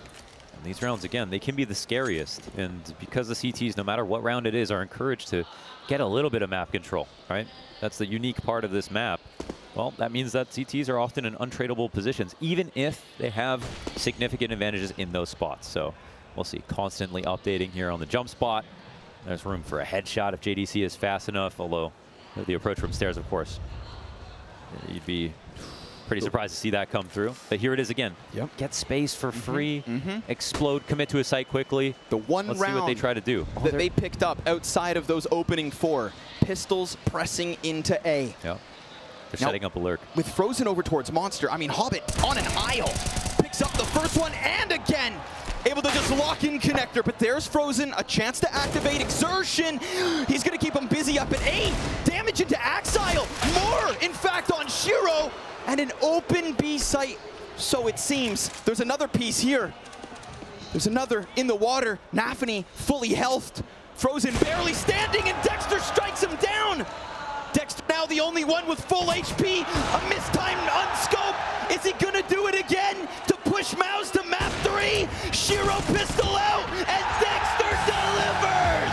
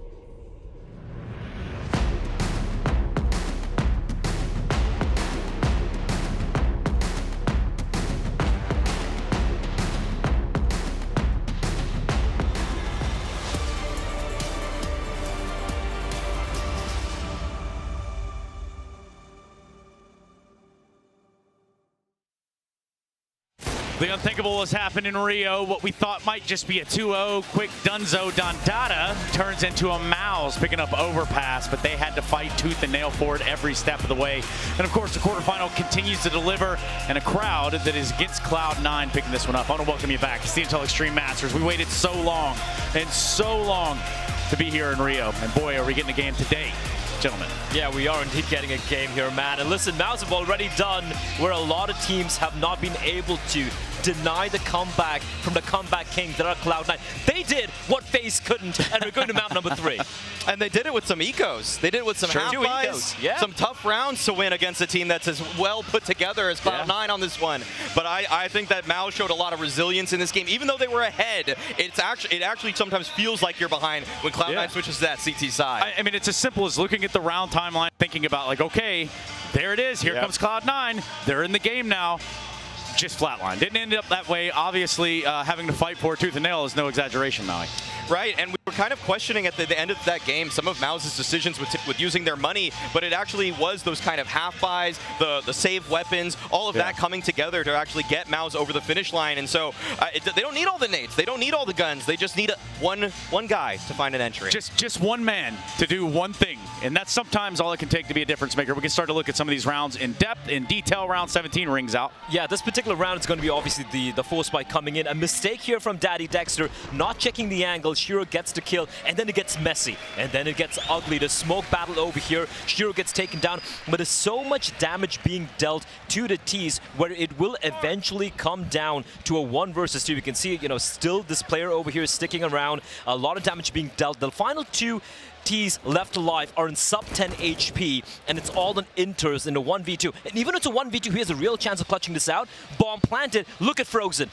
Ice in his veins. Doesn't move an inch. Oh, the experienced player from Mao's getting it done at the end of it all. Inters, he's wondering, he's bamboozled. When are you going to peek me? You have to peek me. You have to. You have to. He's crying right now to Napney. Why didn't he peek me? Where is he? Oh my God. Just stayed right there. Yeah, sometimes it do be like that, and that's the unfortunate reality. That well played by Frozen. Obviously, a lot of poise to just kind of sit there and tuck in. And as Maui would say, graffiti moment. Not quite. Not quite. I don't know if that is, but if they do pull off the upset, I think one will have to happen, because I think that Cloud9, they're still in a position where they should be feeling pretty comfortable, Blah. Yeah, absolutely. Look, here's the thing. Even Mouse got everything going their way, right? Winning both the pistol rounds, able to convert those the second and third rounds as well. But when it came down to winning those 1 or 2 much-needed rounds, right, that's when they were able to make it happen. Yeah. And I believe round number 25 is one of that. That's what we got. We can load it right up, play it right on out. Round 25 breaks down a little bit like this, Blay. Yeah, usually this is a big mistake that can happen when you're going up against pistols, where you allow them to kind of creep on up through the bathroom's position, and that's exactly what happens here. Nafny with a good hole, but that position from there is very hard to stay alive, and the pistols again going to work, and Torji just shredding them apart with the deagle. And I love the smokes that Mao's actually used in this round. I think every single player on the team bought one smoke going into this, just to make sure that they can take some of that space safely, that they have CT smoke, that they had the banana smoke smoked at the top right there. Yep. It gave them so much room to work with, and Cloud9, they are so good at playing back in the sights. They're so good at just playing the crossfires, but if you do give Mao's that much space, things can get hairy, and they did. Yeah, they can get hairy. Shout out to Just Harry, by the way. They were just playing his music video up there on the Jumbotron. He's somewhere at the hotel watching onward, probably cheering for Mao's. I don't remember what he put his pick on, but nonetheless, you can't deny Torji has a little bit more impact here in the second map than the first one, Maui. This is exactly what I wanted to see from Torzi. We actually got some multi-frags out of him, some nice op kills. He didn't hit every single shot. I'm not going to give him all the plaudits in the world, but he kept Cloud9 honest, and that's what he had to do. If he didn't have this kind of performance on the CT side, you're going home. You're going all the way back to the Academy Leagues. You're going to think about maybe looking at another opera, because Torzi wasn't doing too hot in this tournament, but he showed up in this map when Mao's needed him to do it the most. And you got to remember as well, if you look at the scoreline, 16-13, right, the margin for error was tiny as hell. Go back to the pistol round, the 1 versus 2. He was able to clutch out with barely a second remaining on the bomb counter as well. He had such a great opening. On the other side of the head-to-head, Frozen, the veteran, delivering, showing why he is a rock off that team. Yeah, there are a couple pillars that you have to grab onto, but for overpass, we start to look a little bit further onward. In doing so, the players had to go back to the locker room, sort of get rehydrated and get ready for this next map, and that is where you can catch Heku. hey Desk, I got to talk to Hobbit and I asked him, like, what happened on the city side? Was there miscommunication? Did Mouse surprise them? And he said that it didn't go according to plan. Banks, what did Mouse say? I just managed to catch up with Dexter, and he was saying one of the things that just helped them make that victory possible there was the fact that they ran out of timeouts. Cyclone couldn't help anymore, and it was Cloud9 that called in a timeout, and that benefited them. Now they're going into Ancient, and the one thing he said they need to focus on is having clean executes here. Without the clean executes, they're going to be traded, and it's not going to be efficient for them, so they need to make sure everything's on point and not make mistakes of previous maps. Where all good series go now. Scratch Inferno, Ancient is the new third map, and, well, not even new at this point. We're looking at Ancient, and I'm looking at a surface level sort of take on this one from you, Maui.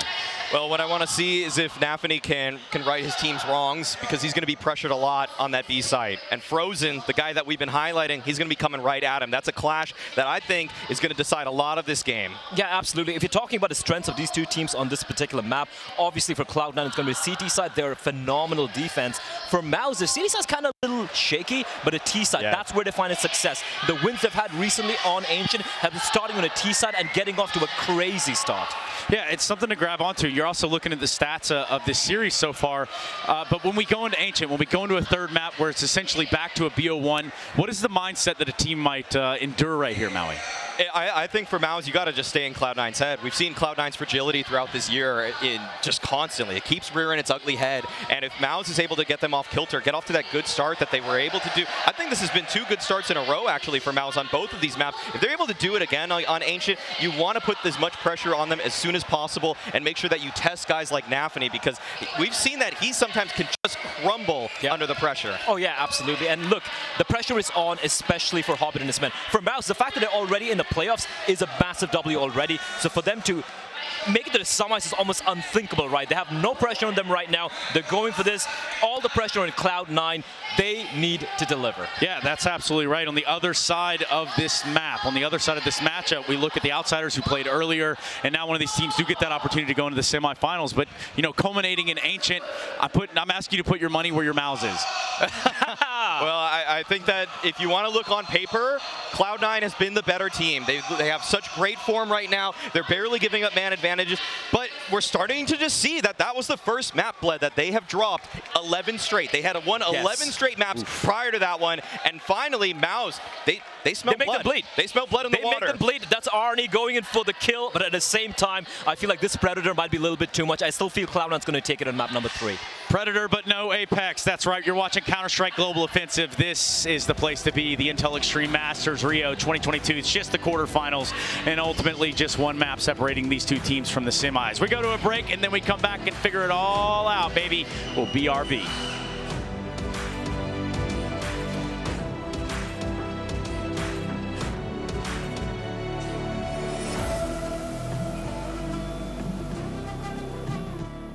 The bell tolls for Cologne. This cathedral, a cathedral that is stacked from the earth to the heavens with the greatest of all the fans, the most passionate.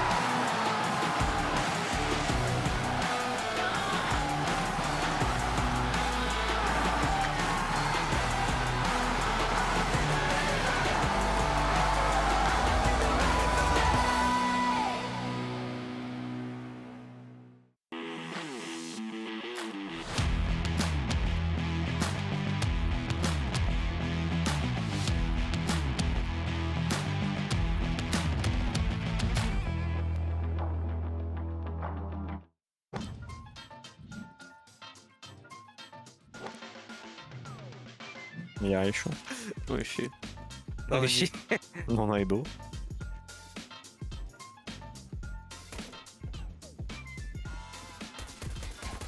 Серега. А батя увидел, что ли? Да, ну ты что, читер какой-то, честно.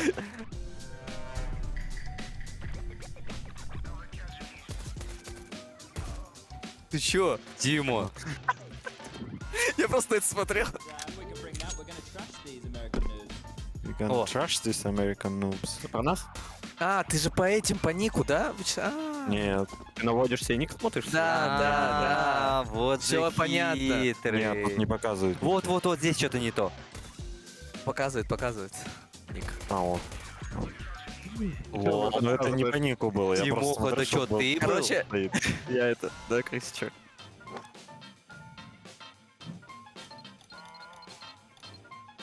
Вся карта? Бля, вот... Я хочу посмотреть. Куда ты, куда ты? А, блин. О, Абайчик. Да. Абай. А где он был? Гуляешь. Он на господа прям умная такая. О, это вы? Давайте горячо, холодно. Кричу, ты сейчас поймешь. То, что здесь стоит, это на Б, вообще... на Б, Тимо. На Б? Да, где-то ну там уже сам разбирайся. Окей. Не обязательно Б-сайт, ну там за трансингом. Наверное. Да, Серега провалился. Да. Серег, спались. Что это? Излучает Абай. Ну так, плюс-минус.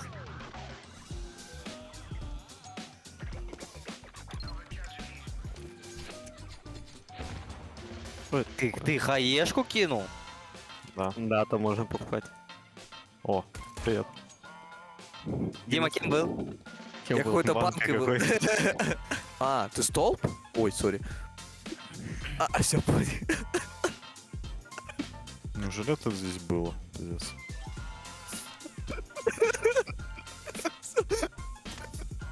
Ну че, ржете? Набор погрузти. Ой.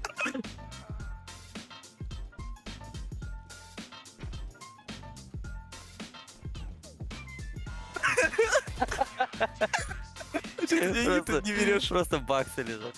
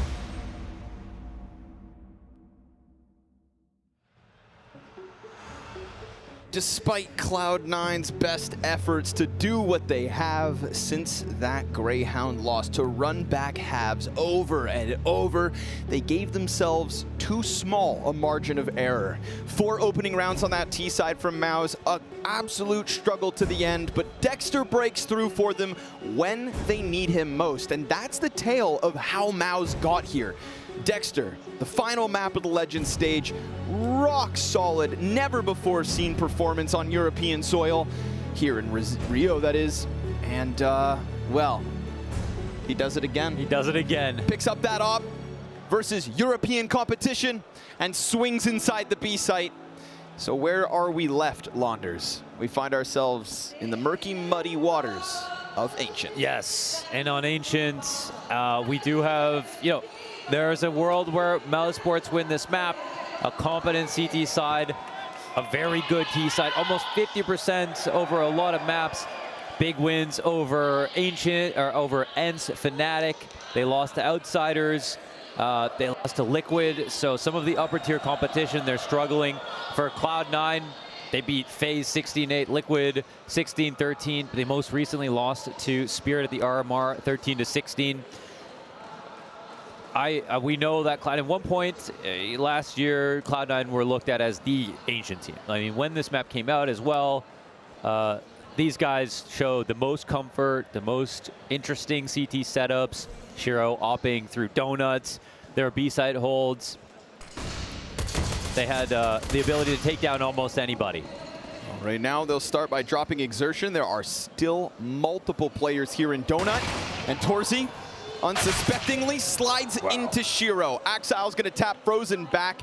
And now we get this A main press, but Axile, kicking it up a notch in the pistol and pushing this one onto the shoulders of the Aussie. Axile, we missed you. 3 kills, and he'll connect, but we need to see more of him. It has been a quiet tournament, and he's meant to be Shiro's right-hand man. It's been an inconsistent tournament, right? High highs, low lows, but that's not what they need from Axile. And yeah, over on overpass, I mean, that map could have been wrapped up in an enormous comeback, of course, still. That's only the problem for them because they lost both pistols. As was pointed out on the desk, good starts on both maps from Mousesports, but this time a pistol round win from Cloud9.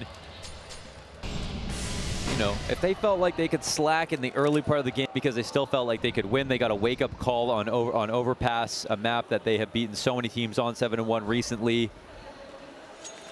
They learned that Mousesports play hard enough to keep up. Close it out on the attack. Hobbit, though, adventurous as always. Oh, look at the amount of mid-control here. Hobbit sees him trailing back. Clean. Follows suit with Shiro, so MP9's going to milk this one for a little money. So with this map, we are seeing a higher rate of A attacks via long, not with mid-control. Sometimes you have a late lurk through Donut. On this eco, of course, getting locked out of positions. From the CT side, mid-control is everything. Making sure that no one can have counterplay from elbow means that you can take control of all the backlines outside of B, and then it becomes easier to rotate freely around the map. So we're going to see Mousesports try to clash for mid-control. That's going to mean exertion. They were able to, versus ENCE, do some really cool attacks on this part of the map. I think versus Cloud9, it's going to be a bit harder. But they have some experience here. And Cloud9, they're going to fight equally as hard. 4 mid, down B. A lot of emphasis, as always, on the Cave player on CT's side, who will more often than not be completely alone.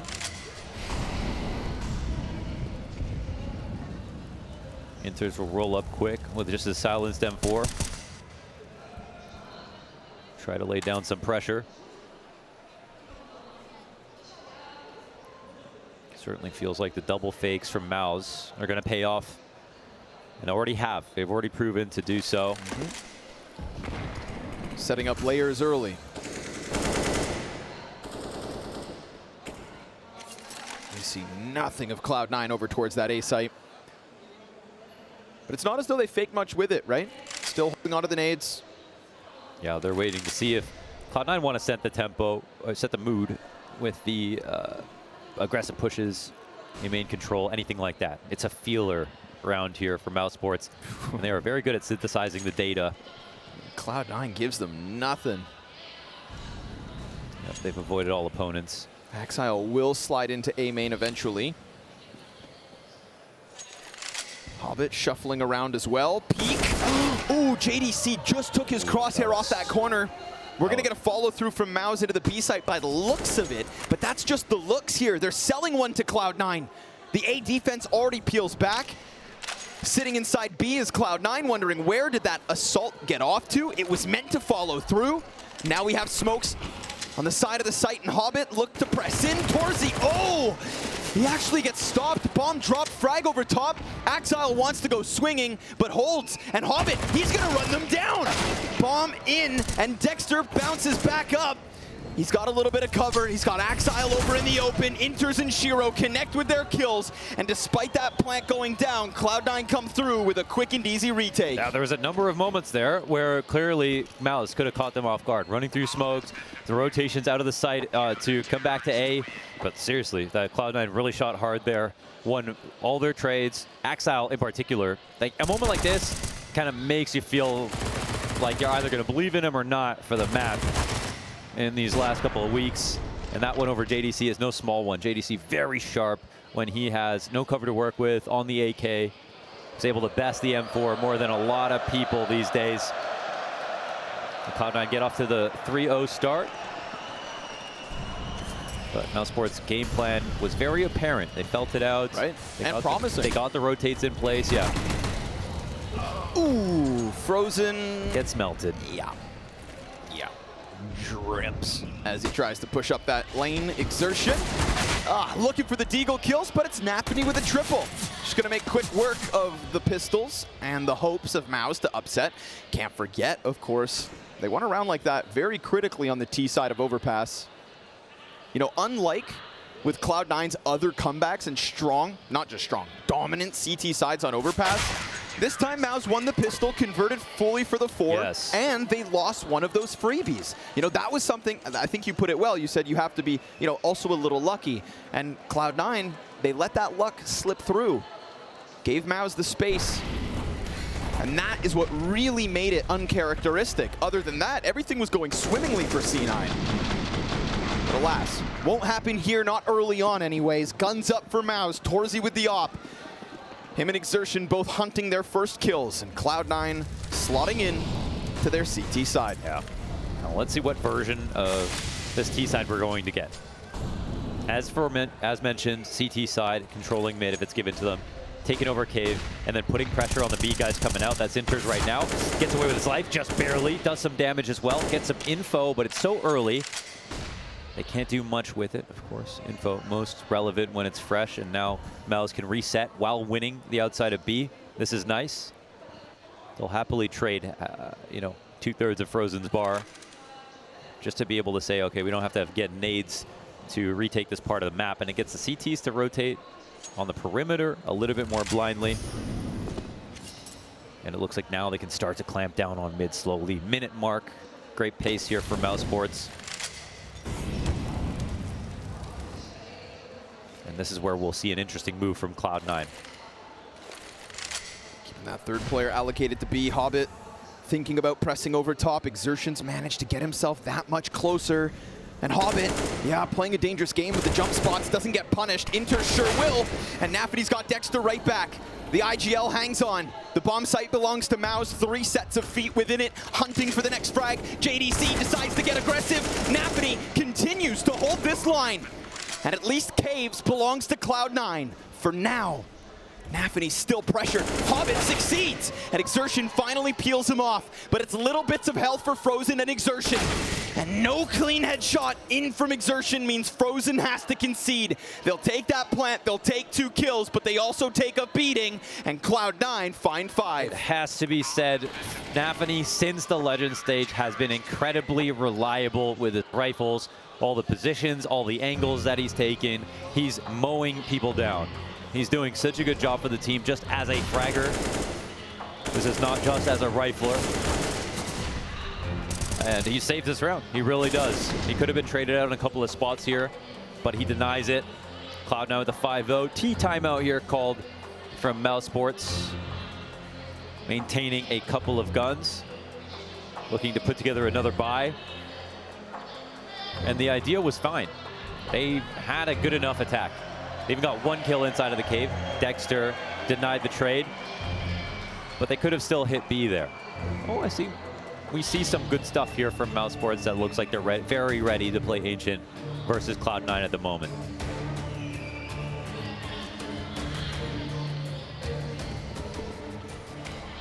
There's one thing we praise Maus for, it's preparation, Cyclone's impact, T-sides. Yeah. Those 3 things can come together. But what Cloud9 have been consistently praised for throughout their run is that resilience. Nobody has faced defeat more than C9 prior to that challenger stage. And then, wow, they took a deep look into the eyes of death, turned around and never went back.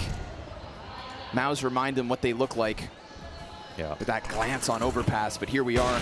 Missed shot from Torzy, just it's a matter of timing and it's not on the money. Yeah, Cloud9 absolutely have so much scar tissue built up. You know that's stronger than skin. But this last map was the first map they've lost since day 1 of Challengers after going down 0-2. Since they arrived in Rio. So still made to bleed, just to make today very interesting. Similar lurk here from Exertion. Adamant about getting this control. Ooh, wow, still picks that up. And then spins his knife into the corner like it's no big deal, no sweat. Axile's up next. Fire at their feet, they press in. He's gonna finish Torzy, continues the spray and chops down Dexter too. Shiro, not gonna miss. Connects with the AWP, and this gun round just got wrecked as it tried to press into that A site. Frozen looks to recover, and Axile still very much a piece of this puzzle. Waits inside the corner, and I mean, this one's queued up. He sees Frozen's hands, but he can't get the better, and then Shiro gives him a chance. Both of the stars of Cloud9 with a missed chance to close it. Exertion presses out. Inters tries to come through, and it's damaged both directions, but yet now just Shiro left. And what do you know? Mouse pressed through. Wow. 2v4. Man, Frozen with these mid-round engagements, the fact that he kills Axile, who he's showing his gun to. It seems like he's definitely going to die. It's not just a kill in vain. It's not just a Pyrrhic victory. He gets that kill, gets more, and ends up winning the round. We saw those flashes from Frozen on Overpass and just in general. Across Challengers, across Legends, and now as well. And they win what could be a key T round here to get them into the game on Ancient. It would have been a save to follow. That's one. And now the CTs will call a timeout. They'll get into this. I mean, they can talk about this. This is a 3v5 start. With Axile looking dominant.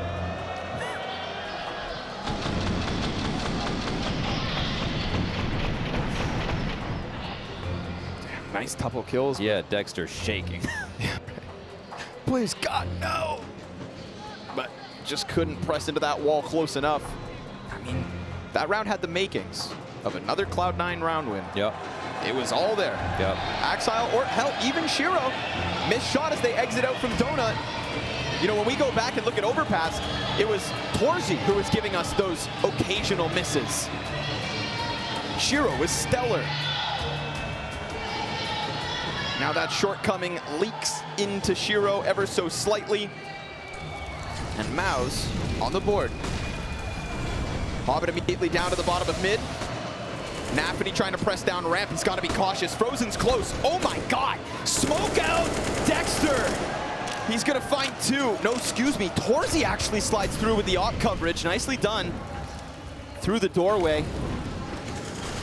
A contrast to Nafany, who didn't have his gun out. Torzy right there to lend a helping hand, and now Mouse. I mean, they're looking at this B site, frothing at the mouths.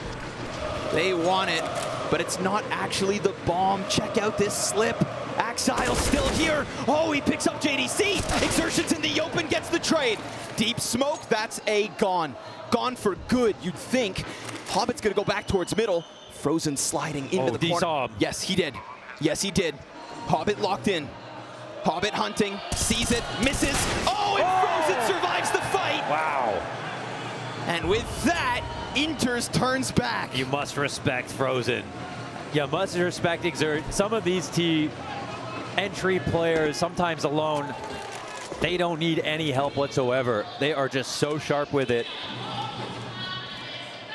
So comfortable being aggressive. And the call right there from Mouse, they have B site vulnerable. They know they're going to rock the CTs over towards to overcompensate on the B site, and then they end up trying to go for A, and the site almost gets locked down, but again, Exertion's one key one. Taking out the back default player, giving Mouse a second, chewing through that economy a little bit more. Cloud9, they can still buy. This one hurts a little bit more than the last one. They failed to take early round control down the B steps. They're not going to throw that in every round.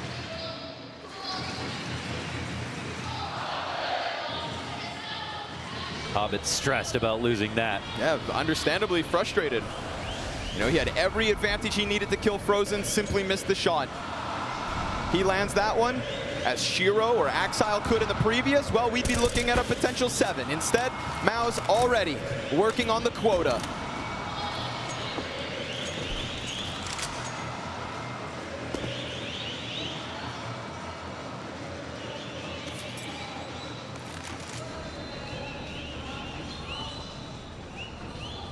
Middle's been given. Inters falls back into this passive setup. Seen, of course, Nafany very comfortable in this area right here. Can get spammed in his position. Kind of hard to guarantee the kill or get a lot of damage, though. T's still waiting for an overreaction. Holding on both other sides of the map for a mid push. The CTs won't give it.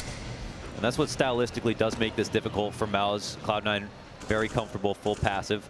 Torzy can't source one coming up the ramp on this op. He's been looking. Yeah, and now they're trying to make this rotation harder. I don't know if this one works out as well for Maus. 3 CTs, they just go the long way around. They get comfortable, and they wait for the hit. Maybe with some missed shots, things could still go south for Cloud9. What's left of the utility gets thrown out. Nafany ready and waiting, fully blind. Torzy, that flash is fantastic. Hobbit, well, trying to put that boost back up into position. He's already killed one. JDC manages to get that plant off the side. Exertion starts to walk it back towards ramp. And sure enough, post-plant unrolling. No smoke. No smoke for the CT side. We know how important it is. Look at Torzy's position. They can only flash him. He's ready, he's waiting, and a missed chance. It's Hobbit to come through with another kill. Frozen's gonna bring this back. Oh, Shiro, team kill! Whoa. And Frozen then comes out to finish things off. Oh my God. Maus managed to break through. They fall apart. A fantastic flash. It is, wow. They completely fall apart there. I don't know how that shot went for Shiro, but that looks like a player that either took the bullet in place of the T, could have scaled in front of him. Feels like everything went on that. Saw cave. Oh my God. And it doesn't kill the player in the back. If Frozen goes down with that shot, yeah, no, that's another story. Well, up until that point, it was still a good round for Cloud9, but now it's 3 in a row here. Ooh, and a fast one. One health for Exertion. Just enough. The bare bones exposed. Oh, Shiro is playing very committed here. So we'll see if he wants to try to leave, but if he doesn't find the lurk just right now, well, Exile, he's alone. MP9 up top. On an island. Man, so worried. This kind of gives me flashbacks to overpass short B water. Luckily this time Shiro's coming to help.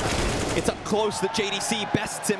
Low HP on 2 Ts. Shiro's gonna finish off that first one, lays down the incendiary, and Maus eject. Whoa. They're gone. Interesting. Just like that. They're not into the site. The rotations are fully out. And Nafany bit. Nafany bits down fully. Dexter's gonna try to slide upwards. Nafany, he's caught transition, but where the hell did he go? Working up along the wall, Dexter's missed the timing to kill that one. Shiro's on high alert. Oh, but he stopped clearing that close corner. Here comes Nafany. Denied by JDC. Out from cave, and out goes C9. We're talking Maus 4 in a row. Oh, they are starting to crumble now. Clutch kills coming out from Maus. And the coolest part about this series is we weren't seeing any type of choke. When it came to Maus playing above their game, looking so solid as if the circumstances haven't changed at all, pulling out insanely difficult refrags. I think that's the most awesome part. And Cloud9, they put together great rounds as well. It feels a little bit too evenly matched though for Cloud9's comfort.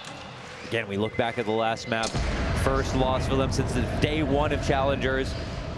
Now we have a very good start and a comeback into this game on Ancient, and while Cloud9 have that hot start that they were missing on Overpass, they couldn't get the second pistol as well. That was good. 4 T rounds straight here for Maus. And finally, a save has to come out for Cloud9. The fruits of their labor, Maus break through the economy. They can feel this. They're making this happen. They're making it happen. Exertion immediately out through the smoke. Oh no. It's back, and so is Shiro's. But as Hobbit runs away, JDC could go through, chooses not to. There's a timing for him. He's going to start to walk through. He's worried that they're still watching this. The B site is under the control of the T's just for now, but it's a thin level. Frozen's gone deep. Frozen, this mid-round play that he's been pulling out almost every single time. I love that. Hobbit boosts up for only a moment, doesn't actually hold it. Frozen reveals himself. Now Hobbit's AK prime. Oh, but it's Inters instead. to keep this one even 2v2. The deep mid push coming through and unraveling what's here for Maus. Axile, best of luck with a scout, a flank through middle towards a B site that belongs to Maus. And that was JDC, who was the guy after Hobbit got his kill. You thought, oh, he needs to come out now and find this refrag. He finds a way to be useful and goes completely unnoticed. Axile goes down, and that's a save. That is a save. But Cloud9 are trying to keep a meter stick between them and Mousesports in this first half. And while they're competent in the second half, the Maus are obviously even better on their CT. Another play from Frozen. Continuously putting his impact down on maps. Win or lose. What he's looking for is a win and a semi-final spot at the major. Mousesports is an organization, the second time that they've made it this far in their org's history. And with their newest promotions this year, this would break incredible new ground and draw some interesting stories, some amazing stories, and show that you can do it and you can do it fast if you work hard. No matter how hard the game has gotten. Ooh. Oh, he didn't see him. Didn't see him the first time and won't get away the second. Shiro, luckily for Cloud9, trades that right back. If they had lost mid-control and potentially Shiro, Maus are gunning for that sixth. It is so impressive the way that they're surmising these middle kills. Whether it's been JDC come out late on the last round, Exertion's lurks, which haven't always worked, but did. Going 4v4 is a happy moment for the T side.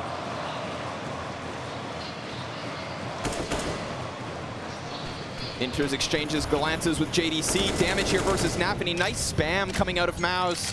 Yep, he's been trying to spam this spot over and over again.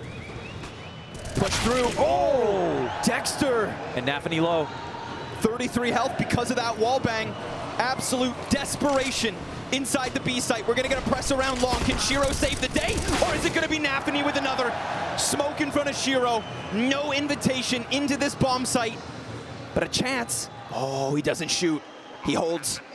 Bomb's gone down. Frozen, a chance to escape through the caves. Shiro, an invitation to save. But it's Axile right next to JDC. Pressing into Frozen.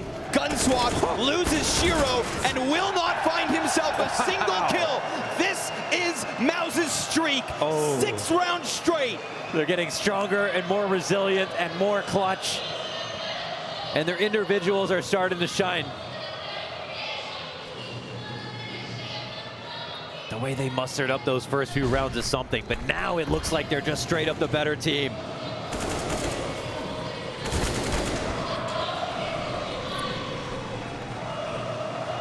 Another difficult round one, another save here for Cloud9.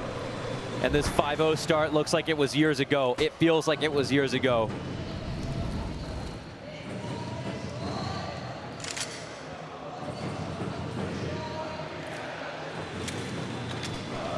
Where is the CT side of Cloud9? Where is what has been their success story? A run unlike nearly any other. Flashes of Cloud9 in Boston. But now as we play amidst the ruins of Ancient, it's Cloud9 who are truly looking ruined. Yes. Exertion's gonna hear that walk away. Look at this. Oh. So composed. You can just give them all the clues now. That's it. Bombs going down at the B site. Nothing Cloud9 can do to stop that. They know everyone's flanking from this exact position. So like some cattle, they sit here back to back, waiting to die. Exertion. In Cloud9's minds, there's a hope. There's a chance that they press into this retake attempt. All the while, Exertion takes his damn time. World class on the trigger discipline, leading Cloud9 to death yet again. And Maus now lead by 2. And the crowd loves him here. The crowd loves Mousesports unequivocally. 7 rounds straight on T side. And now that Cloud9 can see themselves losing this series after blowing over past a giant lead. Sorry, a amazing record, I should say. That fracture could lead to a crack. That could lead to their collapse. Torzy is going to have vision here. T-side smoke to work around from. Inters wants to go in. They're sending Inters in. Led to slaughter. Like a lamb, Torzy slams Nafany down inside sight. B wide for the taking, and yet there is this press from Cloud9 up through mid. Bomb still down on the dirt. Hobbit hit by the nade. And the closer he gets to that B site, the closer he gets to this Mouse camp. Dexter versus Hobbit. A dink through the side of the wall, and Exertion bests Axile.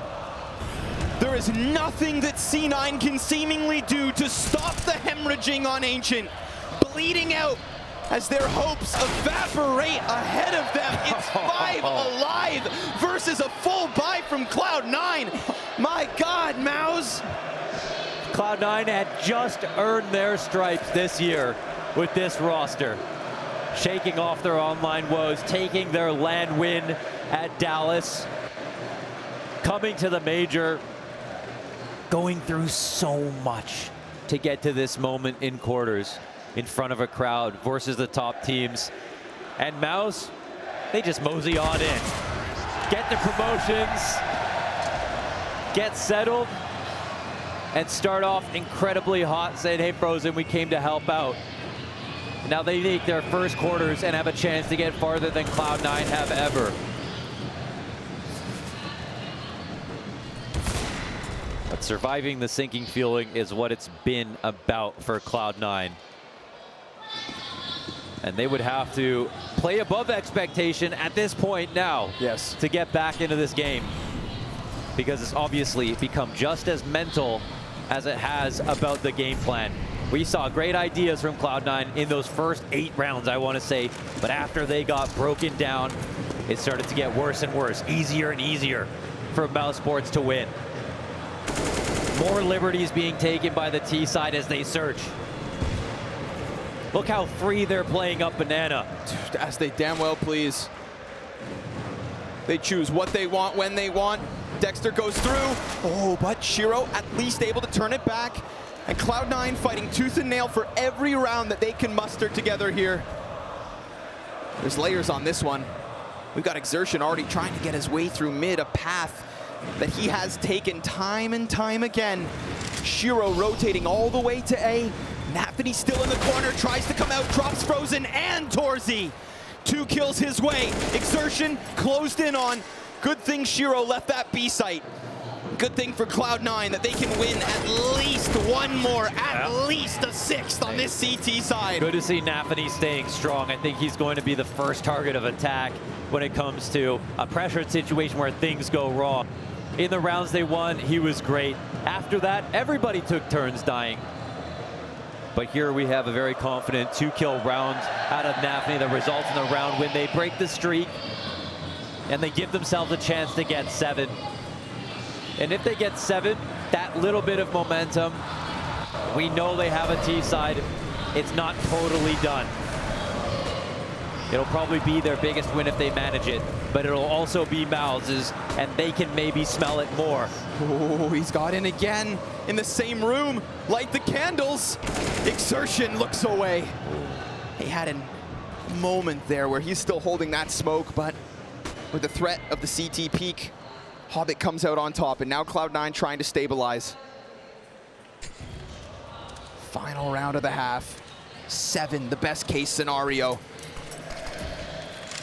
Dexter priming himself to split into this A site, but met by fire, and down goes the bomb. He committed. Comes in and knows he has to hit hard. Hobbit knows the exact same thing and will connect to Torzy. So despite Mouse's best efforts to smash and smother Cloud9 across this CT side, it falls on to Dexter and the ferocious Frozen. They know he's back there. They're going to nade him out. A 1v5 attempt in the waning seconds of what has been a wonderful T-side from Maus. He hits that dink. Nafany desperate and hopping and hoping like Frozen just did into Axile.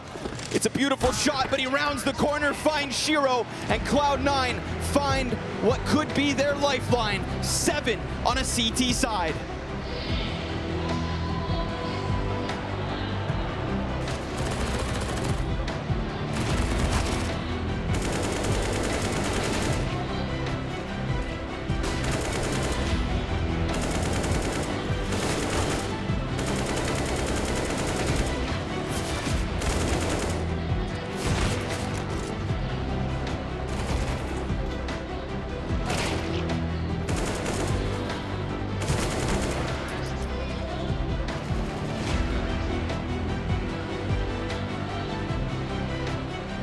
We're back for a new episode of A Identity. I have by my side Shiro and Nafany.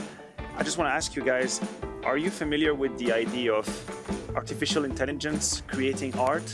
Is that something that you know a little bit? A little bit. A little bit? Yeah, a little bit. No, not too much? A little bit, not too much, yeah. So here's the idea. Together, we're gonna create a piece of art. Sounds cool. Step 1, what would be the topic of this art? So here's the question: we want to call it, or we want? You mean we should paint or? Well, you just give me the words, and then the computer is going to create the picture. That's what's happening. Okay, exactly. I know what this is. Okay. Yeah. Ну, хотя, смотри, Cloud9, Да. океанский бриз, уже И- цвет и сразу найти. облако. И облако, чтобы... Да. So, Okay, where are we now? Yeah. So, ocean breeze. Ocean breeze? Yeah. Okay. Absolutely, It we will can be start with first ocean one. breeze. What is the style? Go aниме? Давай. Аниме. Можно принцесса Мононока. Okay, let's just say Princess Mononoke, but Okay. it's just the name of anime. Okay, so we have an ocean breeze, Princess Mononoke. don't think Crazy about it too combo, much. actually. Just it's supposed to be crazy. It's perfect. We should add some cloud here for sure. Some clouds, okay. It's We obviously. have clouds, Yeah, we have clouds. Maybe some waves. waves. Yeah. Okay. Maybe let's add some romantic. So we will add some man and woman spending their time with each other. Okay. Okay, so we have a man and a woman. Yes. They are together Yes. by the ocean. Yes. With Clouds. clouds And and Princess Mononoke. I don't know how it works it's together. Perfect. It's perfect. Oh. Oh, seems pretty Is it- cool is it- actually. oh, Yeah, it's pretty cool. Yeah. I think the first is more about like it's something magic here, Okay. and so I will choose this one. I think it's a beautiful one. Yeah, it's perfect. Looks a bit mysterious. Actually, I don't really know what other teams will say, but Okay. this one is pretty cool. It doesn't matter what other teams say. If this one speaks to you, Yeah, that's perfect. True, That's how it's supposed to be. true. We're getting profound. We're getting philosophical here. That was A Identity. We came up with a nice thing.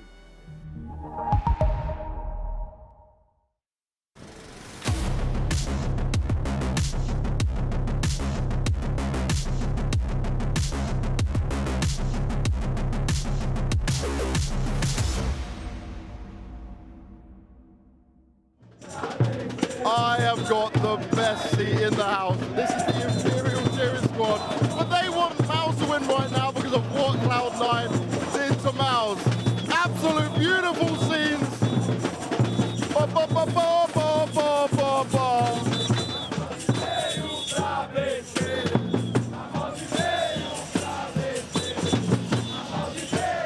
James Banks and the crowd giving energy to Maus, but I don't even know if they need it.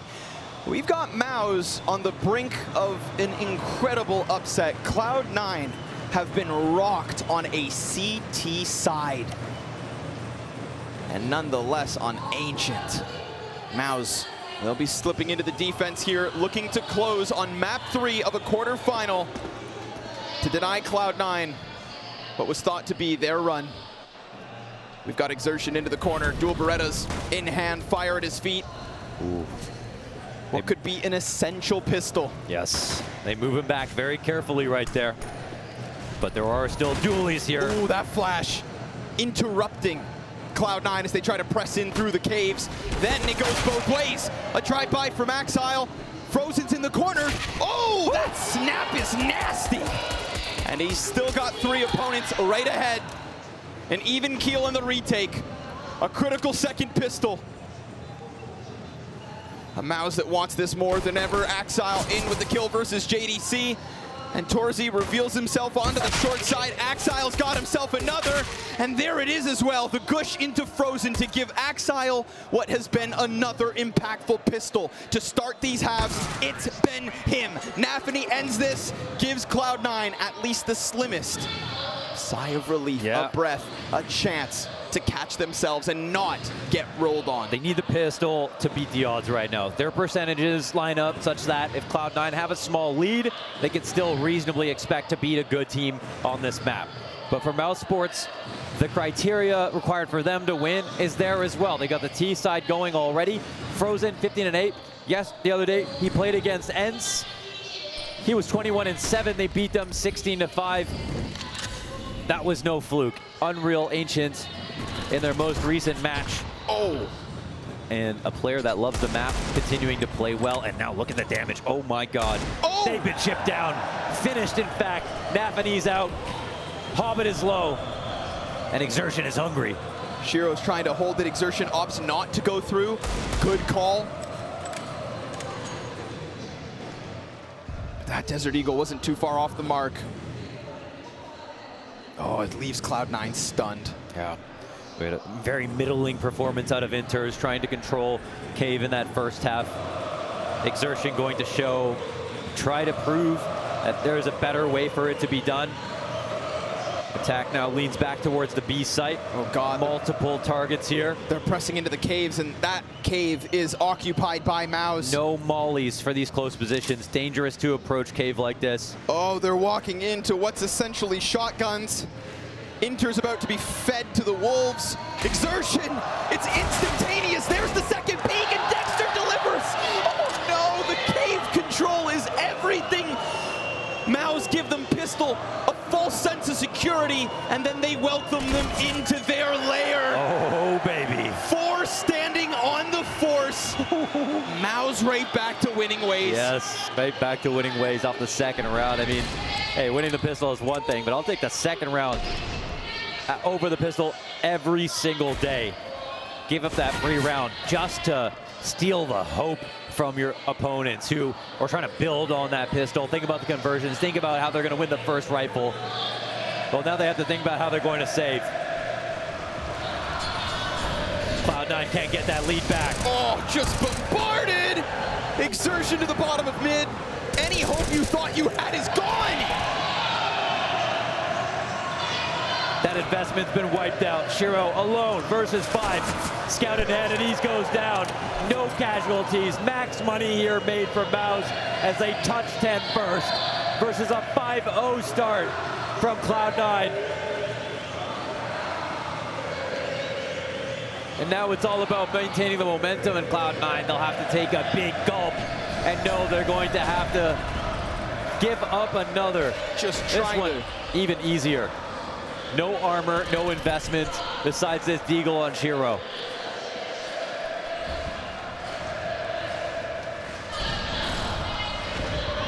It's just gotten so serious here in Rio.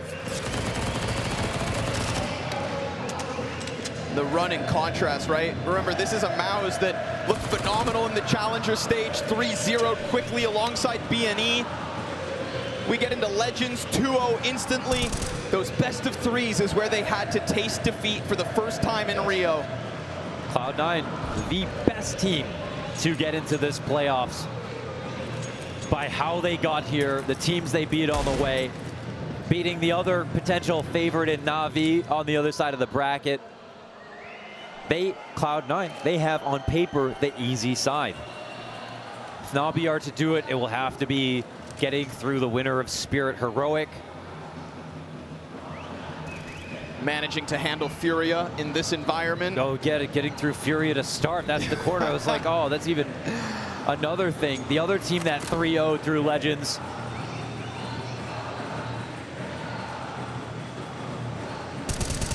Finally, these pistols are going to start pressing in. Again, it's just desperate on this round. Cloud9 have to have realistic expectations, and Torzy, well, he'll finish that one off. 5 rounds away. And Mousesports make history for the organization. The story of the Academy League was the story of this year.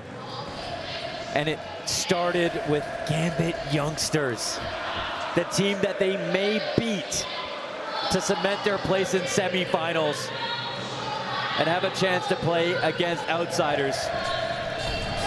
But this game isn't finished. Job's not finished. Cloud9 still have guns. And while their buy isn't great, they know that they can put this together if they play their best. Can they dig that deep? Can they regain from the broken mental? Axile, oh, Dexter does him dirty. Comes down that ramp, primes exertion. It's a pinch and a collapse. And that's why they call him Sexter, because you're sat at home right now and he's got your heart pumping. Hobbit hiding behind boxes.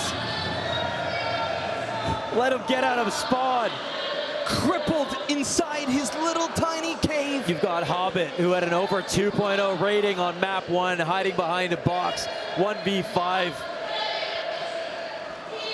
Down he goes. Nothing for Cloud9. And now they're laughing. Looking like a well-oiled machine. Another T timeout will be called with no money to invest. Nothing. If Cloud9 get single-digit rounds by the end of this game, we'll all be left speechless.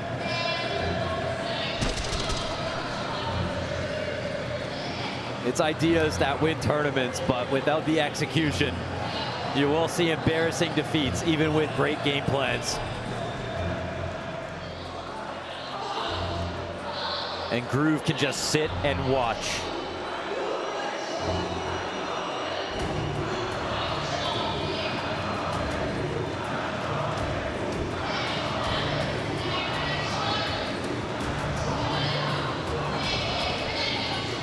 They need to show composure like they've never seen, and they don't have the CD side to come back on like they did all throughout these previous stages. This would be their biggest comeback yet.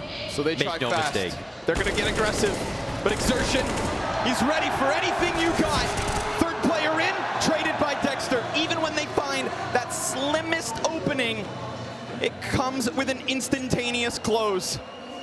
Perfect spacing, and Exertion, he doesn't make a mistake. He only pulls out his utility because he knows his teammate is right there to cover him.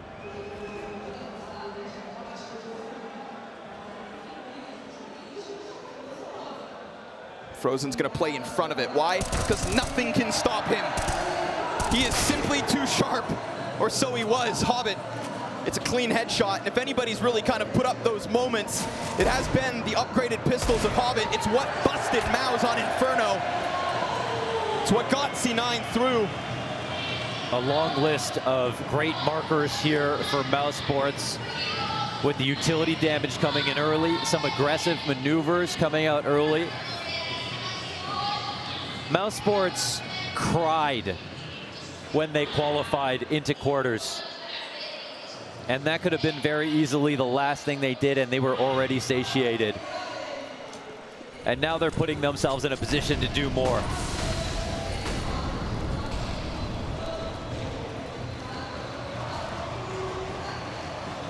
Guns up and Exertion goes through, and what a contrast. You know, you give me Exertion or you give me Inters in terms of aggressive cave play, I'm taking the young Israeli star every step of the way. With a smoke in front of him, confidence at an all-time high. A team that believes in him. 3 young players who have bled together season after season of academy play. Brothers in arms. And Shiro misses his chance to strike them down. It's a turn from Inters. There it is. Better late than never. He picks up impact on the lane. There is a third piece to this puzzle in Frozen, though. Oh, and they're not overthinking it. Maus are fast. Sending one in through mid to go for the flank. 2 in the sight now. 3 full HP players. the Nade damage nade. come out. Shiro chipped down. That is an ominous warning, a sign of things to come. Cloud9 could still press in, but Frozen finds another. Shiro's up next, and he lands that critical shot. They hold on to man advantage. They want to come in through caves. Torzy has left it to them. No flank shut down. Looking for the CTs to move out. 2 still here. Such little HP. JDC, it goes down with utter ease. And Hobbit, well, he presses in with damage, but that's their invitation to run. Do they have time to get away? Oh, but Maus know that there is absolutely no way they can do this by stopping or Torzy splitting up. sprinting. Bomb in the back. CT's versus in. Op. The bomb just getting into sight. Oh, is there time for this? Yes, he's got it right there with Shiro, and Torzy misses his chance, lands the first onto Hobbit, off the off, Shiro lands the kill, and with it, Cloud9 have a hope. But only the slimmest of chances. The full house between Inters and Shiro, the first 2 and the last 3. The final second, the final shot, a 1v1 in Cloud9's back pocket. Make no mistake, if Cloud9 find a way back into this game, it would be their biggest, most impressive comeback maybe on record. Considering the circumstances, you can't underrate Maus. They're playing serious CS today. And this win means the most. Everything else is in the past. Cloud9 looking for a 10th. Nafanino, once again, he ends up getting his kill. That HE damage assisting. He could have won Cave with that if he didn't land that first. Exertion touches 20. T's sent scrambling.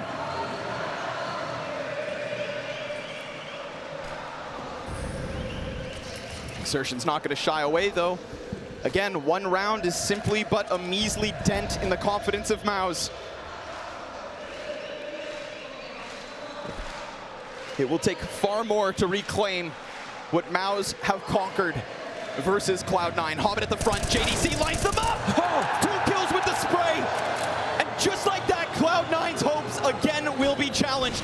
Nice kill from Shiro, and Op flick up. Little bits of JDC left over, but still he's in this corner, and with that, he will creep and crawl, and Shiro thinks he has a damn chance, but down he goes!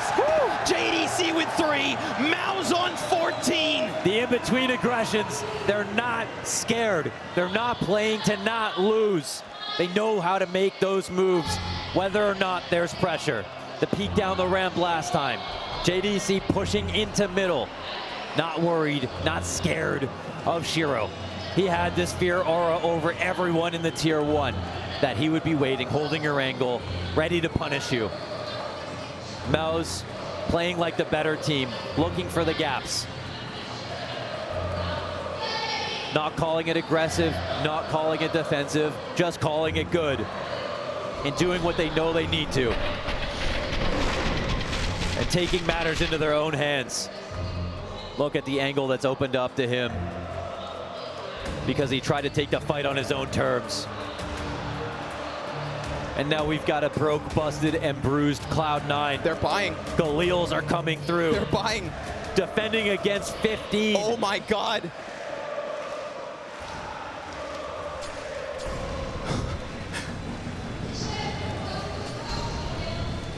In the face of what some consider tournament favorites.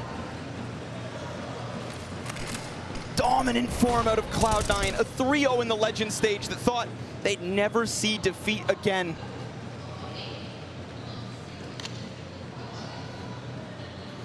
Well, but there remember, are some toenails in their face right now. Nobody from Cloud9, or rather nobody but Cloud9, have faced the brink of elimination more throughout this event and yet continue to be here in the playoffs. This is it. Their final boss. And a smoke, did that just miss? No, decoy, Okay. decoy landed in the sight. T just threw it out, tried to elicit a reaction. Nothing's come through. Got me frazzled. That's the sign of an impoverished team using decoys to start things out, to see what they can muster. It's not scaring Mouse Sports whatsoever. Have you really hit the bottom of the barrel? A nade that nearly finds its home. And Creature Comforts Exertion has thrived at this cave. He's been amazing. This is the 1.41 rating Challenger State Exertion. Oh, it's easy for Dexter. Shiro's trying to challenge, trying to peek, and Corsi's Nate will find him. But here again, it's JDC locking them in position. Nafany finds the trade. The A site looks open. Frozen, yet again, headshot in an instant. Nade goes over top, denies that ball plant. Nafany chewed down. AK's desperation. You will not find it, Cloud9. Oh, they can't. Mouse, 6 match points. They're getting shut out. With a broken economy on the line. The same money coming into this round to defend their tournament life. And nothing in round 24 would have you believe that Cloud9 have a chance. 5 Galils. And what feels like so little will left. Run through the ringer. Tested over and over again. And who would have thought it would be little old Mouse to be the final boss? Led by Dexter, the furthest he has ever gotten in a major. If they win one more round, he will be the 4th Australian to ever touch semifinals to join the legends of the Renegades.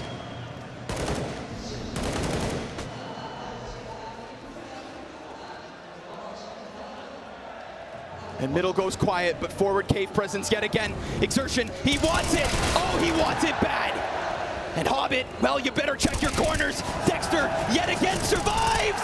He does it every time.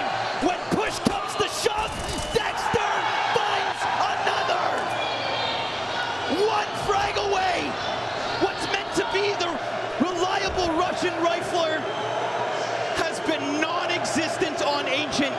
And this crowd, oh, this crowd has rolled out the red carpet for the NXT generation.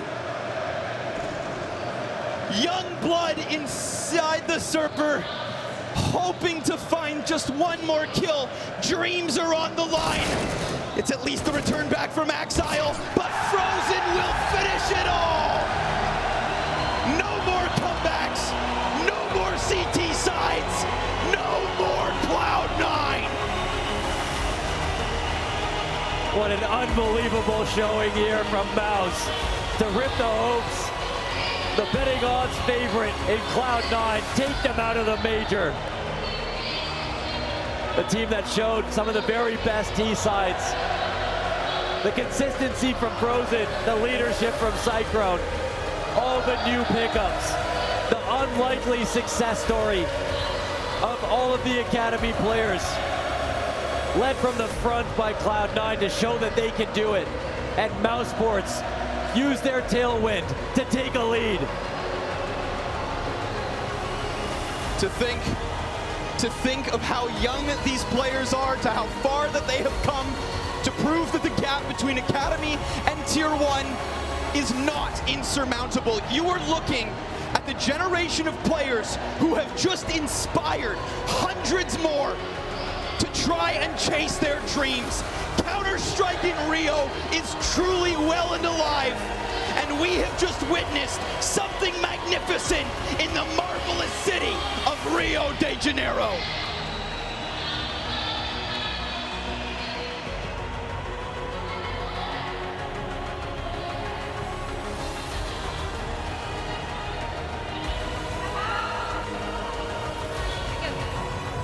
Did you realize that all the Brazilian crowd was cheering for you and for outsiders? And you are both winners right now. Are you feeling this energy? I mean, I love everyone here. I can just say that. The energy is incredible. Brazilian CS and Brazilian crowd is amazing. I mean, I don't know what to say. The emotions are so high right now, and it's insane. Well, now I have a personal. Now I have a personal question. I think your career is amazing. You have an amazing story about coming from academy to main team. How are you feeling right now on this lineup right now? Sorry, can you repeat the last part? How are you feeling on this lineup right now, coming from the academy to main team? I mean, it's been an amazing story. I mean, what can I say? It's been an amazing run. We've been grinding so much. We've been working a lot. We've been working very hard. And I mean, I just love Brazil. That's everything I can say, you know? Did you speak some words in Portuguese? Or you even understand Portuguese? Eu posso falar português e eu percebo português também, mas o meu português não está bem. Mas eu só quero dar grande abraço a todos. It's an amazing Portuguese, right? E faz favor, ajuda Maus em todos os jogos. Nós precisamos nosco. Maravilhoso! Muito obrigada. Muito obrigada. Muito boa sorte nos próximos jogos. Obrigado, muito obrigado.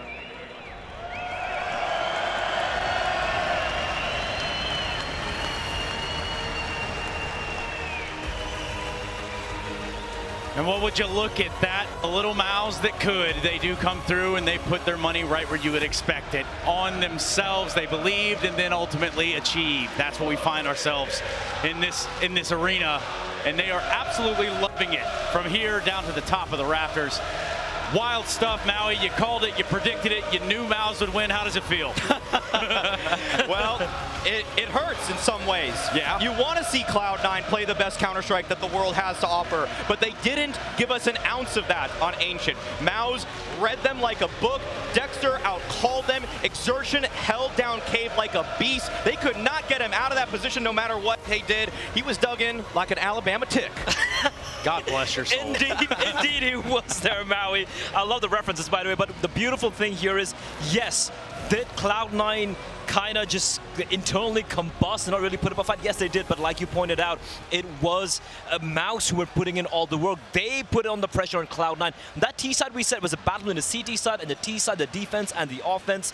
That offense from from Mouse was magnificent. Yes. The mid-rounding from Dexter. And you said it was probably going to be, you know, I think it was Frozen there, you pointed out on the B-bombs. It was everyone. It was Dexter, it was Exertion, it was Torzi, it was everyone chiming in when it mattered the most. The youngsters, the young gun, the academy team, semi-finalists. Yeah, it's a wild scene. You think about Mouse and you think about them coming in here as an underdog, and the numbers would back that up. Ultimately stopping Cloud9's run here, and what was poised to be one of those miracle runs. Cloud9 as an organization has done it before. The Hopium was there. Hell, even some NA Hopium at the same time, Maui. The betting odds had him as the favorite. A lot of people had him as the favorite. Several diamond coins are now in ruins at this point. And Mouse, I have to just be so happy for this project, for this team, how they were able to make an academy roster and the slow integration of these players. They made it work. JDC and Cyclone deserve so much credit right now because they were the ones that scouted that lineup. They were the ones that put it together. They built the system, and now they get to reap the rewards. Yeah, I mean, you talk about rewards. There's probably nothing better in Dexter's mind. You know, he's looking at this. He's thinking about the content piece and the cathedral and how it was all a confessional. But now it's kind of come the fruits of his labor. You know, this wasn't a simple process for this Mouse team, Bled. Yeah, I mean, he might have left his kid back home in Australia, but he's got a new bunch of kids over here. He's adopted them. He's raised them all the way here to the semifinals, and I think he should be very proud. Every single player on the team should be very proud. And the way he somehow managed to make it work in Cologne, we thought it was a bit of a fluke, right? We thought, yeah, it was kind of like a bit of a miracle run, and then we go back to Pro League, they showed even better signs. We saw them continue to deliver again and again, and we thought, hey, they made it to the playoffs, they're the major, this is as far as they go, they're going up against Cloud9 potential finalists.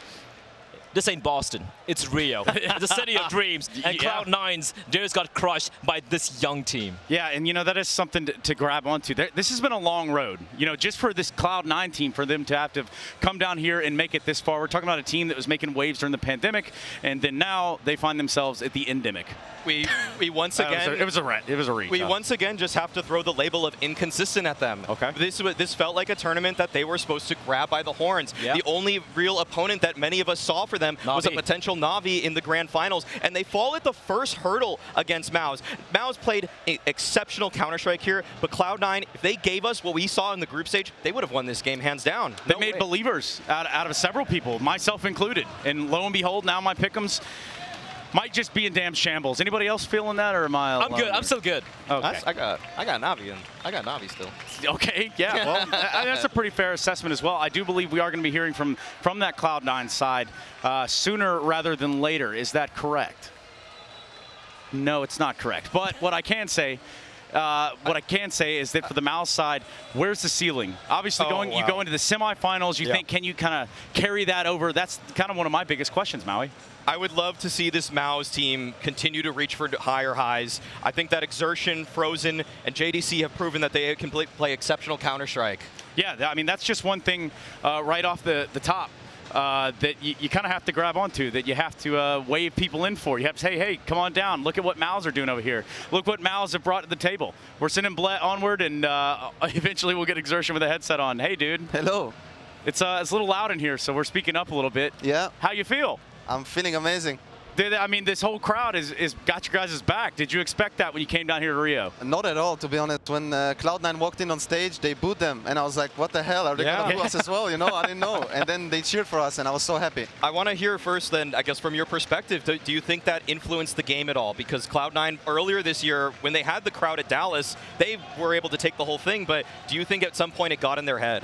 I mean, I'm not sure about them. I can say for us, like, it helped a lot. I told them after the first map we lost, I said, guys, we have to win because of this crowd, you know? We can't not win. They're putting everything, the crowd, to us to win, and we can't let them down, basically. That's what I said. Another question I guess I have is that I know that this obviously means a lot for you to come onto the roster, to see so much success so quickly, but do you have any insight into what JDC and Cyclone are feeling? Because they were the ones that put a lot of that Academy roster together. I mean, I think they're just very proud, you know. This has been a long time thing in my eyes, you know.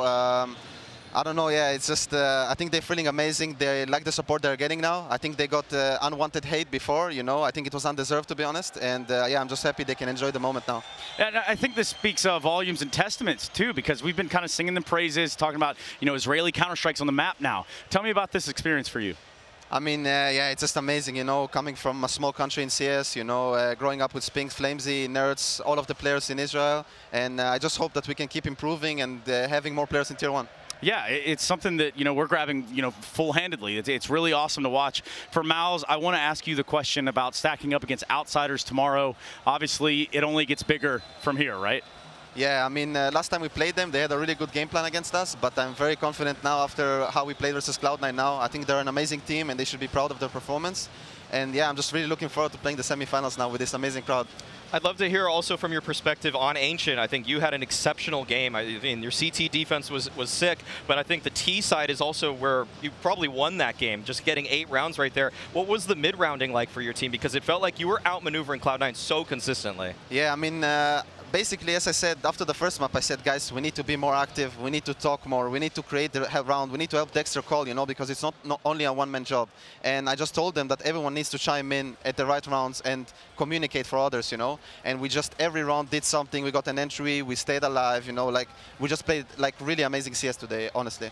Yeah, and the real question, I'm sure everyone's thinking about at home, is can you replicate this? And can you do it tomorrow? Because there's no more saving strats for the major. So can you make them a believer? Can you look down the camera with the red light on top and tell them that you're going to come through here and get it done? Guys, we will do everything to make you all proud. Your fans here in Brazil, your guys are amazing. Obrigado. Thank you so much. And yeah, I'm just sure we are going to do it. You know, I'm very confident in our team, and I'm just grateful to have such amazing teammates. Yeah, and it's as simple as that. Thank you very much for your time. Thank you, guys. That's a big one, man. For us, we're going to continue the show, and in doing so, we've got to head on down for a consolation interview. It's Cloud9's Hobbit. Thank you very much. I'm here with Hobbit after, unfortunately, the end of the road is reached for Cloud9. Thank you so much for talking to me. I'd like to start with Ancient. And what do you think went wrong there? A lot of things went wrong. I lost like very important duels against Exertion. So he did really great today. He improved a lot since I met him. And he has like really good confidence. I respect him a lot now. I mean, I was respecting him for sure, but he's gonna be big in the future. I love that, you know, that respect for the opponents. When it comes to the end of Overpass, it felt like you were gonna get that comeback going. Would that have changed a lot in the momentum, you think? I mean, we have strong city side. Well, we struggle with this cheat side on Overpass. It's hard map, to be honest, at all. And of course, our plan just didn't work. And we just didn't feel the game. Yeah, it was hard to to do initiative, because I don't know. For me, it was hard game as T side on overpass, very hard, because I felt that they want to smash us, and we need just to step up individually. That's it. It's just my opinion. We just didn't punish them for their aggression, and that's the main thing.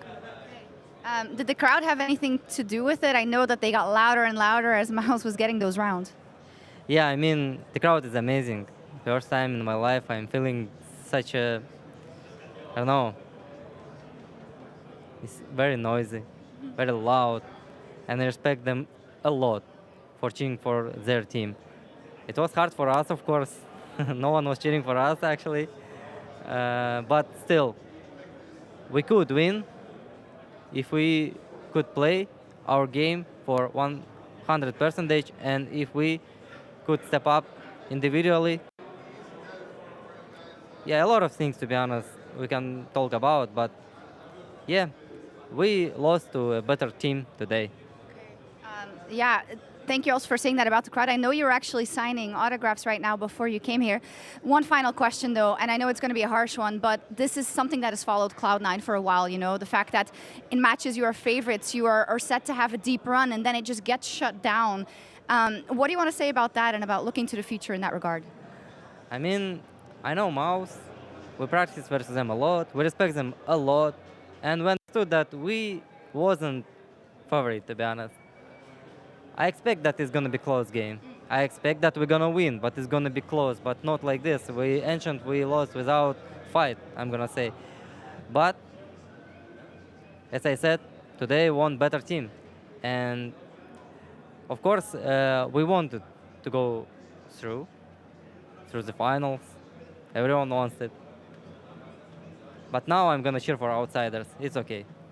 Yeah. Thank you so much, Hobbit, for this wonderful interview. Unfortunately, we won't be seeing Cloud9 anywhere in the major, but we'll see them in the crowd, clearly. Back over to you.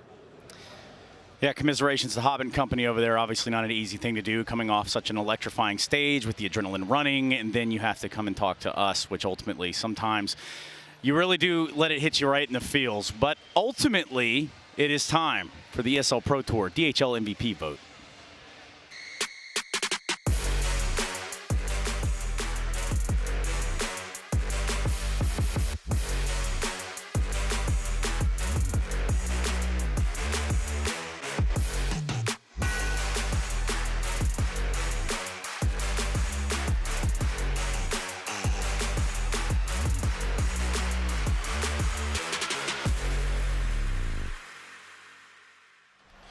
Well, I can imagine you all stuck around in Twitch chat for the right reasons. It's because it's time to vote for your ESL Pro Tour DHL MVP. Use your Twitch channel points and vote. We will catch up with the winner at the conclusion of the grand finals, provided they make it there. And even then, we'll find out when that time comes. But your candidates are right up there on the screen, and go ahead and use those channel points. Guys, a lot of good candidates here from both sides. You look at Hobbit, Shiro, I'm sure Frozen's going to follow up in there. We just had Exertion up there who had his impact as well, Maui.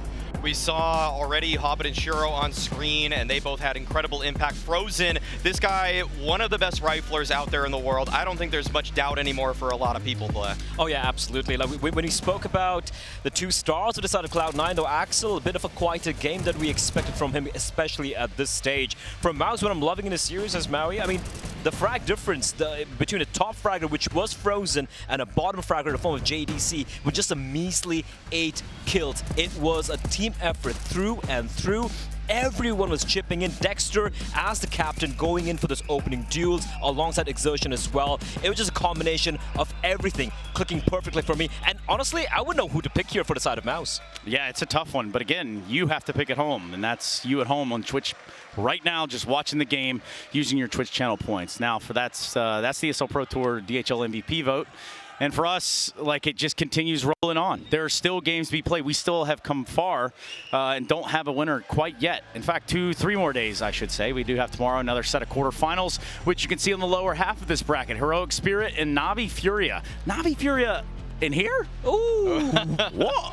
It's about to be insanity. You can't rule out the chance that the crowd makes a difference in that game. Absolutely. We saw how Cloud9 got rattled in this one. They got rattled. I think Na'Vi have been better in front of crowds, so you don't want to say that they're going to crumble, but this crowd can get so loud. I mean, simple. He was foreseeing that. He even sent out a tweet yesterday. He's like, listen, Rio, I love you guys. I love you guys. I know I'm playing Furia. I love them as well. Just please don't boo us that loud. Because listen, no matter how experienced you are, no matter even if you're the GOAT, this crowd, when they're going to be popping off tomorrow, when you're going up against Furia, it's you against not 5 players, it's you against thousands. And that's what's going to be kind of in the mind of Simple and his team tonight. Yeah, and it's starting to clear out here, so maybe we do the same damn thing, guys. Look, that does it for our first set of quarterfinals. Tomorrow we do return. We do have 2 more coming your way, thick, fast, and in a hurry. But for the time being, some people got to close their eyes around here. Perhaps you should too. Join us tomorrow. We continue the Intel Extreme Masters Rio Major 2022.